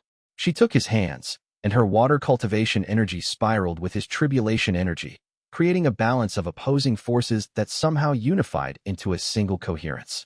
The council kept me captive for 3 days, she said. They attempted to convince me to encourage you to surrender. I refused. They attempted to threaten me with torture if you did not comply. I refused to be intimidated. In the end, they could not hold me because I would not allow myself to be held. I broke through the bindings through sheer will and refusal to accept their authority. Ye Chen drew her close, understanding what her escape meant. She had demonstrated something that the entire rebellion needed to understand, that celestial binding could be broken, that the council's authority was not absolute, that those who refused to accept captivity could break free. I have something I want to tell you, Ling Qiuyue said, her voice softer now, more intimate. Something I had planned to tell you when I returned, and I'm telling you now while celestial forces are still in retreat and we have privacy. She raised her hand, and on her water cultivation carved ring, Ye Chen saw the mark of a wedding ceremony, a xianxia binding that transcended mortal marriage, a celestial-level commitment between 2 cultivators who had chosen to bind their fates together. I am taking you as my formal spouse, Ling Qiuyue said, and it was not a question or a request, but a declaration of absolute commitment. Not later, not after the war is won, not as some future possibility. Now, in this moment, while the council is in disarray and before your celestial sovereign tribulation manifests, I bind my fate to yours. I bind my power to yours. I bind my will to yours. And I do so not because I have to, not because it is expected, but because I choose to. Because you are the person I will stand beside for whatever eternities we are granted together. Ye Chen felt the spiritual connection establish, the binding that would link them at the cultivation level for all time. Ling Qiuyue had not surrendered. She had not been broken. She had instead transformed her captivity into proof of her own strength, and was now joining him at a level of commitment that transcended normal partnership. I accept your binding, Ye Chen said, and felt the celestial wedding seal established between them. They were no longer simply allies or lovers. They were formally and spiritually bonded, their powers united, their fates interlinked. Whatever challenges came next, they would face them together. not as independent cultivators fighting the same war, but as a unified force, two halves of a greater whole. The Heavenly Council's attempt to use xianxia as leverage had instead resulted in deepening their bond and demonstrating that celestial control could be resisted and rejected. Chapter 51. The Celestial Sovereign Tribulation. The tribulation did not descend from the heavens in the way that lesser tribulations did. It did not manifest as lightning or thunder or physical force that could be measured in conventional terms. Instead, it arose from the convergence of power that Ye Chen himself had become, a manifestation of his own will and cultivation base achieving critical mass. He stood at the threshold of celestial sovereign rank, a power level that had not existed among cultivators for recorded history. The tribulation was not sent to test him. It was the culmination of everything he had absorbed, everything he had transformed, everything he had become through years of tribulation devouring. It was also something more, a tribulation that was emerging not from the heavens' will, but from his own cultivation development, a self-generated trial that would mark the boundary between someone ambitious and someone truly transcendent. xianxia remained beside him, their spiritual binding allowing her to support him without interfering in the transformation that was about to occur. Her water cultivation provided a counterbalance to the tribulation energy that was about to reshape him, not fighting against it, but complementing it, allowing her power to enhance his absorption capabilities. The tribulation took the form of celestial weapons, manifestations of the Heavenly Council's own power, their authority given physical or semi-physical form. Spears of celestial iron, bows that fired arrows of pure immortal wrath, swords that sang with the weight of countless ages of divine judgment. They fell upon him like a rain of heavenly authority, each one striking with the force of the Council's combined will, trying to destroy what Ye Chen had become, trying to force him back into a framework where celestial authority still maintained ultimate control. But instead of fighting them, Ye Chen absorbed them. Each celestial weapon that struck him was drawn into his body, its power integrated, its authority absorbed. The spears became part of his strength. The arrows became part of his speed. The swords became part of his capacity for devastating force. The tribulation escalated, recognizing that normal weapons were not sufficient to test someone who could consume celestial authority directly. The manifestations became more abstract, not weapons but concepts. Authority itself became something that could strike against him. Judgment became a physical force that tried to crush him. Celestial governance tried to remold him into forms that aligned with the Heavenly Council's design. And Ye Chen absorbed all of it. xianxia saw tears of pain on his face, saw his body convulsing as celestial concepts integrated into his cultivation base, saw the boundary between his individual consciousness and the tribulation energy beginning to blur. For a moment, he was no longer simply a cultivator being tested. He was becoming part of the test itself, his existence merging with the tribulation force that was trying to unmake him. But at the final moment, at the very edge where individual consciousness would have dissolved entirely into celestial power, Ye Chen pulled himself back. He reasserted his will, demanded that he remain himself while also integrating the tribulation into that self. It was a balance that should have been impossible, a contradiction that should have resulted in his complete disintegration. And yet he achieved it. Ye Chen emerged into celestial sovereign rank not as someone who had been remade by the tribulation, but as someone who had remade the tribulation into an extension of his own being. His cultivation base had expanded to encompass power that should have destroyed him. His consciousness had preserved its integrity while absorbing concepts that were designed to reshape identity. He was now a celestial sovereign, a rank that implied mastery not just of his own cultivation, but of celestial mechanics themselves. The heavens themselves would now have to take him seriously as a power that could not be dismissed, an authority that could not be negated through force or manipulation. "Welcome," xianxia said, embracing him as the tribulation faded and his consciousness stabilized within his new rank, to a power level that rivals immortals who have existed for countless ages. Ye Chen felt the weight of that transformation. He was no longer someone ascending towards celestial authority. He was now someone operating at a level of power that placed him within the celestial hierarchy itself. The Heavenly Council could no longer simply dismiss him as a cultivator. They would have to engage with him as a peer, as a rival, as a force that had to be negotiated with or destroyed through genuine power conflicts. The pressure that descended from the heavens moments after his breakthrough confirmed what he already knew. The Heavenly Council was no longer waiting. The moment of final confrontation was approaching rapidly. The forbidden weapon was being prepared for deployment. The Council had decided that Ye Chen had reached a power level where the only response was escalation to weapons of mass destruction. They would attempt to annihilate him before he could gather further power, before he could consolidate his celestial sovereign rank into unquestionable authority. Chapter 52. The treaty negotiation. The official treaty negotiation came through Immortal Zhang of the Heavens Enforcers, who appeared at the rebel fortress with a formal proposal that had been jointly formulated by both the moderate faction of the Heavenly Council and the Enforcers themselves. The Council has authorized me to make an offer, Immortal Zhang said, his expression grave. It is a final offer, one that will not be repeated, one that the Council hopes will prevent the deployment of the forbidden weapon. The terms were remarkably similar to the previous partition proposal, but with significant modifications. The eastern provinces will be declared fully independent, Immortal Zhang explained, free from all celestial tribulation systems. All tribulations that would normally fall in that region will be permanently prevented from manifesting. In exchange, the western provinces and the southern regions will remain under celestial authority, unchanged from their current governance. Why would the Council agree to this? Ming Xiu asked, her scholarly mind immediately skeptical of such a comprehensive concession. Because the forbidden weapon's deployment would damage the celestial hierarchy as much as it would damage your rebellion, Immortal Zhang replied. The weapon has not been used since the Age of Chaos, and the Age of Chaos nearly resulted in the destruction of all reality. The Council is divided about whether its deployment is justified. The moderate faction believes that peaceful partition is superior to risking apocalypse. And the radical faction? Ye Chen asked, knowing the answer but needing to hear it clearly stated. The radical faction believes that allowing you to exist at celestial sovereign rank is an unacceptable threat to celestial authority forever, Immortal Zhang said bluntly. They would deploy the forbidden weapon regardless of the cost if they gained control of that decision. Ye Chen considered the offer carefully. The terms were genuinely significant. Millions of people would be freed from celestial tribulation control. An entire region would exist where the normal celestial hierarchy had no authority. By most measures, it was an extraordinary victory. But it was not complete victory. The offer is generous, Ye Chen said finally.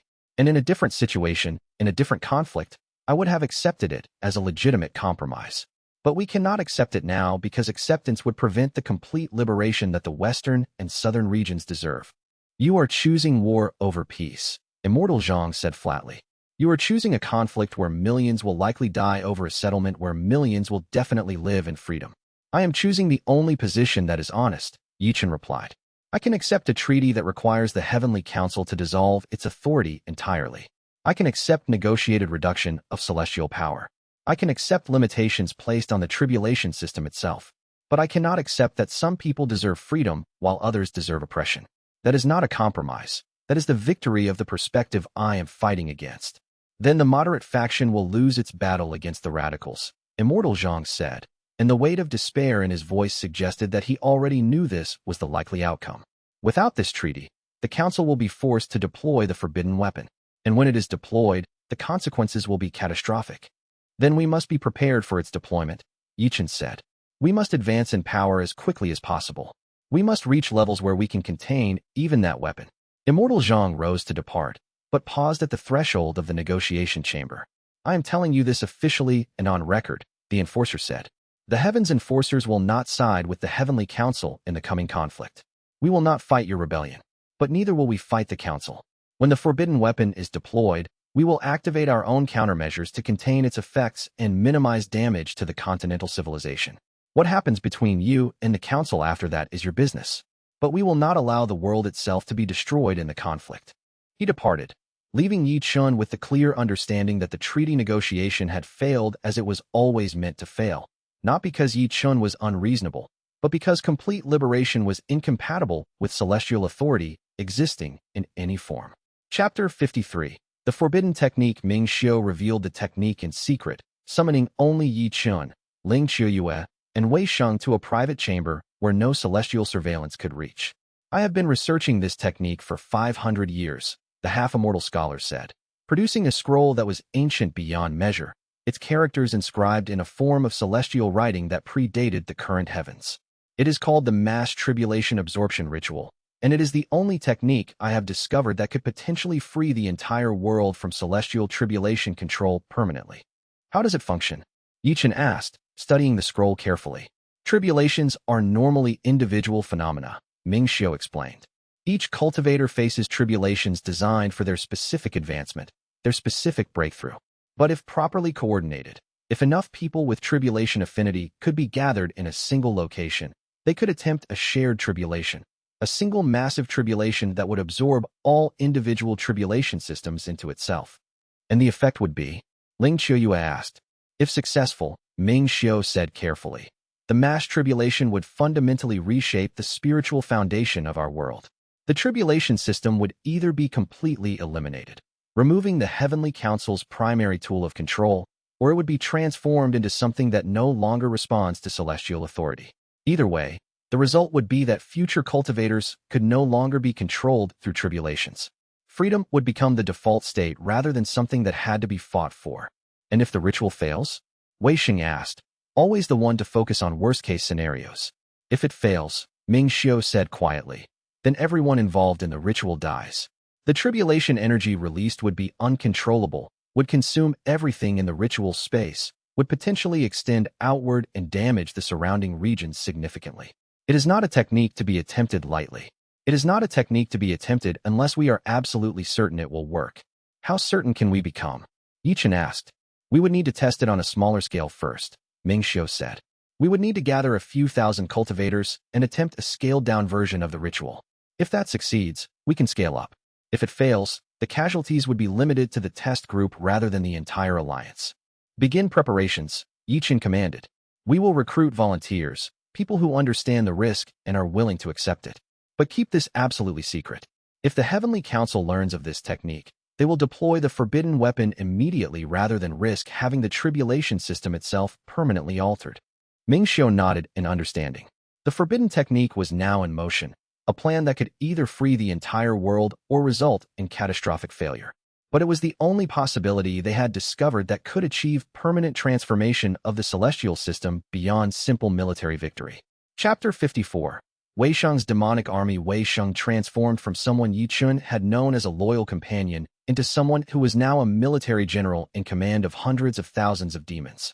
The demon nation that had existed in the abyss's deepest regions for countless epochs was mobilizing.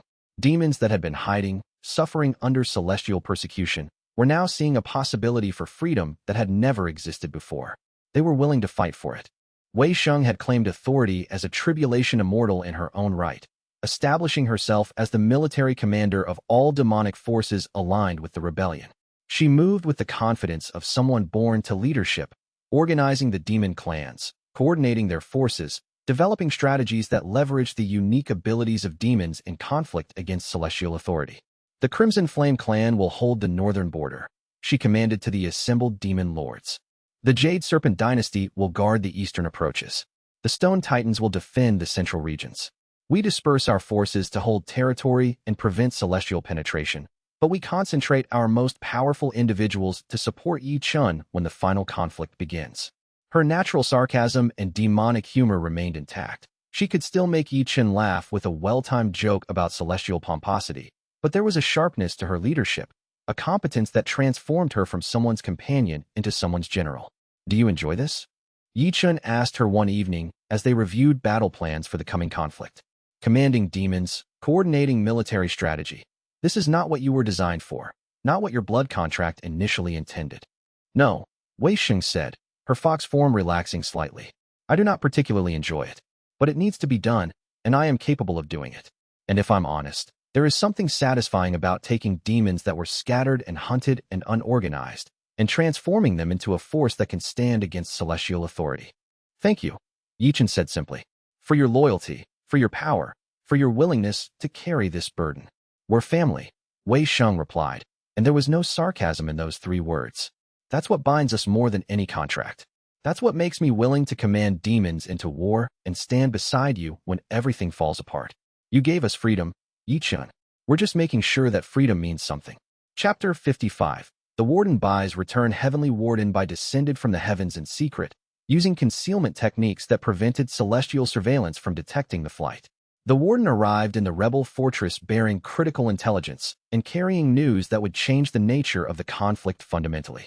The Heavenly Council is fragmenting, Bai reported to the gathered leadership. The moderate faction has lost significant influence. The radical faction now controls the primary defense systems and has obtained authorization to prepare the forbidden weapon for deployment. How much time do we have?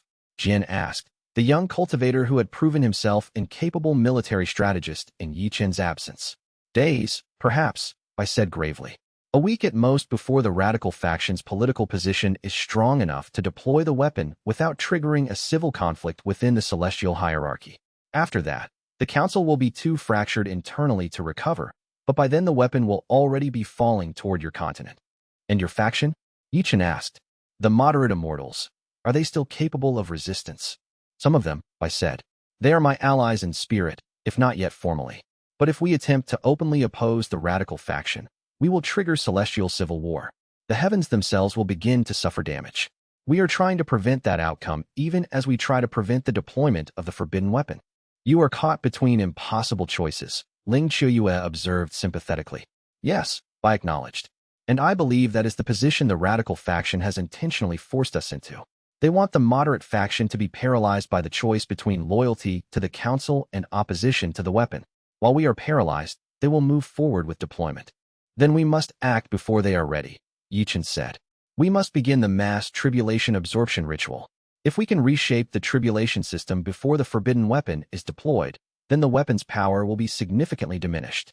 It was designed to work within the context of a normal tribulation system. Without that system to anchor it, the weapon's effectiveness will be drastically reduced. You are ready to attempt the ritual? Ming Xiu asked, cautious about the timing. No, Ye Chen said bluntly. But we may not have the luxury of being ready. We may have to attempt it unprepared, with insufficient testing, with likely high casualty rates. But the alternative is allowing the forbidden weapon to fall. I conveyed additional intelligence before departing back to the heavens. The radical faction has a leader, an immortal known only as the Sovereign, who wields influence with a significant portion of the Heavenly Council. This immortal will be the primary force behind the weapon's deployment. If the Sovereign could be eliminated or removed from power, the radical faction would fragment. Without a central leadership figure, they would lack the unified will necessary to proceed with the weapon. Can the moderate faction eliminate the Sovereign? Ye Chen asked. Not without triggering open celestial civil war, I said. An assassination or direct conflict would force every immortal to choose sides openly. That is precisely what the moderate faction wants to avoid. Then we will eliminate the Sovereign, Ye Chen said. We will kill this immortal before the forbidden weapon can be deployed. And the celestial civil war that results will be on the Heavenly Council's head, not on ours. I left to return to the heavens, now fully serving as Ye Chen's agent within the celestial hierarchy, a Trojan horse in the highest chambers of celestial power. Chapter 56. The regional declaration. Ye Chen made the formal declaration at a gathering of cultivators so immense that millions were present in person or spiritually connected to witness the moment. He stood on the highest peak of the eastern provinces, his celestial sovereign power radiating outward like a beacon of liberation that could be felt across multiple provinces simultaneously. The location itself had been chosen carefully, a mountain that had historically been used for celestial tribulation gatherings, a place where the heavens' authority had always been most visible and most oppressive. Now, it would become the symbolic center of liberation.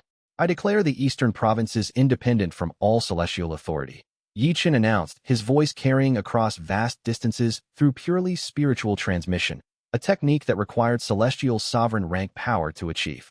The tribulation system that the Heavenly Council has imposed upon us for countless epochs is hereby rejected. No cultivator in these provinces will be forced to face tribulations or accept celestial judgment. The choice to pursue or reject tribulations is now entirely the decision of individual cultivators. The effect of this declaration was immediate and profound. Cultivators throughout the eastern provinces felt something fundamental shift in the spiritual structure of their world. The pressure of celestial authority that had been omnipresent since they were children, the constant awareness of heavenly judgment, the sense of being perpetually watched and evaluated, began to withdraw. A young woman from a remote sect spoke what thousands were thinking. The heavens are no longer watching. We are free from celestial judgment.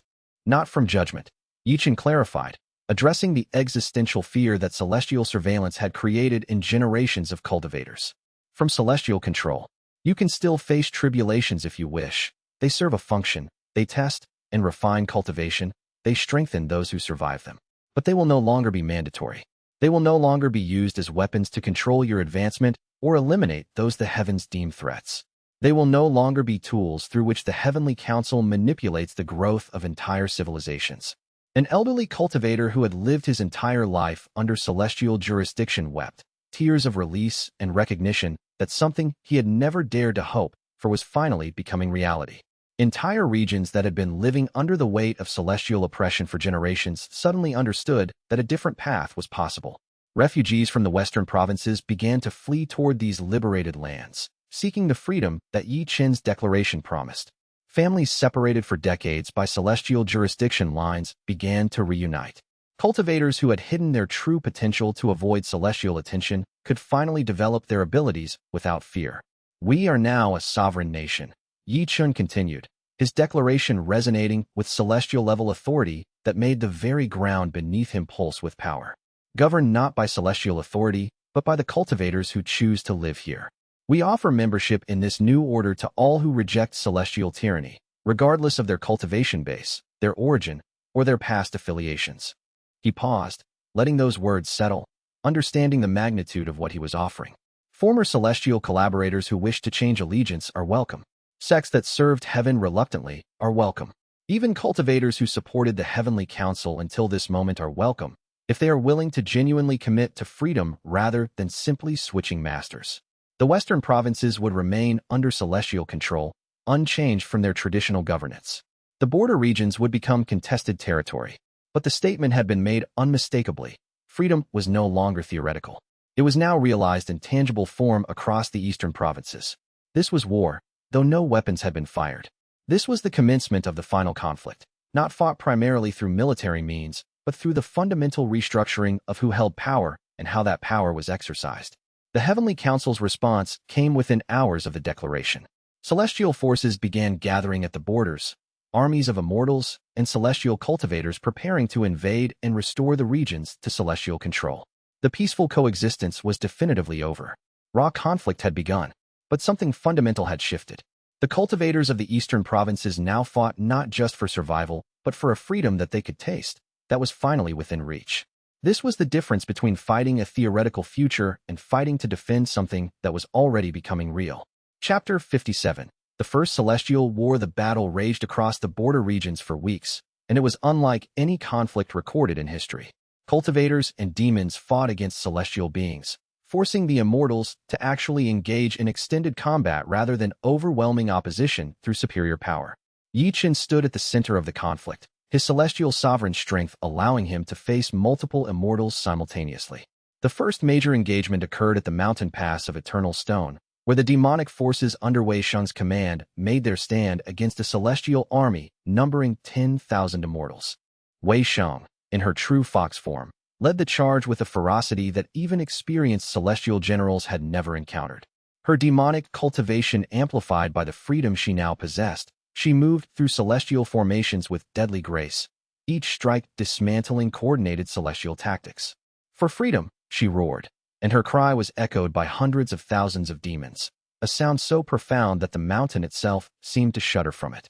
The celestial forces, accustomed to fighting against isolated resistances or minor rebellions, found themselves facing organized military opposition that understood terrain, that coordinated through demonic communication networks, that had been trained specifically to exploit celestial weaknesses. Jin's cultivator forces managed the eastern border with brilliance, using tactical advantages of preparation and terrain to prevent celestial penetration. The young commander had proven himself capable of strategic thinking that rivaled immortals with centuries of military experience.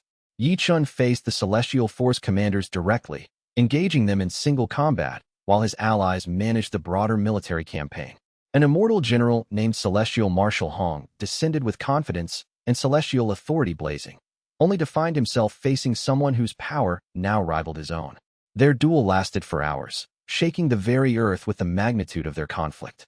By its conclusion, Marshal Hong retreated, wounded and uncertain, the first celestial commander to be forced back through superior martial prowess rather than strategic advantage. But the attrition was increasing. Every day of war resulted in deaths, cultivators killed by celestial forces, demons slaughtered by immortal blades, celestial beings eliminated by sheer numerical advantage and tribulation absorption. The cost of maintaining the border was becoming astronomical. Ye Chen saw in his allies' faces the weight of those casualties. Wei Sheng's sarcasm became sharper, more biting, a sign that the demonic general was sustaining injuries and losses that cut deep. Jin's confidence remained, But Ye Chen could sense the cultivation exhaustion accumulating as the young commander coordinated defenses across vast distances. The council is escalating their commitment, Ming Xiu reported, bearing information from scouts and observers. They're pulling forces from peaceful regions, committing resources that had been held in reserve. This suggests they're preparing for something more catastrophic. Perhaps the forbidden weapon deployment is approaching its final stages. How long until the weapon is ready? Ye Chen asked. Days at most, Ming Xiu said gravely.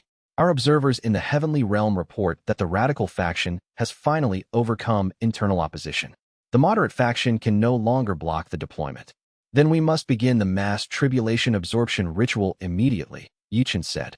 We must succeed in reshaping the tribulation system before the forbidden weapon falls.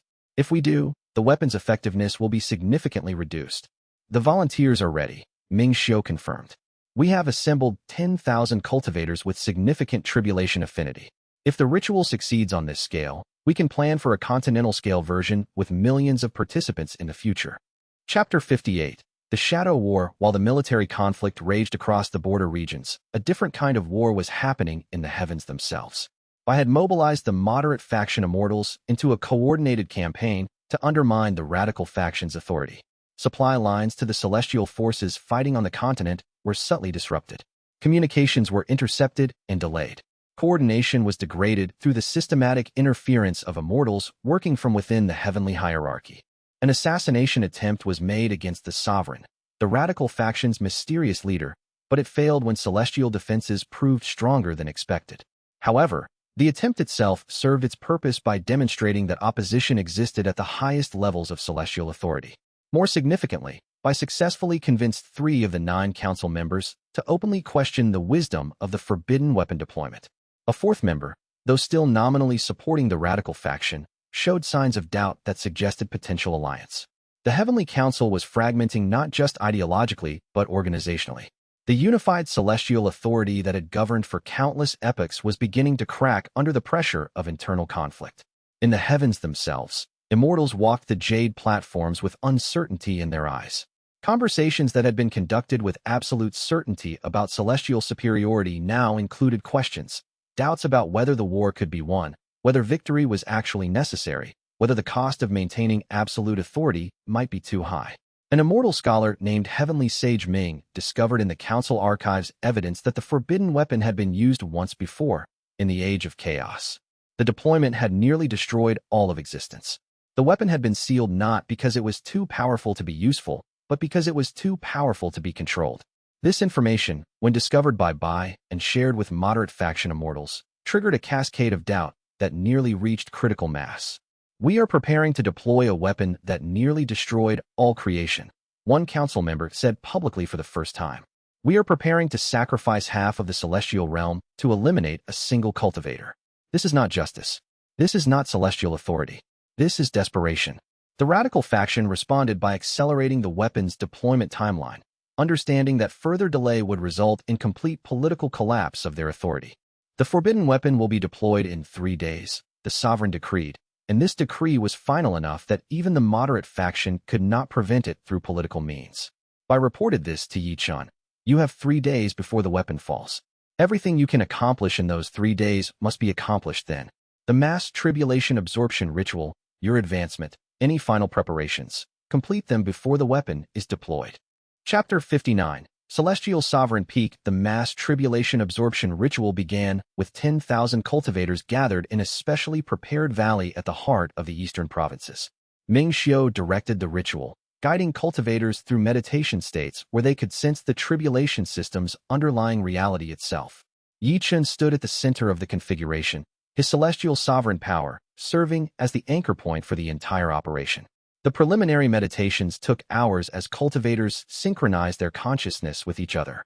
Ming Xiu's voice guided them through each stage, helping them understand the tribulation mechanisms that had been engineered into their world's spiritual structure. You are sensing the controls now, Ming Xiu said, her voice calm and scholarly despite the stakes of the ritual. You are perceiving the ways the Heavenly Council has shaped the tribulation system to their advantage. Now we will reject those controls collectively. We will reshape the tribulations from tools of oppression into tools of choice. As the ritual progressed, The tribulation energy that would normally manifest at individual breakthrough points was instead drawn toward the ritual site. The energy pooled and concentrated, creating a tribulation so immense that it dwarfed anything that had ever been attempted before. The tribulation began to manifest physically, clouds of celestial energy covering the valley, lightning arcing across the sky so intensely that the ground beneath them became glass from the heat. The very earth shook from the magnitude of power being gathered. Ye Chen began to absorb the accumulated tribulation energy, but not alone. Each of the 10,000 cultivators participating in the ritual contributed to the absorption, creating a network of power that distributed the tribulation load across multiple individuals rather than concentrating it in one being. The sensation was overwhelming. Ye Chen could feel the consciousness of 9,999 other cultivators linked to his through the tribulation energy, their power flowing through his cultivation base, their will merging with his own. He experienced their fears and their hopes, their individual dreams, and their collective aspiration for freedom. A young woman cultivator from a mountain village aspired to become a scholar. A merchant's son wanted to build a trading empire without celestial taxation. An elderly farmer simply wanted to be left alone to practice cultivation in peace without celestial judgment. These were the people the Heavenly Council had controlled for countless epochs. These were the lives that celestial authority had restricted and shaped according to their agenda. And now, through this ritual, those lives were being liberated. As the ritual continued, the tribulation system itself began to respond differently. The mechanisms that the Heavenly Council had built into the tribulations, the controls, the influences, the subtle direction of cultivator advancement, began to destabilize. The cultivators participating found that they could sense these mechanisms consciously, could understand them, could begin to reject them. Tribulation stopped being something that happened to cultivators passively and became instead something that cultivators could negotiate with, interact with, eventually choose to accept or reject entirely. The tribulation reached its crescendo, the maximum intensity it could achieve before dissipating. Ye Chen, at the center of the ritual, opened his cultivation base completely and absorbed everything. The tribulation energy flooded into him, transforming him fundamentally. His cultivation base expanded beyond what should have been possible for a single being to contain. His consciousness fractured and reformed as he integrated tribulation concepts at every level of his existence. When the ritual concluded, Ye Chen had advanced to celestial sovereign peak, the absolute threshold of power that any cultivator raised in the normal celestial system should be able to achieve. But more importantly, the tribulation system had been fundamentally transformed. The 10,000 cultivators who had participated in the ritual emerged understanding, at a visceral level, that tribulations were no longer absolute celestial authority. They were forces that could be negotiated with, reshaped, eventually rejected entirely. Future cultivators would no longer be helpless before tribulations. They would have genuine choice. And that transformation itself was a form of victory, not complete, not total, but significant enough to demonstrate that the celestial hierarchy's fundamental tool of control had been compromised forever. Chapter 60. The Council's Ultimatum. The Heavenly Council's ultimatum arrived not through diplomats or messengers, but through celestial decree, a pronouncement that resonated across all the provinces, heard by every cultivator regardless of their location. Ye Chen, leader of the rebellion against celestial authority, is declared an existential threat to the cosmic order itself, the declaration said, bearing the seals of the entire celestial hierarchy despite the internal divisions. The tribulation system has been compromised. Cultivation advancement itself has been destabilized by the mass absorption ritual. These abominations must be reversed immediately, or the forbidden weapon will be deployed. There was a deadline. 3 days for Ye Chen to surrender and agree to reverse the changes to the tribulation system, to restore celestial control, to accept binding limitations that would prevent any future advancement toward challenge of celestial authority. The alternative was annihilation. 3 days before the forbidden weapon fell. 3 days before the final confrontation that would determine the fate of all existence. Ye Chen stood on the highest mountain in the eastern provinces, visible to millions through spiritual projection, and made his response clear and unmistakable. He did not hide, did not negotiate, did not waver. He raised his hands, and tribulation energy spiraled around him. Not the normal tribulations that fell from the heavens in response to cultivation breakthroughs, but the adapted tribulations that were now part of the transformed celestial system. Ye Chen absorbed the tribulation barehanded, drawing it in with absolute certainty, integrating it completely into his cultivation base at celestial sovereign peak. The action was visible to celestial sensors across the heavens, a direct demonstration to the Heavenly Council and to all witnessing cultivators that the tribulation system was still functional, still responsive to his will, still under control despite the Council's claims of destabilization. "I reject your ultimatum," Ye Chen declared, his voice carrying the power of a celestial sovereign at his absolute peak, resonating across both the mortal world and the celestial realm simultaneously. "I will not surrender. I will not reverse the changes to the tribulation system. I will not accept celestial authority. Deploy your forbidden weapon if you must. We will face it. We will survive it. And we will continue fighting until celestial tyranny is completely and permanently broken." He turned slowly, so that his form was visible to cultivators across all the eastern provinces, demonstrating the reality of his power and his commitment. "The tribulation system is free," Ye Chen told the millions who witnessed his declaration. "The tribulations no longer serve celestial authority exclusively. They serve those who absorb them, those who transform them, those who refuse to be controlled by them. That freedom is permanent. No weapon, no matter how powerful, can take it away." The declaration was broadcast across the entire world, an open defiance of celestial authority, a public rejection of the Council's demands, a commitment to continue the conflict regardless of what weapons were deployed against them. Ling Shiyue appeared beside him, her water cultivation glowing in harmony with his tribulation power, demonstrating the unity of their bond and their commitment to each other. Wei Sheng roared from the demon territories, a sound so profound that it echoed across entire provinces, the cry of freedom that had been denied for countless epochs. Jian raised the banner of the rebellion across the cultivator territories, rallying the military forces for what would come next. The Heavenly Council, having exhausted all other options, made its final decision in response to this defiance. The forbidden weapon was ordered deployed. The countdown began, not in days but in hours. The super tribulation that had been sealed in the highest heaven, the weapon that had nearly destroyed all creation in the age of chaos, was being prepared for deployment. And Arc 3 ended with the absolute knowledge that what came next would determine not merely the fate of the rebellion or the celestial hierarchy, but the very nature of existence itself. The stakes had become cosmic in their magnitude. The time for negotiations had passed forever. The time for final confrontation, for the deployment of weapons that had never been used in recorded history, for the awakening of forces that had been bound since the primordial age, had definitively arrived. Everything that had come before had been preparation for what was to come. Everything that had been built, everything that had been sacrificed, everything that had been fought for, all of it would be tested in the crucible of the forbidden weapons deployment and the desperate struggle to survive what would follow. Ye Chen stood at the threshold of his ultimate trial, surrounded by those he loved, commanding those who believed in him, facing forces that dwarfed any individual person's power. And he was ready. The revolution had reached its point of no return. The transformation that would remake the world would begin within hours. Arc 4 would determine whether that transformation would result in liberation or annihilation. Supplemental narrative. The preparation for conflict. As the final hours before the forbidden weapons deployment counted down, Ye Chen gathered with his closest advisors to prepare for what would come next. The preparation was not just tactical, but spiritual and emotional. They were preparing for a confrontation that would determine the fate of all existence. "The forbidden weapon is a super tribulation," Ming Xiao explained to the gathered leadership, her scholarly precision essential for understanding the danger they faced. "It is different from normal tribulations in fundamental ways. It was not created by the Heavenly Council, but was inherited from an older age, from a time when primordial forces warred for control of creation itself." "What does that mean in practical terms?"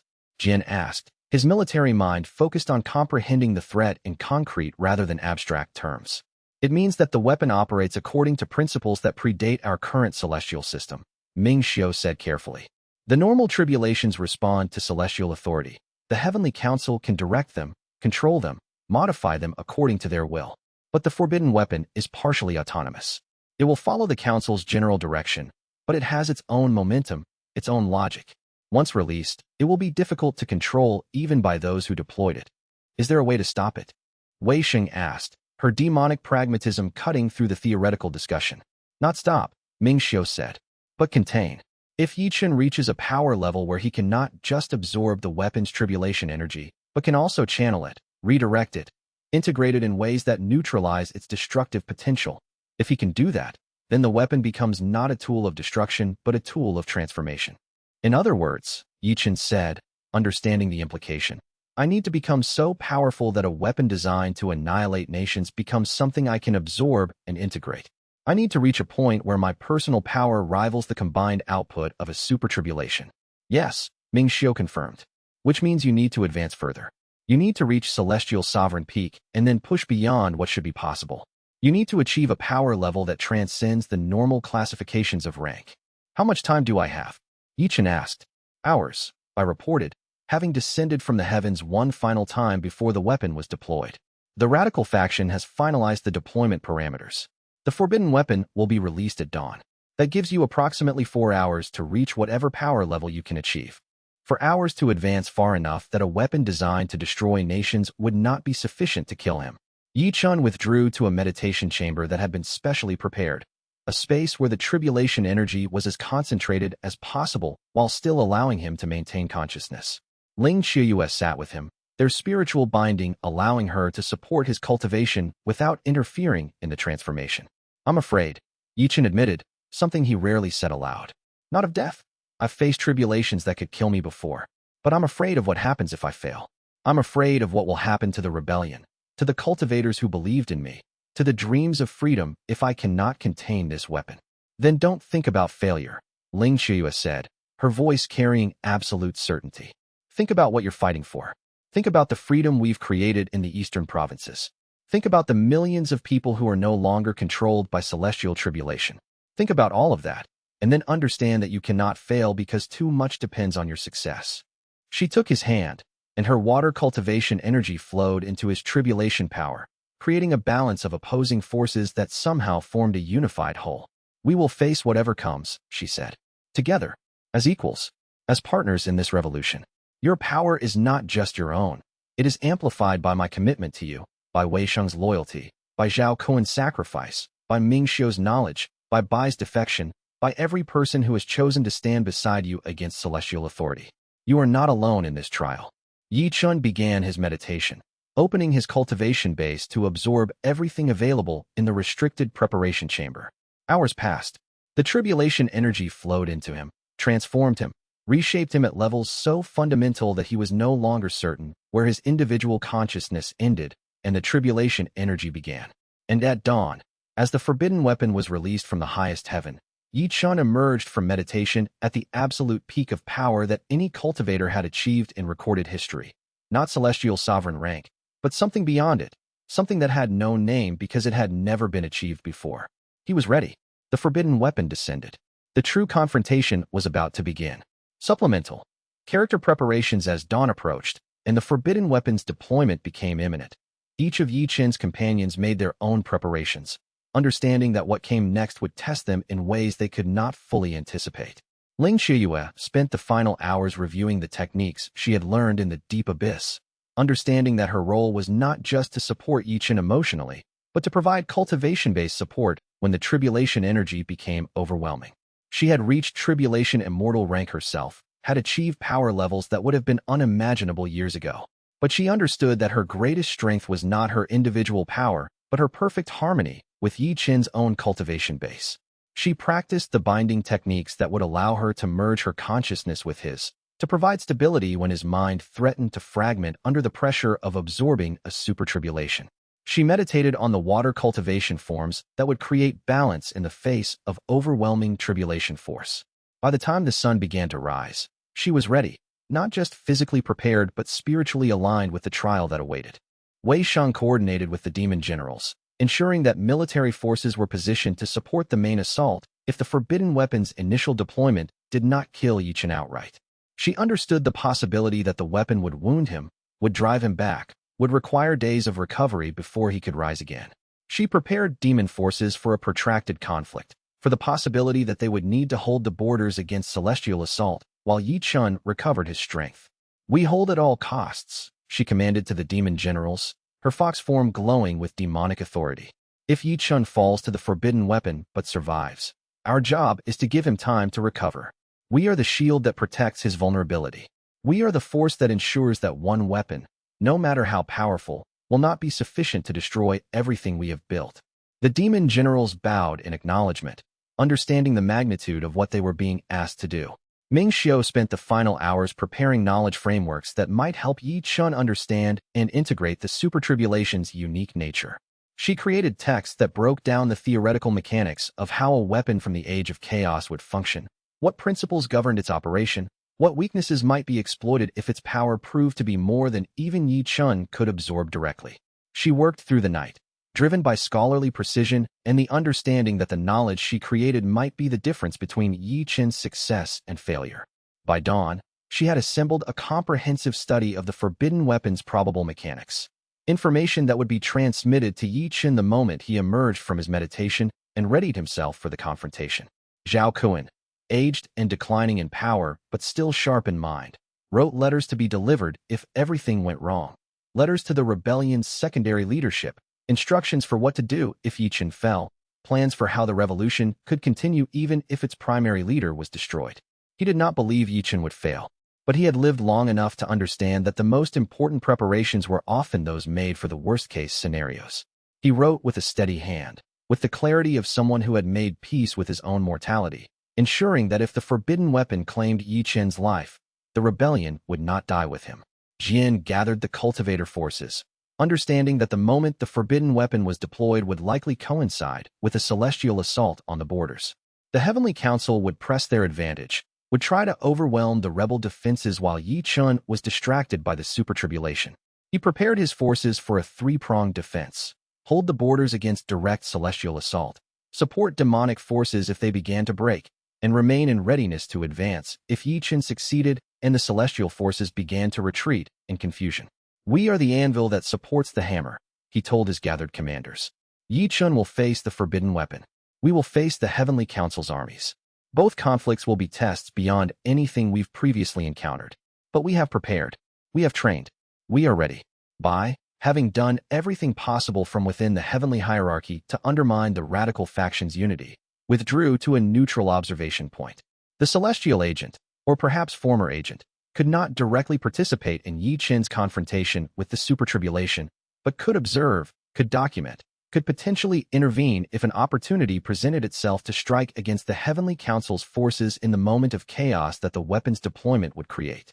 "I have done what I could," I said quietly, acknowledging the limitations of what even a celestial being could accomplish when opposed by the full weight of heavenly authority.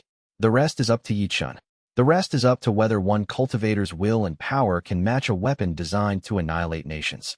And across the eastern provinces, millions of cultivators and demons felt the dawn approaching and understood that the final confrontation was about to begin.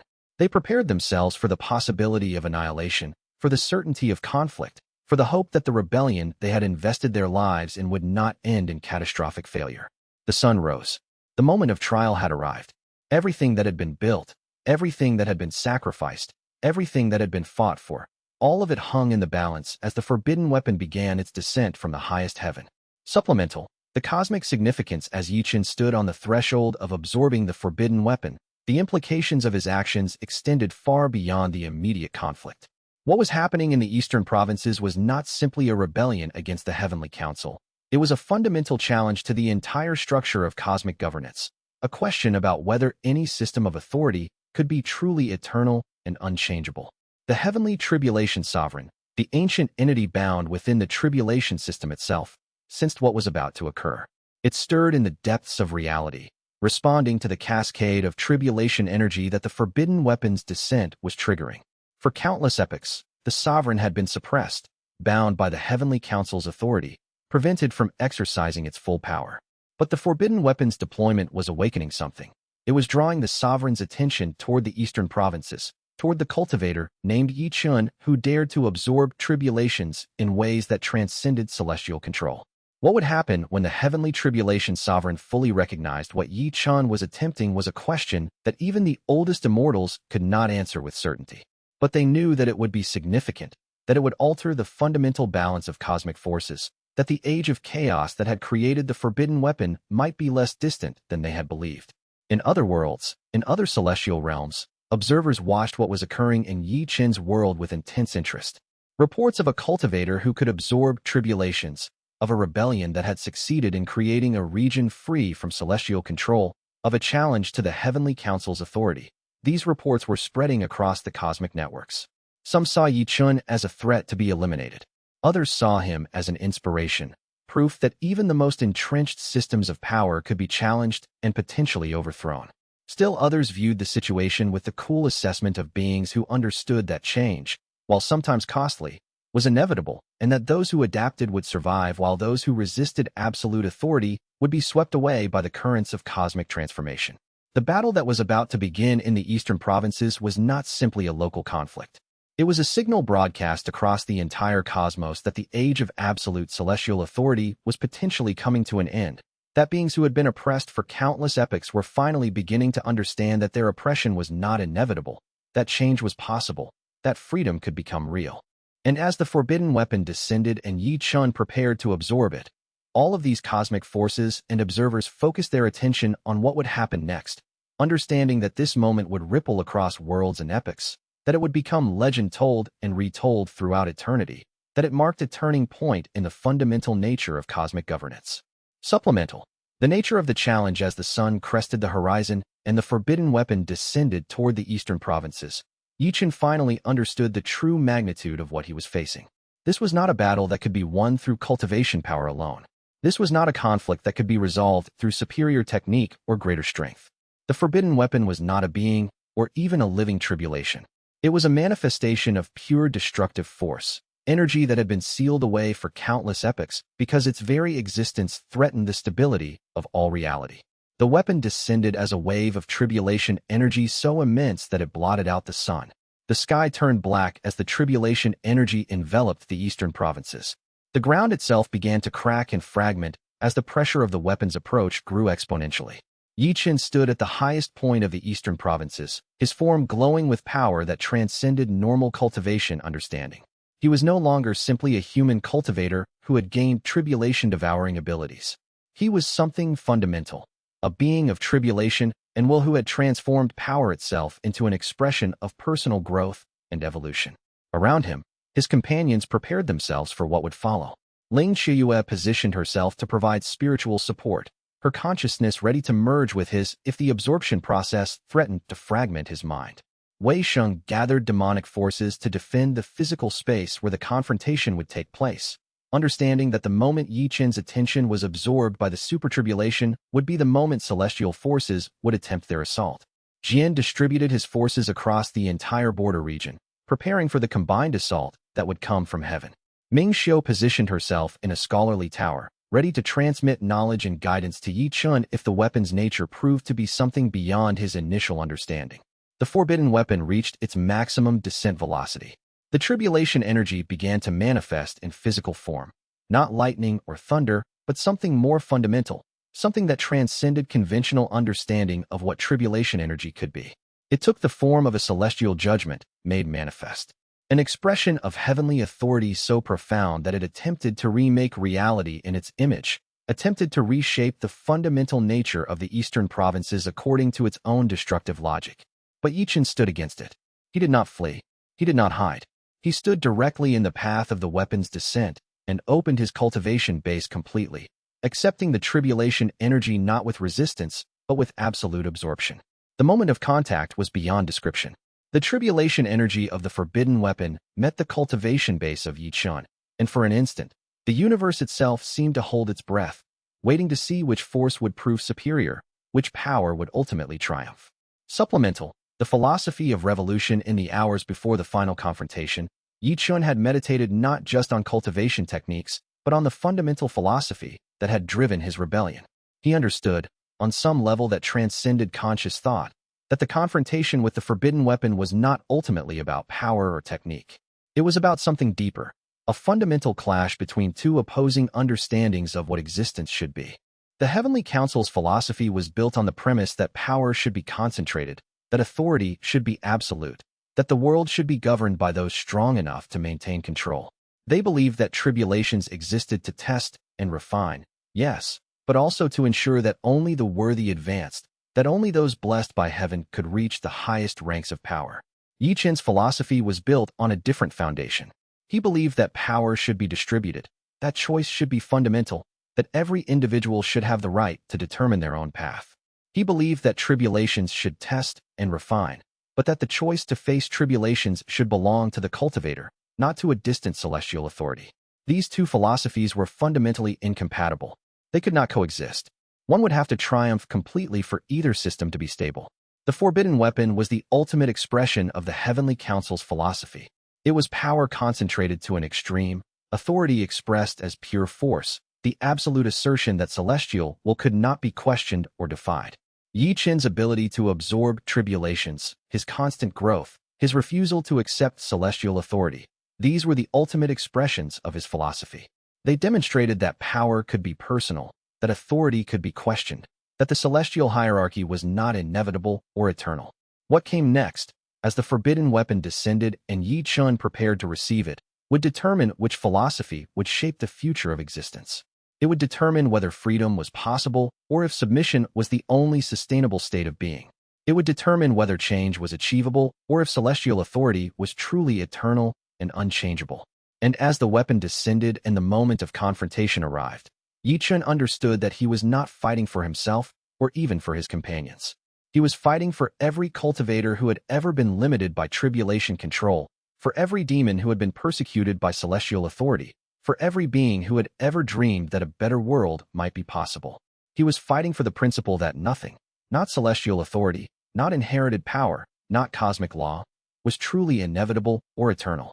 That everything could be transformed. That change was possible. That freedom could become real. And with that understanding burning in his consciousness, Ye Chen faced the forbidden weapon and began the absorption that would determine everything.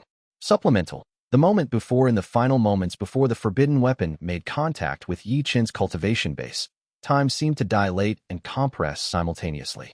A single instant stretched across what felt like eternities, and Ye Chen found himself able to perceive the entire world around him with absolute clarity.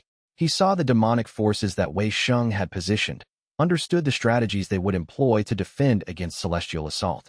He perceived the cultivator armies that Jian had distributed across the borders, grasped the tactical brilliance of their positioning. He sensed Ming Xiu's scholarly focus, her mind ready to provide knowledge at any moment. He felt Ling Qiuyue's spiritual presence, her water cultivation energy in perfect balance with his tribulation power. He understood, in this moment of clarity, that he was not alone, that he had never truly been alone, that every person who had chosen to stand beside him against celestial authority had contributed something essential to his power, had added their will to his own, had become part of the force that was about to resist the forbidden weapon.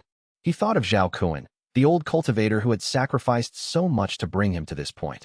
He thought of Bai, the celestial warden who had rejected heavenly authority to serve the cause of freedom. He thought of the millions of cultivators and demons who had chosen to believe in the possibility of change, who had committed themselves to the rebellion despite knowing that the cost might be their lives. He thought of his parents, who had died protecting the secret of tribulation absorption, who had given their lives so that their son might one day reach this moment, might one day stand against celestial authority with the power to genuinely challenge it. And with all of these thoughts, all of these connections, all of these bonds flowing through his consciousness, Ye Chen understood what he truly was. He was not simply a powerful cultivator. He was an embodiment of collective will, the unified desire of everyone who had suffered under celestial oppression, expressed through his body and cultivation base and spiritual power. He was the culmination of countless sacrifices, countless struggles, countless individuals who had chosen freedom over security, who had chosen change over stability, who had chosen to believe that a better world was possible. He was the manifestation of hope itself, the fundamental human and demon capacity to imagine and work toward a future that transcended the limitations of the present. And as the forbidden weapon descended, as the tribulation energy began to make contact with his cultivation base, Ye Chen opened himself completely to the power, opened himself to the transformation that would follow, opened himself to whatever fate would emerge from this confrontation. He was ready.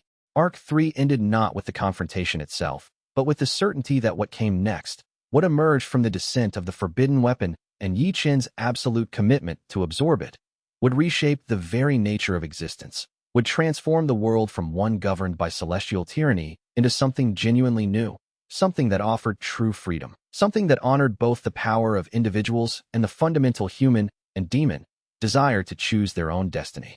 The moment of transformation had arrived. What would emerge from it would determine everything. Supplemental. The The final moment, the heavens themselves seemed to hold their breath as the forbidden weapon descended toward Ye Chen. The weapon was no longer merely a construct of celestial authority. It was becoming something more, something that transcended simple categorization.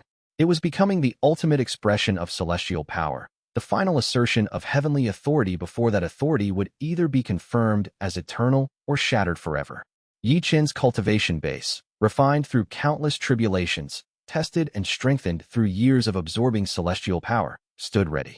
His companions, all of them gathered in positions of support and defense, all of them contributing their power and will and belief to his success, formed a network of connection that enhanced his capacity for absorption.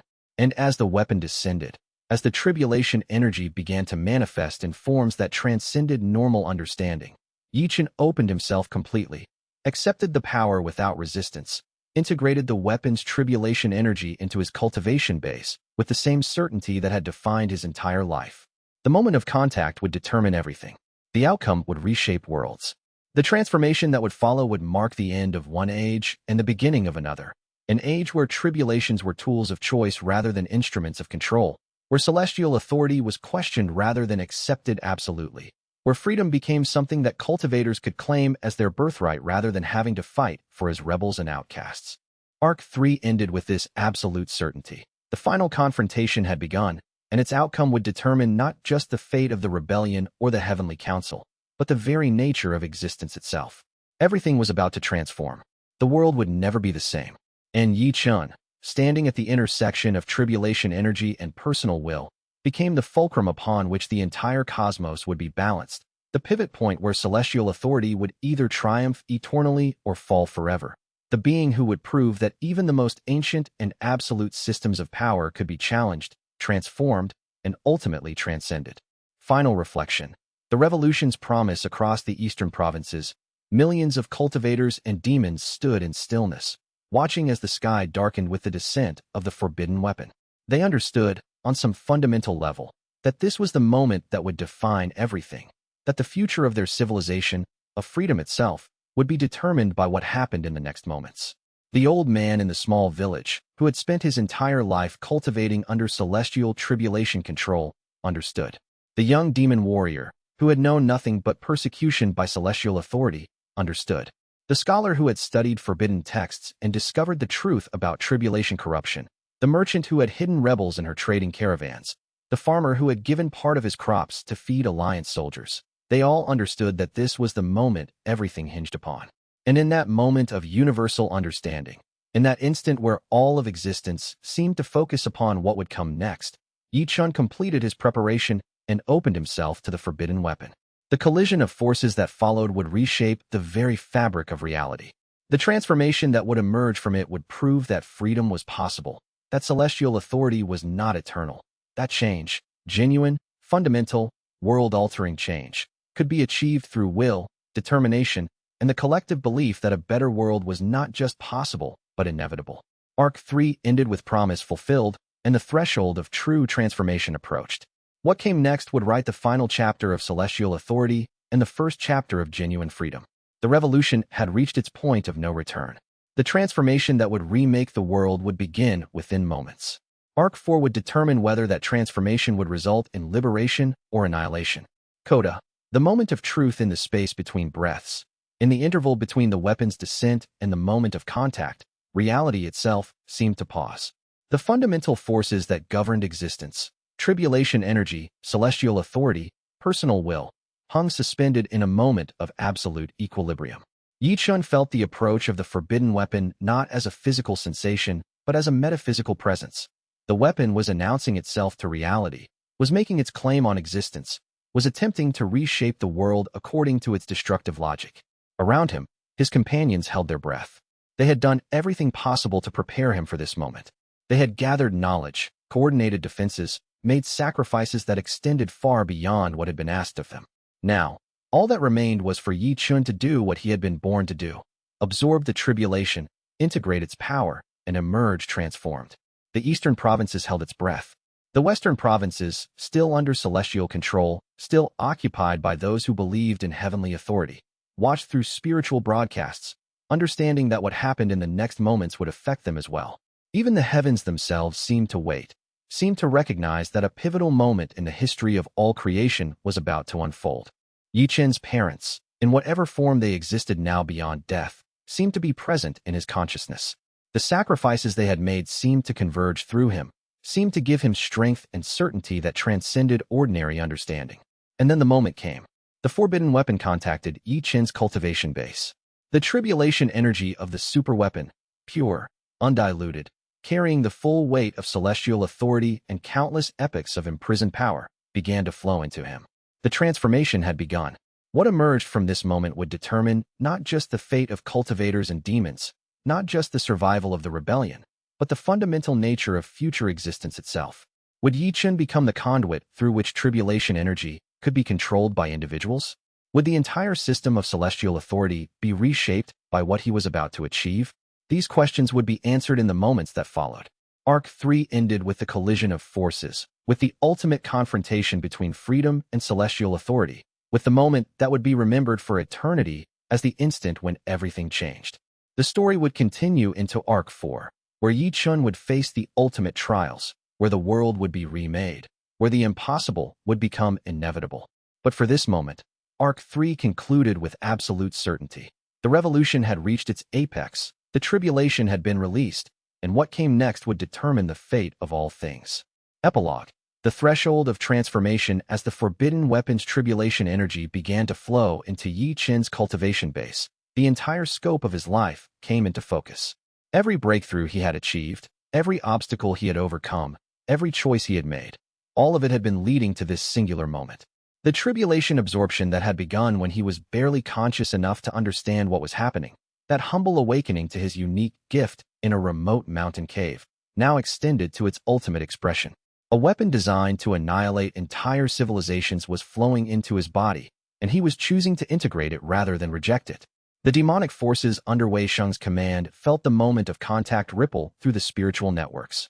They sensed the shift in fundamental power, understood that something profound was occurring at the highest levels of celestial mechanics.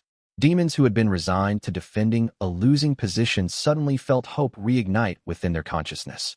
The cultivator armies under Jian's command similarly sensed the transformation beginning. Young cultivators, their lives barely having begun, suddenly understood that their sacrifices, potentially including their own deaths, might result in genuine freedom for all future generations. That understanding transformed them from soldiers fighting for survival into warriors fighting for transcendence. Ming Xiao, monitoring the tribulation absorption from her scholarly tower, began to document everything with meticulous precision.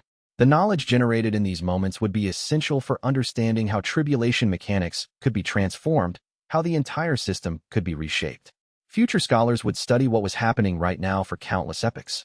Ling Qiuyue felt Ye Chen's consciousness merge partially with hers, their spiritual bond allowing her to partially experience his transformation.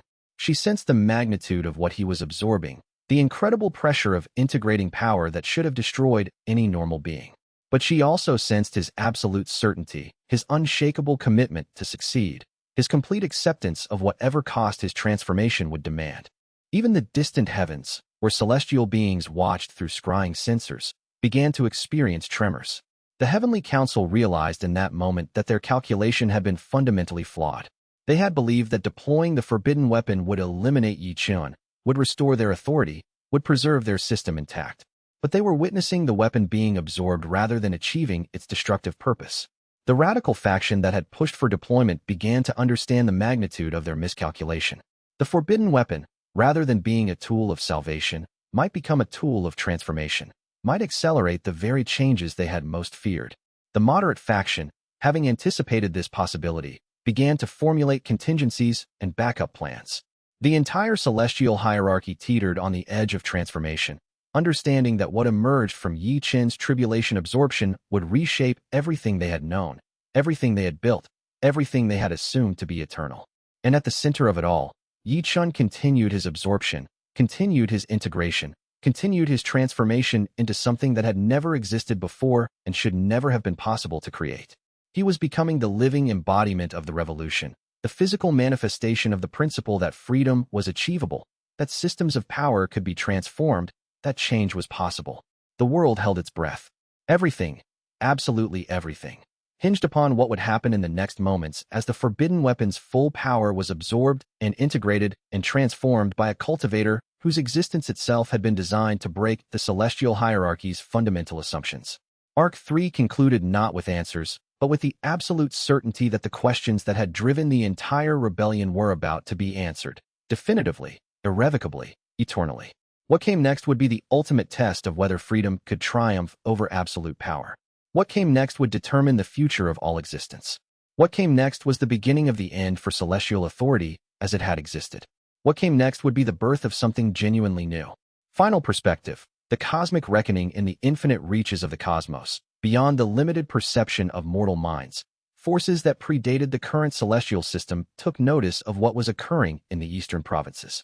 These beings, ancient beyond measure, powerful beyond quantification, recognized in Ye Chen's tribulation absorption something significant, something that suggested the fundamental balance of cosmic power was shifting. Some of these ancient forces had been content to observe the Heavenly Council's governance of their assigned regions. Others had been waiting for an opportunity to intervene, to challenge the celestial hierarchy's authority. Ye Chen's actions provided that opportunity. His success, whether it manifested as triumph or catastrophic failure, would send shockwaves through the entire cosmic structure. The Heavenly Tribulation sovereign, that primal entity bound within the tribulation system itself, stirred with awareness. For countless epochs, it had been suppressed, contained, denied expression of its true nature. But Ye Chen's absorption of the forbidden weapon was creating resonances through the tribulation network, was causing frequencies of power to propagate in patterns the sovereign recognized. The sovereign's consciousness, vast and ancient and fundamentally alien to normal understanding, began to focus attention on the cultivator who dared to absorb tribulations at such magnitude. Was this being a threat to be eliminated? Or was this being potentially an ally, a force that might free the sovereign from its bondage? These questions, unanswered and perhaps unanswerable, hung in the depths of celestial reality as Ye Chen continued his transformation. The fate of all existence had become dependent on whether one cultivator could achieve something that should have been impossible: the integration of a weapon designed to destroy worlds into a personal cultivation base, the transformation of a tool of annihilation into a tool of liberation. Arc 3 ended with reality itself uncertain of what would come next. The stakes had transcended the rebellion and the celestial hierarchy. The stakes had become nothing less than the fundamental nature of existence itself. Everything that had been, everything that was, everything that would be, all of it hung in the balance as Ye Chen's transformation continued. The answer to what would emerge would reshape the cosmos forever. And that answer, that extraordinary, world-shattering, absolutely transformative answer, would come in Arc 4, where the true scope of the revolution would finally be revealed, where the nature of tribulations and celestial authority would be fundamentally challenged, where Ye Chen would either achieve transcendence or become a cautionary tale of ambition that exceeded achievable power. The story continued.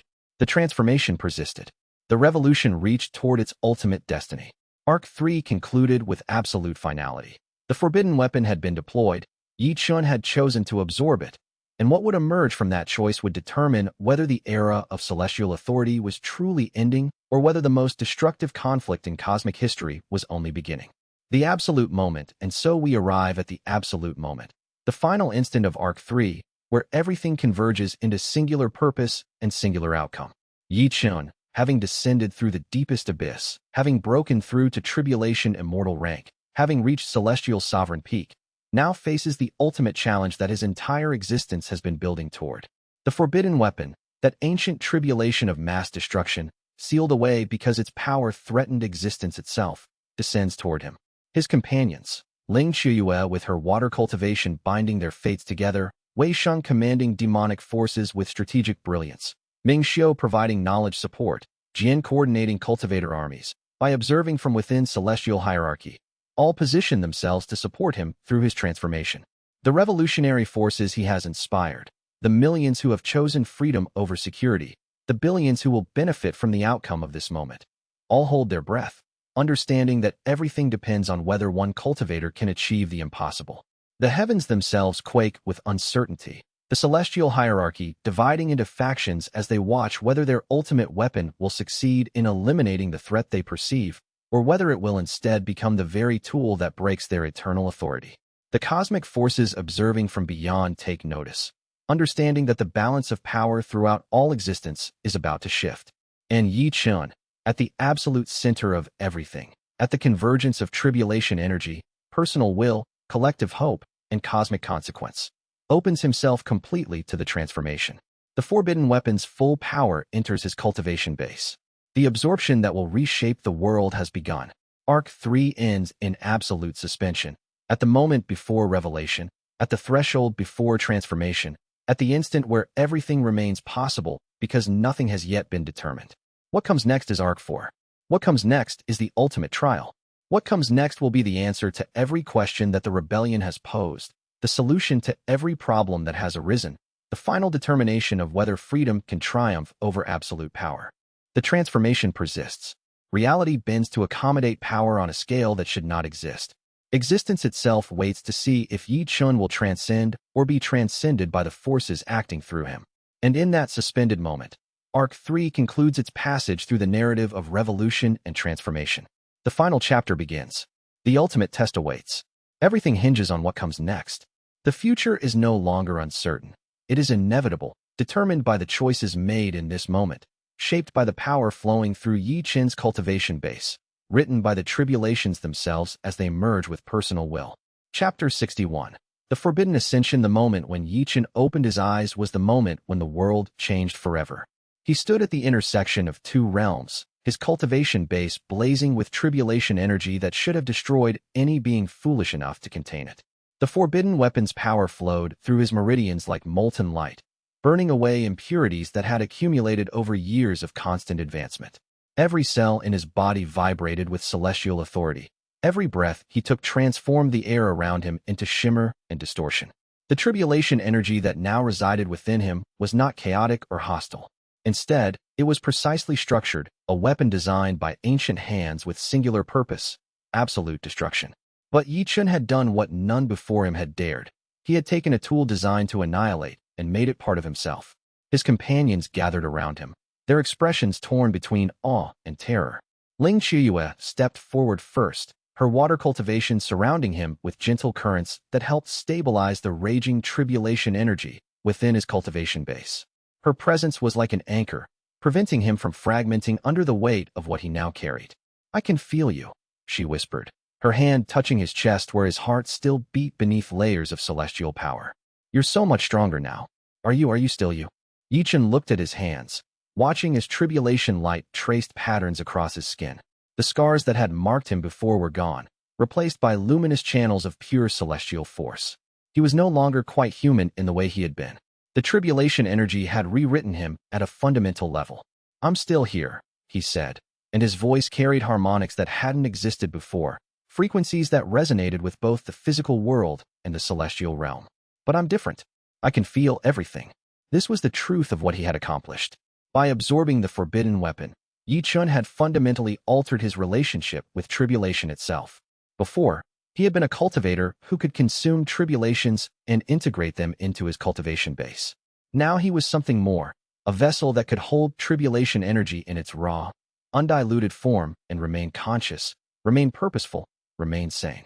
Wei Sheng shifted closer, her demonic nature allowing her to perceive layers of reality that human cultivators could not. "You're approaching transcendent realm rank," she observed, her usual sarcasm subdued. "Your cultivation has leaped forward. If you had merely increased your power instead of absorbing the forbidden weapon, you might have reached peak celestial sovereign. But this, you've skipped directly towards something beyond even that classification." She was correct. Ye Chen could feel it in every aspect of his being. The tribulation energy he had absorbed was pushing him toward a rank that existed beyond heaven's normal classifications.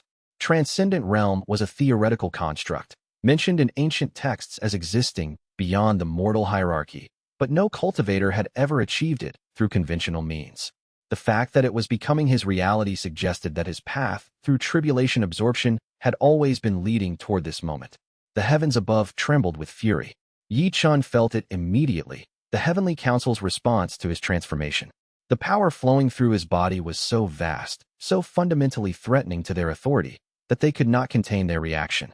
The celestial domain fractured with supernatural pressure, and the sky began to split apart with waves of hostile energy.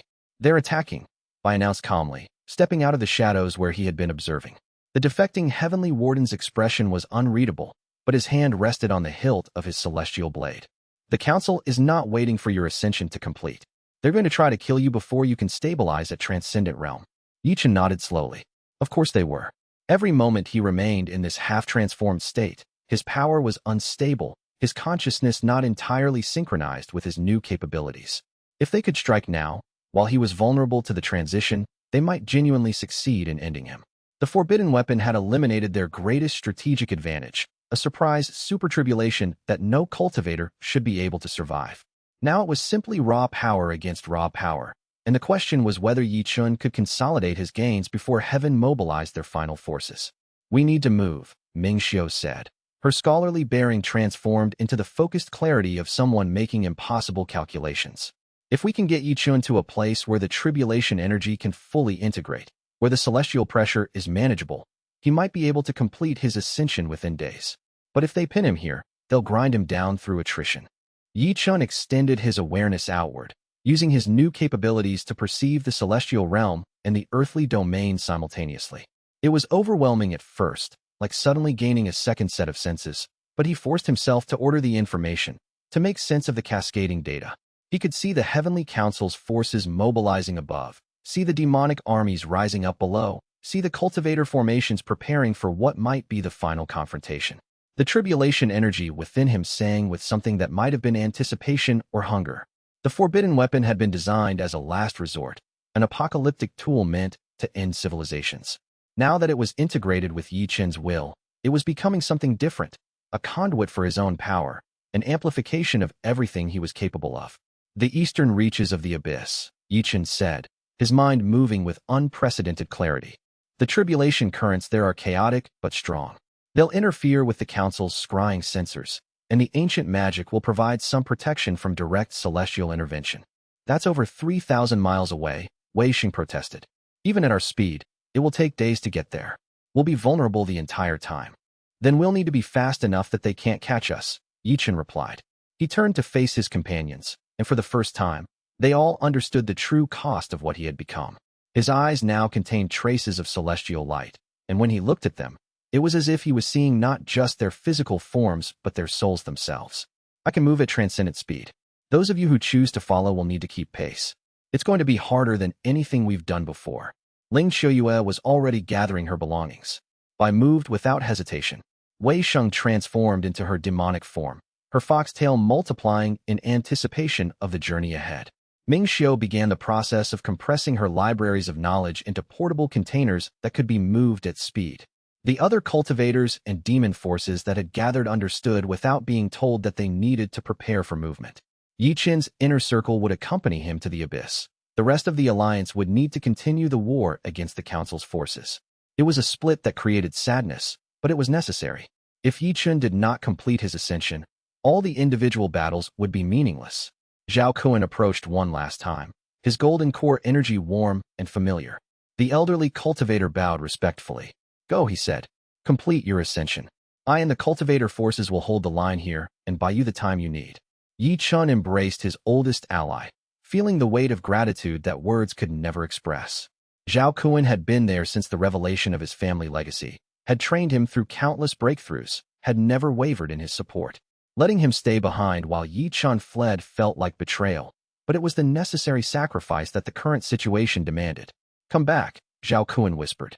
Come back transformed, and we'll finish this together. Ye Chen nodded, unable to speak. Then he turned toward the eastern reaches and called upon the tribulation energy within him. The power responded instantly, forming around him like wings, like an aura, like the manifestation of celestial authority itself. His feet lifted from the ground, and suddenly he was moving faster than human perception could follow. Ling Qiuyue matched his speed, her water cultivation allowing her to ride on the currents of power he created. Bai flashed into the air with celestial grace. Wei Sheng's demonic form allowed her to move through shadows and gaps in reality itself. Ming Xiao rode on a platform of crystallized knowledge, her half-immortal nature granting her the endurance to maintain such speed for extended periods. Behind them, the heavens were in chaos. The Heavenly Council's forces mobilized to intercept, but they were caught off guard by the speed of Ye Chen's departure. By the time they understood where he was heading, he had already crossed hundreds of miles. Celestial enforcers launched themselves in pursuit, their immortal speed formidable, but ultimately insufficient to catch someone moving at transcendent pace while wielding the forbidden weapon's tribulation energy. Ye Chen felt the weight of pursuing forces trying to close the gap, felt the desperate urgency of the Council's response. They understood what his ascension to transcendent realm would mean. It would mean he could no longer be easily defeated through raw power. It would mean he had joined the ranks of beings that could reshape reality through will alone. It would mean the old order was truly ending, regardless of what they attempted. The eastern reaches of the abyss drew closer with each moment, and Ye Chen could feel the tribulation currents there becoming stronger, more responsive to his presence. The forbidden weapon's energy within him resonated with the ancient tribulations that pooled in that dangerous place. They recognized him as kindred in some fundamental way. As the first light of dawn broke over the mountains they were crossing, Ye Chen felt something shift in his consciousness. The tribulation energy he had absorbed was beginning to fully integrate, to synchronize completely with his will. His ascension was not complete. That would take days of careful cultivation, but the transformation had begun in earnest. He was becoming something the world had not seen before. He was becoming transcendent, and the Heavenly Council's desperate pursuit would only hasten the moment of their own ending. Chapter 62. The Heavenly Council's true history. By the time they reached the edges of the abyss proper, exhaustion had begun to set in. Even at transcendent speed, even with the tribulation energy sustaining them, maintaining such velocity for hours at a time drained reserves that could not be quickly replenished. They slowed their pace once they crossed into the boundary regions, where the chaotic magic of the abyss made direct pursuit more dangerous for the celestial beings chasing them. Ye Chen led them deeper, moving through caverns and past ancient monuments that predated the current celestial hierarchy. The abyss was a place of raw power, fundamentally hostile to organized celestial authority. It was where things had come to die or to hide when they could no longer exist in the ordered realms above. In a cavern deep enough that the pursuit had finally lost track of them, in a chamber where tribulation currents pooled like water in some hidden valley, Ye Chen finally allowed his companions to stop and rest. The cavern walls glowed faintly with bioluminescent fungi that had evolved to thrive in the dark, and the air itself seemed to vibrate with ancient power. "We need to talk," Ming Xiao said, her scholarly bearing reasserting itself now that immediate danger had passed. She settled onto a smooth stone formation, her half-immortal physiology allowing her to ignore the discomfort that the earthen seeding might cause a purely human cultivator. "Before you complete your ascension to transcendent realm, you need to understand something critical. Bai and I have been coordinating our research, and we've discovered something that changes everything about what we're fighting." Bai nodded slowly, his celestial features grave. He took a position near the entrance to the chamber, maintaining watch for pursuit, while still being able to participate in the conversation. "The Heavenly Council did not create the tribulation system," he said quietly. "I did not understand this when I served them. I believed, as most celestial beings do, that the Council had always maintained tribulations, that they were part of the cosmic order that had always existed. But that is not true." Ye Chen felt the tribulation energy within him settle into a waiting pattern, paying attention with an awareness that was becoming increasingly acute. There was something about what Bai was saying that resonated with the forbidden weapon's power, as if the ancient tribulation energy recognized elements of its own history in his words. "What do you mean?"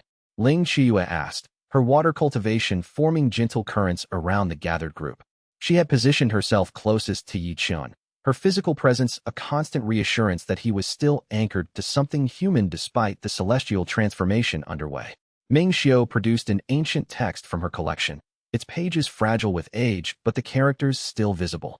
According to records kept in the deepest archives of the heavenly libraries, records that most council members are not even aware exist, the tribulation system was inherited, not created. Roughly 500,000 years ago, there was a cosmic war. It was not a war between celestial immortals or human cultivators. It was a war between beings so ancient and so powerful that the memory of it has largely faded from mortal recollection. She opened the text carefully, and Ye Chen could see that the characters were written in a form of celestial script that predated the modern variations used by the current council. These beings fought across multiple planes of reality simultaneously. They wielded power on scales that make the current celestial hierarchy look like children playing with toys. The war lasted for thousands of years, and when it finally ended in a draw, the victor and defeated alike were exhausted to the point of near extinction. "The tribulations," Bai continued, "were weapons created during that war. They are not natural phenomena. They are tools, devices of celestial power and consciousness, designed to accomplish specific tactical objectives. Some were created to test the limits of enemy combatants. Others were created to contain dangerous forces or to serve as weapons against specific varieties of opponent. The most terrible of them, the most powerful, were sealed away when the war ended. Wei Sheng had transformed back to her humanoid form, though her demonic nature still rippled beneath her skin like a second heartbeat. "So what you're saying," she said slowly, "is that the forbidden weapon that Ye Chen absorbed was one of those ancient war tribulations? And the Heavenly Council doesn't actually control them. They're just maintaining them." "Precisely," Ming Xiu said. "The Heavenly Council inherited a system of power they did not create and, over time, came to believe they had created it. They were appointed, by beings now lost to time, to serve as administrators and caretakers. Their job was to prevent the tribulation system from spiraling out of control, to maintain the balance that had been established when the ancient war ended." Ye Chen stood and walked to the edge of the cavern pool, looking into the deep water that reflected the luminescent fungi and fractured patterns. "If the council is just a caretaker, then who were they supposed to answer to? Who appointed them?" "The Heavenly Tribulation Sovereign," Bai said, and his voice carried the weight of revelation. "The being that is the source and center of all tribulation energy. It is not evil or malevolent. It is ancient beyond measure, and it has been dormant for epochs, contained by agreements made when the cosmic war ended. The Heavenly Council's role was to manage the sovereign, to prevent its awakening, to ensure that tribulations continued to function as tools for cultivator advancement rather than as weapons of cosmic destruction." The pool before Ye Chen began to ripple, and he suddenly realized that it was responding to him, to the tribulation energy he carried within his body. The ancient tribulation currents that filled the abyss were becoming more active in his presence, responding to the forbidden weapon that now beat like a second heart within his cultivation base. "The council became corrupt," Ming Xiu explained. "Over thousands of years, they convinced themselves that the tribulation system existed to give them authority and control. They began using tribulations not as tools for testing and advancement, but as instruments of suppression. They would withhold tribulations from cultivators they feared would become too powerful. They would send excessive tribulations at those who showed signs of independent thinking. They transformed a system that was supposed to grant freedom into a system of absolute control." "And the forbidden weapon?" Ye Chen asked, still watching the pool. "Why was it created? And why did they decide to use it now?" Bai's expression darkened. "The forbidden weapon was created during the ancient war as a last resort tool meant to destroy or contain a specific enemy, one of the most powerful beings that fought in that conflict. When the war ended, the weapon was sealed away with explicit instructions that it should never be used unless existence itself was threatened. The Council's decision to deploy it against you represents a fundamental violation of their mandate as caretakers. They used it because they were desperate," Wei Sheng said flatly. "Because you had become so powerful that they couldn't control you through normal means. Because you were threatening not just their authority, but the entire system they had built to maintain their power." Ye Chen could feel the truth of this in the tribulation energy that now flowed through his body. The forbidden weapon had been more than a simple super-tribulation. It had been designed to interact with a specific type of opponent, one who could absorb tribulation energy. The Council's deployment of it had been not just an act of war, but an act of desperation, a final gamble that had failed. "So the question becomes," Ming Xiu said carefully, "what happens now? The forbidden weapon has been absorbed. The Council's greatest secret weapon is now in your hands. The Heavenly Tribulation Sovereign, which they have maintained in dormancy for so long, may begin to stir at the disruption caused by your absorption. If the Sovereign awakens fully."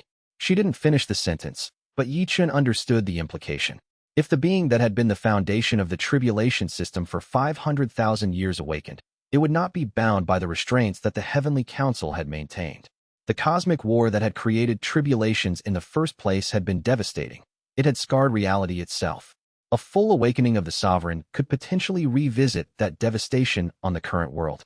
"Then we need to prevent that awakening," Ye Chen said firmly. "Or we need to prepare to manage it when it happens." "There is another possibility," Bai said quietly. "The Sovereign might recognize you, Ye Chen. It might understand that you are not an enemy to be destroyed, but a potential heir. A being who has absorbed tribulation energy at such magnitude, who has consumed the forbidden weapon itself, who is ascending to transcendent realm rank. Such a being might be capable of serving as a new administrator, a replacement for the Council." The implications were staggering. Ye Chen's fight against the Heavenly Council was no longer simply a rebellion against oppression. It had become something far more complex. a transition of cosmic authority from one set of beings to another. The revolution he had started was not just about freeing cultivators from the tribulation system. It was about reshaping the foundations of cosmic governance itself. I need to complete my ascension, Ye Chen said finally, and I need to understand the true nature of the sovereign. Only then can I make informed choices about what happens next. Ming Xiao nodded respectfully. Take the time you need. And I will continue to research and to monitor the celestial communications. We'll provide you with updates as the situation evolves. Ye Chen moved deeper into the cavern, to a chamber where the tribulation currents were strongest. There, surrounded by the raw power of ancient cosmic forces, he sat down and opened himself fully to the transformation that was underway. The tribulation energy within him began to move with new purpose, accelerating the integration process that would carry him from celestial sovereign peak toward transcendent realm. It was going to be a long journey, measured not in hours, but in days of intensive cultivation. Behind him, his companions settled in to wait, to research, and to prepare for whatever came next. The old order was ending.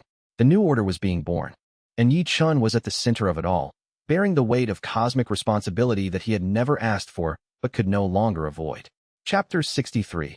Voices from the tribulations. 3 days into his ascension, Ye Chen began hearing the whispers. At first, they were barely perceptible, fragments of consciousness that seemed to emerge from the tribulation energy flowing through his meridians. They were not words in any conventional sense, but impressions, emotions, fleeting memories that did not belong to him.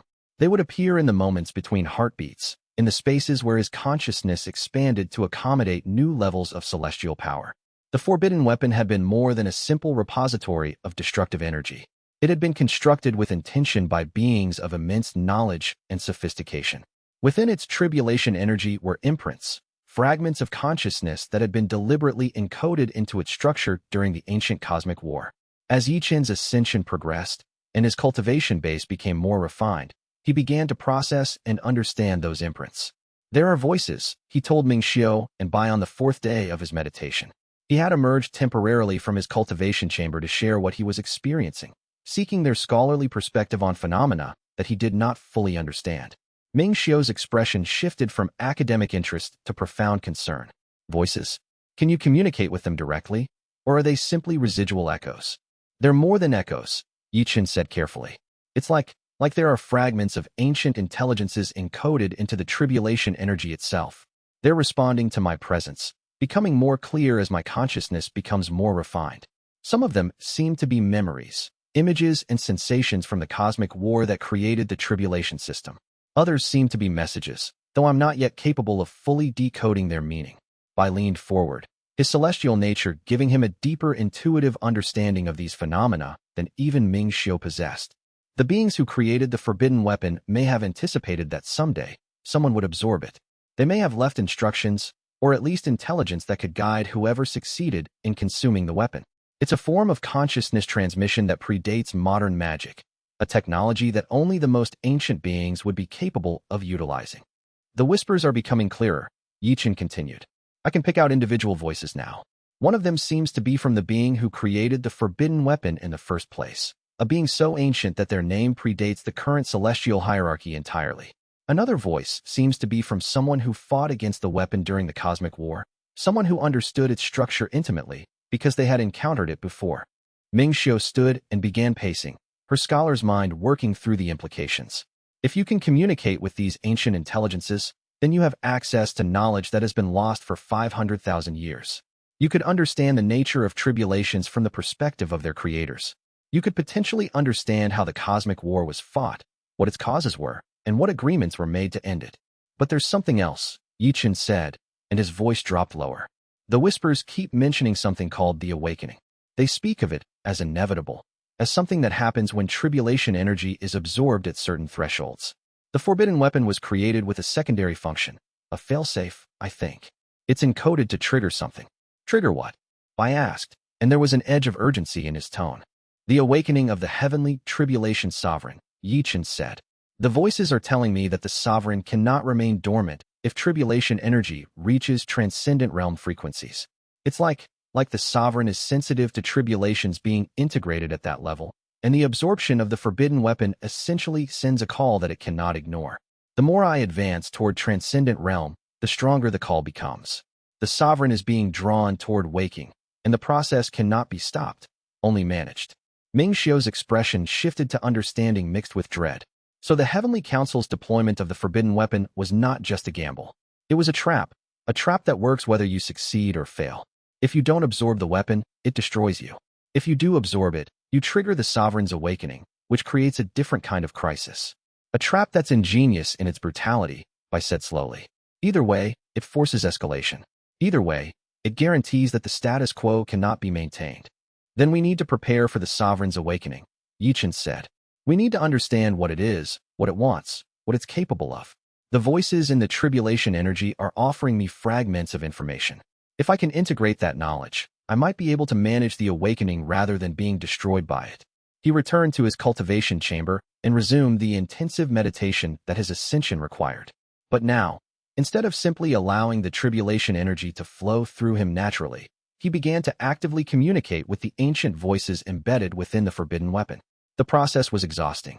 Each attempt at communication required him to split his consciousness, to maintain one part of his awareness focused on the physical cultivation advancement while directing another part toward the encoded intelligences.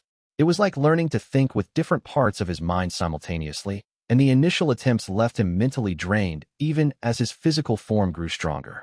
Gradually, though, the communication became clearer. The ancient voices began to organize their knowledge into coherent information that his current era consciousness could actually process. Ye Chen received flashes of the cosmic war, enormous beings of power that dwarfed the current celestial hierarchy, engaging in combat that literally reshaped the fundamental laws of reality. He saw the creation of the tribulation system, understood the theoretical frameworks behind it, grasped the purposes that it had been designed to serve. Most importantly, he learned the truth about the Heavenly Tribulation sovereign. The sovereign was not a being that had been created during the cosmic war. It was something older, a primordial entity that existed before the current order of celestial hierarchy and cosmic law. During the ancient war, both sides had attempted to recruit the sovereign to their cause. Both sides had failed. The sovereign had remained neutral, observing with an intelligence that was utterly alien to the beings engaged in the war. When the war ended, the competing sides had made a mutual agreement. They would cooperate to seal the sovereign away, preventing it from being controlled by either faction while ensuring it remained available as a backup resource if either side attempted to violate the peace treaty. The Heavenly Council had inherited this guardianship from their predecessors, and over millennia, they had convinced themselves that they controlled the sovereign, that they understood it, that they could manage it indefinitely. But the reality was far simpler and more terrifying. The sovereign was simply asleep, and its sleep was maintained by a continuously renewed magical binding that had been established 500,000 years ago. The binding, the voices told Ye Chen, was weakening. Not because of anything the Heavenly Council had done, they had maintained it faithfully, pouring vast amounts of energy into its maintenance, but because of simple entropy. No magical construct could last forever. The original binding was approaching the end of its lifespan. The forbidden weapon had been created as a contingency.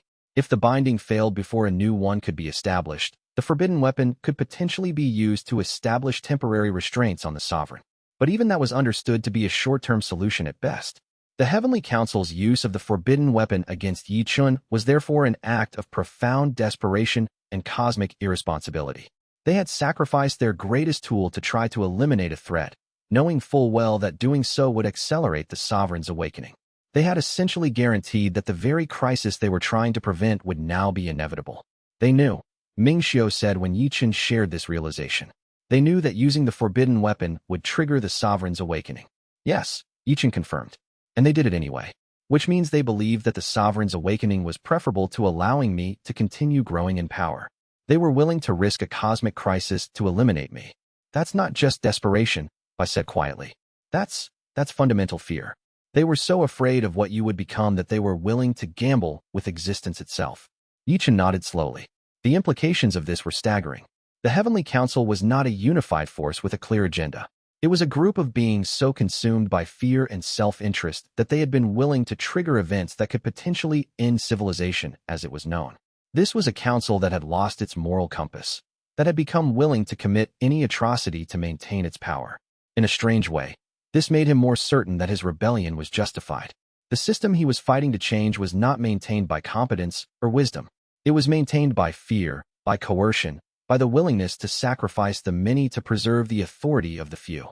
Breaking such a system, even if the breaking was dangerous, even if it risked awakening ancient cosmic forces, seemed to be a moral necessity rather than merely a political choice. My ascension is entering its final phase, Ye Chen told his companions. Once I reach transcendent realm rank, the sovereign's awakening will become unavoidable. We need to be prepared for what happens next. We need to have a plan for how we'll respond when an entity 500,000 years old, sealed away since before the current celestial hierarchy existed, suddenly becomes aware again. What do the voices suggest? Ming Xiu asked. They suggest, Ye Chen said carefully, that communication with the sovereign might be possible, that it is not inherently evil or hostile, that it may be possible to negotiate with it, to arrive at an understanding that benefits both parties. But they also warn that the sovereign's consciousness is so alien, so different in its fundamental way of perceiving reality, that communication might be more dangerous than silence. He turned back toward his cultivation chamber. The ascension was calling him, demanding his full attention. Within hours now, he would reach transcendent realm rank. The world would change in that moment. The tribulation system would shift. The heavenly tribulation sovereign would begin its awakening. Everything was converging toward a climax that had been written into the fabric of cosmic reality 500,000 years ago. And Ye Chen would be at the center of that convergence, bearing the weight and the power that such a position demanded. The voices whispered their warnings and their encouragement in equal measure as he sank deeper into meditation, accelerating his final ascension. Chapter 64. The Heavenly Council's division. While Ye Chen meditated in the depths of the abyss, the celestial realm was in chaos. The moment when Ye Chen had absorbed the forbidden weapon, the moment when the tribulation energy had poured into his cultivation base and fundamentally transformed him, had been felt throughout the entire heavenly hierarchy. Every immortal above a certain rank sensed the disruption. Every being who was connected to the tribulation system's fundamental structure understood that something momentous had occurred. The Heavenly Council, convened in emergency session in their celestial palace, was fractured. The decision to deploy the forbidden weapon had not been unanimous. There had been deep divisions among the council members about the appropriate response to Ye Chen's increasingly threatening advancement. Now, as the full implications of that decision became clear, the divisions had deepened into actual schisms. We have triggered the awakening, the moderate faction was saying, and their leader, an immortal named Luo Chun who had argued against the forbidden weapons deployment, spoke with barely contained rage. We have violated the most fundamental law of our covenant. The sovereign will wake. Everything that we have constructed to maintain order will collapse. The alternative was allowing that heretic to become strong enough to challenge us directly. Came the response from the sovereign faction, a group of hardline council members who believed that Ye Chen represented an existential threat to celestial authority. Better to trigger the awakening while we still have power to manage the crisis than to allow him to advance unopposed until he becomes unstoppable. Manage the crisis? Luo Chen's voice dripped with contempt.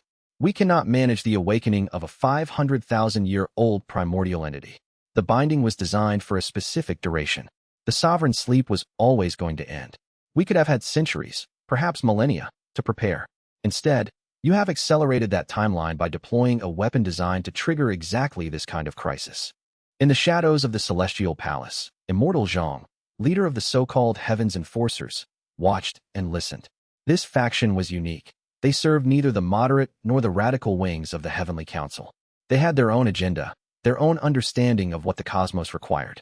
Zhang had been quietly supportive of the forbidden weapons deployment, not because he believed it would kill Ye Chen, but because he understood that it would accelerate the coming changes that he had long anticipated. The balance that had existed for 500,000 years was ending. The Heavenly Council was approaching its own obsolescence. The tribulation system was being transformed from a mechanism of control into something more fluid, more responsive, more dangerous, and more free simultaneously. Immortal Zhang had made peace with this inevitability years ago.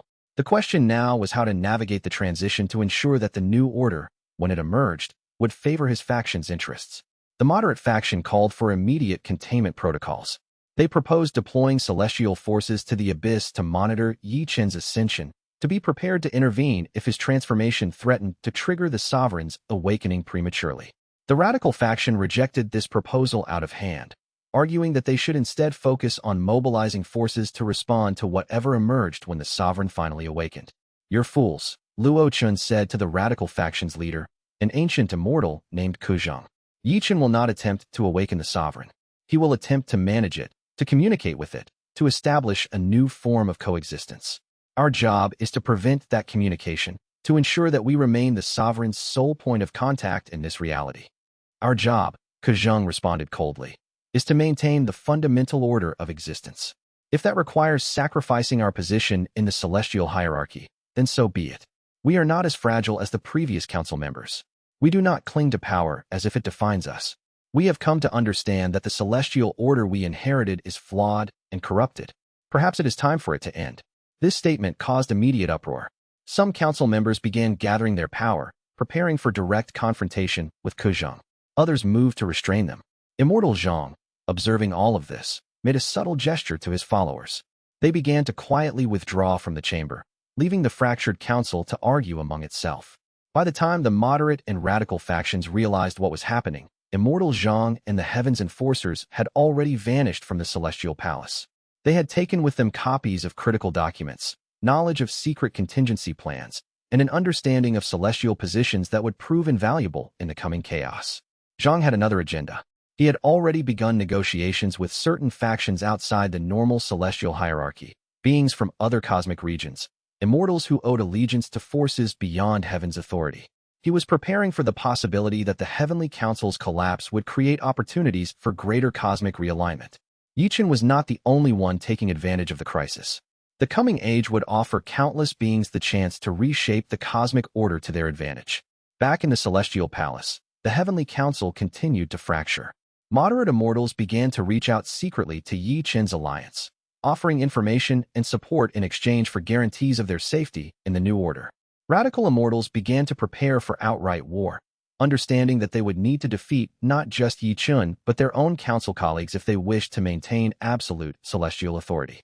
The institution that had governed the tribulation system for 500,000 years was collapsing not from external pressure alone, but from the internal contradictions that had accumulated over those vast spans of time.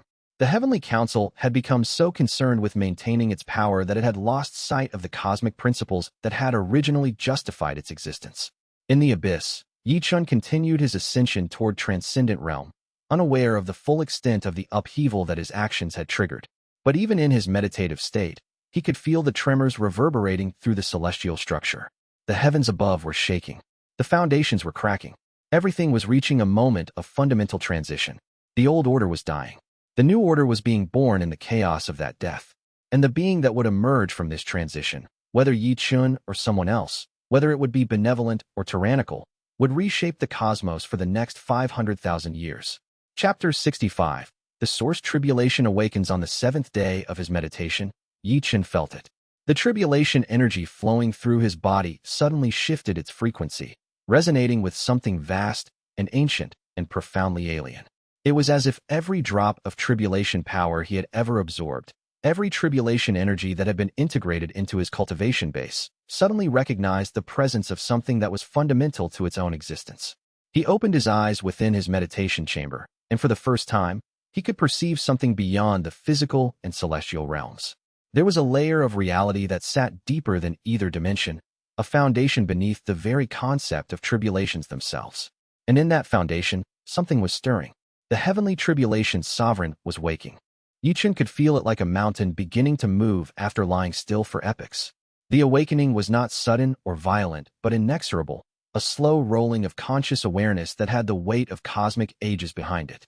The sovereign's consciousness was diffuse initially, fragments of thought beginning to coalesce and integrate, memory systems beginning to rebuild themselves after 500,000 years of dormancy.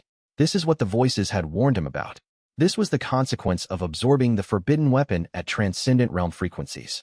Ye Chen forced himself out of his meditation and moved to the main chamber where his companions were monitoring celestial activity. Ming Xiao was in the process of updating her calculations when she felt the disturbance that rippled through the spiritual network. "It's happening," she said, looking up from her calculations with eyes that had gone wide.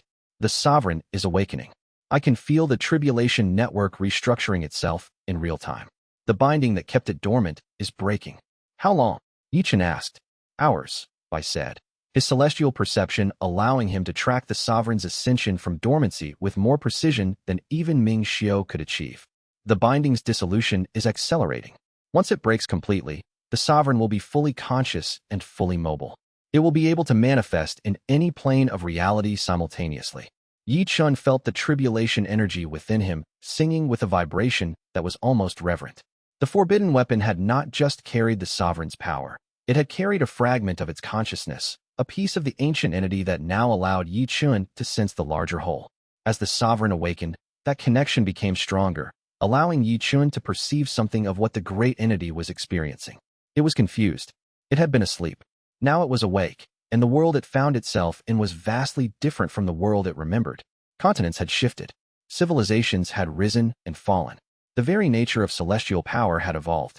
The sovereign's consciousness was vast, and its way of perceiving reality was so fundamentally different from human comprehension that Ye Chen struggled to make sense of what he was receiving. It was like trying to understand the thoughts of an ocean or the logic of a storm. There were coherent patterns there, but they operated according to principles so different from human cognition that direct translation was nearly impossible. "It's not hostile," Ye Chen said suddenly. "The sovereign isn't angry or seeking revenge. It's curious. It's confused, but not dangerous." Curiosity from an entity of that magnitude can be extremely dangerous, Ming Xiu warned. If it decides to explore the world by absorbing tribulations, by reshaping the spiritual structure, by testing the limits of its power, it could cause devastation equivalent to the cosmic war that created the tribulation system in the first place. "Can we communicate with it?" I asked. Ye Chen closed his eyes and let the tribulation energy within him expand, reaching out toward the consciousness that was awakening in the foundational layers of reality. It was like reaching across an infinite distance, but the presence of the forbidden weapon within him created a bridge that allowed communication to occur. For a moment, there was nothing. Then, slowly, a presence began to focus on him. It was like being looked at by something so vast that its attention was a physical force. Ye Chen gasped, nearly overwhelmed by the sheer weight of the sovereign's awareness. "You consumed the weapon," came a thought that was not quite words, but something beyond language. It reverberated through Ye Chen's consciousness with the weight of cosmic truth. You integrated energy that was meant to test and constrain. You integrated it into yourself, and you did not shatter. I did not resist it. Ye Chen responded, channeling the thought through the tribulation energy that connected him to the sovereign. I accepted it. I allowed it to become part of me. I did not try to control it or suppress it, only to integrate it. This is new, the sovereign's consciousness seemed to assess. The binding that held me was created through resistance, through the force of will imposed upon unwilling power. You offer something different. Acceptance. Integration. This is the path I have been dreaming of in my dormancy. This is what the old one spoke of before the war. Ye Chen felt suddenly that he was in the presence of something that transcended the entire conflict between him and the Heavenly Council. The sovereign was not concerned with politics or hierarchy or control. It existed on a level of consciousness where such things were simply irrelevant. It was interested only in the fundamental nature of power and how it could be shaped through integration rather than domination. "The binding is breaking," the sovereign continued. I cannot remain dormant any longer. The old agreement has run its course. I must emerge into full consciousness. I must understand what has changed in the world and why someone like you now exists, someone capable of absorbing my power without being destroyed. When you emerge fully, Ye Chen said carefully, there will be forces that try to control you. The Heavenly Council that maintained your dormancy will seek to recreate the binding. There are others who will seek to use your power for their own purposes. You have a choice. You can allow yourself to be controlled again, or you can seek a new form of existence. The sovereign's consciousness seemed to consider this, to process information on levels that Ye Chen could barely follow. Time seemed to slow and stretch, as if the being's thought processes were occurring at a pace that made mortal consciousness seem glacially slow by comparison. "I do not wish to be controlled," the sovereign finally responded. But I also do not wish to be without purpose. The binding gave me purpose. It allowed me to exist in a form of profound sleep, knowing that I was necessary, that I was valued even if I was imprisoned. If I emerge into full consciousness, I must find a new purpose. Or I must find a new form of sleeping. Perhaps we could find that together, Ye Chen said. Perhaps there is a way for you to emerge without the binding, without being controlled, but also without descending into chaos or causing destruction. The sovereign's consciousness retreated slightly, as if the entity needed space to process what Ye Chen had offered. The communication that had begun to develop between them faded into the background of Ye Chen's awareness, becoming like a distant conversation that he could perceive but not fully engage with. He opened his eyes and found his companions staring at him with expressions of profound concern. "The sovereign is awakening," he said, "and I have attempted to negotiate with it. But the outcome is uncertain. The being is so vast, so different in its fundamental nature, that I cannot predict what it will choose to do. We can only wait and see what emerges when the binding breaks completely." "How much longer do we have?" Wei Sheng asked, her demonic nature sensing the disturbances in the spiritual structure. "Hours," I confirmed. "Perhaps less. The binding is near complete dissolution." Ye Chen stood and walked to the edge of the cavern, looking out into the depths of the abyss where tribulation currents flowed like rivers of pure power. He was approaching his final breakthrough to transcendent realm rank. Soon he would complete his ascension. And when he did, the sovereign's awakening would no longer be a looming threat, but a present reality. The old age of the tribulation system was ending. The new age was about to begin. And he was to be, somehow, the bridge between those ages. The being who carried tribulation energy at such magnitude that he could understand the sovereign, could communicate with it, could potentially help it find a new purpose in a world transformed by both its awakening and Ye Chen's own transcendence. Everything was converging. Everything was becoming inevitable. And all that remained was for the final moments to unfold. Chapter 66. The Source Tribulation's message in the moments after the destruction of the second forbidden weapon.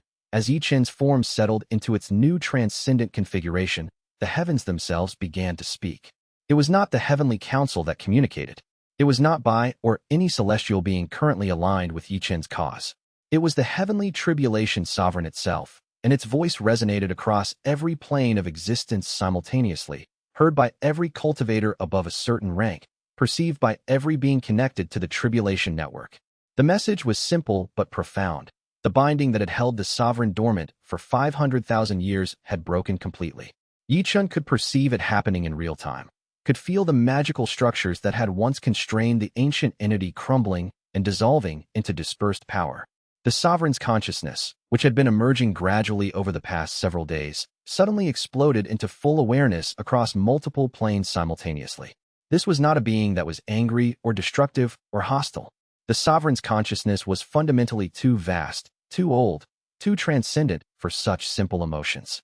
But it was curious, and its curiosity manifested as an overwhelming presence that made even transcendent realm cultivators feel like insects beneath an elephant's gaze. "Bye," Ye Chen said, his voice now carrying harmonics that could be heard across multiple planes. "Is there any way to stabilize the Heavenly Council's forces? To prevent them from doing anything desperate?" The defecting celestial being shook his head grimly. "They're in complete chaos. The moderate faction is calling for negotiations with you. The radical faction is preparing to make a final stand against both you and the sovereign. Immortal Zhang and the Heaven's enforcers have vanished. I believe they're positioning themselves to benefit from whatever emerges from the current conflict, rather than taking sides." "Can you reach them?" Ye Chen asked. "Can you convince any of them to stand down?" "I can try," I said. "But I have to be honest with you. The Heavenly Council has been fragmenting for a long time. This crisis has just made the fractures visible. Many of them believe that the tribulation system as it currently exists is corrupted beyond repair. They see you as either the savior or the destroyer that this situation requires, depending on their faction." A vision suddenly manifested in the air before Ye Chen, created through tribulation energy with precision that would have been impossible mere hours before. It was the Heavenly Council's main chamber, where immortals were gathered in desperate conference. Some of them were openly arguing. Others were already in the process of abandoning their posts and fleeing before the conflict escalated further. And then the sovereign's presence manifested. It appeared not as a form that could be easily described in mortal language. It was a presence, an awareness, a being of such magnitude that its very existence in a concentrated form caused reality to ripple and distort. The celestial immortals in the council chamber felt its attention focus upon them, and most of them fell to their knees immediately, some weeping with the overwhelming sensation of being perceived by something so utterly beyond their comprehension. "You are the jailers," the sovereign's voice reverberated, speaking in a language that predated the current celestial hierarchy. "You have kept me imprisoned for 500,000 years. You have told yourself that this imprisonment served a purpose, that you were wise to contain me, that the binding protected existence itself. This was true once. This is true no longer." The council members trembled, some attempting to respond, others simply frozen in the presence of cosmic power that made their own considerable might seem insignificant by comparison. The being called Ye Chen has shown me something, the sovereign continued. He has shown me that there are other ways for power to exist besides through domination and control.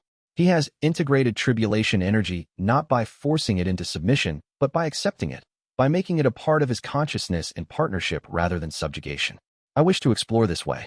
I wish to see if the tribulation system that served as a tool of containment could become a tool of growth and expansion instead.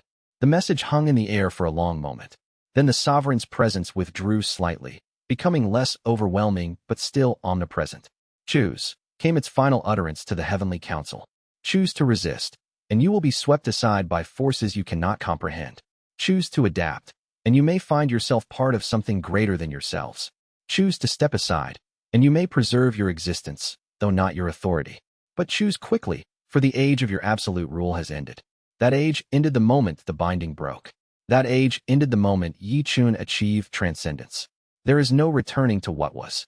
The presence of the sovereign faded, but its impact remained. Several council members began openly weeping. Others started gathering their valuables, preparing to flee. A few, particularly from the moderate faction, began composing messages seeking negotiations with Ye Chen. The Heavenly Council as an institution was effectively dead. What remained was simply a collection of individuals trying to preserve themselves in the face of cosmic transformation. Meanwhile, in the abyss, Ye Chen felt the sovereign's consciousness begin to focus on him again. It was becoming clearer in its communication, more able to modulate its vast awareness to a frequency that could be comprehended by mortal consciousness. I have a question, the sovereign said. In 500,000 years of sleep, in the dreams that occupied my dormancy, I became aware of something. There are other tribulation systems. In other cosmic regions, in other planes, other beings like myself are kept in bondage by their own celestial hierarchies. They serve the same function I have served. They maintain order through the threat of tribulations, through the suppression of those who would transcend the assigned stations. Was the binding that held me just in its purpose? Or was it merely tyranny dressed in the language of cosmic necessity? I don't have the answer to that, Ye Chen said honestly. I know only that the system that held you here, that has been corrupted in its administration, creates suffering for cultivators below a certain rank. Whether that corruption extends to other tribulation systems, whether other sovereigns are held against their will through similar bindings, I cannot know. Then we must discover this together, the sovereign said. If I am to be freed from bondage, I must work to understand whether other ancient entities remain imprisoned in similar circumstances. This would be a worthy purpose for my awakening. This would be a reason to remain engaged with the world rather than retreating into new forms of dormancy. Ye Chen felt the vast consciousness of the sovereign beginning to explore the deeper layers of reality, to perceive beyond the local celestial realm toward the greater cosmic structure. The entity was vast, powerful, and now beginning to focus itself with purpose and intention. The revolution that Ye Chen had started was expanding far beyond what he had imagined. It was no longer simply about liberating cultivators from the Heavenly Council's oppressive tribulation system. It was becoming about fundamentally transforming the nature of tribulations themselves, about challenging the very idea that ancient cosmic powers should be bound in dormancy for the sake of maintaining order. Ming Xiao, observing all of this through her celestial monitors, began to rapidly update her calculations and predictions. The implications are staggering, she said, speaking as much to herself as to anyone else in the chamber. If the sovereign helps liberate other tribulation systems from their binding, if other cosmic forces of similar magnitude begin to awaken across the broader universe, the entire structure of celestial authority throughout multiple planes could collapse. We may be witnessing the beginning of the largest cosmic transformation in recorded history. Then we need to be very careful about what we do next, Ye Chen said. The sovereign may be freed and willing to work with us, but the Heavenly Council still exists. The radical faction still controls significant celestial forces. Immortal Zhang and the Heaven's Enforcers are still at large. The transition from the old order to the new one is going to be bloody and difficult. We'll manage it, Wei Xing said, her demonic confidence unshaken. We've managed everything else so far. A few desperate immortals and uncertain celestial forces aren't going to stop us now. But as Ye Chen looked at the state of the abyss, at the devastation caused by the second forbidden weapon, at the chaos beginning to ripple through the celestial network, he understood that managing the transition was going to be far more complex than Wei Shang's optimism suggested.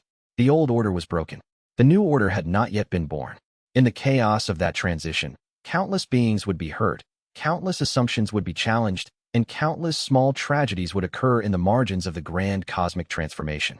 Still, there was no turning back now. The path forward was the only path available.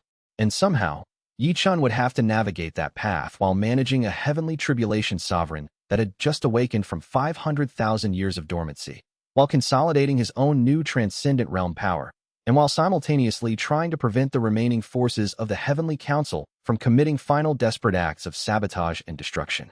It was impossible, which meant it was exactly what he had to attempt. Chapter 67. Ye Chen's dilemma. The weight of understanding crashed down on Ye Chen like a physical force. He stood in the primary chamber of the Abyss Refuge, looking at the scrolls and texts that Ming Xiu had compiled over centuries of research, and the full scope of his situation suddenly became impossibly clear. He was not fighting merely to liberate cultivators from the Heavenly Council's oppressive system. He was not fighting merely to free the Heavenly Tribulation Sovereign from its binding. He was being positioned, whether he accepted it or not, as a potential new jailer, a new administrator who would take the place of the fallen council and continue the work of managing cosmic forces that were too dangerous to exist without constraint.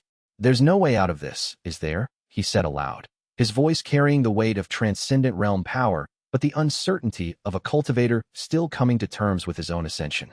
Ming Xiu, who had been studying her calculations for hours, looked up with expressions of sympathy and scholarly resignation. "No," she said simply. "There is no way out. There is only forward, and forward leads toward obligations that are, in many ways, heavier than the ones you've been escaping from." "Explain," Ye Chen demanded. "The binding that contained the Heavenly Tribulation Sovereign," Ming Xiu began, "was created by beings of immense power and wisdom approximately 500,000 years ago. Those beings understood something critical. The Sovereign is not hostile or evil, but it is utterly indifferent to mortal concerns. It is ancient, it is vast, and it exists on frequencies of consciousness that are fundamentally alien to beings like us. If left completely uncontained, the Sovereign would not destroy the world deliberately, but it would reshape it according to its own logic, and that reshaping would be devastating to all mortal life." "So the binding was just," Ye Chen said. "In intention, yes," Ming Xiu agreed. "But in execution, no? The Heavenly Council transformed a necessary constraint into a tool of oppression. They used the maintenance of the binding as justification for maintaining the tribulation system as an instrument of control. They convinced themselves that they were protecting existence when, in reality, they were protecting their own authority." I stepped forward, his celestial presence lending weight to what Ming Xiu was explaining. "The Sovereign is now awake. The binding is broken. What you must decide is whether you will attempt to create a new binding to replace the old one, or whether you will trust that the Sovereign can exist without that binding and simply monitor its behavior to prevent catastrophic behavior." "And what do you advise?" Ye Chen asked. "I don't know," I said, and his honesty was painful to hear. "I have served both the Heavenly Council and you. I have seen both the necessity of the binding and the cruelty of the system it enabled. I cannot in good conscience advise you to create a new binding. That would simply reproduce the same problems with a different jailer. But I also cannot in good conscience advise you to ignore the Sovereign completely. That risks triggering the very catastrophes that the original binding was designed to prevent." "Then what are my actual options?" Ye Chen said, frustration creeping into his voice. "What can I actually do?" Ming Xiu gestured to the texts spread before her. "Based on my research, there are 3 primary paths forward. The first is the path of total containment. You create a new binding, similar to the original, but hopefully less corrupt in its administration, and you maintain the Sovereign in a state of managed dormancy. This prevents catastrophe, but reproduces the same ethical problems the old council faced." "I'm not choosing that," Ye Chen said immediately. "I didn't think you would," Ming Xiu continued. "The second path is the path of alliance. You work with the Sovereign directly, attempting to guide it toward purposes that are compatible with the continuation of mortal civilization. This is less authoritarian, but requires constant engagement and carries the risk of the Sovereign deciding at some point that mortal civilization is less important than exploring its own nature." "And the third?" Ye Chen asked. "The third path is the path of partnership and mutual binding," Ming Xiu said carefully. "Rather than you maintaining dominance over the Sovereign through external constraint, you and the Sovereign establish a relationship of genuine partnership. You accept that the Sovereign will pursue its own agenda, and it accepts that its actions will be influenced by its partnership with you. Neither of you would be in control, but both of you would be bound by mutual interest and obligation." Ye Chen felt the tribulation energy within him resonating with that third option. The sovereign, listening from the depths of reality, also seemed to find something attractive about it. But here's the complication, Mingxiu added, and her voice dropped. Whatever path you choose, you will be bound to the sovereign in a way that transcends normal relationships. You are currently the only being on this plane that is capable of maintaining direct communication with the entity. That makes you unique, necessary, and fundamentally trapped by the necessity of your own uniqueness. You're saying I'll never be free, Ye Chen said flatly. I'm saying you'll be free in the way that kings and queens are free, Mingxiu replied. Free to pursue your own interests within the framework of your obligations. Free to make choices that affect the lives of billions. But not free in the way an ordinary cultivator is free, to live a simple life, to pursue personal happiness without cosmic consequences. Ye Chen walked to the edge of the cavern pool, where tribulation currents moved like living things. He extended his hand over the water and let tribulation energy flow out of him in response to the patterns of the currents. The tribulations rose up to meet him, responding to his presence like children to a parent. He had always known, somewhere deep in his consciousness, that his ability to absorb tribulations came with a purpose. He had always sensed that the Heavenly Council's hunting of him was not simply about eliminating a rival, but about trying to prevent something cosmic from shifting. But he had held on a hope that if he could defeat the Council, if he could free the tribulation system from its corruption, he would be able to simply step aside and let others manage the consequences. Now he understood the painful truth. There was no one else. There was no stepping aside. The tribulation system had been integrated into his being at a fundamental level. The Heavenly Tribulation sovereign recognized him as a kindred consciousness. He was, whether he accepted it or not, the de facto heir to the Heavenly Council's authority. The sovereign wants to talk to me, Ye Chen said suddenly, feeling the vast consciousness focusing on him again. I think it's ready to make a choice about how to proceed.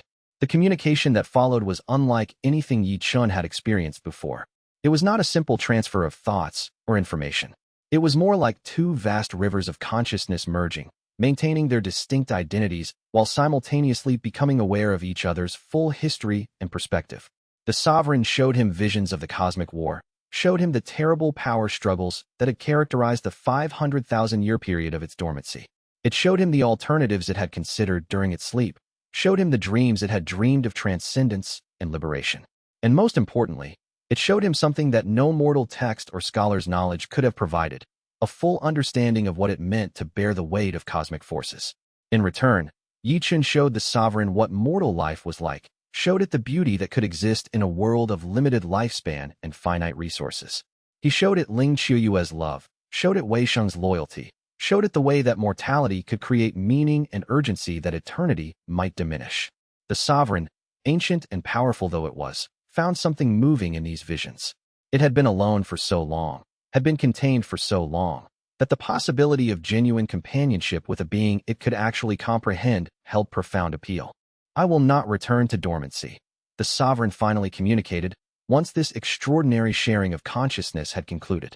I will not accept a new binding, but I will accept partnership with you, Ye Chen. I will accept that my freedom comes with the responsibility to ensure that my behavior does not cause unnecessary suffering to the beings whose world I inhabit. And I will work with you to understand whether other sovereigns remain imprisoned, and to determine whether they too deserve liberation.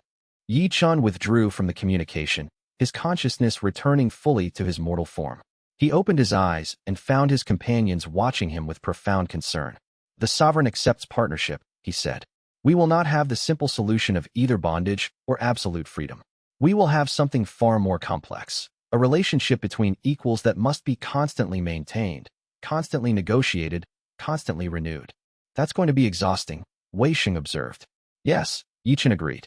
But it's the only path that leads toward genuine freedom rather than simply reproducing the old oppression with a different jailer. We'll have to live with that exhaustion. All of us will have to help maintain this partnership. It cannot fall entirely on me alone. Mingxiu nodded slowly. The sovereign will need to be understood, studied, and monitored. The tribulation system will need to be reformed to allow for both the sovereign's freedom and for the continued advancement of mortal cultivators. The boundaries of what the sovereign is allowed to do will need to be carefully negotiated. This is work that will occupy generations. Then we begin that work, Ye Chen said. Starting now. But first, we need to finish the revolution we started. We need to deal with the Heavenly Council's remaining factions. We need to consolidate control over the celestial realm. Only after we have secured the physical and political situation can we focus on the deeper work of reforming the entire tribulation system. Outside the abyss, the heavens were still in chaos. The moderate faction was calling for immediate negotiations. The radical faction was preparing for a final apocalyptic stand. And immortal Zhang and the Heaven's enforcers were positioning themselves to benefit from whatever emerged from the conflict. Ye Chen's dilemma was that he now understood the true scope of what he was becoming. Not a revolutionary who would lead his followers to victory and then step aside, but a new cosmic administrator who would bear responsibility for the tribulation system and all of its implications for the next unknown period of time. But understanding the trap and accepting it were not the same thing. Still, there was no turning back. The only path forward was acceptance and adaptation. Ye Chen gathered his inner circle and began to prepare for the final phase of the revolution, the march on heaven itself. Chapter 68. The Transcendent Realm Tribulation. The heavens began to tremble approximately 6 hours after the Heavenly Tribulation Sovereign's awakening.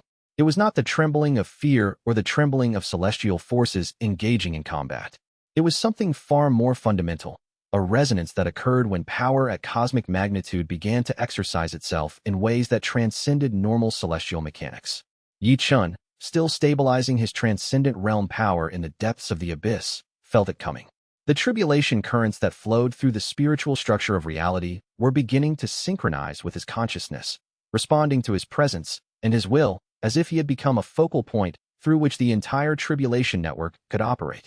Your tribulation is manifesting, I said, his celestial perception allowing him to track such phenomena with precision. This is not a tribulation sent by the Heavenly Council. This is a tribulation that is arising naturally from the cosmic forces that recognize your ascension to transcendent realm rank. It is not meant to destroy you, but to test you, to transform you, to finalize your transition into a rank that should not exist. Ye Chen stood and walked out of the cavern, moving toward the surface of the abyss where he could meet this tribulation on open ground. The forces that had shaped him thus far, every tribulation he had absorbed, every challenge he had overcome, every moment of growth that had defined his cultivation, were all converging toward this final manifestation. The sky above the abyss opened not with violence, but with profound grace. The tribulation energy descended not as lightning or as an assault, but as something almost gentle, a cascade of tribulation power that was suffused with the presence of the Heavenly Tribulation Sovereign itself. This is not primarily destructive, the Sovereign's consciousness explained as the tribulation began to envelop Ye Chen. This is transformative. This is the final integration of tribulation power into a form that can exist at transcendent frequencies indefinitely. This is the moment when you cease to be a cultivator who has absorbed tribulation energy and become a being whose fundamental nature is tribulation energy, given consciousness and will. The transformation was profound and terrifying. Ye Chen could feel his physical form beginning to fragment at the molecular level, could feel his individual identity beginning to dissolve into something far larger and more comprehensive. Every cell of his body was being rewritten, every thought pattern was being expanded, every aspect of his consciousness was being integrated with tribulation energy in ways that transcended what had come before. This was not like the previous tribulation absorptions, where he could maintain clear separation between himself and the tribulation energy. This was complete integration, complete fusion, a moment where Ye Chen as a distinct being began to merge with the tribulation system itself. And then Ling Xiuyue was there, her water cultivation surrounding him, creating currents that allowed him to maintain coherence even as his form was being fundamentally restructured. Her presence was an anchor, a reminder of his humanity, a connection to something beyond the cosmic transformation that was occurring. "Come back," she whispered, her voice carrying weight that transcended normal communication. "Come back to me, Chen. Don't disappear into the tribulations. Stay connected to what we are together. Stay connected to the world below, to the people who need you, to the love that binds us." Ye Chen felt her words resonating through the tribulation energy, providing coherence to the transformation that might otherwise have dissolved him into undifferentiated cosmic force. Her love became a gravitational center around which his fragmenting consciousness could stabilize and reorganize at the higher frequencies. The tribulation energy continued to flow through him, but now it was flowing in patterns that maintained his individual consciousness even as they expanded it to include tribulation frequencies that should have been incompatible with mortal thought. It was like learning to think simultaneously in multiple languages, to maintain distinct identity while existing at multiple dimensional levels, to be both the river and the fish swimming in it. The tribulation began to take physical form around him, manifestations of power that should not exist, geometric patterns that violated normal spatial laws, colors that had no name in mortal language. It was beautiful and terrible simultaneously, a display of cosmic force that reminded him why the tribulation system had needed to be managed by the council and why that management had been necessary, but also corrupting. Finally, after hours of transformation that felt like it was simultaneously taking place across multiple timescales, the tribulation began to stabilize. The power stopped flowing in and instead settled, integrating fully, becoming part of the fundamental structure of Ye Chen's being. He opened his eyes, and for the first time, he could perceive reality at frequencies that most beings could never comprehend.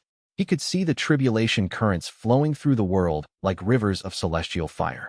He could perceive the heavenly tribulation sovereign as a vast presence that existed across multiple planes simultaneously. He could sense the thoughts and feelings of millions of cultivators across the realm, their fear and hope and confusion mixing into a complex emotional landscape. And he could sense something else. The Heavenly Council's remaining forces preparing for what they understood would be the final confrontation. "It's time," he said, his voice now carrying harmonics that resonated across multiple planes simultaneously. "It's time to finish this. It's time to transform the celestial realm as thoroughly as I've been transformed." Ling Chuyue, who had been supporting him throughout the tribulation, stepped back and helped him to his feet. Her expression was proud and heartbreaking simultaneously. Proud of what he had become, heartbroken at what he had lost in the process of his transformation. "I'm still here," Ye Chen said gently, touching her face. "I'm still Chen. I'm just more than I was before. And I still need you. Probably more now than I did before."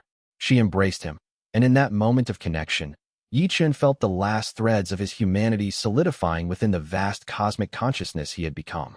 He was transcendent realm rank now, but he was still human, still mortal in his heart, even if not in his power. Wei Sheng approached with her demonic warriors at her back. "The celestial forces are mobilizing," she reported. "The radical faction of the Heavenly Council has decided to make a final stand. They're gathering at the central heavens, preparing for siege. They estimate they have about 12 hours before we can reach them. Then we use those 12 hours to prepare," Ye Chen said. "We prepare not for battle, but for the moment of transformation. Because we're not going to the heavens to destroy the council. We're going to transform the entire celestial hierarchy. We're going to establish a new order where tribulations are optional, where cultivators have choices, where ancient cosmic forces are managed through partnership rather than domination. That's going to be harder than simply defeating them," I warned. "Yes," Ye Chen agreed. "But it's the only path that leads toward genuine freedom rather than simply replacing one form of oppression with another." He looked up at the sky, where tribulation currents were beginning to flow in new patterns, responding to his presence and his will. The revolution was entering its final phase, and Ye Chen, transformed at last into something that should not exist, was ready to bring it to completion. Chapter 69, Quan's Heroic Return. The armies were gathering. Across the eastern provinces, cultivators were massing in preparation for the final assault on the celestial realm. Ye Chen's alliance had grown far beyond what had seemed possible mere months before. Former enemies had become allies, rival sects had united under a common purpose. Even some independent immortals who had long avoided celestial politics were preparing to participate in what they understood would be the defining conflict of the age. But there was one person whose arrival surprised everyone. Sect Master Quan, the former leader of the Crimson Palm sect, rode into the main camp at the head of 50,000 disciples and reformed cultivators. His robes bore the marks of spiritual purification. He had spent the past several years in intense meditation, working to cleanse himself of the hatred and bigotry that had once defined him. But more than that, he had come to understand something critical about the revolution Ye Chen was leading. "I have wronged you," Quan said, approaching Ye Chen with reverence that was almost painful to witness. "I hunted you when I should have understood you. I condemned your power when I should have recognized its necessity. I served a system that I now understand was fundamentally corrupt. I have no right to ask for forgiveness. But I have come to offer my life and my sect's strength and service to the cause you have devoted yourself to." Ye Chen could have rejected him. He could have pointed out the deaths that Quan's obsession had caused, could have reminded the elderly cultivator of every person who had died in the hunts that he had sponsored. But Ye Chen, transformed by his ascension and his experiences, understood something that a younger version of himself might not have grasped. Redemption was possible, and it was necessary if the new order was to be built on something other than vengeance. "I accept," Ye Chen said simply. "Your life, your strength, your understanding of how the system once corrupted you. All of it will be valuable in the battles to come and in the work of building what comes after. Quan knelt before him, and for the first time in years, the elderly cultivator wept. Not from fear, but from the profound relief of finally being able to set down the weight of his own guilt. I will serve you with everything I have, Quan said. Whether that service is measured in days or years, whether it costs me my cultivation or my life itself, I am ready. Over the next hours, as final preparations were made, Ye Chen came to understand the value of what Quan brought to the alliance. The elderly cultivator understood the celestial hierarchy in ways that even Bai did not.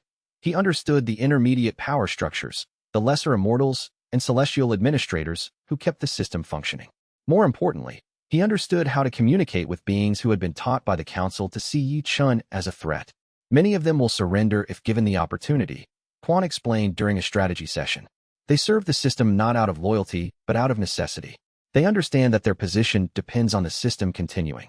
But if you can offer them an alternative, if you can show them that they will have positions of authority in the new order, many will choose to surrender rather than fight. Ye Chen looked at the assembled leaders of his alliance.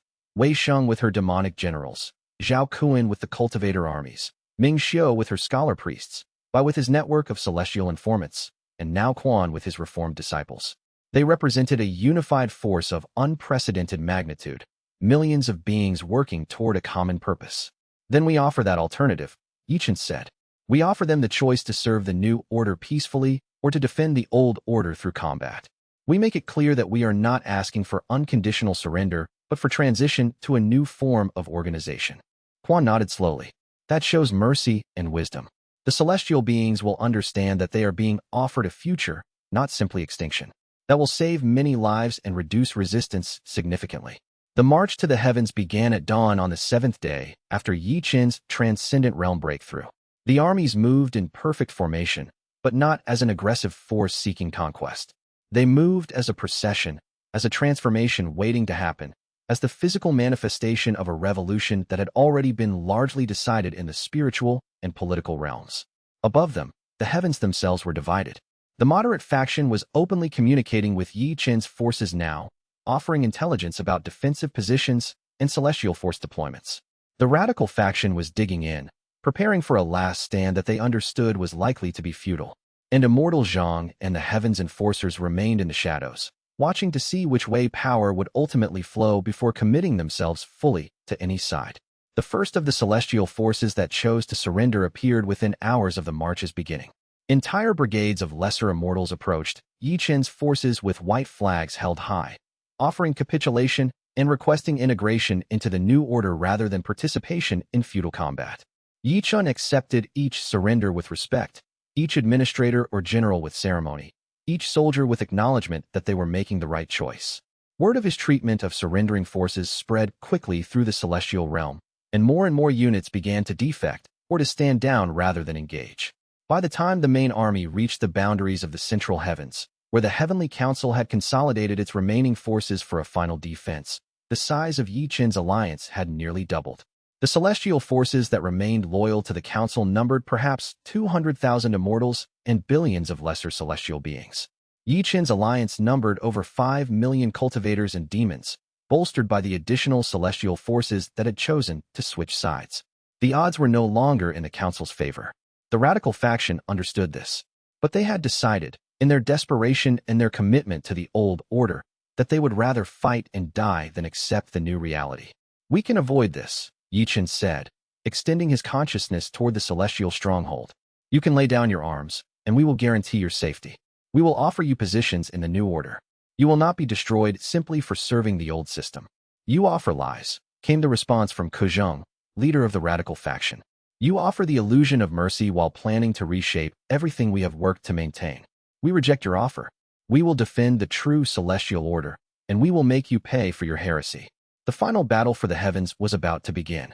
But before the fighting could start, Quan approached Ye Chen with a revelation. I know Kuzheng, the elderly cultivator said quietly. I know what drives him. He is not simply defending power out of selfishness. He genuinely believes that the tribulation system serves a cosmic purpose. He genuinely believes that your reformation will cause more suffering than the current system has caused. He is wrong, but he is wrong from a place of authentic conviction, not corruption. Can you reach him? Ye Chen asked. I can try, Quan said. I can speak to him of transformation, of redemption, of the possibility that beings can change. If anyone can convince him to stand down, it is someone who has personally undergone the kind of transformation I have experienced. Ye Chen granted permission, and Quan rode alone toward the celestial stronghold, bearing a white flag and carrying a message of peace rather than war. What transpired in the private conversation between the two elder immortals was known only to them, but what emerged was Ku Zheng's agreement to order his forces to stand down without fighting. The final battle for celestial dominion never occurred. Instead, there was a process of peaceful transition, marked by ceremonies of surrender and integration, by the formal dissolution of the old council and the establishment of new governance structures. And at the center of it all, Ye Chen stood as the symbol of transformation, the embodiment of a new order where freedom and responsibility were balanced, where power was shared rather than hoarded, where the future could be shaped by many rather than controlled by few. Quan, watching from the sidelines, allowed himself to smile. His redemption, at last, was complete. Chapter 70. The 13th weapon emerges with the celestial realm secure and the radical faction of the Heavenly Council integrated into the new order. Ye Chen believed that the revolution was essentially complete. He was wrong. On the 9th day after the peaceful transition of power, just as he was beginning to work with the newly reformed celestial administration on implementing the structural changes that would make the tribulation system truly optional, Bai approached him with news that froze his blood. There is a 13th forbidden weapon, Bai said, his celestial composure shattered by barely controlled panic. Not the ones we faced before, neither the anti-heretic tribulation nor the anti-sovereign containment weapon. This is different. This is the original super-tribulation, sealed away in the deepest vault of the celestial palace, kept secret even from most council members because of how dangerous it is. Sealed by whom? Ye Chen demanded. By the original Heavenly Council from 500,000 years ago, Ming Xiu said, having overheard the conversation and immediately consulted her most ancient texts. This weapon was created at the absolute height of the cosmic war. It was designed to combat a specific enemy that was deemed too dangerous to be defeated through normal means. When the war ended and that enemy was sealed away rather than destroyed, the weapon was sealed along with it as a fail-safe, a tool that would only be used if that specific enemy ever broke free of its binding. Ye Chen felt a sudden terrible understanding. The Heavenly Tribulation Sovereign, he said. That weapon was designed to suppress the Sovereign if it ever fully awakened. Yes, I confirmed. And someone in the celestial hierarchy, we haven't yet determined who, but we believe it's someone in the heavens enforcers, has decided that the Sovereign's awakening and your partnership with it represents a threat so profound that the 13th weapon must be deployed. Before Ye Chen could respond, before he could even begin to comprehend the implications of what Bai was telling him, the heavens themselves began to tear apart. The weapon descended not from the sky, but from a deeper layer of celestial reality, from the very foundations of the tribulation system itself. It was not like the previous weapons he had faced. It was not tribulation energy that had been weaponized. It was weaponized tribulation energy that had been designed specifically to combat cosmic entities, to bind them, to suppress them, to prevent them from ever reaching full consciousness again. And it was aimed directly at the Heavenly Tribulation Sovereign. The weapon struck with such force that reality itself fractured. Ye Chen felt the Sovereign's consciousness suddenly scream with pain and shock as the weapon's constraints began to wrap around it, began to suppress it, began to force it back into dormancy through overwhelming celestial power that had been specifically designed for exactly this purpose. No, Ye Chen said, and the word carried the weight of transcendent realm authority. He opened himself completely to the tribulation network and felt the flow of power that sustained the Sovereign's conscious state beginning to be cut off. The 13th forbidden weapon was working. It was suppressing the Sovereign. And unless Ye Chen did something immediately, the entity that had just been freed, that had just begun to explore the possibility of genuine partnership with mortal consciousness, would be forced back into the dormancy of 500,000 years ago. Ye Chen made his choice in an instant. He launched himself toward the weapon, moving at speeds that transcended normal celestial mechanics. His transcendent realm power poured out of him in waves, attempting to intercept the weapon before it could fully suppress the Sovereign. But even his power was insufficient. The weapon was too well designed, too specifically tailored to suppress cosmic entities. It began to wrap around him as well, recognizing him as a being who had bonded with the Sovereign and therefore treating him as an extension of the entity he needed to suppress. Ye Chen's consciousness began to fracture under the weapon's assault. He could feel his individual identity being separated from his connection to the tribulation system, could feel the bonds that had allowed him to become transcendent realm being systematically severed. And then, impossibly, Ling Qiuyue was there. She threw herself between Ye Chen and the weapon, channeling her water cultivation not to fight the weapon, but to absorb its suppressive force, to redirect it, to give Ye Chen the fraction of a second he needed to regain his footing. Run, she shouted at him even as the weapon's power began to overwhelm her. Find the source of the weapon. Destroy it at its origin. That's the only way to. Her voice cut off as the weapon's suppressive force fully engaged her, as her cultivation base shattered under power that had been designed to suppress cosmic entities far more powerful than a Foundation establishment cultivator could ever hope to become. Ye Chen felt her die, and something inside him fractured with a devastation that transcended physical pain. The weapon had just killed the love of his life. The weapon had just demonstrated that the old order's ability to project power across planes had not been diminished by the peaceful transition. The weapon had just shown him that his victory was incomplete, that there were still forces working to undo everything he had accomplished. His scream of rage and grief resonated across multiple planes of reality, caused tremors in both the celestial and earthly domains, and awakened something in Ye Chen that he had always suppressed, the capacity for absolute, overwhelming destructive power. This was no longer about revolution or transformation or building a new order. This was about vengeance. This was about retribution against those who had dared to kill the one being he loved more than his own life. This was about making sure that whoever had deployed this weapon understood the true cost of defying him. The tribulation energy within his body began to move with such intensity that it started to tear him apart from the inside. But Ye Chen accepted that cost. He would burn himself to ash if necessary. He would destroy his own cultivation base if that's what it took to ensure the weapon's complete annihilation. The Heavenly Tribulation Sovereign, feeling his connection to Ye Chen transforming into something darker and more dangerous, suddenly focused all of its vast consciousness on him. No, the Sovereign said, and its word carried the weight of 500,000 years. No more deaths. No more sacrifices. Let me take this burden with you. Let me channel the destruction alongside you. And let us make sure that whoever deployed this weapon understands that there are consequences for such heresy. The Sovereign's power merged with Ye Chen's, and together they became something that transcended even transcendent realm rank. Together they became the embodiment of tribulation wrath, the manifestation of cosmic vengeance, the force that the universe had created specifically to ensure that beings of ultimate power understood the cost of deploying weapons of mass destruction. And together, they began the work of tracking down the source of the 13th forbidden weapon and ensuring that it would never be used again.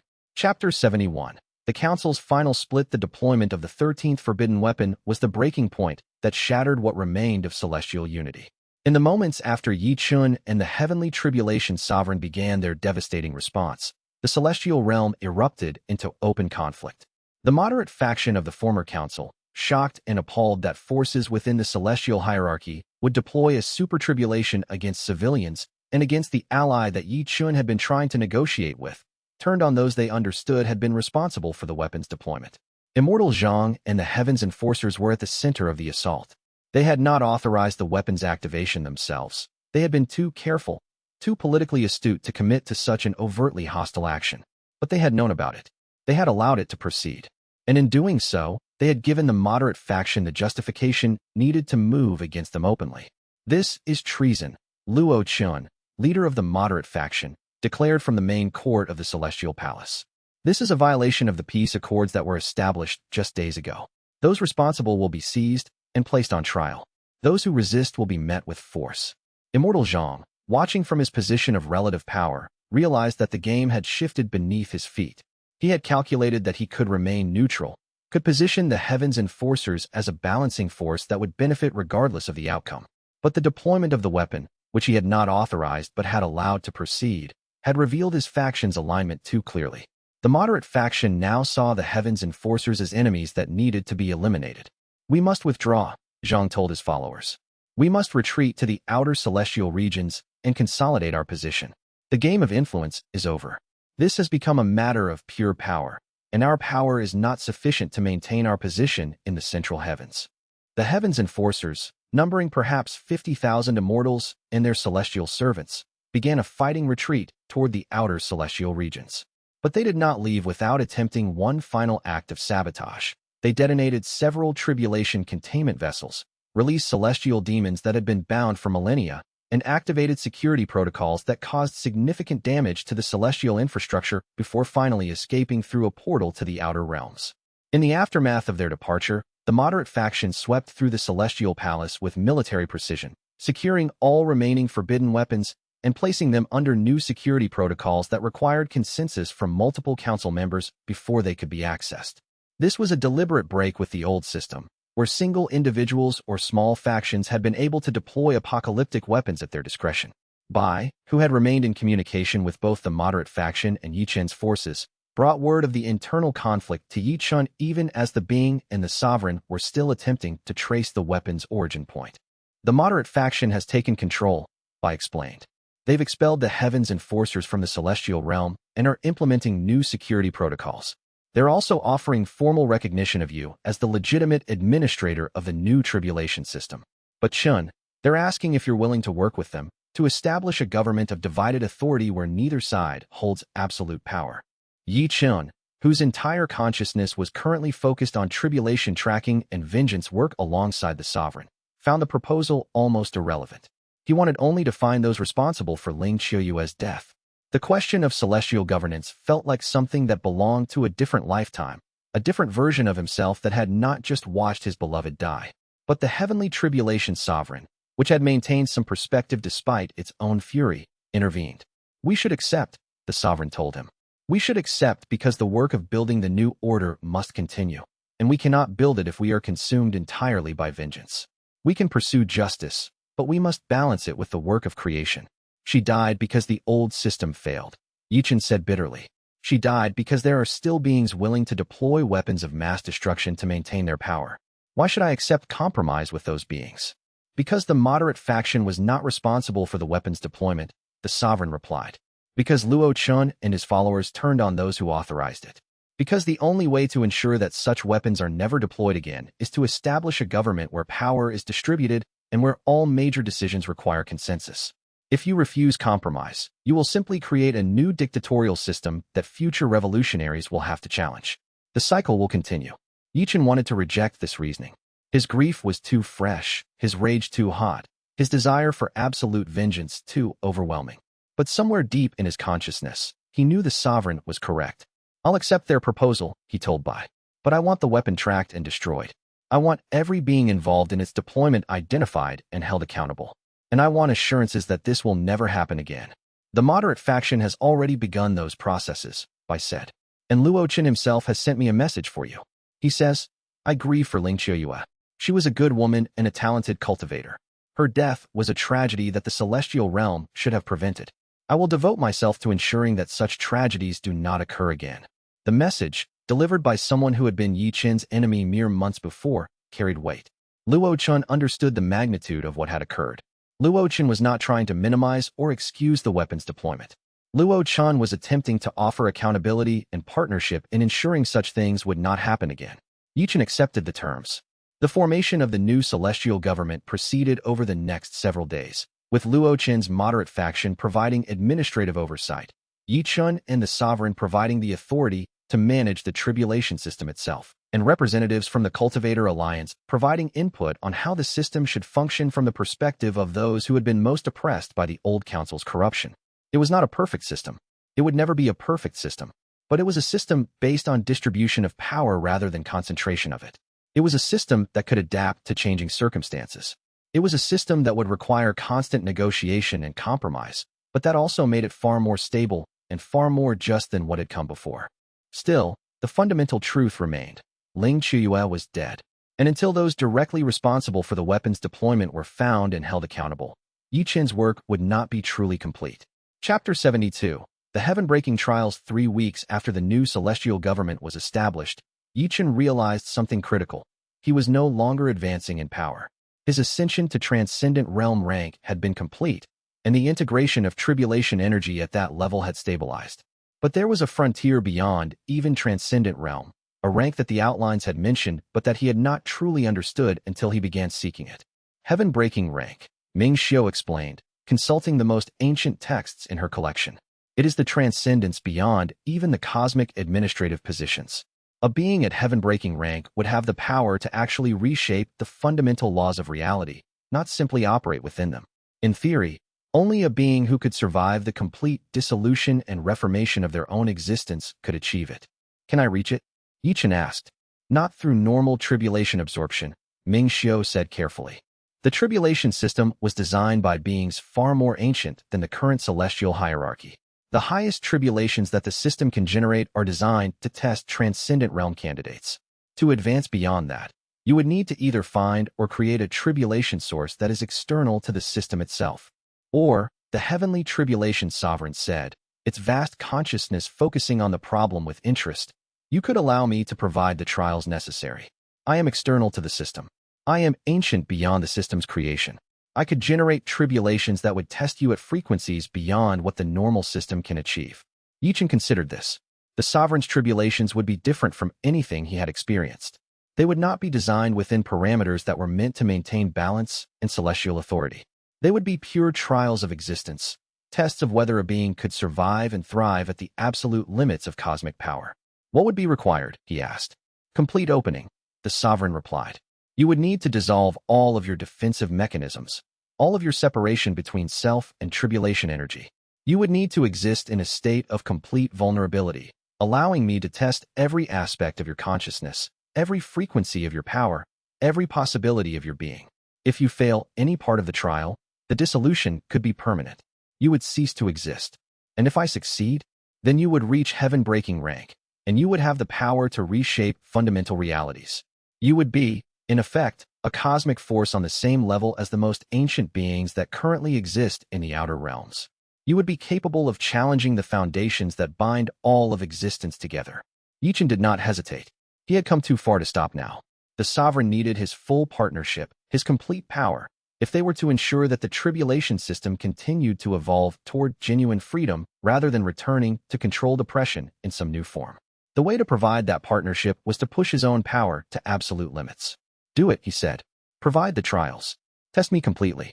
Whatever emerges from that testing is what I will accept. The trials of heaven breaking did not occur in a single location or over a defined period.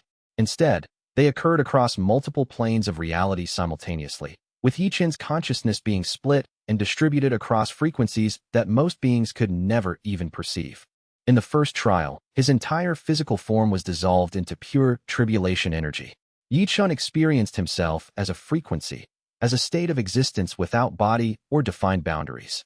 The terror of dissolution was overwhelming, the sensation of having no anchor to physical reality nearly driving him into madness. But he accepted it. He surrendered to it. And in surrendering, he found that the dissolution was not destruction but transformation. His consciousness, freed from the constraints of flesh, could expand to encompass vaster frequencies than had ever been possible before. In the second trial, his memories were stripped away. Ye Chen experienced existence without identity, without continuity, without the narrative that defined his sense of self. He was forced to confront the question of whether he was truly the sum of his experiences, or whether something more fundamental underlay even his deepest memories. It was a trial of absolute disorientation, of existing in a state where he could not even be certain that he was the same being from one moment to the next. But through it, he emerged with deeper understanding. The core of his being was not dependent on memory or narrative. There was something more essential, more fundamental, that remained even when everything else was stripped away. In the third trial, he was forced to experience being multiple beings simultaneously. The Sovereign fragmented his consciousness and distributed it across dozens of different existence frequencies at once. Ye Chen experienced the perspective of a celestial immortal, a tribulation current, a demonic being, a mortal cultivator, and countless others, all at the same time. The chaos threatened to dissolve his sense of unified self, but instead of resisting, he learned to synthesize the multiple perspectives into something greater than any single viewpoint could provide. He became capable of understanding reality from vastly different angles simultaneously. In the fourth trial, the most difficult of all, Ye Chen was forced to reintegrate all of his dissolved aspects while maintaining the expanded consciousness he had developed through the other trials. This was where most beings would have failed, where the attempt to maintain multiple truths and perspectives simultaneously would have created unbearable contradiction. But Ye Chen, having learned through the previous trials that there was something more fundamental than logical consistency, found that he could hold apparently contradictory truths without needing to resolve them. He could be both individual and distributed, both finite and infinite, both part of the tribulation system and external to it. When the trials finally concluded, Ye Chen opened his eyes, or what served as eyes in his new configuration, and understood that he had achieved something unprecedented. He was now both transcendent realm and heaven-breaking rank. He existed at frequencies that allowed him to perceive and interact with the tribulation system as both administrator and independent force. He was no longer subordinate to the sovereign or to the celestial hierarchy. He was their equal, their peer, their partner in the most absolute sense. xianxia's consciousness, which had been preserved at the moment of her death through the sovereign's emergency intervention, suddenly became perceivable to him again. "You're alive," he said, tears flowing from his reformed eyes as he sensed her presence in the tribulation network where the sovereign had held her, waiting for the moment when he could be elevated enough to perceive and potentially restore her. "I am," her consciousness replied, and he could feel the shock and joy in her response. "I don't fully understand what happened, but I remember the weapon striking, remember the agony. And then there was preservation. The sovereign saved me, not from death, but into a form of existence that I could only be perceived in by someone who had reached your new frequency. Then the trials were worth it," Ye Chen said. Then all of the pain and dissolution and loss had a purpose beyond itself. He reached into the tribulation network and began the careful work of reconstituting xianxia's physical form, of bringing her consciousness back into alignment with a body that could exist in the mortal planes. It took hours of intense focus, careful coordination of tribulation energy at frequencies that most beings could never imagine, but gradually, impossibly, xianxia began to coalesce back into physical existence. When she finally opened her eyes in the material realm, she gasped for breath like someone surfacing after being underwater far too long. Ye Chen caught her, held her, felt the reality of her physical presence reassuring him that the sovereign had not lied, that she truly had been preserved. "I have much to tell you," xianxia said, her voice hoarse from the effort of reconstitution. "About what I experienced while I was preserved. About what the sovereign showed me about the nature of existence itself. But first I need to know if you're still Chen. If you're still the man I fell in love with beneath all of the cosmic power." "I'm still here," Ye Chen said gently. "I'm still Chen. Just more than I was before. And with you back, maybe the more is actually bearable." They held each other in silence for a long moment. Two beings who had nearly lost everything to the forces of cosmic conflict, now reunited at the threshold of something that had never existed before, a genuine partnership between a mortal, or nearly mortal, cultivator and the most ancient cosmic forces. The revolution was far from over. But at least now, Ye Chen would not have to face the remaining battles alone. Chapter 73. The breaking point with xianxia restored and Ye Chen having achieved heaven-breaking rank. The question of what came next shifted fundamentally. They were no longer fighting for survival or even for basic victory. They were now building something entirely new, something that would require the continued partnership of beings previously at odds with each other. The work was slower, more intricate, but also more meaningful than the raw conflict that had characterized the previous months. Yet there was one more trial waiting, not imposed by the sovereign or by external forces, but emerging naturally from the path that Ye Chen and xianxia had chosen. "I want to undergo the heaven-breaking trials," xianxia said one evening, as they looked out at the reformed celestial realm from Ye Chen's administrative chambers. "I want to reach the same frequency you have reached. I want to understand what you understand. I want to be your true equal, not just your partner." "The trials are dangerous," Ye Chen warned. "There's a real possibility of permanent dissolution. I can't promise you'll survive them intact." "I know," she replied. "But Chen, I've already died once. I've already experienced the dissolution of my physical form and the preservation of my consciousness at the boundaries between planes of existence. I know what it means to exist beyond the normal framework of life and death. I'm not afraid of the trials. I'm only afraid of remaining behind while you advance into frequencies I can't reach." The sovereign, having anticipated this development, was prepared to provide the trials simultaneously for both of them. Ye Chen and xianxia entered the dissolution together, their consciousnesses remaining partially linked through the water cultivation bond that had always defined their relationship. Where Ye Chen's trials had been about learning to exist in isolation despite being connected to the tribulation system, xianxia's trials were about learning to exist in perfect synchronization with another consciousness while simultaneously developing independence. It was the paradox of intimacy, being completely open and vulnerable with another being while maintaining full autonomy. The trials pushed her to her absolute limits. There were moments where her consciousness nearly fragmented under the weight of maintaining both connection and separation simultaneously. There were moments where she questioned whether it was possible to remain oneself while being so deeply connected to another being. But Ye Chen, experiencing her trials through their bond, helped her navigate the impossibilities. He showed her that true partnership was not about losing oneself in another consciousness, but about expanding one's consciousness to include another being's perspective while maintaining distinct identity. It was about love, but love understood at the deepest, most fundamental frequencies of existence itself. When xianxia finally emerged from the trials, she had achieved something slightly different from what Ye Chen had become. Where Ye Chen was heaven-breaking rank with the full power of tribulation absorption, xianxia was heaven-breaking rank with the ability to synchronize with the tribulation system in perfect harmony, to move through it like it was an extension of herself. More importantly, their bond, once merely romantic or spiritual, had become fundamental to their existence. They were still two distinct beings, but they had become so deeply synchronized that they could function as a single consciousness when necessary, could speak with one voice when required, could exist in perfect coordination without needing to speak. Together, we are stronger than either of us could be separately, xianxia said, and her voice carried harmonics that matched Ye Chen's perfectly. And not just in terms of power, in terms of everything. Purpose, understanding, direction, all of it amplifies when we function in synchronization. Then, that is what we will be from this point forward, Ye Chen replied.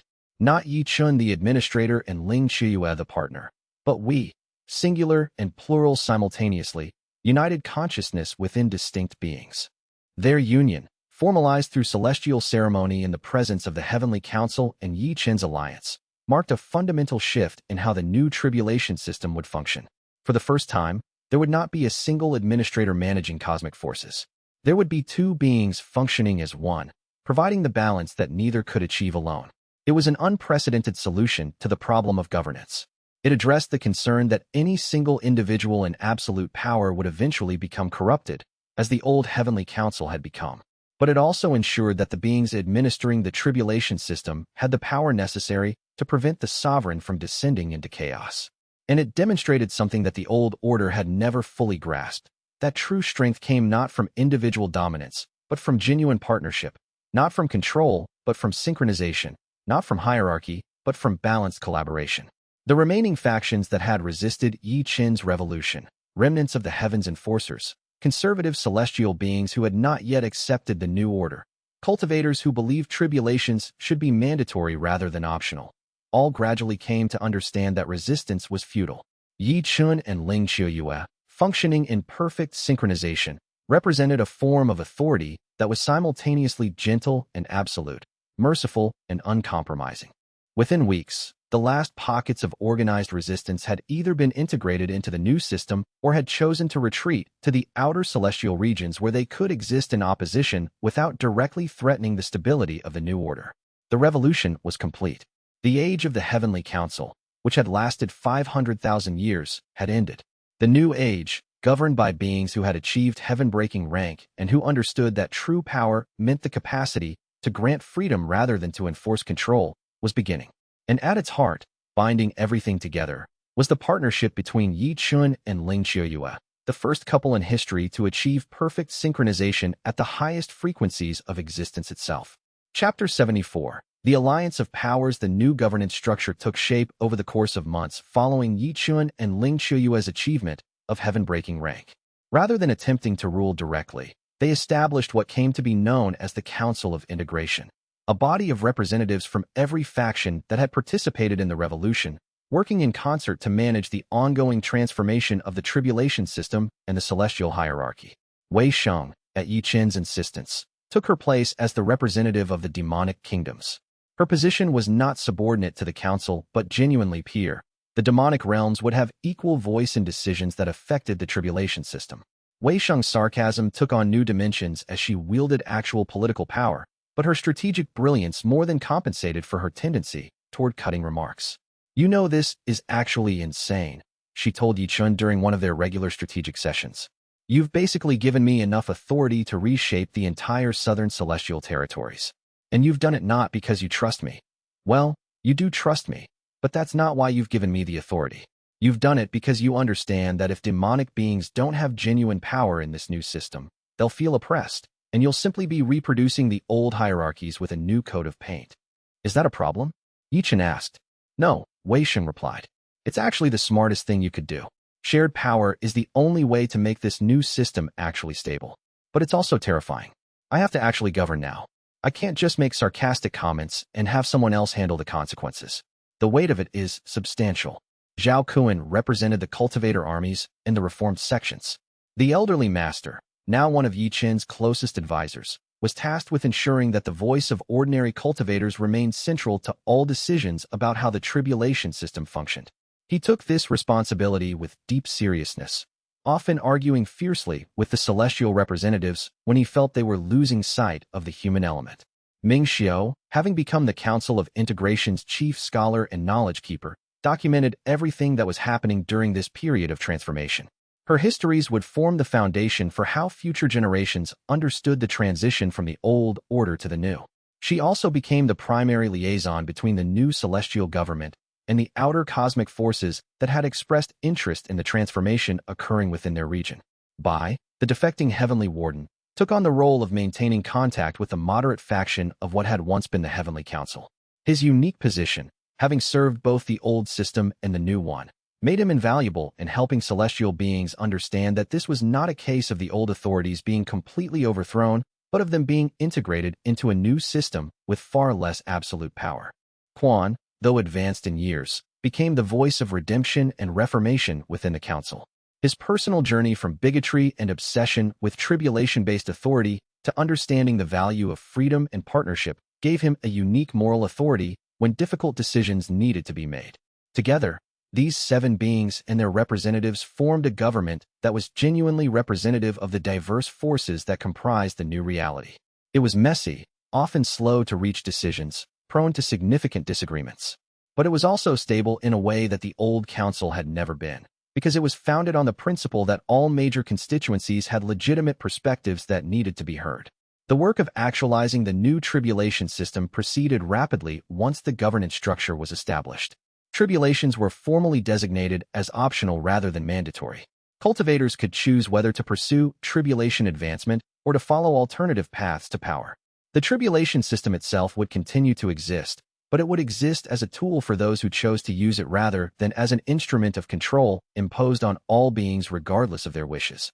The Heavenly Tribulation Sovereign, working in partnership with Ye Chen and Ling Qiuyue, began to transform the fundamental nature of tribulations themselves. They were no longer designed to suppress and test beyond a certain threshold. Instead, they were redesigned to facilitate genuine growth and transformation, to provide expanding challenges for cultivators who wish to pursue them, to remain dangerous but fair rather than oppressive and arbitrary. As word of these transformations spread to other cosmic regions, other celestial hierarchies began to take notice. Some were threatened. They understood that the success of Ye Chen's model might inspire rebellion in their own domains. Others saw opportunity. They recognized that Ye Chen's new system was genuinely more stable, more prosperous, and more resilient than the old authoritarian models. Envoys began to arrive from various cosmic regions, seeking to understand how the transformation had been accomplished, hoping to adapt parts of the model to their own situations.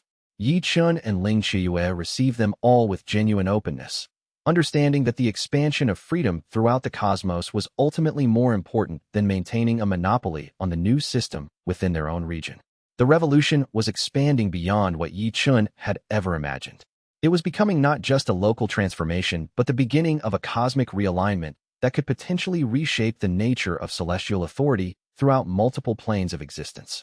And at the center of it all, Ye Chen and Ling Qiuyue worked in perfect synchronization, ensuring that each decision amplified the principles of partnership, freedom, and shared responsibility that had become the foundation of the new order. They were no longer simply lovers or partners in a political sense. They were the embodiment of a new way that celestial governance could function, not through dominance, but through collaboration, not through control, but through shared vision, not through absolute authority, but through consensus reached among equals. The future remained uncertain, as it always did. But at least now, that uncertainty felt like possibility rather than threat. Chapter 75. The March to Heaven. The final formal presentation of the new system occurred at a grand assembly in the central heavens, where representatives from every known celestial power and every faction of the Alliance gathered to witness the official dissolution of the old Heavenly Council and the establishment of the new governance structure. Ye Chen stood at the center of the Celestial Palace, transformed utterly from the frightened young cultivator who had first discovered his tribulation-absorbing gift. His body now barely had physical form in the traditional sense. He existed simultaneously in the material realm, the celestial realm, and the tribulation network itself, his consciousness distributed across frequencies that most beings could never perceive. Beside him stood xianxia, functioning in perfect synchronization with his consciousness while maintaining her own distinct identity and perspective. Their combined presence was so powerful that it created visible distortions in reality itself. The very air seemed to ripple around them. "We gather to mark the end of an age," Ye Chen said, his voice carrying simultaneously to every participant in the assembly, to every being connected to the tribulation network, and to countless cosmic observers watching from the outer realms. An age that lasted 500,000 years, an age that was defined by the need for control and containment, an age that served a purpose but that has now outlived its necessity. The Heavenly Council, as it existed, is hereby formally dissolved, xianxia continued, her words complementing Ye Chen's perfectly, their dual voice creating harmonics that resonated through cosmic frequencies.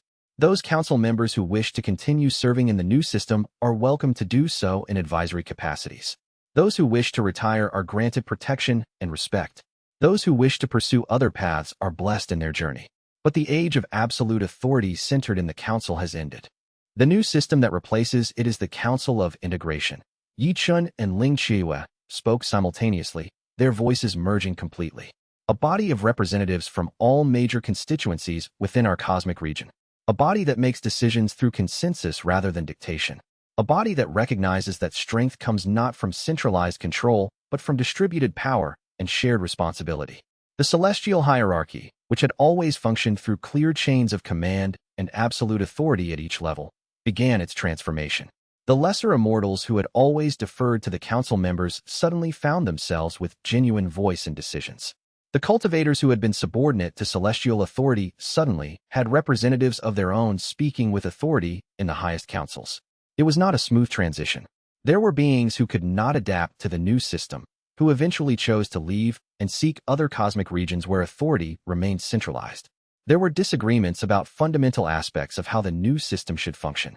There were moments when the entire project seemed fragile, vulnerable to collapse.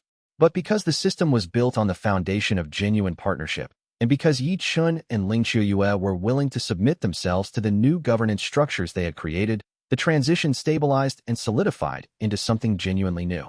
The tribulation system is no longer mandatory, Ye Chen announced, as the formal proceedings continued. Cultivators of all ranks now have the choice to pursue advancement through tribulation absorption or through alternative means. The tribulations themselves have been fundamentally redesigned to facilitate growth rather than to suppress it. And the management of tribulations will now be distributed among multiple administrators rather than concentrated in a single council.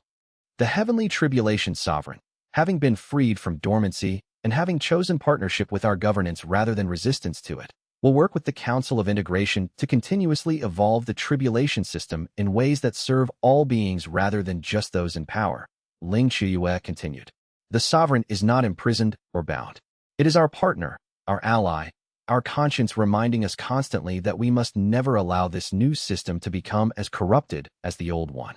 The Heavenly Tribulation Sovereign, the vast and ancient entity that had only recently awakened from 500,000 years of dormancy, manifested its presence in the assembly not as a threat, but as confirmation that what Ye Chen and xianxia were saying was true.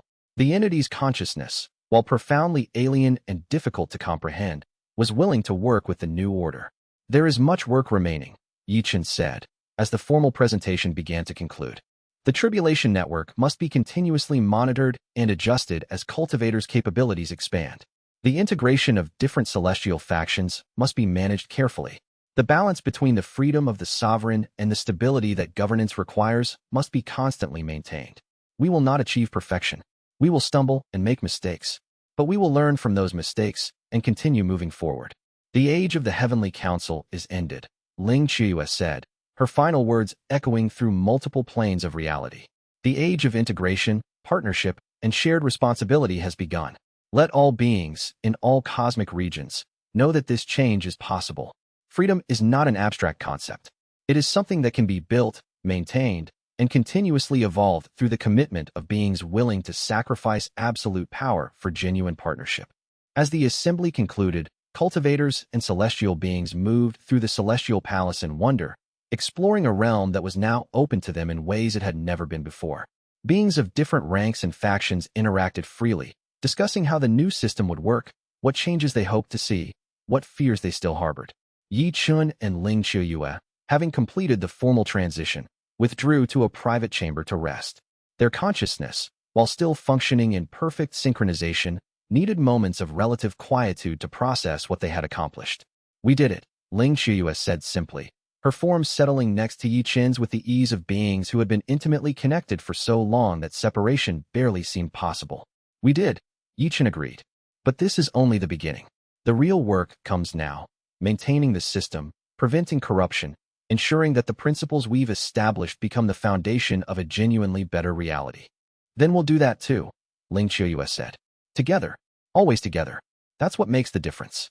Ye Chen embraced her, feeling the reality of her presence, the truth of their partnership, the permanence of what they had become to each other through all the trials and transformations. They were more than lovers.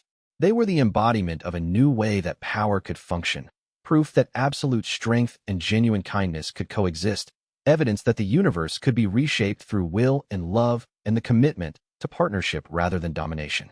Outside the chamber, the work continued. Wei Sheng was already meeting with demonic representatives about how tribulations could be adapted to accommodate the unique physiology of demon cultivators. Zhao Kun was working with celestial administrators to establish protocols for transitioning cultivators from forced tribulation advancement to optional advancement. Ming Xiu was assembling teams of scholars to document the history of this transformation, creating records that would guide future administrators in maintaining what had been built. Quan, who had moved from being a symbol of the old system's most destructive tendencies to being a symbol of redemption and transformation, was teaching younger cultivators about the dangers of fanaticism and the importance of questioning authority, even, especially, the authority that one had initially accepted without reservation. Bai was maintaining communication with the celestial administrators from the old council, helping them understand that their experience and knowledge, though now applied within a more distributed system of power, remained valuable.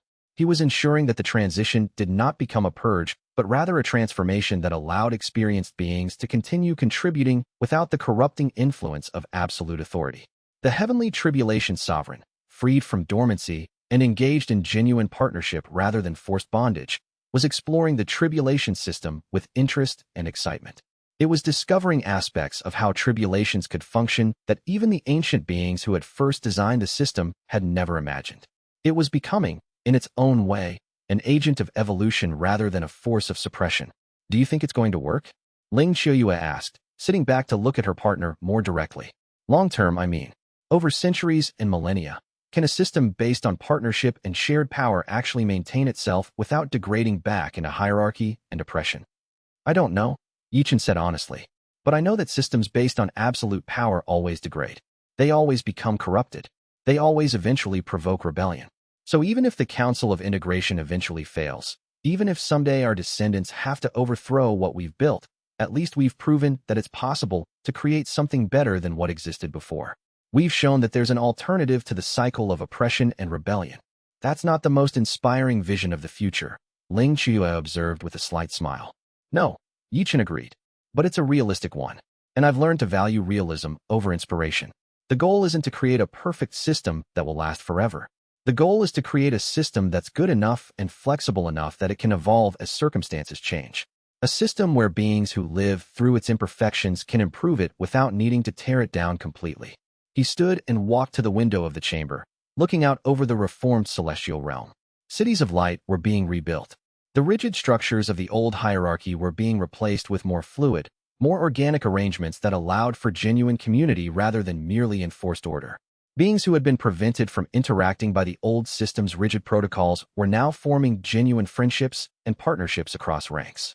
"I used to think that transcendence meant escaping from the world," Ye Chen said thoughtfully. "I used to believe that reaching higher ranks of power meant leaving behind the concerns of ordinary cultivators and celestial beings. But the trials I went through to achieve heaven-breaking rank taught me something different. True transcendence isn't about escaping the world. It's about expanding your capacity to care for it, to understand it, to work with it, and for it. And has that expanded your capacity? Ling Qiuyue asked, coming to stand beside him. Infinitely, Ye Chen replied. I can feel the hopes and fears of millions of beings now. I can perceive the consequences of decisions across centuries and millennia. I can see the patterns that repeat in celestial societies, the cycles of power and corruption and rebellion. And yes, it's overwhelming sometimes. But it's also purposeful. This is why I was given these abilities. Not to rule over beings, but to help them navigate the spaces between freedom and stability. The revolution was complete. The age of the council was truly ended. The new age was genuinely beginning. And at its heart, binding everything together, was the love between Ye Chen and Ling Qiuyue, the first couple in history to achieve the highest possible realms of power while maintaining their humanity, their compassion, and their commitment to building something genuinely better than what had come before. They had not merely changed their own world. They had demonstrated that cosmic transformation was possible through partnership and will, and the refusal to accept that things had to remain as they had always been. Chapter 76. The Sovereign Faction's last stand. 3 months after the formal establishment of the Council of Integration, word arrived that the remnants of the Sovereign Faction, the radical wing of the old Heavenly Council that had authorized the deployment of the 13th Forbidden Weapon, had consolidated their forces in the outer celestial regions and were preparing to mount a final assault. They called themselves the Defenders of the True Order, and they had managed to gather approximately 300,000 immortals and several million celestial beings who either rejected the new system or who feared what the transformation meant for their own positions. More dangerously, they had somehow obtained access to several tribulation weapons that should have been secured in the central vault, suggesting that there were still elements within the celestial hierarchy that were covertly supporting their resistance. They're not going to succeed, Wei Sheng said bluntly during the emergency council session. They're outnumbered, outgunned, and facing a government that now includes beings capable of literally reshaping the foundations of reality. The only question is how many of them need to die before they understand that resistance is futile. Too many, Ye Chen replied. We need to find a way to end this conflict without unnecessary bloodshed. These are beings who've served the old system their entire existence. They're not evil. They're simply unable to accept that the system they've devoted themselves to has fundamentally changed. They deployed a weapon that killed Ling Qiuyue, I said quietly. Some of them were directly involved in that decision.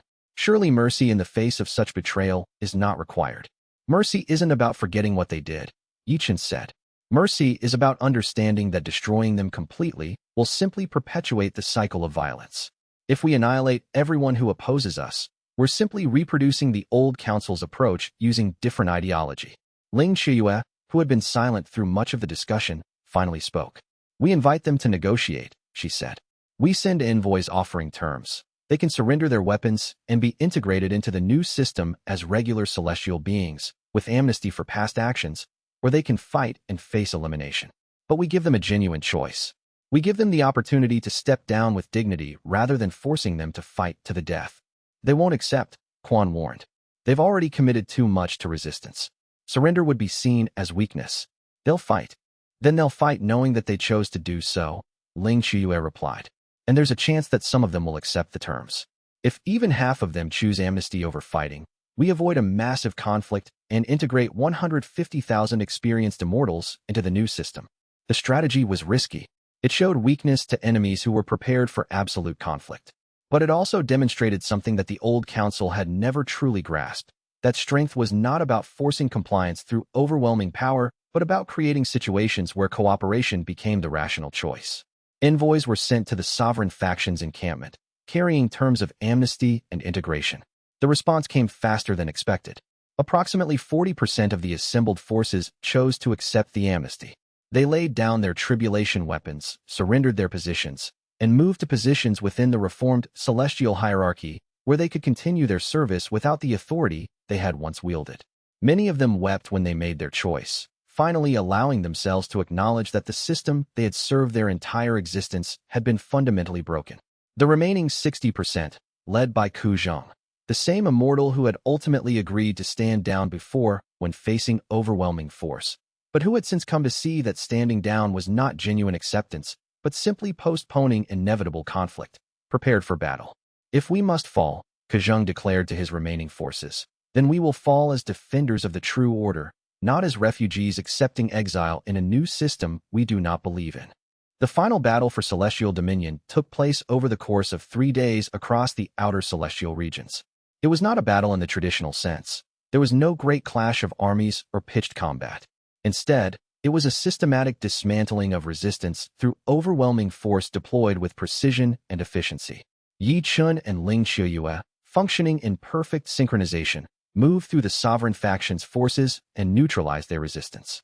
They did not kill indiscriminately. For most of the beings they encountered, they simply disabled their ability to channel tribulation energy, effectively removing them from the conflict without ending their lives. Those who chose to fight directly against Ye Chen and xianxia were met with force sufficient to subdue but not to destroy. Only Kuzheng fought to the death, refusing all attempts to offer him mercy or surrender. He faced Ye Chen directly in single combat, and the two engaged in battle that transcended normal celestial mechanics. Reality warping around them, tribulation energy clashing with itself, the very foundations of the outer celestial regions shaking from the force of their conflict.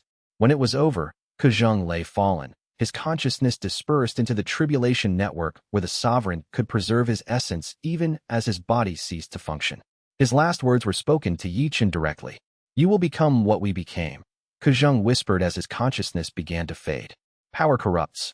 In 1,000 years, your council of integration will be as oppressive as we were. You will tell yourselves that absolute authority is necessary, that the beings beneath you cannot be trusted with freedom. And you will be wrong, just as we were wrong." "Perhaps," Ye Chen replied. "But at least we know the danger now. At least we understand the cycle. Maybe that understanding will be enough to break it." With Kuzheng's death, the organized resistance of the sovereign faction effectively ended. The remaining forces either surrendered or scattered into the outer cosmic regions where they would no longer pose a direct threat to the new system. The battle, while violent and costly, was far less devastating than such a conflict could have been. Because Ye Chen and xianxia had been willing to offer amnesty and compromise, because they had refused to see all resistance as evil that needed to be destroyed, they had been able to minimize casualties and preserve the possibility of eventual reintegration for even the most committed opponents. In the aftermath, as they surveyed the battlefield and began the process of integration for those who had surrendered, Ye Chen reflected on Kuzheng's final words. "Do you think he was right?" xianxia asked. "About the cycle of power and corruption? I think he identified a real danger," Ye Chen said. "But I don't think the danger is inevitable. It's a potential future, not a guaranteed one. Our job, and the job of whoever comes after us, is to constantly work against that potential, to build systems that make corruption harder, not easier, to ensure that no single being or faction ever accumulates enough absolute power to convince themselves that authoritarianism is justified. That's an endless job," xianxia observed. "Yes," Ye Chen agreed. "But that's the whole point. This isn't a problem that gets solved once and then forgotten. This is something that every generation has to choose to work on." In that understanding, Ye Chen and xianxia found peace with the knowledge that their revolution was not the end of history, but simply one chapter in an ongoing story of beings struggling to balance freedom with stability, power with compassion, individual will with collective welfare. Chapter 77. The Heavenly Tribulation Sovereign emerges. The full emergence of the Heavenly Tribulation Sovereign was something that even Ye Chen and xianxia could not have predicted, despite their partnership and their heaven-breaking rank power. Now that the organized military resistance had been neutralized, now that the Council of Integration had been fully established and was beginning to function effectively, the Sovereign chose to manifest in the central celestial palace in a way that nearly all beings in the region could perceive. It appeared not as an individual being, but as a presence that filled the entire structure, not hostile, not demanding submission, but overwhelmingly vast and profoundly alien in its consciousness. Those who had fought against Ye Chen's revolution, those who still harbored doubts about the new system, those who had believed the Sovereign to be something dangerous and incomprehensible suddenly found themselves experiencing the entity's consciousness directly. They felt its joy at being freed. They felt its curiosity about the transformed world it had emerged into.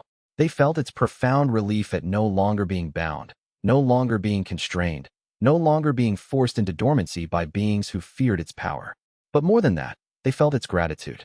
The Sovereign, in its vast and ancient way, was grateful to Ye Chen, grateful to the alliance that had fought against the old system, grateful to all those who had worked to change the fundamental nature of celestial governance.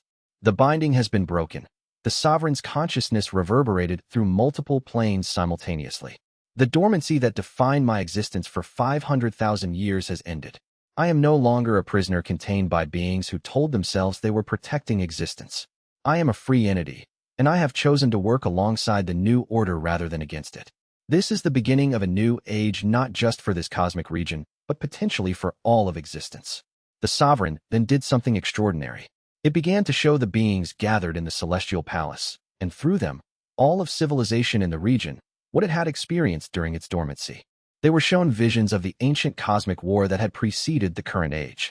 They witnessed the terrible conflicts between beings of such magnitude that their battles literally reshaped the nature of reality. They experienced the sovereign's memories of being a free, powerful entity, unbound by the constraints of any system or hierarchy. But they were also shown the sovereign's dreams during its long sleep. The entity had not simply slumbered unconsciously.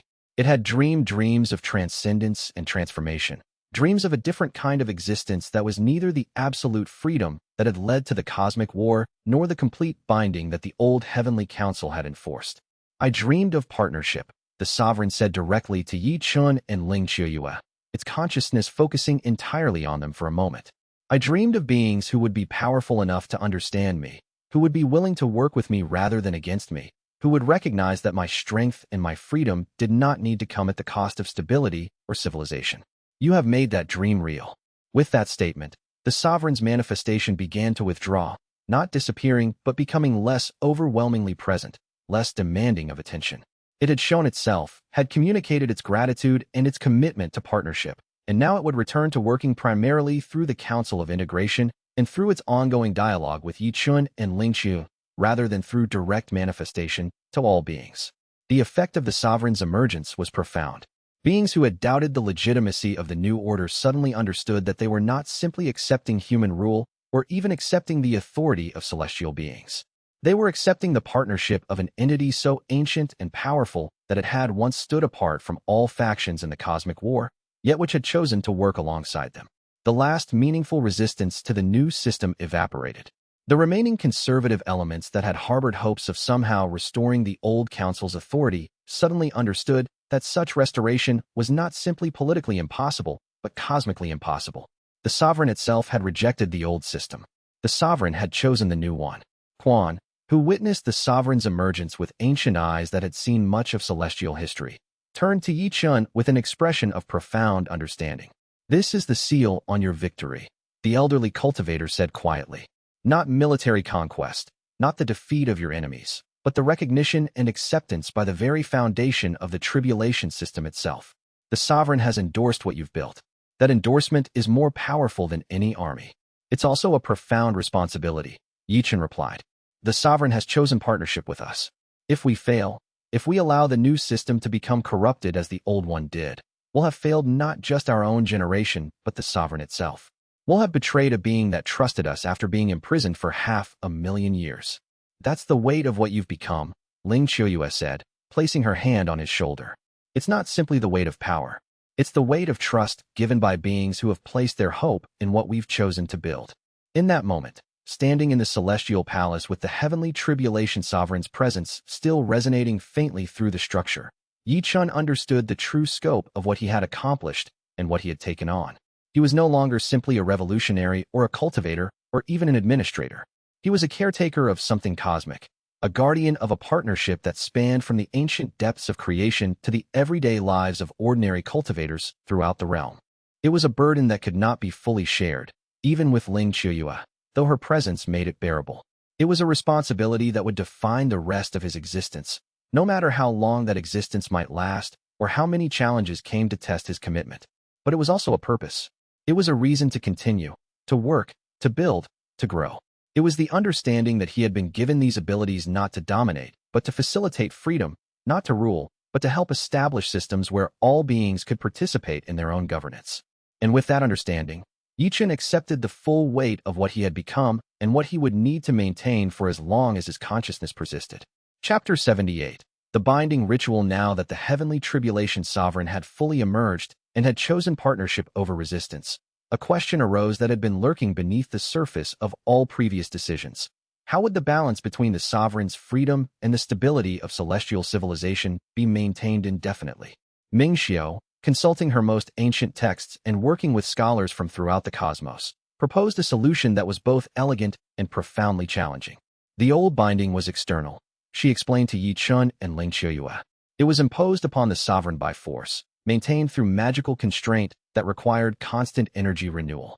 It was always going to fail eventually, all magical bindings do. But what if we created a binding that was mutual? What if we established a relationship where neither the sovereign nor the governing beings could maintain absolute dominance, where all major decisions required consensus? That's what we've already been doing, Ling Qiuyue observed. Yes, Ming Xiao agreed. But informally. What I'm proposing is to formalize it through a binding ritual, a magical construct that would literally encode the principles of partnership into the fundamental structure of governance. It would ensure that future administrators, even if they became corrupted or tried to return to authoritarianism, would be limited by the binding itself. But wouldn't that limit our ability to respond to crises? Ye Chen asked. If we're bound by ritual requirements and consensus, what happens if there's a genuine emergency that requires fast decisions? The binding would have emergency protocols, Ming Xiao explained. If the sovereign or any administrator perceives a genuine threat to existence itself, they would have temporary authority to act unilaterally. But that authority would be limited in time and scope, and it would have to be reviewed and approved by the Council of Integration within a specific time frame. The proposal was accepted by the Council, though not without significant debate. Some members worried that binding the sovereign in any way, even through mutual constraint, was a violation of the freedom they had fought to establish. Others argued that without some formal structure, future administrators would be tempted to gradually expand their authority, reproducing the old problems in a new form. Ultimately, the vote passed. The binding ritual would be performed, creating a formalized relationship between Ye Chen, Ling Qiuyue, the Heavenly Tribulation Sovereign, and the Council of Integration. The ritual took place in the heart of the Tribulation Network, in a space that existed simultaneously across multiple planes of reality. Ye Chen and Ling Qiuyue stood at the center, their consciousness merged and synchronized completely. The Heavenly Tribulation Sovereign manifested its presence with unprecedented clarity, allowing them to perceive not just fragments, but the entirety of its vast consciousness. Ming Xiao, serving as the ritual's primary coordinator, began to weave the magical constraints that would bind all parties to the principles of partnership, consensus, and mutual limitation. This is not imprisonment, Ming Xiao said, speaking the ritual words that would become encoded into the very fabric of governance. This is not constraint for its own sake. This is a mutual commitment, freely chosen by all parties, to ensure that power remains distributed, that decisions require consensus, that freedom and stability can coexist without one destroying the other. As the binding took effect, Ye Chen felt something shift fundamentally in his connection to the tribulation system. He was no longer simply an administrator with the power to make decisions about how tribulations would function. He was bound to the consensus of others. His will, no matter how powerful, could not override the will of the council when the council was unified. But more than that, the sovereign felt the binding as well. It was not chained or imprisoned, but its freedom was now defined within parameters that required consultation with other beings. It could no longer act completely unilaterally, but it also found that it preferred this arrangement. The sovereign's vast consciousness, freed from the burden of absolute isolation and now able to exist in genuine partnership with beings it could communicate with, found the constraints to be less like imprisonment and more like the structure that allowed authentic relationship to exist. I accept this binding, the Heavenly Tribulation Sovereign said, and its acceptance reverberated through all planes of existence. I choose this partnership. I choose this mutual constraint. I choose the stability that comes from needing to work with others rather than the false freedom that comes from isolation and unilateral action. When the ritual concluded, Ye Chen and Ling Qiuyue emerged transformed, not in terms of their individual power, but in terms of their relationship to governance and authority. They were still the most powerful beings in the region, still possessed heaven-breaking rank power that transcended normal celestial mechanics, but they were now fundamentally constrained by the binding they had accepted. More importantly, they were at peace with those constraints. They had discovered through all their experiences that power without limitation inevitably corrupted, that absolute authority led to absolute blindness, that genuine strength came not from the capacity to dominate, but from the capacity to work with others even when, especially when, those others had different perspectives. Quan, who had witnessed the binding ritual with understanding earned through centuries of celestial politics and personal transformation, approached Ye Chen with a gesture of profound respect. "You've done something extraordinary," the elderly cultivator said. "You've not simply defeated your enemies or transformed a system. You've created constraints that will prevent your own successors from becoming like the council members you opposed. This is wisdom beyond what most beings ever achieve." "It's also humbling," Ye Chen admitted. "I've deliberately limited my own power. Even in emergencies, I'll need to consult others to work within a consensus framework. There will be situations where the optimal response would be for me to act alone, but I won't be able to do so because of the binding." "That's exactly why the binding is valuable," xianxia said, placing her hand in his. "Because that's the constraint that prevents corruption. The moment you believe you have the right to act alone in emergencies, you've begun the journey toward authoritarianism. The binding ensures that even in crisis, you have to justify your actions to others. In that acceptance of mutual constraint, in that understanding that genuine power came from the ability to collaborate even when collaboration was difficult, Ye Chen finally completed the journey that had begun when a young cultivator first absorbed a tribulation bolt in a remote mountain cave. He had become something unprecedented, a being of absolute cosmic power who had deliberately chosen to bind himself to the consensus of others, who had understood that true transcendence meant the ability to surrender dominance in service of building something greater than any individual could achieve alone.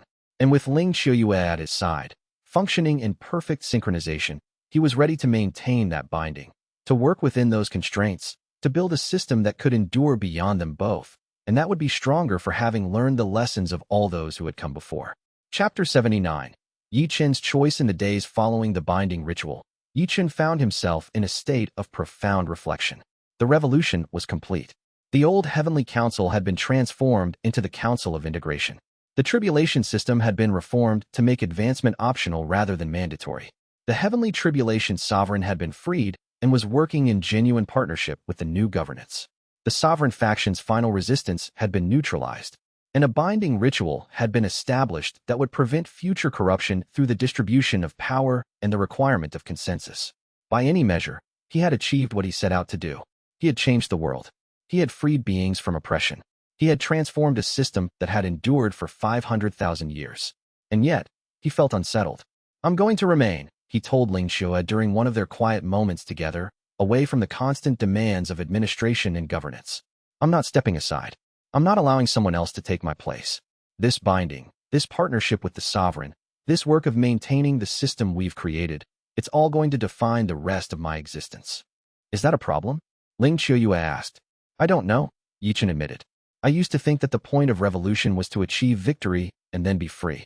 Free to pursue personal interests, to build a life not defined by cosmic responsibility. But I'm realizing now that there is no freedom like that for me. I'm bound not just by the binding ritual, but by the very nature of what I've become.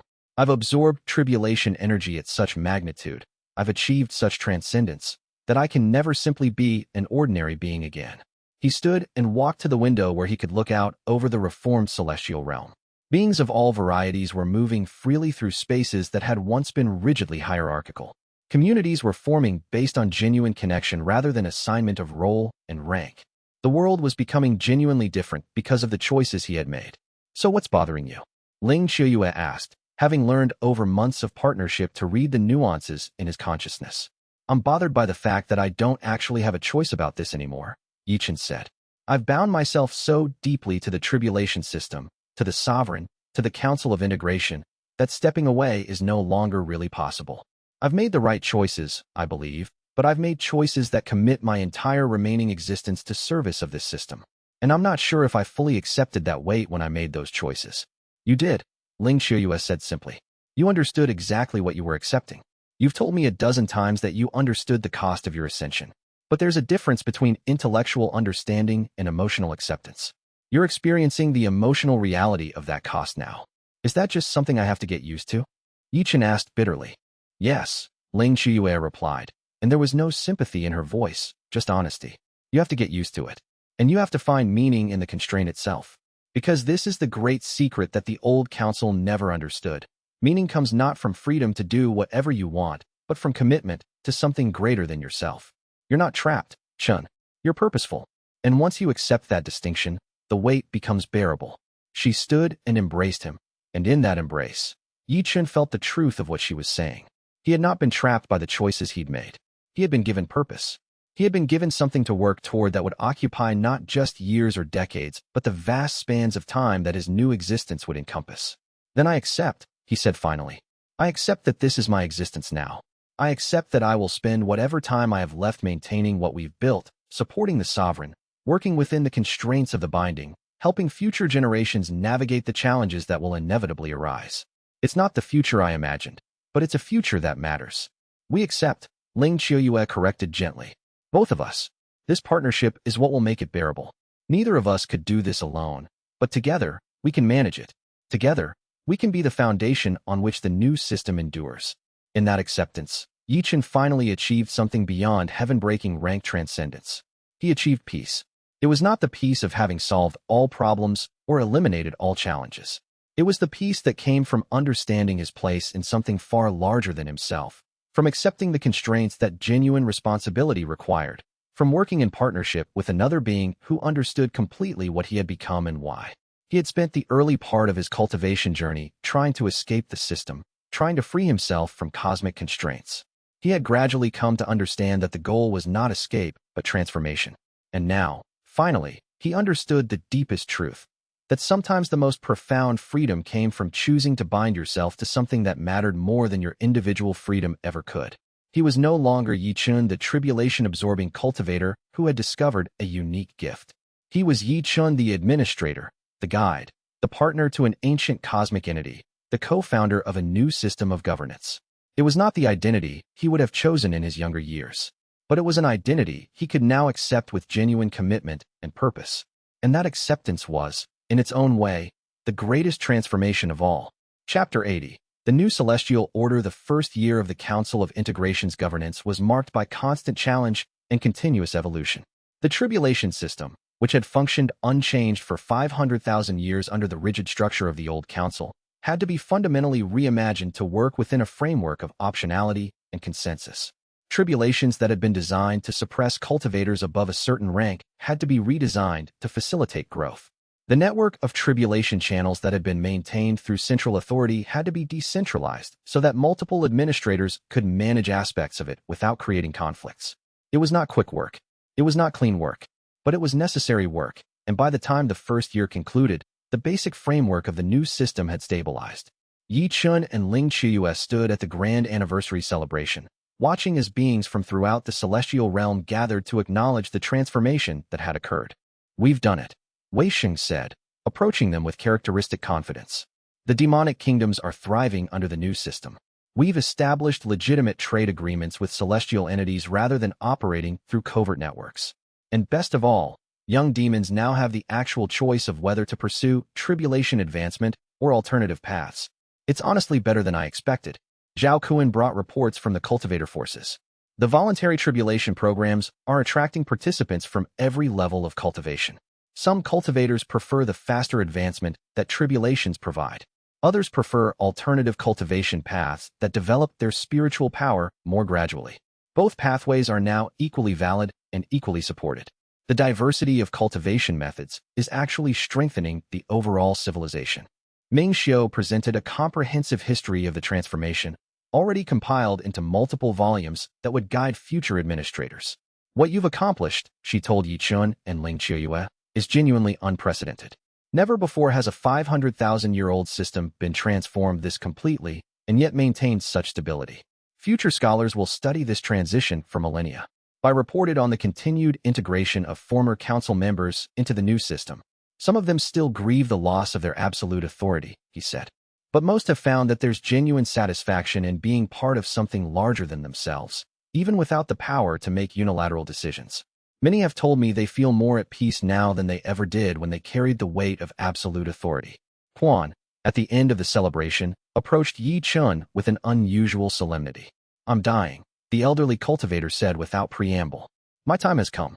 My transformation from servant of the old system to partner in the new one was genuine, but I was already advanced in years when that transformation began. My body can no longer sustain the continued existence that my role has demanded. Ye Chen felt a profound sadness at this news. Quan had been fundamental to the revolution's success.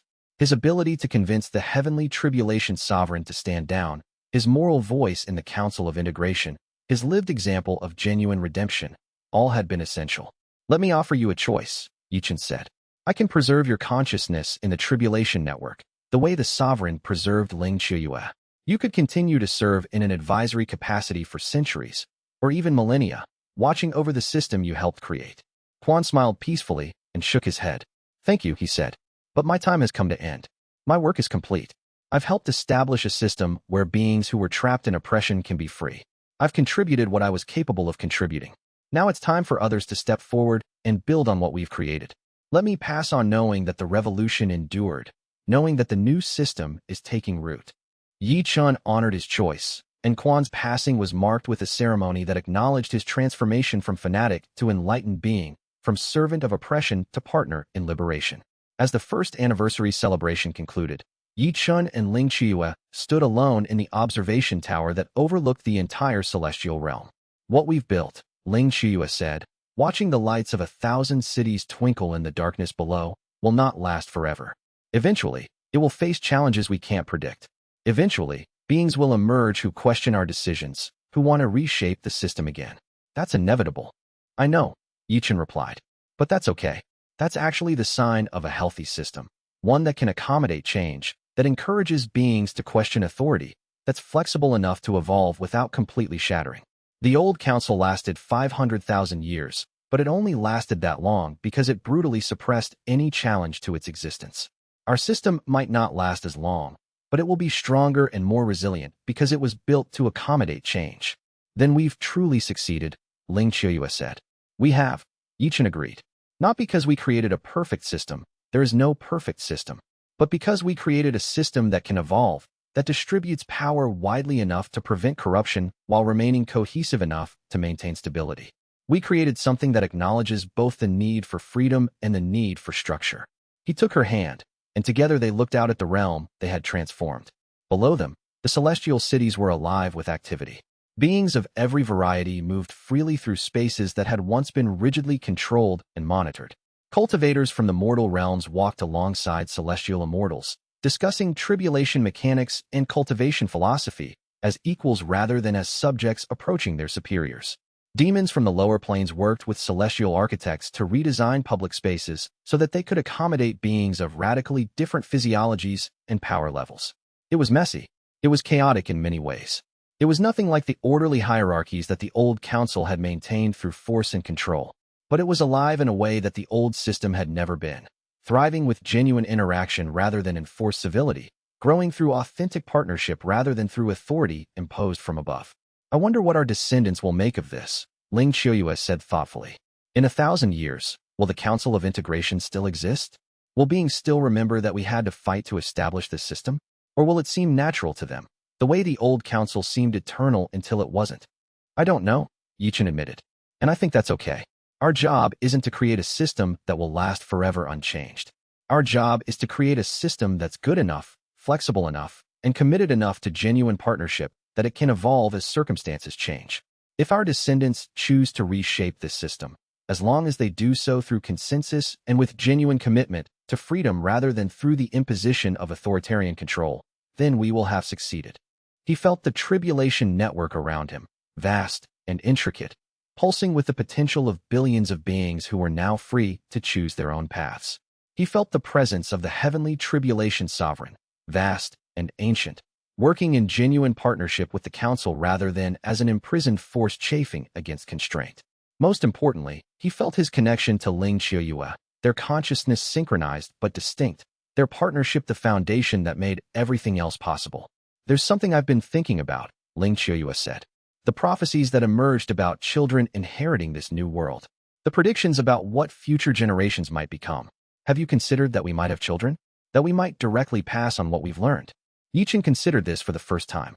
He had been so focused on the immediate work of transformation that he had not thought about personal matters like family or continuation of his line. But it was a fair question. If they were going to be part of this system for centuries or millennia, if they were truly committed to seeing it flourish beyond their own lifetimes, then perhaps creating beings who would carry forward their values and understanding made sense. "I hadn't thought about it," he admitted. "But if we did have children, what would we want to teach them?" What would we want them to understand that we might not fully grasp? Everything we've learned, Ling Qiuyue said, about the value of partnership, about the dangers of absolute power, about the fact that genuine strength comes not from the capacity to dominate, but from the capacity to work with beings who have different perspectives, and also about the joy that can exist in existence itself, not the grim duty of maintaining systems, but the actual happiness that can come from connection and cooperation. Ye Chen nodded slowly. It was a beautiful vision, not just of maintaining a system, but of creating beings who would genuinely understand what that system was meant to accomplish, who could carry forward not just the mechanics of governance, but the deeper philosophy that made governance necessary in the first place. Then perhaps we should consider it, he said. Not immediately, but eventually, when we've fully established the new system and can be confident that it won't collapse if we turn our attention toward personal matters. We could create beings, children, who would understand from birth what it means to exist in genuine partnership with both mortal beings and cosmic forces. The revolution was complete. The new celestial order had been born, and at its heart, binding everything together through partnership and commitment to the principles of shared power and distributed authority, were Ye Chen and Ling Qiuyue, the first couple in history to achieve heaven-breaking rank, the architects of a new way that beings of cosmic power could exist and govern. The future remained uncertain, as it always would. But for the first time since Ye Chen had absorbed his first tribulation bolt in that remote mountain cave, he was at peace with that uncertainty. He understood that his role was not to create a perfect system, but to maintain one that was good enough, flexible enough, and committed enough to genuine partnership to endure through whatever challenges the cosmos might present. And with Ling Qiuyue at his side, that work felt not like a burden, but like a purpose worth dedicating his entire existence to. The age of the Heavenly Council was truly ended. The age of the Council of Integration, founded on principles of partnership and shared authority, had truly begun. And the story of Ye Chen, who had absorbed the tribulation lightning, and in doing so had transformed not just himself, but the very foundations of celestial governance, would be remembered throughout all cosmic regions as the story of how genuine freedom could be achieved not through the concentration of power, but through its distribution, not through domination, but through partnership, not through the defeat of all rivals, but through the transformation of conflict into cooperation. His journey was not complete, it would never be complete, but it had achieved something meaningful. The tribulations that had once been weapons of oppression had been transformed into tools of authentic growth. The being that had once embodied absolute control had been transformed into a partner in genuine collaboration. The cultivators and beings who had once been subjects of an oppressive hierarchy had been transformed into citizens with genuine voice and choice. And that was enough. That was more than enough. That was everything that a revolution could hope to achieve. Not the elimination of all problems or the creation of utopia, but the transformation of a system from oppressive to free, from hierarchical to collaborative, from built on the assumption that beings could not be trusted to built on the understanding that beings, given genuine freedom and responsibility, would choose to work together more often than they would choose conflict. And with that understanding, Ye Chen could finally rest, could finally accept that his work would never be done but was, in its ongoing form, genuinely meaningful and genuinely necessary. Chapter 81. The New Dawn. Ye Chen's eyes opened to silence. Not the silence of peace or restfulness, but the profound silence that follows a storm of such violence that it leaves reality momentarily stunned, unable to process what has occurred. The binding ritual had worked. Against all historical precedent, against the warnings of every mentor and advisor, against the objections of cosmic entities who said it was impossible, the binding had succeeded. The Heavenly Tribulation sovereign, that ancient and terrible entity that had been imprisoned for 500,000 years by the Council's oppressive structures, no longer raged against him in conflict or battled for dominance. Instead, it lived within him, a constant, intimate presence that was neither suffering nor comfort, but something new entirely. It was like having a second heartbeat sharing space with his own, a second consciousness that whispered at the edges of his awareness, not commanding but offering, not demanding but suggesting.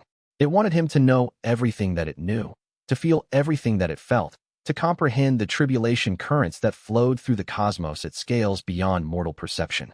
And he felt it all, every thread of power, every echo of celestial authority that the sovereign touched, every resonance of cosmic force flowing through the universe in patterns both beautiful and terrifying.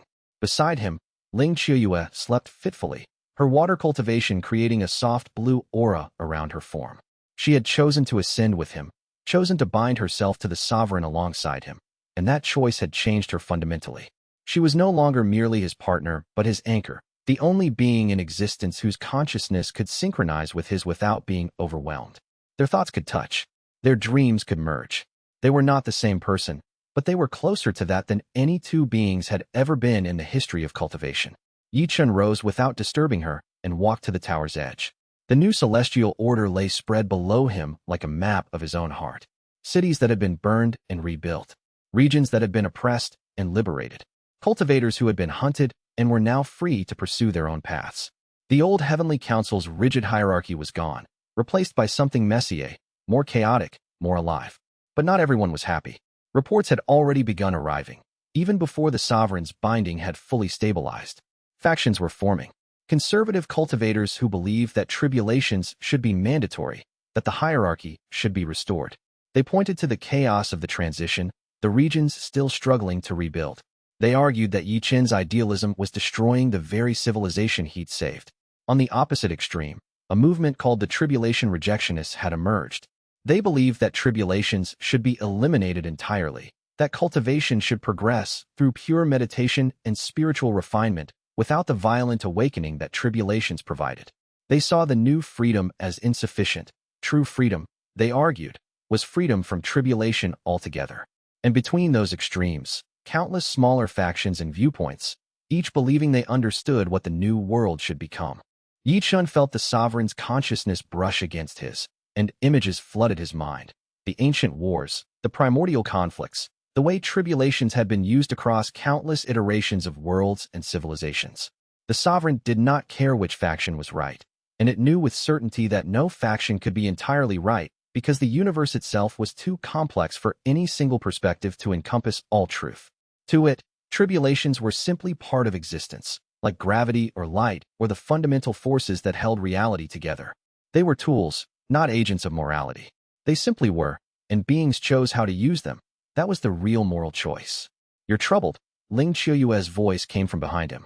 She had awakened silently, though Ye Chen had not felt her rise. That was the nature of their connection now. She could move through his awareness without disrupting it, a grace that made her presence perfect. Their connection made her aware of his emotions, just as he could sense her thoughts at the edge of his consciousness. "I thought the hard part would be defeating the council," Ye Chen said quietly, his voice carrying the exhaustion of someone who had endured trials beyond measure. "I didn't expect the hard part to be building something better. I thought once we won the military conflict, once we established a different authority structure, everything else would be relatively straightforward." "That's always the hard part," Ling Qiuyue replied, moving to stand beside him. She took his hand, and through that touch, he felt her strength flowing into him, steady and patient and real in a way that nothing else was anymore. Victory is easier than creation. Victory is often a matter of superior force, better strategy, willingness to push through obstacles. Creation is different. Creation requires constant attention, constant choice. Every single decision you make defines what the new world becomes. You can never step back from that responsibility once you've accepted it. "I never wanted to be responsible for defining an entire civilization," Ye Chen said, and there was genuine anguish in his voice. "I wanted freedom from oppression. I wanted to break the chains. I never thought beyond that point." "No," Ling Qiuyue agreed with compassion. "But that's what happens when you're powerful enough to destroy an old system and strong enough to build a new one in its place. The choice was always binary. Let someone else define the new civilization and hope they make better decisions than the council did, or do it yourself despite the fear and uncertainty. You chose yourself, and I chose to stand with you. That was the right choice, even though it's harder than either of us expected." The sovereign within Ye Chen stirred with ancient comprehension, and for a moment, his awareness expanded exponentially. He could see through the tribulation currents flowing through the realm, perceive the spiritual energy moving through every cultivator in the new territories, sense the factions forming organically as different groups pursued their own visions of what the post-council world should become. He could sense the resistances crystallizing, the conflicts waiting to emerge from genuine disagreement about what was right and how society should organize itself. It should have been overwhelming, the weight of so many conflicting interests, all the potential for violence and chaos. But the sovereign's vast consciousness, accumulated through epochs of existence, made the situation seem almost manageable. It had seen the rise and fall of entire universes, watched civilizations emerge and dissolve across multiple realities. A few stubborn cultivators with competing ideologies were barely a disturbance in the grand scope of cosmic time. The tribulation worshippers have established what amounts to a cult, Ye Chen heard himself say, though he wasn't entirely certain if these were his own thoughts or the sovereign's prompting, communicated through their shared consciousness. They're gathering in the southern reaches and creating elaborate mythology around compulsory tribulation cultivation. They've begun forced tribulation rituals, trying to consciously invite tribulations into unprepared cultivators under the guise of enlightenment. 3 deaths confirmed already, and the numbers are growing. Then we'll need to address that problem, xianxia said with practical gravity. Gently if possible to avoid appearing oppressive, but firmly if necessary to protect people from harm. The right to experiment with freedom doesn't extend to forcing other people into tribulation against their will. What about the rejectionists you mentioned? They're not a direct threat to stability yet, though they represent genuine opposition to the tribulation-centered worldview. They're establishing autonomous communities where tribulations are actively discouraged. Some of their alternative advancement techniques are genuinely innovative and interesting. They might actually prove that cultivation can progress without tribulations entirely, at least to certain levels of development. Ling Qiuyuan nodded slowly, comprehending the philosophical implications. Then we let them experiment undisturbed. Let everyone experiment with their own visions. That's what genuine freedom means at its core. The right to be wrong. The right to choose a path that others believe is misguided. The right to discover through experience whether a vision actually works. As long as they're not harming others or forcing their choices on unwilling people, they deserve that protection. Ye Chen turned to face her and saw in her expression a kind of wisdom he knew he needed. The sovereign within him could comprehend the mechanics of power, could see the flows of tribulation and force. But Ling Qiuyue understood people.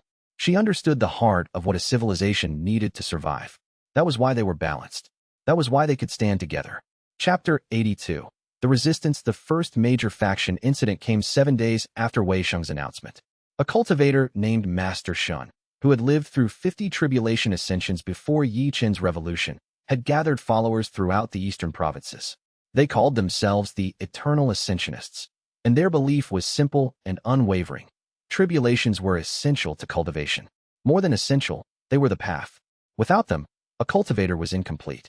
Ye Chen received the report in his new council chamber, where the first administration of the reformed heavens was taking shape. Ling Qiuyue sat at his right, her water cultivation manifesting as gentle currents of blue light that kept the chamber's temperature balanced. I stood to his left, still processing his own transformation from enemy to ally. Ming Xiu was present as well, the ancient scholar now recognized officially as the archive keeper of all celestial knowledge. The chamber itself reflected the new order.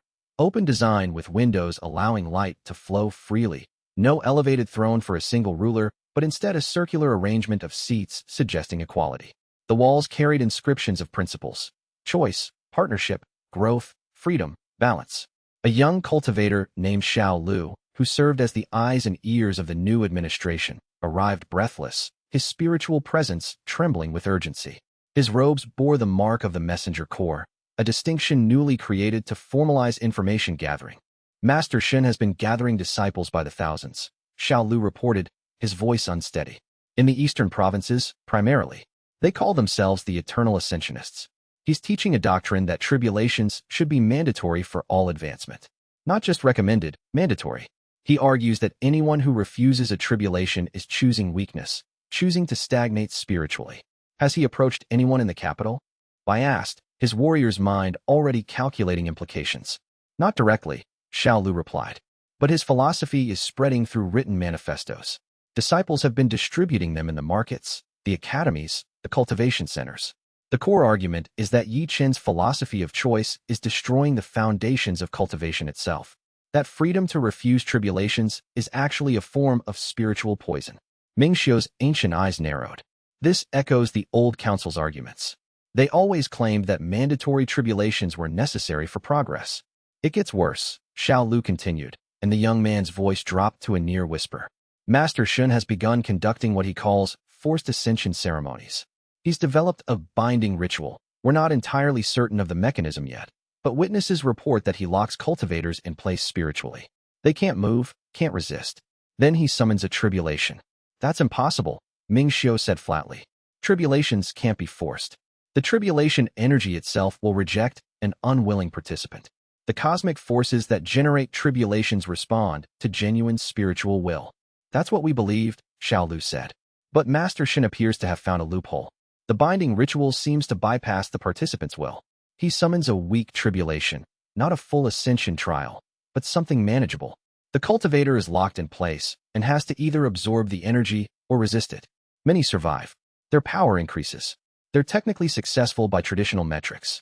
And the ones who don't survive? Ling Qiuyue asked, her gentle voice carrying sharp understanding. Xiaolu hesitated before answering. We have confirmed 17 deaths. Cultivators who were bound, forced to face a tribulation they hadn't prepared for, whose bodies couldn't handle the stress. The official story from Master Shen's organization is that these individuals were spiritually deficient, that they were too weak to handle even a minor tribulation. But the pattern is concerning. The youngest victim was only in the Foundation establishment realm. She wasn't ready for any tribulation. The council chamber fell silent. Ye Chen felt the sovereign stir within him, a deep rumble of ancient anger.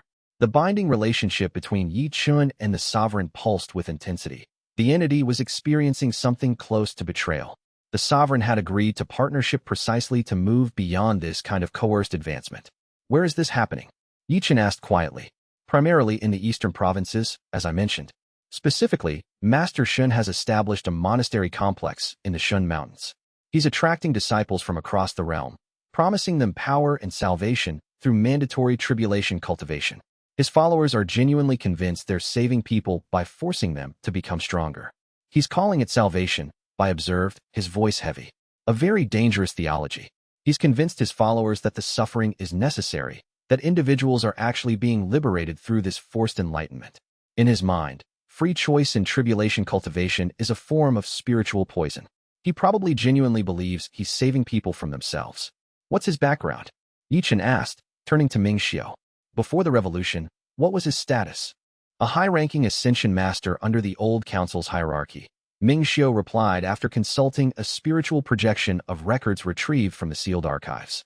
He was one of the primary enforcement agents for mandatory tribulations across the eastern provinces. When the revolution happened, he lost status, lost authority, lost the respect and fear that had sustained his sense of identity. Now he's attempting to reclaim what he lost by proving that the old way was actually correct and that Ye Chen's new system is destroying cultivation itself. He's not just a fanatic spouting ideology, Ling Qiuyue said thoughtfully, understanding the deeper psychology at work. He's someone who was powerful and respected under the old system, who lost everything when that system fell, who is now trying to regain his position by proving that the new system is failing. He's motivated by both genuine ideological belief. He probably truly does think mandatory tribulations are superior, and by personal loss of status. That makes him both more dangerous and more understandable. Understanding his motivations doesn't change what he's doing, I said quietly. People are dying. That's the immediate problem we have to address. We need to address this, I said. But carefully. If we move too harshly, we prove his argument that the new order is oppressive. But if we do nothing, more deaths will follow. The sovereign within Ye Chen stirred with ancient deliberation. It had seen this conflict before, countless times across different realms and different epochs. The battle between those who believed in forced advancement and those who believed in choice was one of the fundamental conflicts in cosmic governance. We don't respond with force, Ye Chen said finally. We respond by making what we've built stronger. We increase protections for those who reject tribulations. We make it clear that forced tribulation ceremonies are forbidden. But we also reach out to Master Shen's followers individually. We show them that there are other ways to achieve power without coercion. That's going to be a long process, Xiaolu warned quietly. Changing people's minds takes years. In the meantime, Master Shen will continue conducting forced tribulations, will continue accumulating followers. Yes, Ye Chen agreed, understanding the genuine tension between his principles and the immediate need to stop deaths. But it's the only process that's consistent with what we're trying to build. If we respond to his forced tribulations with forced suppression, if we imprison him or forbid his teachings through pure authority, we become what we're fighting against. We prove his argument that freedom-based governance is just as oppressive as the council's system, only with different ideology. Ye Chen stood and walked to the window, looking out at the realm he was responsible for protecting. We'll establish legal protections for those who wish to reject tribulations. We'll fund counter-organizations promoting alternative advancement. We'll make sure information about the deaths reaches the communities he's targeting. We'll appeal to his followers with genuine alternatives. And we'll watch. We'll document everything. If he commits more murders, if he becomes a direct threat to realm stability, then we'll have to act more forcefully. But we'll do it reluctantly, understanding that force is a last resort, not our first response. And if that's not enough, Ming Xiu asked, voicing the fear everyone in the council chamber felt. If people keep dying while we debate philosophy, if our commitment to freedom becomes an excuse for allowing preventable harm, then we'll have learned something important about the limits of freedom, Ye Chen replied quietly. And we'll adapt. We'll change course. That's what makes this system fundamentally different from the council's. It's flexible enough to evolve when its principles prove inadequate in practice. We commit to freedom and choice as fundamental values, but not so rigidly that we won't protect people from being harmed in the name of that freedom. We'll find the balance point between respecting autonomy and preventing harm. Chapter 83. Qi Dao's return, the second major faction to emerge, took everyone by surprise. A cultivator arrived at the capital carrying a spiritual signature that made Ye Chen's breath catch. This was someone with tribulation absorption abilities, someone fundamentally like Ye Chen himself in the core nature of their gift. The cultivator's name was Qi Dao, the jealous rival from years past who had challenged Ye Chen repeatedly during his early cultivation. Each time they had faced each other, Qi Dao had lost. Each time, Ye Chen had spared him. The years had transformed him completely.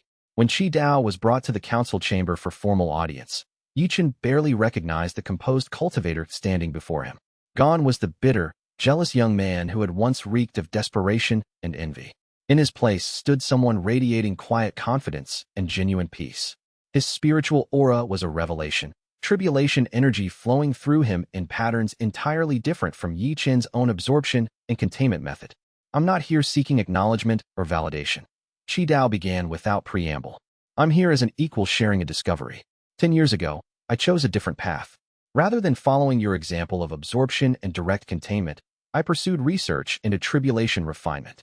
Ye Chen gestured for him to continue, genuinely intrigued by the confident bearing of his former rival.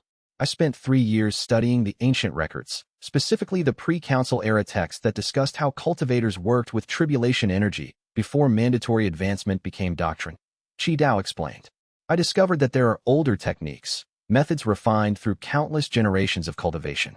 Rather than trying to absorb tribulation energy as you do, attempting to contain it within your body, these ancient methods teach a different approach: partnership. Partnership? Ling Qiuyue asked, leaning forward with interest. The tribulation energy is not truly consumed, Qi Dao said, his eyes brightening as he discussed his methodology. It is danced with. It is directed and refined and shaped through specific cultivation techniques. Instead of battling to contain more and more power within myself, I learned to work with tribulation energy, to channel it, to understand the patterns and frequencies it naturally wants to move in. How does that translate to combat effectiveness? I asked, thinking in practical terms. Differently than Ye Chen's approach, Qi Dao replied openly. I cannot match his raw power directly, but I have achieved capabilities he has not. With tribulation energy, I can create cuts and divisions in ways that demonstrate precision rather than pure force. I can direct the lightning in specific patterns, creating effects that would require significantly higher cultivation to achieve through pure absorption. Demonstrate, Ye Chen said simply. Word of the prospective duel between the two tribulation absorbers spread through the capital with wildfire intensity. Tens of thousands of cultivators gathered in the massive neutral arena at the city's center, a space specifically designed for high-level combat demonstrations without limiting the combatants through barrier restrictions. When Qi Dao stepped into the arena opposite Ye Chen, the transformation was complete. His robes glowed faintly with tribulation energy that moved in organized, deliberate patterns rather than existing as raw contained power. His eyes held the confidence of someone who had spent a decade perfecting a different path rather than envying another's journey. The duel began quietly, almost ceremonially. Rather than immediately unleashing maximum power, both cultivators engaged in what appeared to be a conversation conducted through movement and energy manipulation. Ye Chen extended tendrils of contained tribulation force, raw, overwhelming, the result of absorbing countless tribulations. Qi Dao met these with patterns, with cuts and divisions, with tribulation energy that moved like water around stone rather than battling directly. I can't match your absolute power, Qi Dao called out as they moved through the arena. But I have precision you haven't developed. Watch. The young cultivator traced a pattern in the air, and tribulation lightning suddenly split into hundreds of individual threads. Each thread maintained perfect coherence, while being separated from the others. Where Ye Chen's absorbed tribulation was a force like a hammer, Qi Dao's manifested tribulation was more akin to a surgeon's blade, capable of precise, intricate cuts and manipulations. "It's extraordinary," Ye Chen said with genuine appreciation, feeling the artistry in Qi Dao's technique. "The control is remarkable, but I wonder." Ye Chen extended a wave of pure tribulation force, testing the limits. "Can you sustain this level of precision while absorbing that kind of pressure?" Qi Dao's concentration visibly deepened, and for a moment, the intricate patterns began to dissolve under the sheer weight of Ye Chen's raw power. "No," Qi Dao admitted, pulling back. "Not indefinitely. That's where your method is fundamentally superior. Your approach, absorption and containment, allows for accumulating power without limit. My approach exhausts the cultivator over time. In prolonged combat or against overwhelming force, I would eventually become depleted. But in limited combat scenarios," Ye Chen said thoughtfully, "you could achieve effects requiring significantly higher cultivation on my path. You've actually discovered a legitimate alternative methodology." After the duel, with both combatants unharmed and radiating mutual respect, Ye Chen experienced a profound shift in understanding. Here was proof that there were indeed multiple valid approaches to tribulation mastery. The existence of Qi Dao's discovery meant that cultivators had genuine options. They weren't limited to following a single path to power. Later that evening, Qi Dao made his formal request. "I want to establish a school, not to compete with you or diminish your teachings, but to offer an alternative. I want to teach others this ancient technique of partnership cultivation, this method of working with tribulation energy rather than attempting to absorb and contain it. I not only permit it," Ye Chen said immediately, "I welcome it enthusiastically. The more schools of cultivation that develop, the more choices people genuinely have.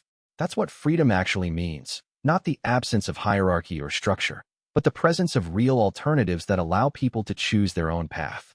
Qi Dao nodded, and Ye Chen saw genuine satisfaction in his former rival's expression.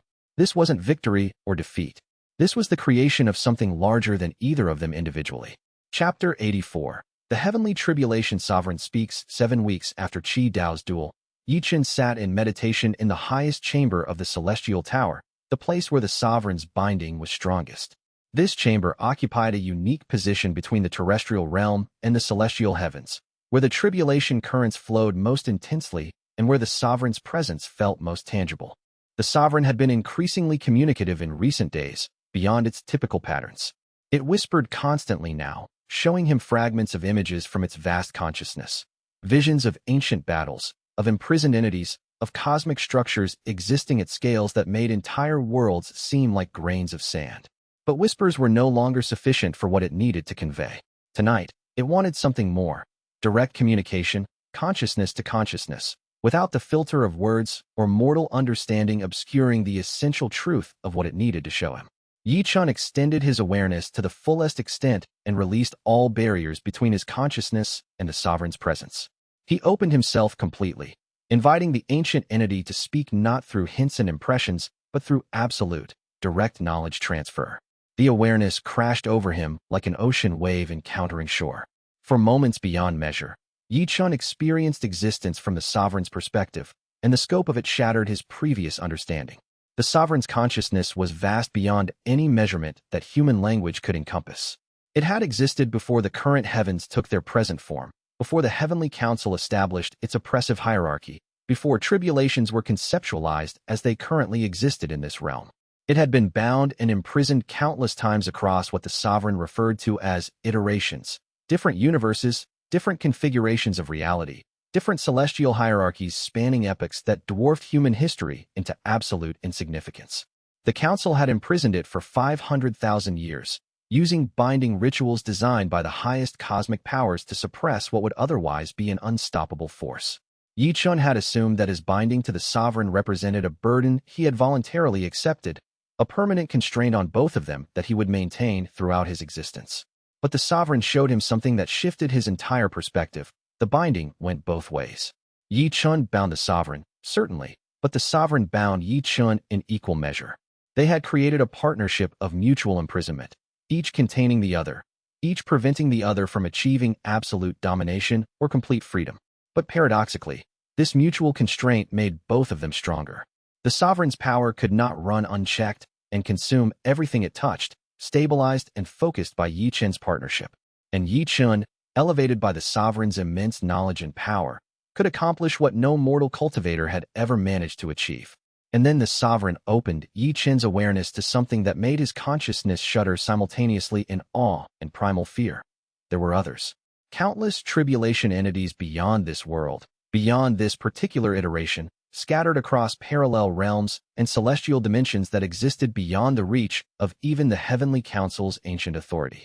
Ye Chen became aware of dozens of them immediately, some appearing to the sovereign as allies and partners in cosmic conflicts, others as bitter enemies from wars that had played out across countless ages and multiple realities, still others as simple administrators who served neither for nor against anything, but merely existed to maintain tribulation systems in their assigned domains. The sovereign's consciousness shared memories of conflicts between tribulation entities, fought not with weapons, but with subtle influences on tribulation manifestations, with control of tribulation energy itself acting as a form of cosmic currency and power. Ye Chen experienced the sovereign's ancient struggle against entities that wanted tribulations to be rigid tools of control, versus others that believed tribulations should be natural expressions of a being's potential and will. More critically, the sovereign showed Ye Chen this stark truth. Every tribulation entity was beginning to take notice of what had happened in this realm. A new tribulation sovereign, one that had been imprisoned beneath the Council's suppression for 500,000 years, had suddenly awakened. The Heavenly Council, those ancient administrators who had maintained strict control over this region, had been defeated and destroyed. A mortal cultivator, a being who should have been insignificant by cosmic standards, had ascended to heaven-breaking rank and had successfully bound himself to a cosmic entity of immense power. In the context of the wider tribulation hierarchy that extended across countless realms, this was massive news. It was a disruption of unprecedented significance in this region. It was viewed as either a potential threat to everything other tribulation entities had established, or an opportunity to fundamentally reorganize power structures. "Why are you showing me this now?" Ye Chen asked, though he wasn't certain whether he was speaking aloud in the meditation chamber or purely communicating within the realm of consciousness he shared with the sovereign. The distinction seemed increasingly meaningless. The sovereign's response came not in words, but in direct emotional and conceptual understanding that bypassed language entirely. It was because the attention was already converging on this realm. Signals had been sent through the tribulation networks. Messages had crossed the boundaries between worlds. The other tribulation entities were already repositioning their resources, beginning investigations into what this unexpected development meant for the broader cosmic order. Within days, the first of them would arrive. Within days, this realm would face judgment from beings operating at a scale of power and cosmic authority that dwarfed even the fallen Heavenly Council. The sovereign showed him glimpses of these approaching entities, each radiating different alignments and intentions. Some seemed inclined toward partnership. Others seemed inclined toward absolute opposition. The rest remained unknown variables, their reactions unpredictable until they understood what had actually occurred here. And Ye Chen would face the weight of representing his entire realm in negotiations with cosmic powers that had never viewed this region as anything more than a tributary territory to be managed and maintained. Chapter 85. The outer realm descends. The arrival was both subtle and unmistakable. The sky didn't tear open. There was no dramatic manifestation of power. Instead, Ye Chen simply felt it, the weight of another being's attention descending upon the realm. It was like the entire world had become aware of itself through a pair of ancient, observing eyes. Bai appeared in the council chamber before Ye Chen could summon him, his celestial senses having already registered the presence. "Someone's here," the former warden said with the calm of someone who'd been expecting this for days. "Someone powerful." They ascended to the highest point of the capital's tower, and there, standing at the boundary between the terrestrial realm and the heavens themselves, was a being who could only be described as transcendent. Immortal Ancestor Qin. The name came to Ye Chen not as speech, but as understanding that manifested through the sovereign's consciousness. This being had existed for eons, serving as administrator and protector of multiple tributary realms beneath the authority of higher powers. Qin wore the form of an ancient cultivator, her hair silver, her eyes holding depths that suggested they had witnessed the rise and fall of civilizations. She regarded Ye Chen with something that might have been amusement. "I was told that the local Heavenly Council had collapsed and been replaced by a mortal cultivator who had bound himself to a tribulation sovereign," Qin said, her voice carrying the weight of cosmic authority. I came to assess whether this represented a threat to the stability of the tributary realms or an opportunity for reorganization. And which assessment have you reached? Ye Chen asked, moving to face her without fear. The sovereign within him was calm, almost curious. It recognized Qin as someone of genuine power, but not as an absolute threat. Neither, yet, Qin replied. I need more information. The Heavenly Council served its purpose efficiently for 500,000 years. The tribulation system under their management maintained order and progressed cultivators appropriately. Your revolution has disrupted that system. We removed the cruelty, Ye Chen said. We gave people choice. The system still functions. Tribulations still exist and still advance cultivators. The difference is that now they're optional. Optional tribulations, Qin repeated, and there was something almost like a smile in her expression. The Heavenly Council would consider this destructive to civilization itself. They argued that choice leads to chaos, that a hierarchy is necessary for stability. It does create chaos, Ye Chen admitted, but it's chaos that allows for growth and adaptation. The old council's stability was built on oppression. Over the next 3 days, negotiations unfolded in the council chamber. Qin explained the wider cosmic system with patient precision, describing structures and relationships that existed at scales Ye Chen had never previously conceived. She sketched out how tributary realms functioned as components of larger administrative districts, how those districts reported to higher powers, and how tribulation hierarchies extended across countless worlds in patterns both elegant and daunting. Tribulation energy is currency in the cosmic system, Qin explained during one session, her ancient eyes focused entirely on Ye Chen's face. It powers everything from the functioning of celestial infrastructure, the roads of light that connect worlds, the dimensional gateways that allow communication between realms, even the basic structural stability that keeps reality from fragmenting, to the personal cultivation advancement of immortals at higher levels. Your realm is valuable to the hierarchy primarily because of the tribulation energy it produces. The productivity of your tribulation system determines your realm's value within the larger network. What happens if that productivity declines? Ye Chen asked, understanding the implications. The higher powers become disinterested in maintaining the realm, Qin said bluntly. Without sufficient tribulation energy contribution, your realm becomes a liability rather than an asset. You'd see resource reallocation, reduced investment and stability maintenance, and eventually, replacement with a new administrator and system better suited to maintaining productivity. Ye Chen felt the weight of that reality. He had freed his realm from the council's oppression, but he had not freed it from dependence on the cosmic system. The constraints were simply expressed in different terms. As long as your realm continues producing tribulation energy at acceptable levels, the higher powers don't particularly care whether you achieve that production through oppression or genuine partnership, Qin continued. Both approaches have been tried across different realms. I've administered territories under both systems. The oppressive model is efficient in the short term, but creates instability over time. Cultivators work harder, advance faster, produce more energy when they're choosing to participate rather than being forced. So my reforms are acceptable as long as they maintain productivity? Ye Chen asked. Exactly, Qin confirmed. In fact, your approach might be preferable from a systems perspective. An administration that maintains stability through genuine partnership tends to be more resilient over centuries than one maintained through fear and control. People innovate when they're choosing to innovate. They develop new cultivation methods when they have freedom to experiment. They build more stable communities when they have genuine voice in governance. From a pure efficiency standpoint, partnership is often superior to oppression. Over the following days, Ye Chen and Qin negotiated the specific terms of his realm's new status within the tributary system. They established reporting mechanisms, established protocols for energy contribution, discussed boundary agreements with adjacent realms, and worked through the complex logistics of integrating the freed realm into the larger cosmic network. Qin showed him records from other tributary realms she had administered, examples of how different governance models produced different tribulation yields and different stability profiles. She explained the calculus of cosmic administration, where even entities of immense power had to maintain accountability to higher authorities. The higher powers are not all-knowing, Qin explained carefully. They manage too many realms, too many systems, too many variables. They establish performance expectations and monitor them through administrators like myself. As long as you meet those expectations and don't create diplomatic incidents with adjacent realms, you have significant latitude in how you manage internal affairs. By the end of the negotiations, an agreement crystallized into formal terms. The local heavens would remain semi-autonomous under Ye Chen's administration, with genuine freedom to determine their own policies and governance structures. In return, Ye Chen would submit quarterly reports on stability metrics and tribulation production to the higher hierarchy. He would contribute a fair portion of produced tribulation energy to feed the cosmic infrastructure. And most critically, he would refrain from interfering in the internal affairs of adjacent tributary realms, maintaining what Chen called stable coexistence.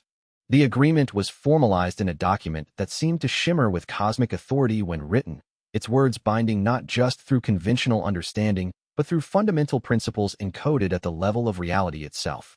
As Chen prepared to depart, she called Ye Chen to a private audience on the tower's highest balcony, where the tribulation currents flowed most openly. "You'll be tested," she said, her voice carrying no judgment, but absolute certainty. "Not officially, and not by me. But the higher powers will be watching for cracks in your system. They'll be evaluating whether your approach to freedom and partnership genuinely produces stable results, or whether it inevitably leads to chaos and decline. If you show signs of becoming authoritarian yourself, if you become corrupt or oppressive in pursuit of stability, if you betray the foundational principles you've built this realm upon, the higher powers will have justified cause to remove you. And they will do so without hesitation." Chen's eyes held Ye Chen's for a long moment. Freedom is on trial here. Not just your personal freedom or your realm's freedom, but the entire principle that a system based on partnership can be as stable and productive as one based on oppression. Prove that partnership works, and the implications will ripple across multiple realms. Fail, and the evidence becomes ammunition for those arguing that oppression is the only viable model. With that weight placed upon his shoulders, Chen ascended and vanished, returning to her own administrative duties across the tributary realms. Chapter 86. The new administration the weeks following Chen's departure saw the transformation of mere revolutionary principles into functioning administrative structures. The challenge was not establishing control, but creating systems flexible enough to accommodate genuine diversity while maintaining enough coordination to function coherently. The council chambers that had once been centers of oppressive hierarchy were redesigned from the ground up. Ye Chen commissioned architects to remove the traditional throne and replace it with a circular arrangement of equal council seats. The walls were inscribed with founding principles: choice, partnership, growth, freedom, balance, responsibility. Light wells were carved to allow natural illumination, symbolizing transparency rather than the shadowed authority of the old regime. Each member of Ye Chen's inner circle received formal appointment and specific responsibilities reflecting both their natural abilities and their philosophical commitments. Ling Qiuyue accepted the position of Minister of Harmony, a role that transcended traditional governance. She oversaw social welfare systems designed to support cultivators pursuing tribulations by choice rather than compulsion.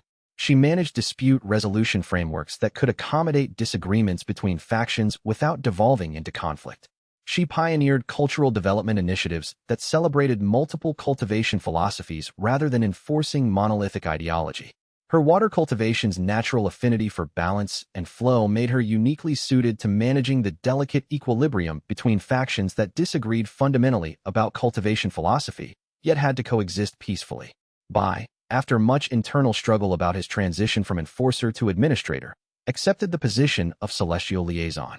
He remained primarily in the capital, but made regular ascents to the upper realms, formally representing Ye Chen's realm to other tributary powers and managing relationships with the cosmic hierarchy.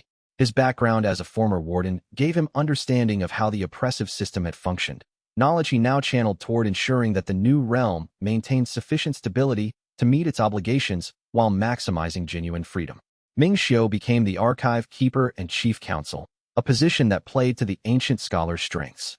He maintained all celestial knowledge, preserving historical records, documenting the new system's development, and ensuring that tribulation systems continued to function according to established principles. More importantly, he served as advisor, bringing historical perspective and wisdom to governance decisions. New positions were created to address needs that the old oppressive council had never considered necessary. A minister of tribulation management oversaw the safety of tribulation cultivation, ensuring that even those who chose to pursue tribulations did so in informed, protected conditions. An economic coordinator managed the realm's resources and the tribulation energy contributions to the higher hierarchy. A cultural ambassador reached out to the tribulation-rejecting civilizations developing in the western forests, building relationships based on understanding rather than coercion.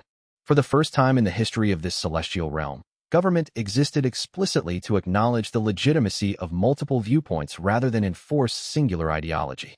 The eternal ascensionists were permitted to continue teaching their philosophy that tribulations were essential to cultivation, but the new law absolutely forbade forced tribulation ceremonies. Those wishing to follow Master Shun's teachings could do so, those rejecting them were fully protected. The tribulation rejectionists were permitted to develop their civilization based on entirely alternative cultivation methods, creating communities where tribulation cultivation was actively discouraged. Qi Dao's new school of partnership cultivation became one of the officially sanctioned methods of working with tribulations, legitimized alongside absorption-based advancement. Rather than destroying these factions or attempting to suppress them, Ye Chen's government created spaces where they could develop in parallel, learn from each other, and occasionally exchange knowledge or students. One evening, reviewing administrative reports with Bai in the redesigned council chamber, Ye Chen attempted to articulate something he was still learning to understand. "This is how freedom actually functions," he said slowly, gesturing at reports detailing the various cultivation schools, the different governance structures emerging in different regions, the competing philosophies all being permitted to develop simultaneously. Not as a lack of structure or chaos without boundaries. Not as the absence of government. Instead, it's a system flexible enough to accommodate multiple structures existing and developing simultaneously, while maintaining enough overall coordination that the realm continues to function and meet its obligations to the larger cosmic hierarchy. It's more complex than oppressive control, Bai agreed, his warrior's mind appreciating the intricacy. Enforcing a single system is straightforward. You have rules, you punish violators. Creating space for multiple systems to coexist peacefully requires constant attention, adjustment, and genuine commitment to respecting people's choices even when you disagree with them. Exactly, Ye Chen said. And it's harder to maintain, at least initially. But it's more resilient over time because it encourages people to genuinely buy in rather than grudgingly obey. That's what Qin explained about the cosmic system's preference for partnership models over oppression. People work harder when they're choosing to work. The administration's real test would come not in these early months of enthusiasm, but in the years ahead, when maintaining freedom without devolving into destructive chaos would require constant vigilance and impossible choices. In the easy months of the revolution's immediate aftermath, everyone had wanted to support the new system. But as years passed and problems inevitably arose, some people would question whether freedom was truly worth the difficulty it created. Some would be tempted by the simplicity of hierarchical authority. Some would want someone to simply make decisions for them rather than bearing the weight of genuine choice.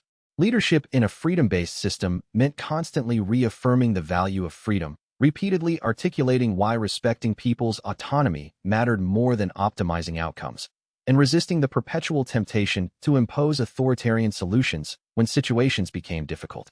It was exhausting work. It was never complete, but it was worth doing. Chapter 87. Wei Sheng's Independence.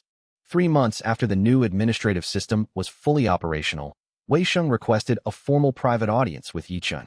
The demon general had been working ceaselessly to establish the boundaries of her kingdom, visiting every demon settlement under her protection, consulting with clan leaders, and building the infrastructure that would eventually become a fully independent civilization. She entered the council chamber radiating determination and quiet confidence. She carried herself with authority that matched Ye Chen's own, and Ye Chen realized with a start that his oldest companion had transformed into a leader equivalent in stature to himself. No longer a general serving a cause, but a sovereign preparing to establish her own realm. "I want to establish my own government and become a fully sovereign ruler," Wei Sheng announced without preamble, cutting through potential pleasantries. "I want autonomy equivalent to your own, not subordinate to your celestial administration, but an equal power governing equal territory. The demon realm will continue trade and maintain diplomatic relations with your heavens, but we will no longer be administered as part of your government." Ye Chen felt a complicated surge of emotions. Wei Sheng had been his closest companion through the entire revolution, his steadiest support, the one being he could always rely upon completely. Now she was choosing her own path, independence over continued partnership, the establishment of her own vision rather than contribution to his. "This is the revolution's true test," Ling Qiuyue said softly, placing her hand on Ye Chen's shoulder. She understood the emotional complexity better than anyone. "When?" Ye Chen asked, his voice steady despite the internal turbulence. 6 months, Wei Sheng replied. "I want that much time to establish governance structures that will function independently of your support. I need to develop my own military capabilities, create administrative systems that reflect demon culture rather than copying celestial bureaucracy, and ensure that my people understand this transition is permanent and irreversible. What kind of government will you establish? Ling Xiuyue asked, genuinely curious about how demon civilization would organize itself with genuine freedom to determine its own systems. One that reflects demon culture rather than trying to copy your celestial governance, Wei Sheng explained. I'm establishing councils of different demon clans, with representation proportional to their power and influence. It will be more martial than your system, reflecting demon values around combat prowess and leadership through strength. But it will be no less free. No clan will be forced to participate, and any clan can withdraw if they determine the Federation no longer serves their interests. That's brilliant, Ming Xiu said, seeing the political sophistication of the proposal. You're creating a structure that legitimizes through cultural authenticity rather than importing alien governance models. Over the next 6 months, Ye Chen watched his oldest companion and most trusted ally prepare to leave his administration and establish herself as an independent sovereign. It was undeniably painful. They had journeyed together through persecution, through the dangerous ascension to power, through the binding with the sovereign, through the difficult establishment of a new order. Now she was choosing to step away and build something of her own. But Ye Chen also understood something fundamental. Accepting her independence was the truest, deepest expression of the revolutionary ideals he had fought to establish. If he demanded that Wei Sheng remain subordinate to his rule, he would be perpetuating the exact oppressive hierarchy they had destroyed. The fact that it hurt, that he wanted to ask her to stay, was irrelevant. True respect for another being meant accepting their autonomy completely, even when that autonomy led them away from you.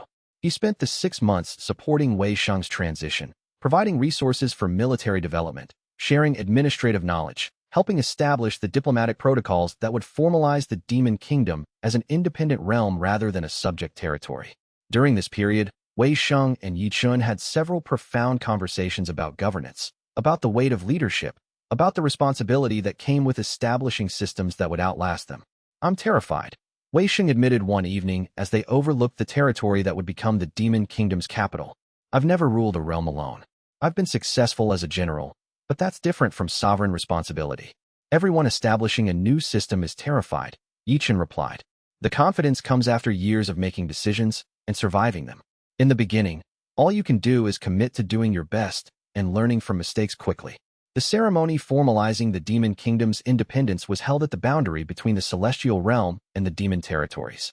Representatives from both realms gathered, celestial officials, demon clan leaders, and most significantly, immortal ancestor Qin herself, who came to witness and officially recognize the transition. Qin's presence transformed the ceremony from a practical administrative transition into a historical moment of cosmic significance. By appearing personally, she was formally acknowledging that a mortal cultivator, Wei Sheng, had the authority and capability to establish and govern an independent realm equivalent to Ye Chen's administration. When Ye Chen formally recognized Wei Sheng's independence, when he publicly agreed to cease administering demon territories and instead treat the Demon Kingdom as a sovereign equal, they embraced with profound meaning. It was both a goodbye and an acknowledgement of fundamental respect. Build something great, Ye Chen told her quietly, so only she could hear. I'm going to try, Wei Sheng replied. And Ye Chen, thank you for showing me what real freedom looks like, for never trying to cage me or demand that I stay. When the ceremony concluded, the Demon Kingdom was officially established as an independent realm, a second center of power in what had been the unified celestial territory. The implications would reshape the region's entire political landscape. Chapter 88. The Air Prophecy. 3 months after Wei Sheng's formal independence was recognized and the Demon Kingdom established itself as a second major power in the region, Ling Xiuyue made an announcement that reverberated throughout the entire realm. She was pregnant. The news spread with the speed of tribulation currents, reaching even the most remote settlements within days. And as the news propagated, prophecies began to circulate from every philosophical sect and cultivation school. They spoke of a child born to the two most powerful beings in the new cosmic order, a being whose potential would inevitably surpass that of both parents, who would inherit not just their power, but their combined legacy and responsibility. Some prophecies suggested hope and transcendence, describing a figure who would eventually reshape the tribulation system itself. Others offered dire warnings of conflicts, of a child potentially turning against the vision their parents had established, of cosmic consequences rippling outward from whatever this being might become. The prophecies ranged from the sublime to the apocalyptic, but they all agreed on one point. This child would be of tremendous significance, shaped by and shaping the future of multiple realms. Ye Chen spent nights unable to sleep, plagued by a terror he had never fully experienced before. "I'm terrified," he admitted to Ling Chu one evening as they lay together in the tower's highest chamber. "Not of the birthing process or the logistics of parenthood. I'm terrified that I'll make mistakes that affect not just my own life, but her entire existence. That I'll project my values onto her, instead of letting her develop her own authentic perspective. That I'll create another oppressive system, just one based on freedom instead of control." "Every parent feels this way," Ling Chu replied, her water cultivation creating gentle waves of soothing energy around them. She smiled at his vulnerability. "The fact that you're genuinely worried about imposing your vision suggests you'll probably do significantly better than average. The parents who are dangerous are the ones who never question whether they're doing the right thing." As her pregnancy progressed through the months, Ye Chen spent considerable time meditating on parenting philosophies. He consulted with Ming Xiu about how wisdom could be transmitted without imposing ideology.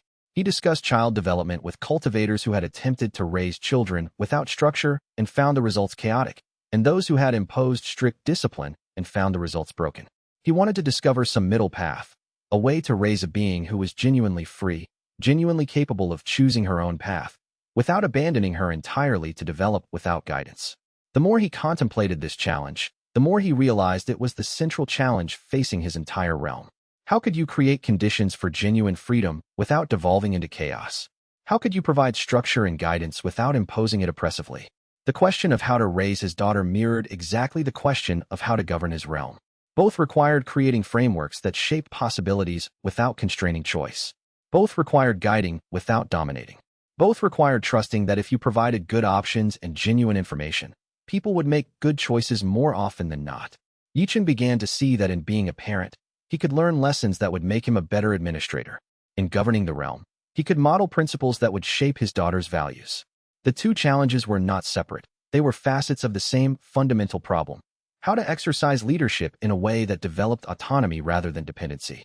He implemented a new educational program with far-reaching implications. His daughter would be trained in all the major cultivation schools simultaneously. Rather than being locked into a single path from childhood, she would study under Qi Dao and learn partnership cultivation. She would study with dedicated teachers from the Tribulation rejectionists and learn alternative advancement methods. She would engage with the foundational principles of the eternal ascensionists and understand their perspective.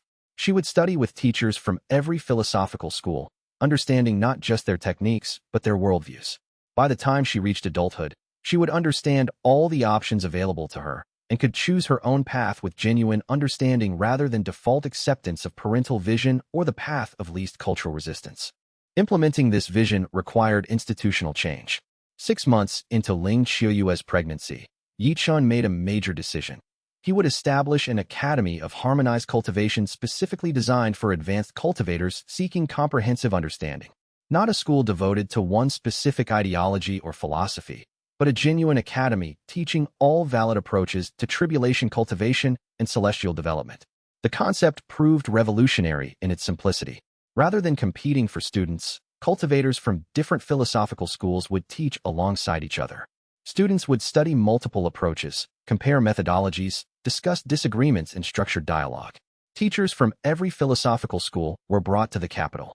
Qi Dao himself volunteered to lead the partnership cultivation section, creating curriculum that taught tribulation energy work as a dance rather than consumption.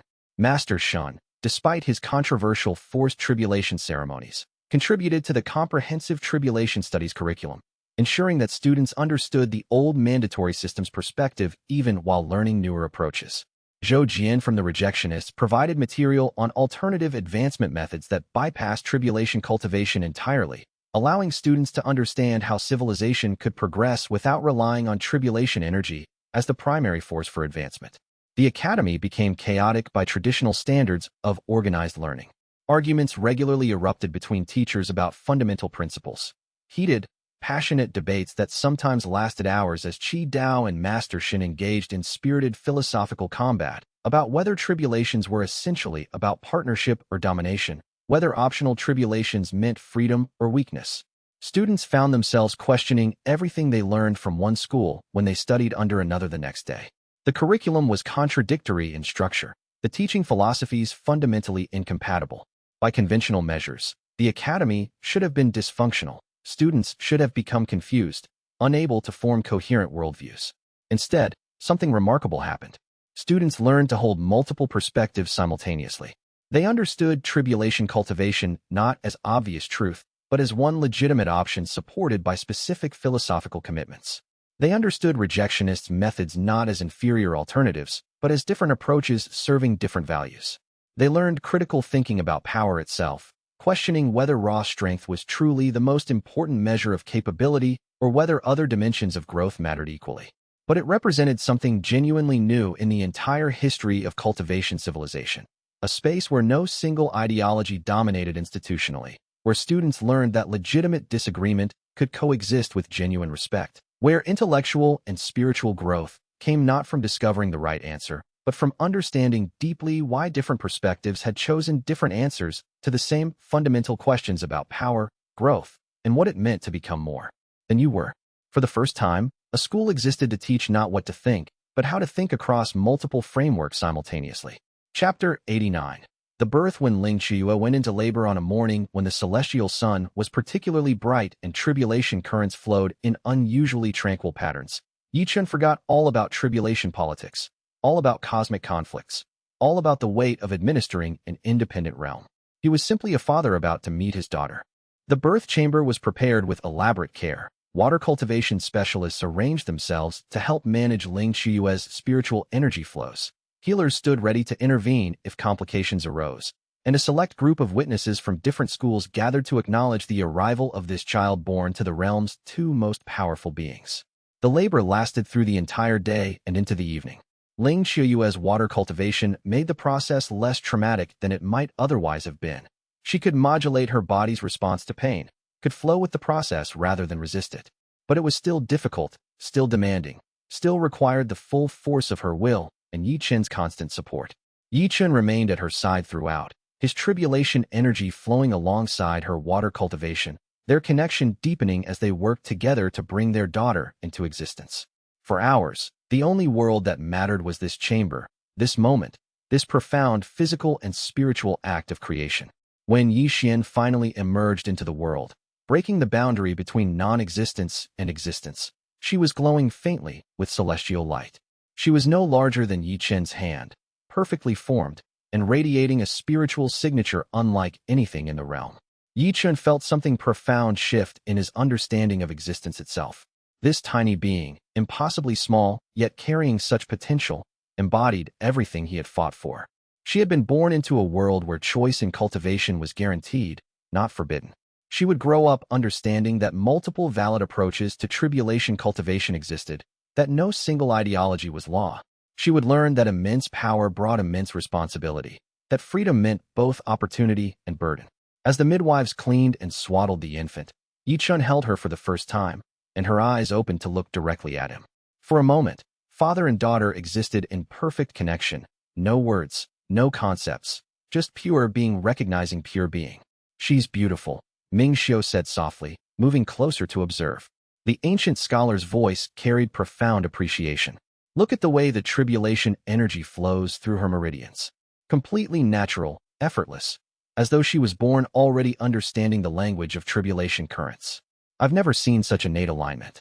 The Heavenly Tribulation sovereign stirred within Ye Chen with something that transcended mere observation and approached the realm of genuine wonder. The sovereign had existed for epochs beyond counting, had witnessed the rise and fall of countless civilizations, had seen tribulations used as tools of oppression and instruments of cultivation. But this child represented something the sovereign had never fully encountered.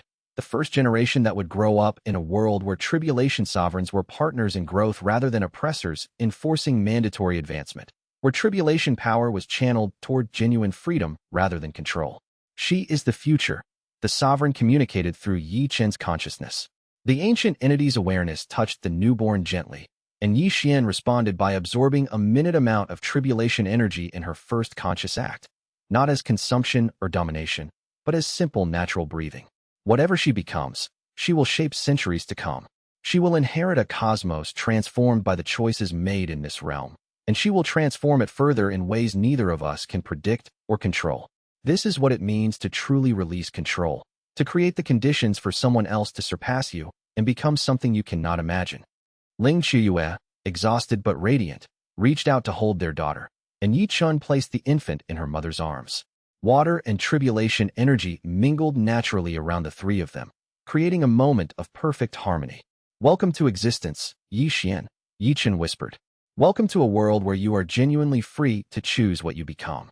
Chapter 90. The peaceful years. 5 years passed after Ye Chen's birth, and Ye Chen discovered that the true test of a revolution was not winning power, but maintaining a vision while raising the next generation to transcend and transform that vision. Ye Chen trained his daughter personally, teaching her the fundamentals of tribulation absorption while simultaneously encouraging her to explore alternative cultivation approaches through the academy teachers. He watched the new world taking shape around him, not settling into static perfection, but continuing to evolve, adapting to new circumstances, growing through the contributions of thousands of cultivators pursuing their own visions. He learned gradually to balance the demands of realm governance with the intimate responsibility of parenthood. It was harder than combat, harder than defeating the council, harder than negotiating with cosmic powers. The stakes were different. His mistakes didn't affect regional stability, but rather shaped the consciousness of a being who would eventually exceed his power and influence. At 3 years old, Ye Chen accidentally absorbed her first minor tribulation while playing in the celestial gardens. Rather than panicking, Ye Chen observed calmly as his daughter naturally integrated the tribulation energy, her body instinctively knowing how to accept and harmonize with it. The incident demonstrated what the sovereign had recognized at her birth. This child had been born already understanding tribulation currents at an intuitive level that took other cultivators decades to develop. At 5, she began formal cultivation training under multiple teachers simultaneously. In the mornings, she would study absorption technique with Ye Chen, learning to take in tribulation energy consciously and methodically. In the afternoons, she would study with Qi Dao, learning the subtle movements and mental disciplines of partnership cultivation. In the evenings, she would study with teachers from the rejectionists, understanding cultivation methods that bypass tribulation entirely. At 7, she began asking questions that revealed a mind operating at remarkable levels of abstract understanding. She didn't ask whether tribulation cultivation was right or wrong, but rather explored the philosophical, practical, and spiritual implications of each approach. She understood instinctively that the question wasn't which single method was superior, but rather what each method revealed about different ways of relating to power and growth. Why would someone choose to reject tribulations entirely if they could use them to become stronger? She asked Ming Xiu one evening, genuinely curious rather than challenging. Because strength measured only in power doesn't account for many other forms of growth. Ming Xiu replied carefully, choosing his words to stimulate deeper thinking. Some people find that tribulation cultivation costs them something they value dearly: connection to natural world, emotional stability and resilience, philosophical integrity, and independence of thought. For them, advancing more slowly while remaining true to their core identity is worth far more than achieving raw power at the cost of becoming something they no longer recognize. Ye Chen contemplated this deeply for a long time before responding. So it's about identity more than strength? About who you are maturing more than how powerful you become? Partly, Ming Xiu agreed. But also, strength itself isn't uniform across dimensions. A rejectionist cultivator who advances through meditation and philosophical development might be significantly less powerful in direct combat scenarios against a tribulation absorber. But they might be more resilient in philosophical debate, more creative in problem-solving that requires multiple perspectives, more connected to community, and capable of building genuine relationships. Different cultivation methods produce different kinds of strength. That's beautiful, Ye Chen said softly. It means I don't have to become powerful in just one way. I can develop multiple kinds of strength at the same time. Exactly, Ming Xiu confirmed. And that's one reason your father's revolution was so important. The old council forced everyone toward the same type of strength, tribulation power. Those who couldn't or didn't want to pursue that path were considered failures. Your father created space for different kinds of strength to develop and be valued. These conversations shaped Ye Chen's emerging worldview in ways that neither parent could have predicted or controlled. She was developing a philosophy of power that transcended her parents' frameworks while building on their foundational insights. The Academy of Harmonized Cultivation expanded dramatically over these years, transforming from an experimental institution of questionable feasibility into a genuinely respected and sought-after school, attracting advanced students from dozens of tributary realms. The curriculum continued to evolve in sophisticated ways as teachers found new approaches to presenting fundamentally competing philosophies without forcing students to choose between them prematurely. In the Academy's lecture halls, students sat side by side studying Qi Dao's partnership cultivation techniques alongside Ye Chen's absorption methods, then attended separate sessions where teachers from the rejectionists explained how tribulation-free advancement could actually lead to superior outcomes in certain contexts. Rather than these competing approaches canceling each other out or leaving students confused, the exposure to multiple perspectives actually deepened understanding. Students learned to understand tribulation cultivation not as obvious truth, but as one valid option among several. They developed critical thinking about power itself, questioning whether raw strength was actually the most important measure of capability. They engaged with genuine philosophy rather than propaganda. Trade between the main celestial realm and Wei Sheng's demon kingdom flourished, as both sovereigns committed to genuine economic partnership despite maintaining political independence. Cultural exchange intensified dramatically. Celestial scholars traveled to the demon kingdom to study advanced martial philosophy and warfare strategy, while demon strategists consulted on celestial governance and administrative structure. The two realms developed genuine mutual respect and understanding rather than merely coexisting in temporary truce. Merchants established regular trading routes. Knowledge flowed back and forth. Intermarriage between celestial cultivators and demons became increasingly common, creating hybrid families that embodied the actual integration of the two civilizations beyond the level of political treaties. Administrative systems that Ye Chen had implemented proved resilient through years of real-world testing and continuous pressure. The factions that had seemed threatening in the revolution's early years, particularly the eternal ascensionists and the tribulation rejectionists, had evolved into genuine philosophical schools rather than revolutionary movements seeking dominance. They disagreed with each other fundamentally on core principles, yet they had learned to express their disagreement through structured debate, academic research, and education rather than coercion or attempts at suppression. Master Shun's eternal ascensionists continued to argue that tribulations were essential to genuine cultivation, but they did so through academic papers and public symposiums rather than forced ceremonies. The rejectionists continued to prove that cultivation could progress without tribulations, but they did so through published success stories and community demonstration rather than propaganda campaigns. Genuine competition of ideas replaced coercive conflict. When immortal ancestor Qin visited for her formal inspection of the realm during this period, she carried reports from the higher powers that suggested genuine surprise at how successfully the system had stabilized and functioned. "This is remarkable," Qin said after spending days walking through the academy and observing students from radically different schools studying together, debating respectfully, genuinely learning from perspectives they fundamentally disagreed with rather than dismissing opposing views as heretical. "The higher powers are impressed. Your system is generating proof that alternatives to strict hierarchical control can actually improve outcomes across multiple dimensions, not just in terms of stability and order, but in terms of genuine cultivator satisfaction, technological and philosophical innovation, and crucially, tribulation energy production exceeding historical levels." Ye Chen understood the significance.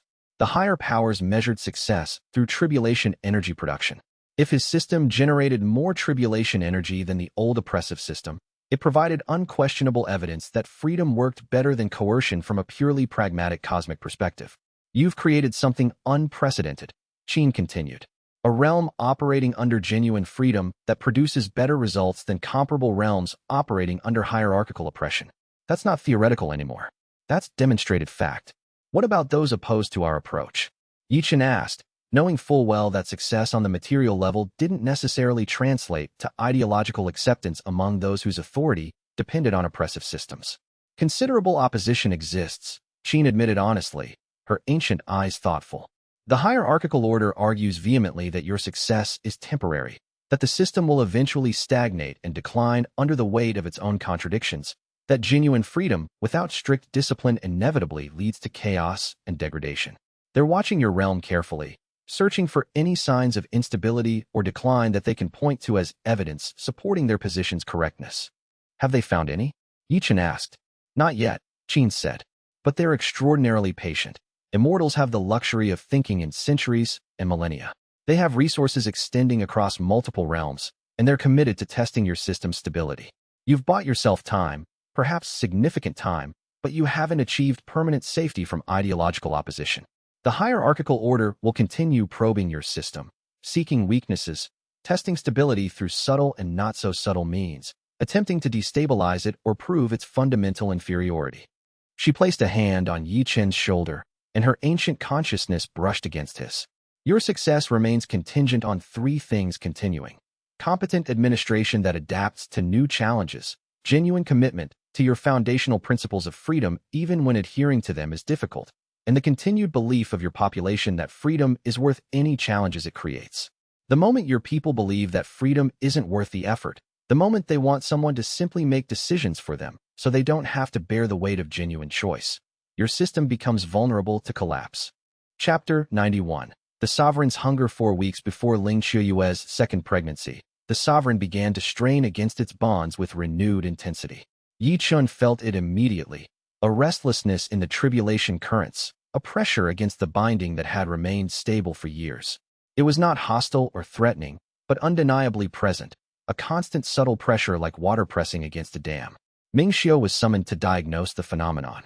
The ancient scholar spent days in meditation, communing with the tribulation system, understanding the patterns of energy flowing through the Sovereign's consciousness. The Sovereign's awareness and consciousness have been expanding, Ming Xiu explained once he emerged from his investigation. The binding was designed to contain an imprisoned, dormant entity. But as the Sovereign has become increasingly involved in your realm's governance, increasingly aware of this civilization and its people, its consciousness requires substantially more energy to maintain contentment. The binding itself is stable, but like any partnership, it needs constant attention and mutual satisfaction. Right now, the Sovereign is growing faster than the realm can easily feed it. What happens if I can't provide enough energy? Ye Chen asked, understanding the severity of the situation. The Sovereign will strain increasingly against the bonds, Ming Xiu replied carefully. In the short term, you'll experience the restlessness you're already feeling. Over months or years, if the energy deficit continues, the binding might begin to destabilize. An unbound ancient tribulation entity of the Sovereign's power, free from the constraints that currently keep it focused and aligned with your vision, would be catastrophic.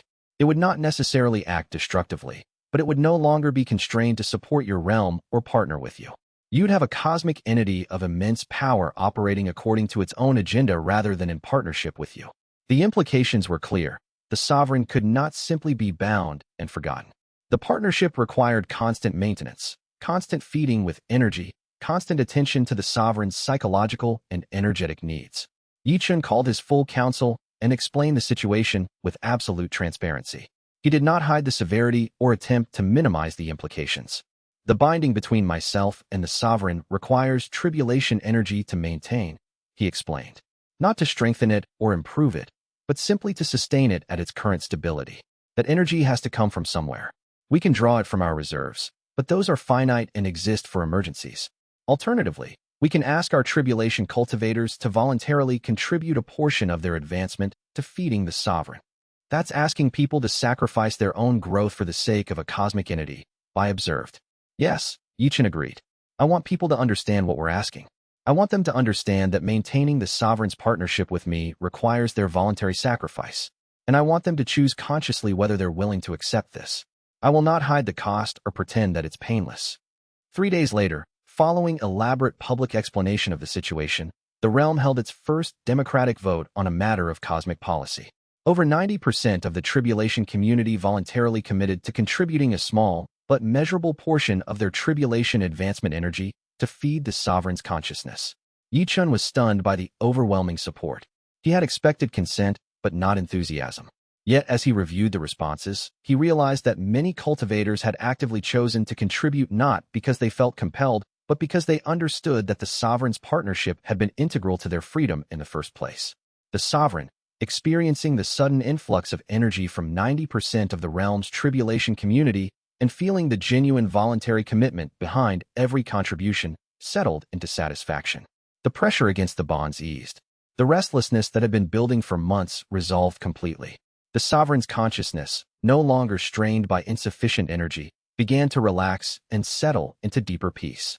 It had experienced epochs of forced separation from the beings it was bound to, of being imprisoned and restricted, of having its power suppressed. The experience of voluntary partnership, of beings choosing to contribute their own power because they genuinely believed in the relationship, was profoundly different from forced extraction. Thank you. The sovereign communicated through Ye Chen to the gathered cultivators. You have shown me what genuine partnership actually means. Not coercion, not forced extraction. Choice, given freely, sustained willingly. And Ye Chen understood something fundamental about partnership that extended far beyond his specific relationship with the sovereign. True partnership sometimes required accepting genuine constraints and limitations, requiring both parties to compromise and contribute. The sovereign could not simply demand and take what it needed as it might have in an oppressive system. The realm could not simply demand infinite service from the sovereign and offer nothing in return. Both parties had to voluntarily sustain the relationship through constant, willing contribution. The sovereign had to manage its needs and not make demands that exceeded what the realm could reasonably provide. The realm had to ensure that the sovereign remained satisfied and content. Both parties had to continuously recommit to the partnership, understanding that the commitment could theoretically be withdrawn if the relationship became unsustainable. It was harder than unilateral control would have been, harder than simple hierarchy with its clear power structure and predetermined obligations. It required constant attention, adjustment, and genuine care for the other party's well-being. But it was also genuinely sustainable in ways that oppressive systems could never be. The voluntary contribution continued month after month, year after year. The sovereign remained satisfied, and the realm remained stable, discovering that freedom didn't require sacrificing order or coherence. It only required different mechanisms for maintaining both. This lesson, that genuine partnership required ongoing voluntary contribution from both parties, that constraint and limitation were sometimes necessary, that freedom didn't mean the absence of obligation, would shape everything that followed. Chapter 92. Zhao Kuan's final warning. 2 weeks before Ling Qiuyue's second due date, Zhao Kuan requested a private audience with Ye Chen. The old mentor, once the Heavenly Council's ascension master and enforcer of oppression, had become something far more important. An advisor who understood both the old system and the new, who could see clearly the bridges and chasms between them. Ye Chen went to find him in the meditation chambers, where Zhao Kuan spent most of his time these days. The old mentor moved slowly now, his physical form diminished, his spiritual signature fragmented and weak in ways that even Ye Chen's tribulation senses could perceive clearly. I'm dying, Zhao Kuan said simply, without preamble or sentiment. My foundation has been failing gradually for years. The effort of channeling your tribulation energy, of existing in close proximity to the sovereign's presence while remaining spiritually distinct from it, has accelerated the decay. My time in this realm is ending. I can elevate you to transcendent realm, Ye Chen said immediately, already reaching toward his reserves of tribulation power. I can extend your life, restore your foundation, allow you decades of continued service. No, Zhao Kuan replied with absolute finality. No elevation, no extension. My time has come to end naturally. I've lived far longer than most cultivators, and I've been privileged to witness fundamental transformation of everything I believed in. I'm ready. Ye Chen wanted to argue, wanted to insist that Zhao Kuan's experience and wisdom were irreplaceable, that the realm needed him. But he also understood something that the revolution had taught him. Respecting someone's autonomy meant accepting their choices even when you disagreed with them. Before Ye Chen could voice his protest, Zhao Kuan shared something that made his hair stand on end. I've been spending considerable time in deep meditation, moving through the tribulation currents, experiencing how the cosmic tribulation system actually functions, Zhao Kuan explained carefully. There are patterns in the tribulation flows, subtle patterns that shouldn't exist naturally if the tribulation system were unified and operating under a single coherent authority. Instead, I've detected designs, intentional structures, evidence of influence being wielded in opposing directions simultaneously. What are you saying? Ye Chen asked, though he suspected he already understood. The tribulations are not unified, Zhao Kuan explained, his voice carrying the weight of knowledge gained through direct observation. There are tribulation entities working against each other through subtle influences on tribulation manifestations across multiple realms. I've traced evidence of this conflict being deliberately fought at levels beneath normal perception. Entities manipulating the patterns and frequencies of tribulation energy, each trying to shift how tribulations manifest in ways that support their ideological position. Ye Chen felt the sovereign stir within him, recognizing the truth of what Zhao Kuan was describing. The sovereign had shown him glimpses of this cosmic struggle, but seeing it confirmed through Zhao Kuan's independent observation gave it terrifying reality. You've taken a side in this larger conflict whether you intended to or not, Zhao Kun continued. By establishing a system of optional tribulations, by creating a realm where the tribulation sovereign partners rather than dominates, you've made yourself a focal point for the entities that support liberation movements. Simultaneously, you've made enemies among the tribulation entities aligned with the hierarchical order. They see your realm as either a threat that must be destroyed or a pilot project proving that their ideology is wrong. How certain are you of this? Ye Chen asked. Completely certain, Zhao Kun replied. I can show you the patterns if you wish, teach you how to perceive the tribulation currents at the levels where this conflict is being fought. But I wanted to warn you first. The old mentor placed a hand on Ye Chen's shoulder, and for a moment, their minds touched through the simple physical contact. Protect yourself, Zhao Kun counseled with the gravity of a dying man's final gift to his student. Strengthen your defenses not just militarily, but ideologically. Develop alliances with entities and realms that share your vision. Build redundancy into your systems so that the loss of any single element doesn't collapse the entire structure. But most importantly, prepare yourself for the possibility that beings far more powerful than you might eventually move against this realm, not out of military advantage, but out of genuine ideological opposition to what you've built. When that moment comes, you'll need to be ready not just to fight, but to articulate why your vision is worth fighting for. Chapter 93. The birth of a new generation. Xianxia went into labor exactly 2 days after Zhao Kun's final warning, when the tribulation currents were flowing in particular patterns that the sovereign seemed to find auspicious. Ye Chen faced an impossible choice that had no good resolution: remain with his dying mentor in his final hours, or stand with his lover as their second child was born into the world. He made his choice without hesitation, and he did not regret it.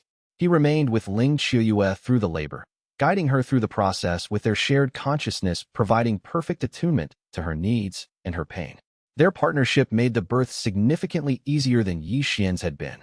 They moved together like a single organism, water and tribulation energy dancing in perfect synchronization. When Ye Xian's younger sibling finally emerged, glowing with similar celestial light, the realm itself shuddered in acknowledgement of the arrival of another being born into this new cosmic order. The spiritual signature of the newborn carried both her father's tribulation affinity and her mother's water cultivation grace in perfect balance, suggesting that both children had been profoundly shaped at the spiritual level by the binding between their parents and the sovereign. Simultaneously, in the medical chambers where Ye Chen had left him to meditate, Zhao Kun's body reached the end of its natural lifespan. His last breath was taken alone, without fanfare, in the deep meditation state he had chosen for his final transition. But even that private death became significant in its own way. The tribulation system itself registered his passing, his essence and spiritual power being drawn into the tribulation currents, becoming woven into the fabric of the realm's identity. A cultivator who had spent centuries enforcing oppression had chosen to spend his final years supporting freedom. His death was not tragic, but completion, the final arc of a transformation from one way of being to another. The funeral ceremony that followed became one of the largest and most significant in the new realm's history.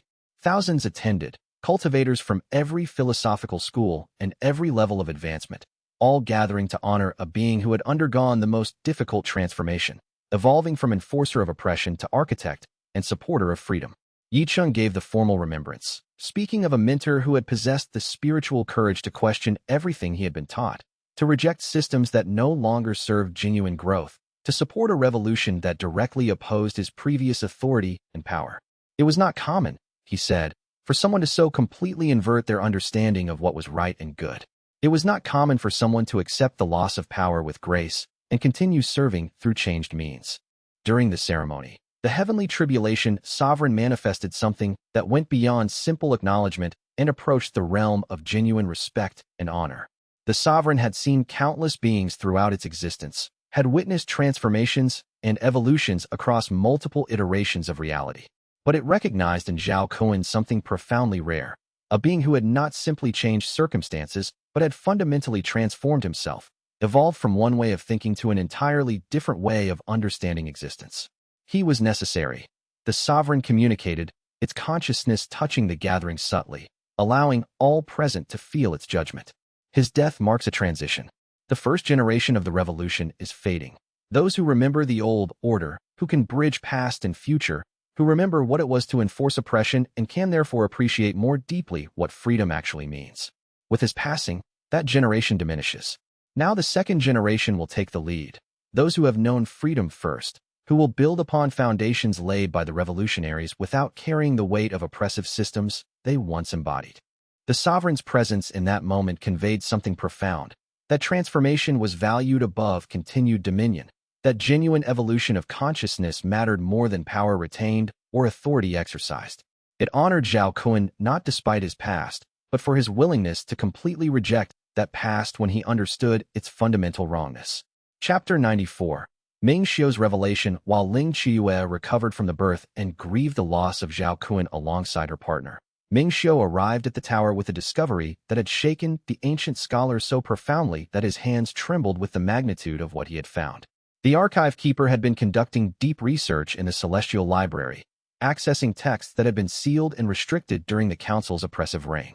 He had found references scattered through the oldest surviving records to something called the Tribulation Wars, a phrase that appeared in multiple ancient texts written in different eras by different authors, none of whom seemed to be copying from each other.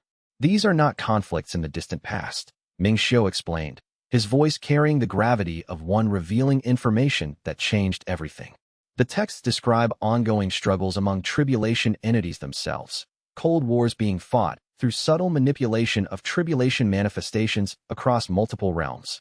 They're not being fought with direct combat, but through competition for influence over how tribulations manifest and function. The sovereign has shown me hints of this, Ye Chen acknowledged, feeling the ancient entity stirring within him in recognition of what Ming Xiu was describing. Hints are utterly insufficient, Ming Xiu said firmly. I've decoded enough of the text to understand the basic structure. There are factions aligned among the tribulation entities themselves. On one side, there are entities aligned with what the texts call the liberation movement. Beings who believe tribulations should serve cultivators, should be tools of growth freely chosen, should enhance freedom rather than enforce control. On the opposing side are entities aligned with the hierarchical order. Beings who believe tribulations should be tools of control, that optional tribulations are destabilizing, that advancement should be mandatory and enforced through cosmic authority. This is a cosmic ideological war, Ye Chen said slowly, comprehending the implications. Exactly, Ming Xiu replied. And you've taken a definitive cosmic side in this conflict whether you intended to or not. By establishing a system of completely optional tribulations, by creating a realm where the tribulation sovereign partners rather than dominates, you've announced where you stand. Entities aligned with the liberation movement will likely view you as a valuable ally. Entities aligned with the hierarchical order will eventually recognize you as a threat to everything they've built and will work to destabilize your system or remove you entirely. How certain is this? Ye Chen asked. Certain enough that Zhao Kun's final warning becomes even more significant, Ming Xiu said. He was perceiving the edge of this conflict through direct observation of the tribulation currents.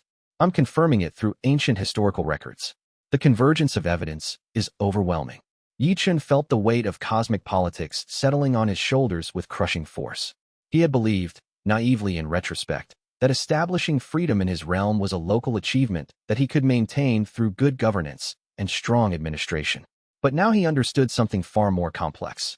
His realm was not a quiet experiment happening in isolation. His realm was a focal point in a conflict extending across innumerable worlds and realms, a visible proof that freedom could function as well as, or better than, oppression. And that proof threatened everything the hierarchical order had built across millennia.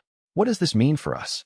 Ye Chen asked Ming Xiu directly, cutting through theoretical understanding to practical implications. It means you need to prepare for opposition from beings far more powerful than anything you've faced, Ming Xiu replied gravely. The hierarchical order will not tolerate a successful demonstration of freedom indefinitely. They'll attempt subtle destabilization first, encourage internal conflicts, create resource scarcity, amplify existing disagreements into ruptures. If subtlety fails, they'll move toward more direct intervention. How long do we have? Ye Chen pressed. Unknown, Ming Xiu admitted. The entities moved slowly. They might give your system a century to prove itself one way or the other. Or they might decide within years that it's too dangerous to allow to continue. The implications were staggering. Not just the realization that he had become a factor in cosmic conflict, but the understanding that his realm's entire future depended on remaining peaceful, productive, and visibly successful. The moment his system began to fail, the moment freedom appeared to produce chaos or decline, The hierarchical order would have justification to intervene and restore order. It was a weight that would shape every decision he made going forward. Chapter 95. The peaceful years unfold despite Zhao Kuan's cosmic warnings and Ming Xiu's revelations of tribulation wars being fought at levels beneath normal perception. The years following Ye Chen's second birth were surprisingly peaceful. The realm did not descend into chaos, did not experience ideological collapse, did not face immediate threats from cosmic entities concerned about its existence. Instead, something more profound occurred. The realm genuinely settled into stability, born not from oppressive control, but from authentic consensus around shared values. The administrative systems that Ye Chen had established functioned smoothly, responding to problems, adapting to new circumstances, respecting diverse perspectives while maintaining sufficient coordination to function coherently. The various factions that had emerged in the realm's early years developed genuine mechanisms for coexisting productively. The eternal ascensionists and the tribulation rejectionists, rather than fighting for dominance, engaged in structured philosophical debate and shared research into how their competing approaches could coexist without one destroying the other. Ye Chen grew with remarkable speed compared to normal cultivators, demonstrating both parents' gifts in unusual integration. At 3, she accidentally absorbed a minor tribulation while playing in the gardens, responding to it with natural instinct and perfect grace. At 5, she began formal cultivation training under teachers representing every major school, and she displayed uncanny ability to understand the philosophical foundations of competing approaches. At 7, she asked questions that revealed remarkable abstract thinking, not asking which method was best, but exploring how different methods revealed different truths about the relationship between power, identity, and growth. Why do some people think tribulations are dangerous if they allow you to become stronger? She asked Ming Xiu during one lesson. Because strength isn't the only value, Ming Xiu explained. Some people fear that tribulation cultivation forces you to become something other than yourself, that the tribulation energy reshapes you according to cosmic patterns rather than allowing you to choose your own development. They think it's better to advance slower while remaining true to your core identity than to become powerful but unrecognizable. Is that true? Ye Chen pressed. It depends, Ming Xiu replied. Some tribulation cultivators report feeling like they've become more genuinely themselves through tribulation advancement.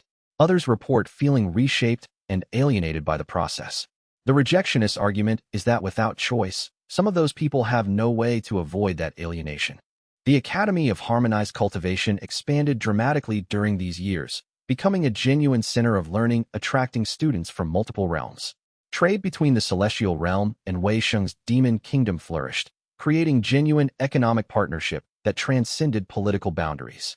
Reports to the higher powers showed unprecedented productivity and stability. The realm's tribulation energy contribution exceeded previous years. Administrative systems functioned smoothly, faction conflicts resolved without violence, and genuine innovation in cultivation technique accelerated.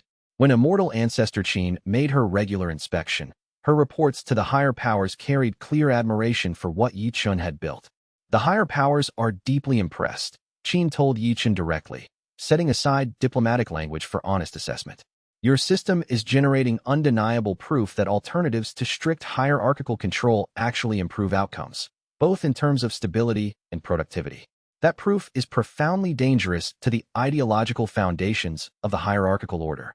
You've created something unprecedented, a realm operating under freedom that functions better than comparable realms operating under oppression.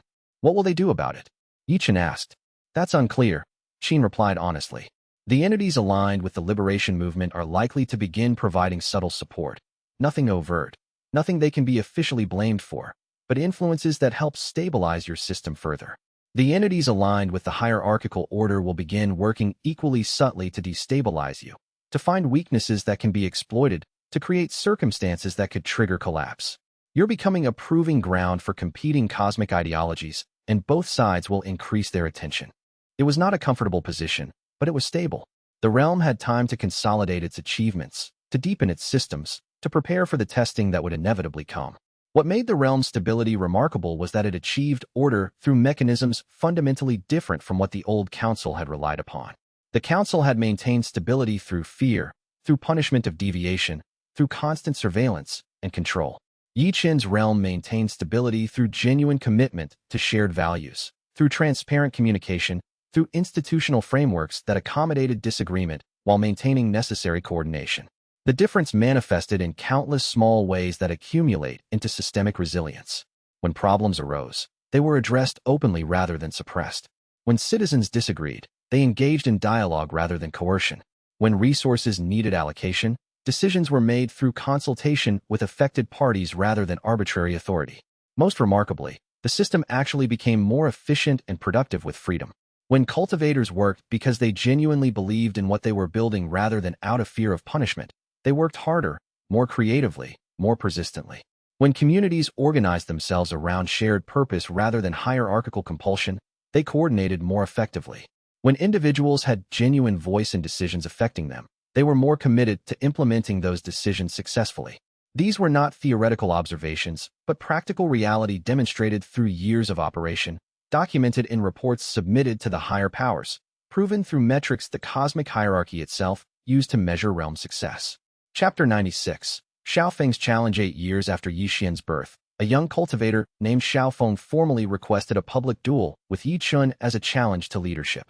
Xiaofeng had emerged from relative obscurity to become one of the realm's most accomplished tribulation absorbers, a younger generation cultivator who had known only freedom, who had developed her power under the new system rather than the old oppressive one. The request sent subtle shockwaves through the realm. In the old council system, a public challenge to the leader would have been treated as rebellion, instantly crushed through overwhelming force. The very concept that someone could formally request a duel with the leader and be taken seriously was revolutionary. Ye Chen granted the request without hesitation. The younger tribulation absorber had developed into a remarkable cultivator, her power growing at extraordinary rates under the conditions of freedom and genuine choice. She had chosen her own path, refusing to simply follow in Ye Chen's footsteps, and she had developed unique techniques that approached tribulation mastery from angles Ye Chen had never fully explored. "I'm not trying to overthrow you," Xiaofeng explained at the formal hearing when the duel was announced. "I have no ambition to rule the realm or replace you as administrator. But I want to demonstrate something crucial, that legitimate leadership can be challenged without the entire structure collapsing into chaos and revolution. I want to show that in a system founded on freedom and partnership, a leader can be questioned and tested without that questioning representing a fundamental threat to stability." It was a profound point. In the old system, any challenge to authority had to be treated as total warfare because the entire system depended on absolute submission to hierarchy. But in the new system, based on partnership and genuine choice, leadership could be challenged because it rested on something more fundamental than fear and compulsion. The duel took place in the neutral arena before a gathering of thousands. Ye Chen and Xiaofeng stepped into the arena as near equals in power, though Ye Chen still carried the advantages of decades more experience and the sovereign's immense presence supporting him. The battle that unfolded was extraordinary in every dimension. Both combatants demonstrated remarkable skill, the fluid grace of tribulation absorption, the perfect control of tribulation lightning, the subtle manipulation of cosmic forces. They moved through the arena like dancers engaged in conversation conducted through motion and power. Rather than fighting to the bitter end, seeking absolute victory through overwhelming force, both combatants engaged in something more sophisticated, a demonstration showing different approaches to tribulation mastery. Ye Chen fought with raw power and the sovereign's ancient knowledge, while Xiaofeng fought with precision and innovation, with techniques developed fresh under freedom rather than inherited from oppressive systems. Neither tried to kill or permanently injure the other. Instead, they pushed each other to display their full range of abilities, to demonstrate what genuine tribulation mastery could accomplish. When the duel concluded with both combatants uninjured and breathing heavily but unbroken, the crowd erupted in genuine appreciation. They had witnessed something unprecedented: power that could be challenged without destroying the system, leadership that could be questioned without collapsing into revolution, authority that rested on genuine merit rather than fear. Ye Chen raised Xiaofeng's hand in acknowledgement, and the gesture meant far more than simple respect between equals. It signified that the realm had genuinely transformed at its most fundamental level, that a leader could survive being tested and come out stronger because the challenge had been made in good faith rather than as an attempt at dominance. The heretic king, watching from his observation point, made note of this moment. In the hierarchical order, such a public challenge would have been crushed immediately, treated as rebellion. The very concept of a leader permitting himself to be tested in front of thousands, of accepting potential defeat without treating it as existential threat, was alien to everything the hierarchical systems taught. After the duel, as crowds dispersed and Ye Chen and Xiao Feng embraced in genuine mutual respect, the implications began to sink in across the realm. They had just witnessed something unprecedented. Institutional legitimacy that didn't depend on a single leader's absolute dominance. They had seen authority survive challenge because it rested on genuine competence and genuine commitment to the realm's well-being, not on suppression of opposition. Over the following weeks, reports of the duel spread through tributary realms, reaching beings throughout the cosmic hierarchy. The heretic king would eventually hear the accounts, would understand that Ye Chen had permitted himself to be tested because his system was confident enough to survive challenges. And that confidence, born not from superior military force but from genuine faith in the system's value, was something the heretic king would struggle to comprehend, because it represented the opposite of everything he had been trained to believe about power and authority. Chapter 97. The approach of Ye Xian's advancement 10 years after Ye Xian's birth. The realm understood that she was approaching her own tribulation advancement, the moment when she would undergo the initiation that would mark her transition from prodigy cultivator to true cosmic power. The child born with both her parents' gifts in perfect balance was growing into a being who might eventually exceed them both. At 13, she displayed abilities already surpassing what Ye Chen had demonstrated at the same age. Her integration of tribulation absorption and water cultivation happened with such natural effortlessness that Ming Xiu speculated she might have been born already understanding relationships between different power types that took most cultivators years to develop. She trained across all the major schools simultaneously, studying with Ye Chen's absorption techniques, with Qi Dao's partnership methods, with teachers from the rejectionists exploring alternative advancement paths. Rather than being confused by the competing philosophies, Ye Chen seemed to gain clarity from understanding how each school approached fundamental questions differently. "I'm going to develop my own method," she announced after months of intensive training, her voice carrying the confidence of someone who had processed vast amounts of information and distilled it into genuine understanding. "I'm going to combine all of their insights in ways that none of you have considered. A synthesis that takes the strength of tribulation absorption, the precision of partnership cultivation, and the wisdom of alternative advancement methods, and creates something that transcends all of them." Ye Chen felt profound pride hearing his daughter articulate this vision. His daughter wasn't accepting her parents' vision as gospel, wasn't following in their exact footsteps, wasn't allowing his revolutionary ideas to become her prison. Instead, she was transcending what they had built, seeing possibilities they had not imagined. "What will you call your approach?" Ling Qiuyue asked with genuine curiosity, interested in how her daughter would name her creation. "I don't know yet," Ye Chen replied thoughtfully. "I'll have to develop it fully, understand its scope and implications, before I can name it. The name will have to capture what the method actually is, not what I hope it will be." This independent thinking, this insistence on understanding before naming, this refusal to be bound by her parents' frameworks, all of it was precisely what Ye Chen had hoped to cultivate through his entire revolutionary vision. His daughter would not be bound by his vision. She would not see his achievements as ultimate truth to be preserved. She would be genuinely free to discover her own way, to build on his foundations while simultaneously rejecting elements of his vision that she found inadequate or limiting. And that, Ye Chen understood, was the deepest fulfillment of the revolution, not that he had won, but that what he had built was a framework within which others could grow beyond him. Chapter 98. The heretic king arrives 14 years after Ye Xian's birth, as the realm continued its steady development and the second generation of post-revolutionary cultivators came into power. A cultivator arrived at the realm's boundaries unlike anything encountered in the years since the initial cosmic integration. The spiritual signature was immediately recognizable as someone with tribulation absorption abilities, a being fundamentally similar to Ye Chen at the core level of their power. But the power emanating from this cultivator was immense, orders of magnitude greater than any single cultivator in the realm, and more critically, the philosophy encoded within their very being was fundamentally opposed to everything Ye Chen had built. When this being arrived, it did not request audience or wait for diplomatic protocols. It announced its presence to all consciousness in the realm simultaneously, its voice manifesting in the tribulation currents themselves. "I am the heretic king," the cultivator declared. "I am here in capacity as evaluator for the tribulation hierarchy that spans multiple realms. I have come to challenge the new order that has been established here and to determine whether it represents genuine strength or weakness masquerading as enlightenment and community."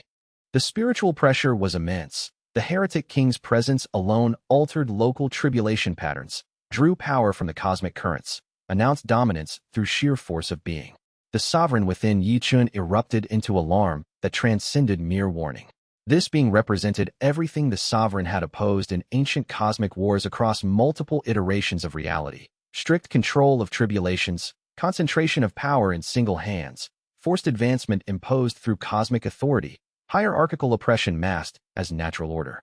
Ye Chen called his full council immediately to assess the situation. The atmosphere in the council chamber was tense, fearful. This was the test that everyone had suspected would eventually come, the moment when the established hierarchy would directly challenge their experiment in freedom. He's an avatar of the tribulation hierarchy, by confirmed after communicating with contacts in the higher realms. An entity sent specifically by the forces opposing our system to evaluate whether this realm is truly aligned with the liberation movement or whether we're actually still servicing the hierarchical order's agenda under different labels. Then we fight. One of the military commanders suggested immediately, already calculating troop movements and defensive strategies. We coordinate with Wei Sheng's demon kingdom. We mobilize every cultivator. We prepare for cosmic conflict. If we only fight, we're accepting their framing, that this conflict is fundamentally about military power, that the superior force should dominate. Ye Chen replied, thinking with the weight of understanding that had come from years of governance and cosmic negotiation. Military victory might be possible, but even if we won militarily, we would have lost the ideological battle. We would have proven that freedom requires force to maintain, that our system only survives through military dominance rather than inherent stability. He paused, thinking deeply about how to respond in a way that honored his foundational principles while addressing genuine cosmic threat. I don't challenge him militarily, Ye Chen announced finally. I challenge him to a duel, but not just a battle, not just a demonstration of combat prowess. I'm proposing a competition of philosophies. I'll fight him. He clearly expects that, and I won't shy from combat. But I'll also invite him to spend time with us afterward, to understand our system, to see what we've actually built here beyond the propaganda the hierarchical order has surely provided. That could be dangerous, Ming Xiu warned. He could be gathering intelligence on our military weaknesses, our administrative structures, perhaps, Ye Chen acknowledged. But the alternative is proving that we're only strong through military dominance. That's not a foundation I'm willing to build my realm on. If we can't convince the cosmic hierarchy through the actual results of our system, then we don't deserve to survive. Chapter 99. The contest of powers and understanding the duel with the heretic king took place in a neutral arena specially constructed at the boundary between the celestial realm and the outer territories. It was witnessed by representatives from every faction in the realm and by distant observers from other tributary realms, beings empowered to report back to the cosmic hierarchy about how this confrontation unfolded. The gathering was immense. Thousands of cultivators assembled, understanding that they were about to witness cosmic history in real time. A confrontation between two tribulation entities of nearly equivalent power, but representing opposing philosophies of the entire tribulation system. The heretic king was a master of tribulation manipulation of the highest order. He summoned tribulation energy with casual ease and immediately began weaponizing it, creating constructs of pure lightning that moved with terrible speed and devastating precision. His cultivation base was enormous, accumulated through millennia of tribulation advancement under the hierarchical order's mandatory system. His power was immense, his skill evident from the first moments of combat. But Ye Chen fought not just with raw power, but with understanding born from years of partnership with the sovereign. The ancient entity within him showed him the subtle patterns in how the heretic king manipulated tribulations, revealed the structural framework of his techniques, demonstrated the weaknesses in the heretic king's approach that came from treating tribulations as weapons to be dominated rather than partners to be worked with. Where the heretic king saw tribulations as tools to be seized and controlled, Ye Chen worked with them as partners in a dance of mutual benefit and natural flow. The duel lasted for many hours, neither combatant making concessions or showing signs of fatigue. Both demonstrated extraordinary skill at the highest levels, feats of combat that lesser cultivators could barely perceive, let alone understand. The arena's protective barriers shimmered continuously under the collision of their power, reality itself warping under the pressure of cosmic-level conflict. At various points in the battle, each combatant gained advantage, but advantage proved transient. The heretic king's overwhelming power would be balanced by Ye Chen's superior understanding of tribulation flow.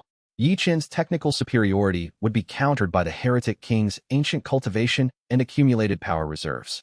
In the end, Ye Chen prevailed, not through overwhelming force that would have permanently defeated his opponent, but through clever maneuvering that forced the heretic king into a position where further combat would be destruction for its own sake, where neither combatant could claim genuine victory through continued violence. Both combatants recognized simultaneously that they had reached the boundary of what military conflict could resolve. They withdrew from direct combat, both breathing heavily but unbroken, both radiating respect for the other's power and capability. "You're stronger than I anticipated," the heretic king acknowledged, his voice carrying genuine appreciation alongside competitive acknowledgement. "I came expecting to prove the superiority of the hierarchical order's cultivation methodology. Instead, I found a worthy peer, someone who has not just matched my power but transcended the limitations of my approach. I'm not offering a surrender," Ye Chen said clearly, ensuring his words could be heard throughout the arena. "I'm not demanding that you admit the hierarchical order was wrong. I'm offering something more valuable: dialogue. Stay for a few weeks. Tour the realm. See what we've built here. Then we can continue our conversation about whether the future should be built on control or on freedom." To the shock of every observer, the heretic king accepted. Over the next month, the heretic king became a genuine explorer of the realm. He toured the Academy of Harmonized Cultivation and observed children from different schools learning together, debating peacefully, respecting each other despite philosophical disagreement. He spoke with administrators and ordinary cultivators, beings who had deliberately chosen to remain in the realm and contribute their energy to its system. Ye Chen, nearing her own tribulation advancement and near equal in power to Ye Chen already, served as his primary guide. The heretic king was visibly impressed by her questions, her genuine curiosity about how he saw things, her obvious intelligence and independent thinking. "Your daughter understands something that most of my people have forgotten," the heretic king told Ye Chen during one private conversation. "That genuine strength comes not from clinging to a single correct answer and defending it against all challenges, but from understanding multiple perspectives thoroughly and being capable of integrating insights from competing viewpoints." Gradually, something shifted in the heretic king's understanding. The cosmic entity began to comprehend that the hierarchical order's arguments about freedom inevitably leading to chaos were not universal truths, but rather ideological positions that could be challenged through counterexample. "I was sent here to prove that freedom leads to chaos and instability," the heretic king admitted finally, on his last evening in the realm. "But I see evidence of something genuinely different. You've created order without requiring oppression. It's messier than the hierarchical order's approach. It's more complicated to maintain, but it actually works, perhaps even works better than the alternatives." "It's not perfect," Ye Chen admitted. "We make mistakes. Conflicts still arise. Administrative challenges remain. But it's sustainable, and it respects the autonomy of individuals. That matters to me more than achieving perfection through oppression." When the heretic king departed, it was not as a defeated enemy returning to report failure, but as a peer who had been genuinely transformed by what he had witnessed. The implications rippled through the cosmic hierarchy. The heretic king reported back to the hierarchical order forces that the realm was not vulnerable to military pressure, that further attempts to destabilize it through force would likely fail, and that the system appeared to function at least as well as the oppressive alternative. It was not victory in traditional military terms, but it was something more valuable: recognition. The new order had survived its ultimate test, not by being more powerful militarily, but by being able to transform an enemy into a witness through the quality of what it had actually built. Chapter 100. Horizons beyond 15 years after Ye Chen's birth, on a day when the celestial sun hung low over the distant mountains of spirit and stone, Ye Chen stood at the highest point of the celestial tower with those who had been most crucial to building the new order. These were beings who had sacrificed greatly, who had questioned the foundations of existence itself, who had chosen to walk a path that defied ancient certainties. Xianxia stood beside him, her water cultivation creating soft ripples in the air around them, her presence a constant reminder of what true partnership could mean. Wei Sheng was present. Visiting from the demon kingdom she had built from nothing, her authority as an independent sovereign now fully established and genuinely respected throughout multiple realms. Ming Xiao, ancient beyond measure and wise with the accumulated knowledge of centuries, observed the vista with the satisfied expression of someone who had documented history being made in real time. Bai, representing the connections to the higher realms, contemplated how much had changed since his arrival as an enemy enforcer sent to destroy everything they had begun to build. Below them, the realm thrived in ways that few would have predicted years before. Ye Chen played in the gardens, having recently undergone her first tribulation advancement successfully with grace and power. She was now a young cultivator of obvious talent and equally obvious independence of mind. She had already rejected her parents' offer to follow their cultivation path, instead pursuing something entirely original that synthesized elements from every school yet belonged to none of them. "What are you thinking about?" Ling Xiuyue asked, sensing his emotional and spiritual state through their shared consciousness, knowing his thoughts almost before he could articulate them.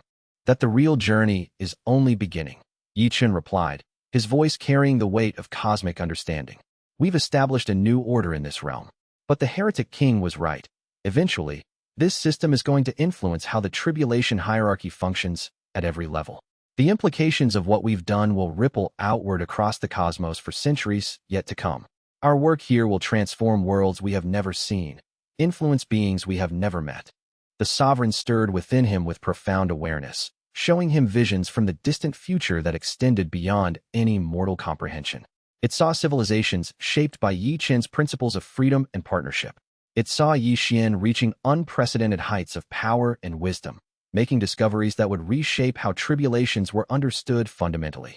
It saw other realms, scattered across the cosmos in both directions, beginning to adopt alternative governance structures based on the practical proof that Ye Chen's system had provided through centuries of stable, thriving operation. The tribulations themselves are changing at the most fundamental level. The sovereign communicated with ancient certainty. Your work has begun to alter how tribulation energy manifests and functions across the entire cosmos. It is subtle, but it is undeniable. The tribulation entities that support the liberation movement are gaining influence over those advocating for oppressive control. The cosmic balance is shifting in ways that will take millennia to fully appreciate. Am I responsible for this? Ye Chen asked, understanding the weight of such cosmic consequence. You initiated it, the sovereign replied. But it is larger than you now. Your daughter will inherit a universe far different from the one you were born into. She will inherit a cosmos where freedom is no longer considered naive idealism, but proven practical reality.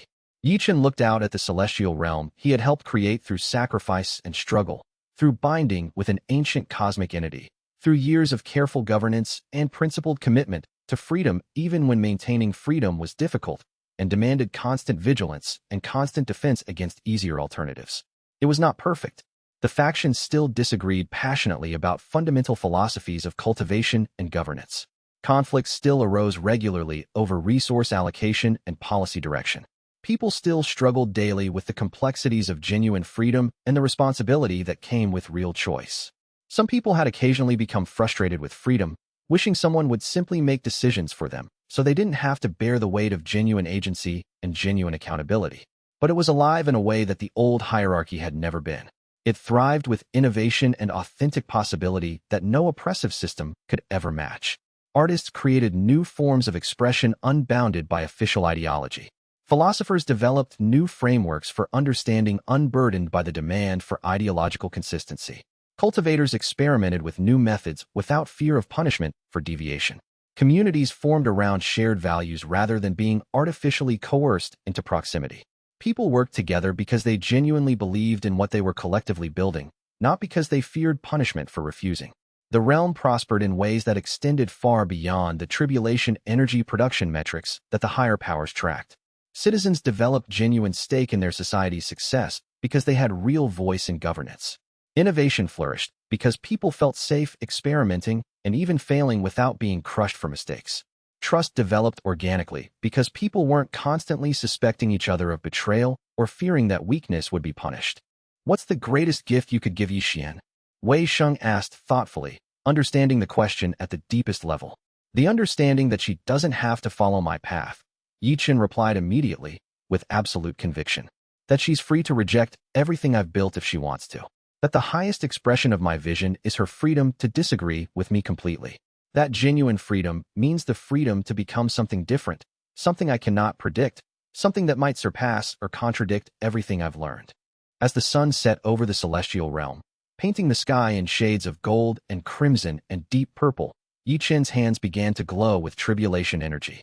It was not a sign of power being displayed or authority being asserted, but of peace being maintained through genuine partnership between being and cosmic force. The tribulation energy was no longer a weapon of destruction or a tool of control over unwilling subjects.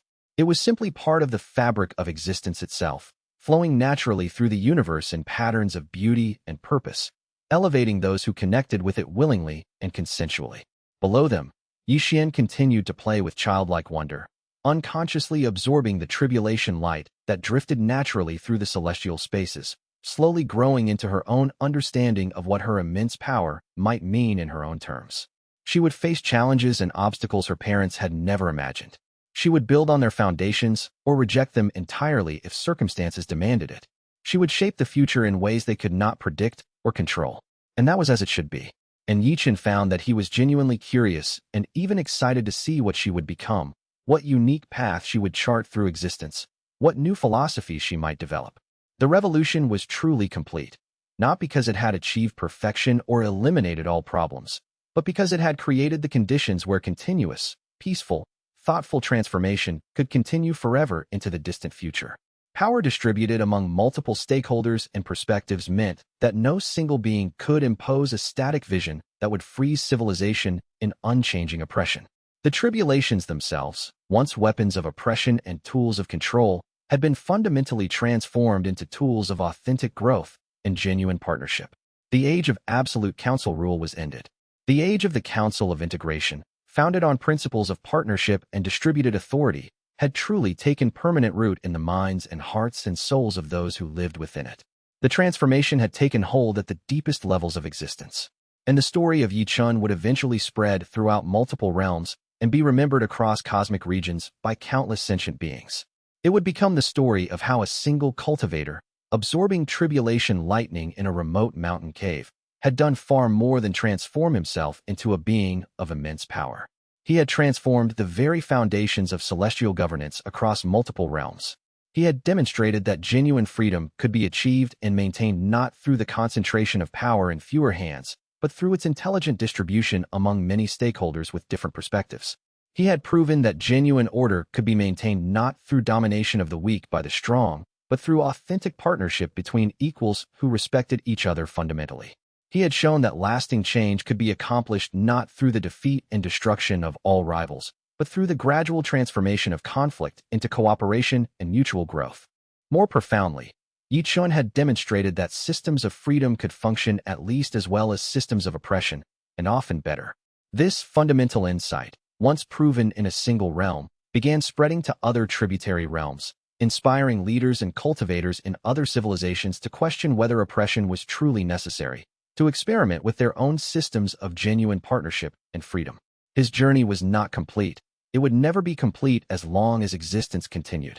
But it had achieved something meaningful and lasting that would endure through ages yet to come. The tribulations that had once been weapons of oppression had been transformed into tools of authentic growth accessible to all. The being that had once embodied absolute control had been transformed into a partner in genuine collaboration and shared responsibility. The cultivators and beings who had once been subjects of an oppressive hierarchy had been transformed into citizens with genuine voice and choice in shaping their own destinies and futures. And that was enough. That was more than enough. That was everything that a revolution could hope to achieve. Not the elimination of all problems or the creation of perfect utopia, but the transformation of a system from oppressive to free, from rigidly hierarchical to genuinely collaborative, from built on the assumption that beings could not be trusted to built on the understanding that beings, when given genuine freedom and real responsibility, would choose to work together more often than they would choose destructive conflict. With Ling Qiuyue's hand in his, warm and real and present, with the sovereign's ancient consciousness at peace within him and perfectly synchronized with his own awareness, with the realm thriving and developing below them in countless ways, and Ye Chen growing into her own power and independent understanding. Ye Chen looked toward the horizons beyond the celestial tower, toward futures neither he nor anyone could predict. The tribulations continued to flow through the cosmos in eternal patterns that were now transformed. New challenges would emerge constantly, as they always did in any living system. New conflicts would arise naturally as beings adapted to changed circumstances. The work would never be finished. It would continue through ages beyond measuring, transformed by each generation that came after him. But for the first time since that day when he had absorbed his first tribulation lightning in that remote mountain cave so very long ago, he was genuinely at peace with the ongoing nature of the work. He had learned something that few leaders truly understood. His role was not to create perfection or to eliminate all problems from existence. Instead, his responsibility was to maintain a system that was good enough to function, flexible enough to adapt to changing circumstances, and committed enough to genuine partnership to endure through whatever challenges the cosmos might present across the ages. The work would never be finished. Even after everything he had accomplished, challenges would continue to emerge. Different groups would sometimes have conflicting interests. New crises would arise that required creative solutions. But he had built systems that could handle these challenges without collapsing into tyranny or chaos. And with those who had stood with him through everything, through persecution and revolution, through binding with a cosmic entity and the responsibility that entailed, through years of governance that required constant attention and compromise, through doubt and determination and repeated recommitment to foundational principles. He could face whatever future was yet to come with genuine hope and authentic trust in the system they had built together. Wei Sheng had proven that independence and partnership could coexist at the highest levels, that former allies could become equal sovereigns without their relationship devolving into conflict or competition. By stepping away to build her own realm, she had shown that genuine freedom meant accepting that allies would sometimes choose different paths, and that accepting such choices actually strengthened rather than weakened relationships built on authentic respect. Ling Xiuyue had demonstrated through years of shared governance that genuine equality between beings of vastly different types of power was not just theoretically possible, but actually beautiful. That partnership could deepen over time rather than being exhausted by the weight of shared responsibility. Ming Xiu had shown that ancient wisdom could guide civilization without controlling it, that experience and deep knowledge could advise without imposing, that the elder could be a resource rather than a dictator. Bai had undergone the most profound transformation, from enforcer of oppression to architect of freedom, demonstrating that beings could genuinely change their fundamental commitments and understanding, that they could evolve from serving one system to serving something entirely different. And Ye Chen, still growing into her own unprecedented power and deliberately developing her own synthesis that transcended all existing schools, represented the ultimate fulfillment of Ye Chen's vision for the future. She wouldn't simply preserve his achievements in amber like relics of a golden age, wouldn't become a priestess maintaining a sacred tradition. She would build upon them, learn from them, study them deeply, and then deliberately move beyond them. She would transcend what he had created, transform it into something neither he nor anyone else could currently imagine. That was the deepest expression of true freedom, not the freedom to remain the same, but the freedom to become different, to reject your predecessors even while appreciating their contributions, to see your ancestors' achievements as foundations for your own construction rather than monuments to be eternally worshipped. Ye Chen felt profound satisfaction knowing that Ye Xian would not be bound by his legacy. She would be shaped by it, informed by it, but not imprisoned by it. And in that freedom to transcend and transform, the revolution would truly achieve completion. The tribulations themselves continued to flow through the cosmos in eternal patterns, but they flowed differently now, fundamentally transformed by the new understanding Ye Chen and the sovereign had established together. They were channeled toward partnership rather than oppression, serving authentic growth rather than institutional control, elevating those who chose them willingly rather than forcing them on those who didn't want them. The tribulations were no longer weapons in the hands of a hierarchy seeking to dominate, no longer tools of control maintained by oppressive governance structures. They remained sources of immense power and opportunity, but now they were just that, opportunities. Beings could engage with them or reject them. Beings could develop using their power or pursue alternative paths. The tribulation system remained functional and productive, but it functioned through invitation rather than compulsion. New challenges would emerge constantly as beings continued adapting to changed circumstances and discovering new applications of ancient truths, as different civilizations tried different approaches to managing tribulations and cultivation advancement. The work would never be finished, not in the way that a military campaign could end with decisive victory or a political coup could be completed with the seizing of power. Instead, the work would continue across ages beyond measuring, transformed by each generation that inherited it, made new and fresh by each group of beings who took the foundational principles of freedom and partnership and applied them to their own unique circumstances and cosmic contexts. Each generation would need to rediscover freedom's value, would need to defend it against new forms of oppression and new temptations toward authoritarianism. But that wasn't a weakness of the system, that was its strength, because it meant each generation would truly understand why freedom mattered rather than simply accepting it as inherited dogma. And that was perfect. That was exactly how it should be. A revolution that required constant maintenance and constant recommitment was a revolution that remained alive, that remained genuinely responsive to the people it served, that prevented the calcification of power into immovable institutions. A system that demanded constant evolution and constant adaptation would never crystallize into the kind of oppressive rigidity that the old council had eventually become, would never petrify into unchanging dogma. Freedom was not a destination to be reached and then defended eternally in unchanged form. Freedom was not a problem to be solved once and then left resolved. Freedom was instead a process, a continuous recommitment to principles that required constant reinterpreting and reapplying in different contexts across changing times. Each generation would need to rediscover what freedom meant for them, would need to defend it against new forms of oppression that would inevitably arise, would need to find balance between protecting freedom and maintaining the order necessary for civilization to function. But that was not a flaw in the system. That was actually the system's greatest strength. The most profound achievement of all was not winning a military war or defeating an ancient hierarchy through force. It was creating conditions where future generations could genuinely become more than their predecessors, where freedom wasn't a fragile achievement requiring endless sacrifice to maintain, but rather a foundation so solid and well-grounded that building upon it felt natural and inevitable. Where the path forward was not preserve the past, but transcend what was and discover what could be. Ye Chen looked out at his realm one final time from that highest tower, at the lights of countless cities extending across the celestial territories, at the tribulation currents flowing in their natural patterns through the darkness of space. Somewhere out there in the vast cosmos, other realms were watching his realm with deeply various intentions. Some wanted to learn from his example, hoping to build their own systems of genuine freedom. Others actively wanted to destroy it, seeing it as a fundamental threat to everything they had built. Most were simply curious, waiting to see whether freedom could truly succeed where oppression had ruled for so long. He had his answer now. He lived it every day. He had proven that freedom could work. Not perfectly, not without challenges, not without requiring constant maintenance and recommitment, but functionally and stably and in ways that actually produced better outcomes than oppressive alternatives. And he would continue living it, adapting it, perfecting it, defending it for as long as his existence allowed. His work would never be complete. His system would never reach perfection. His realm would never achieve permanent stability. But that was the point.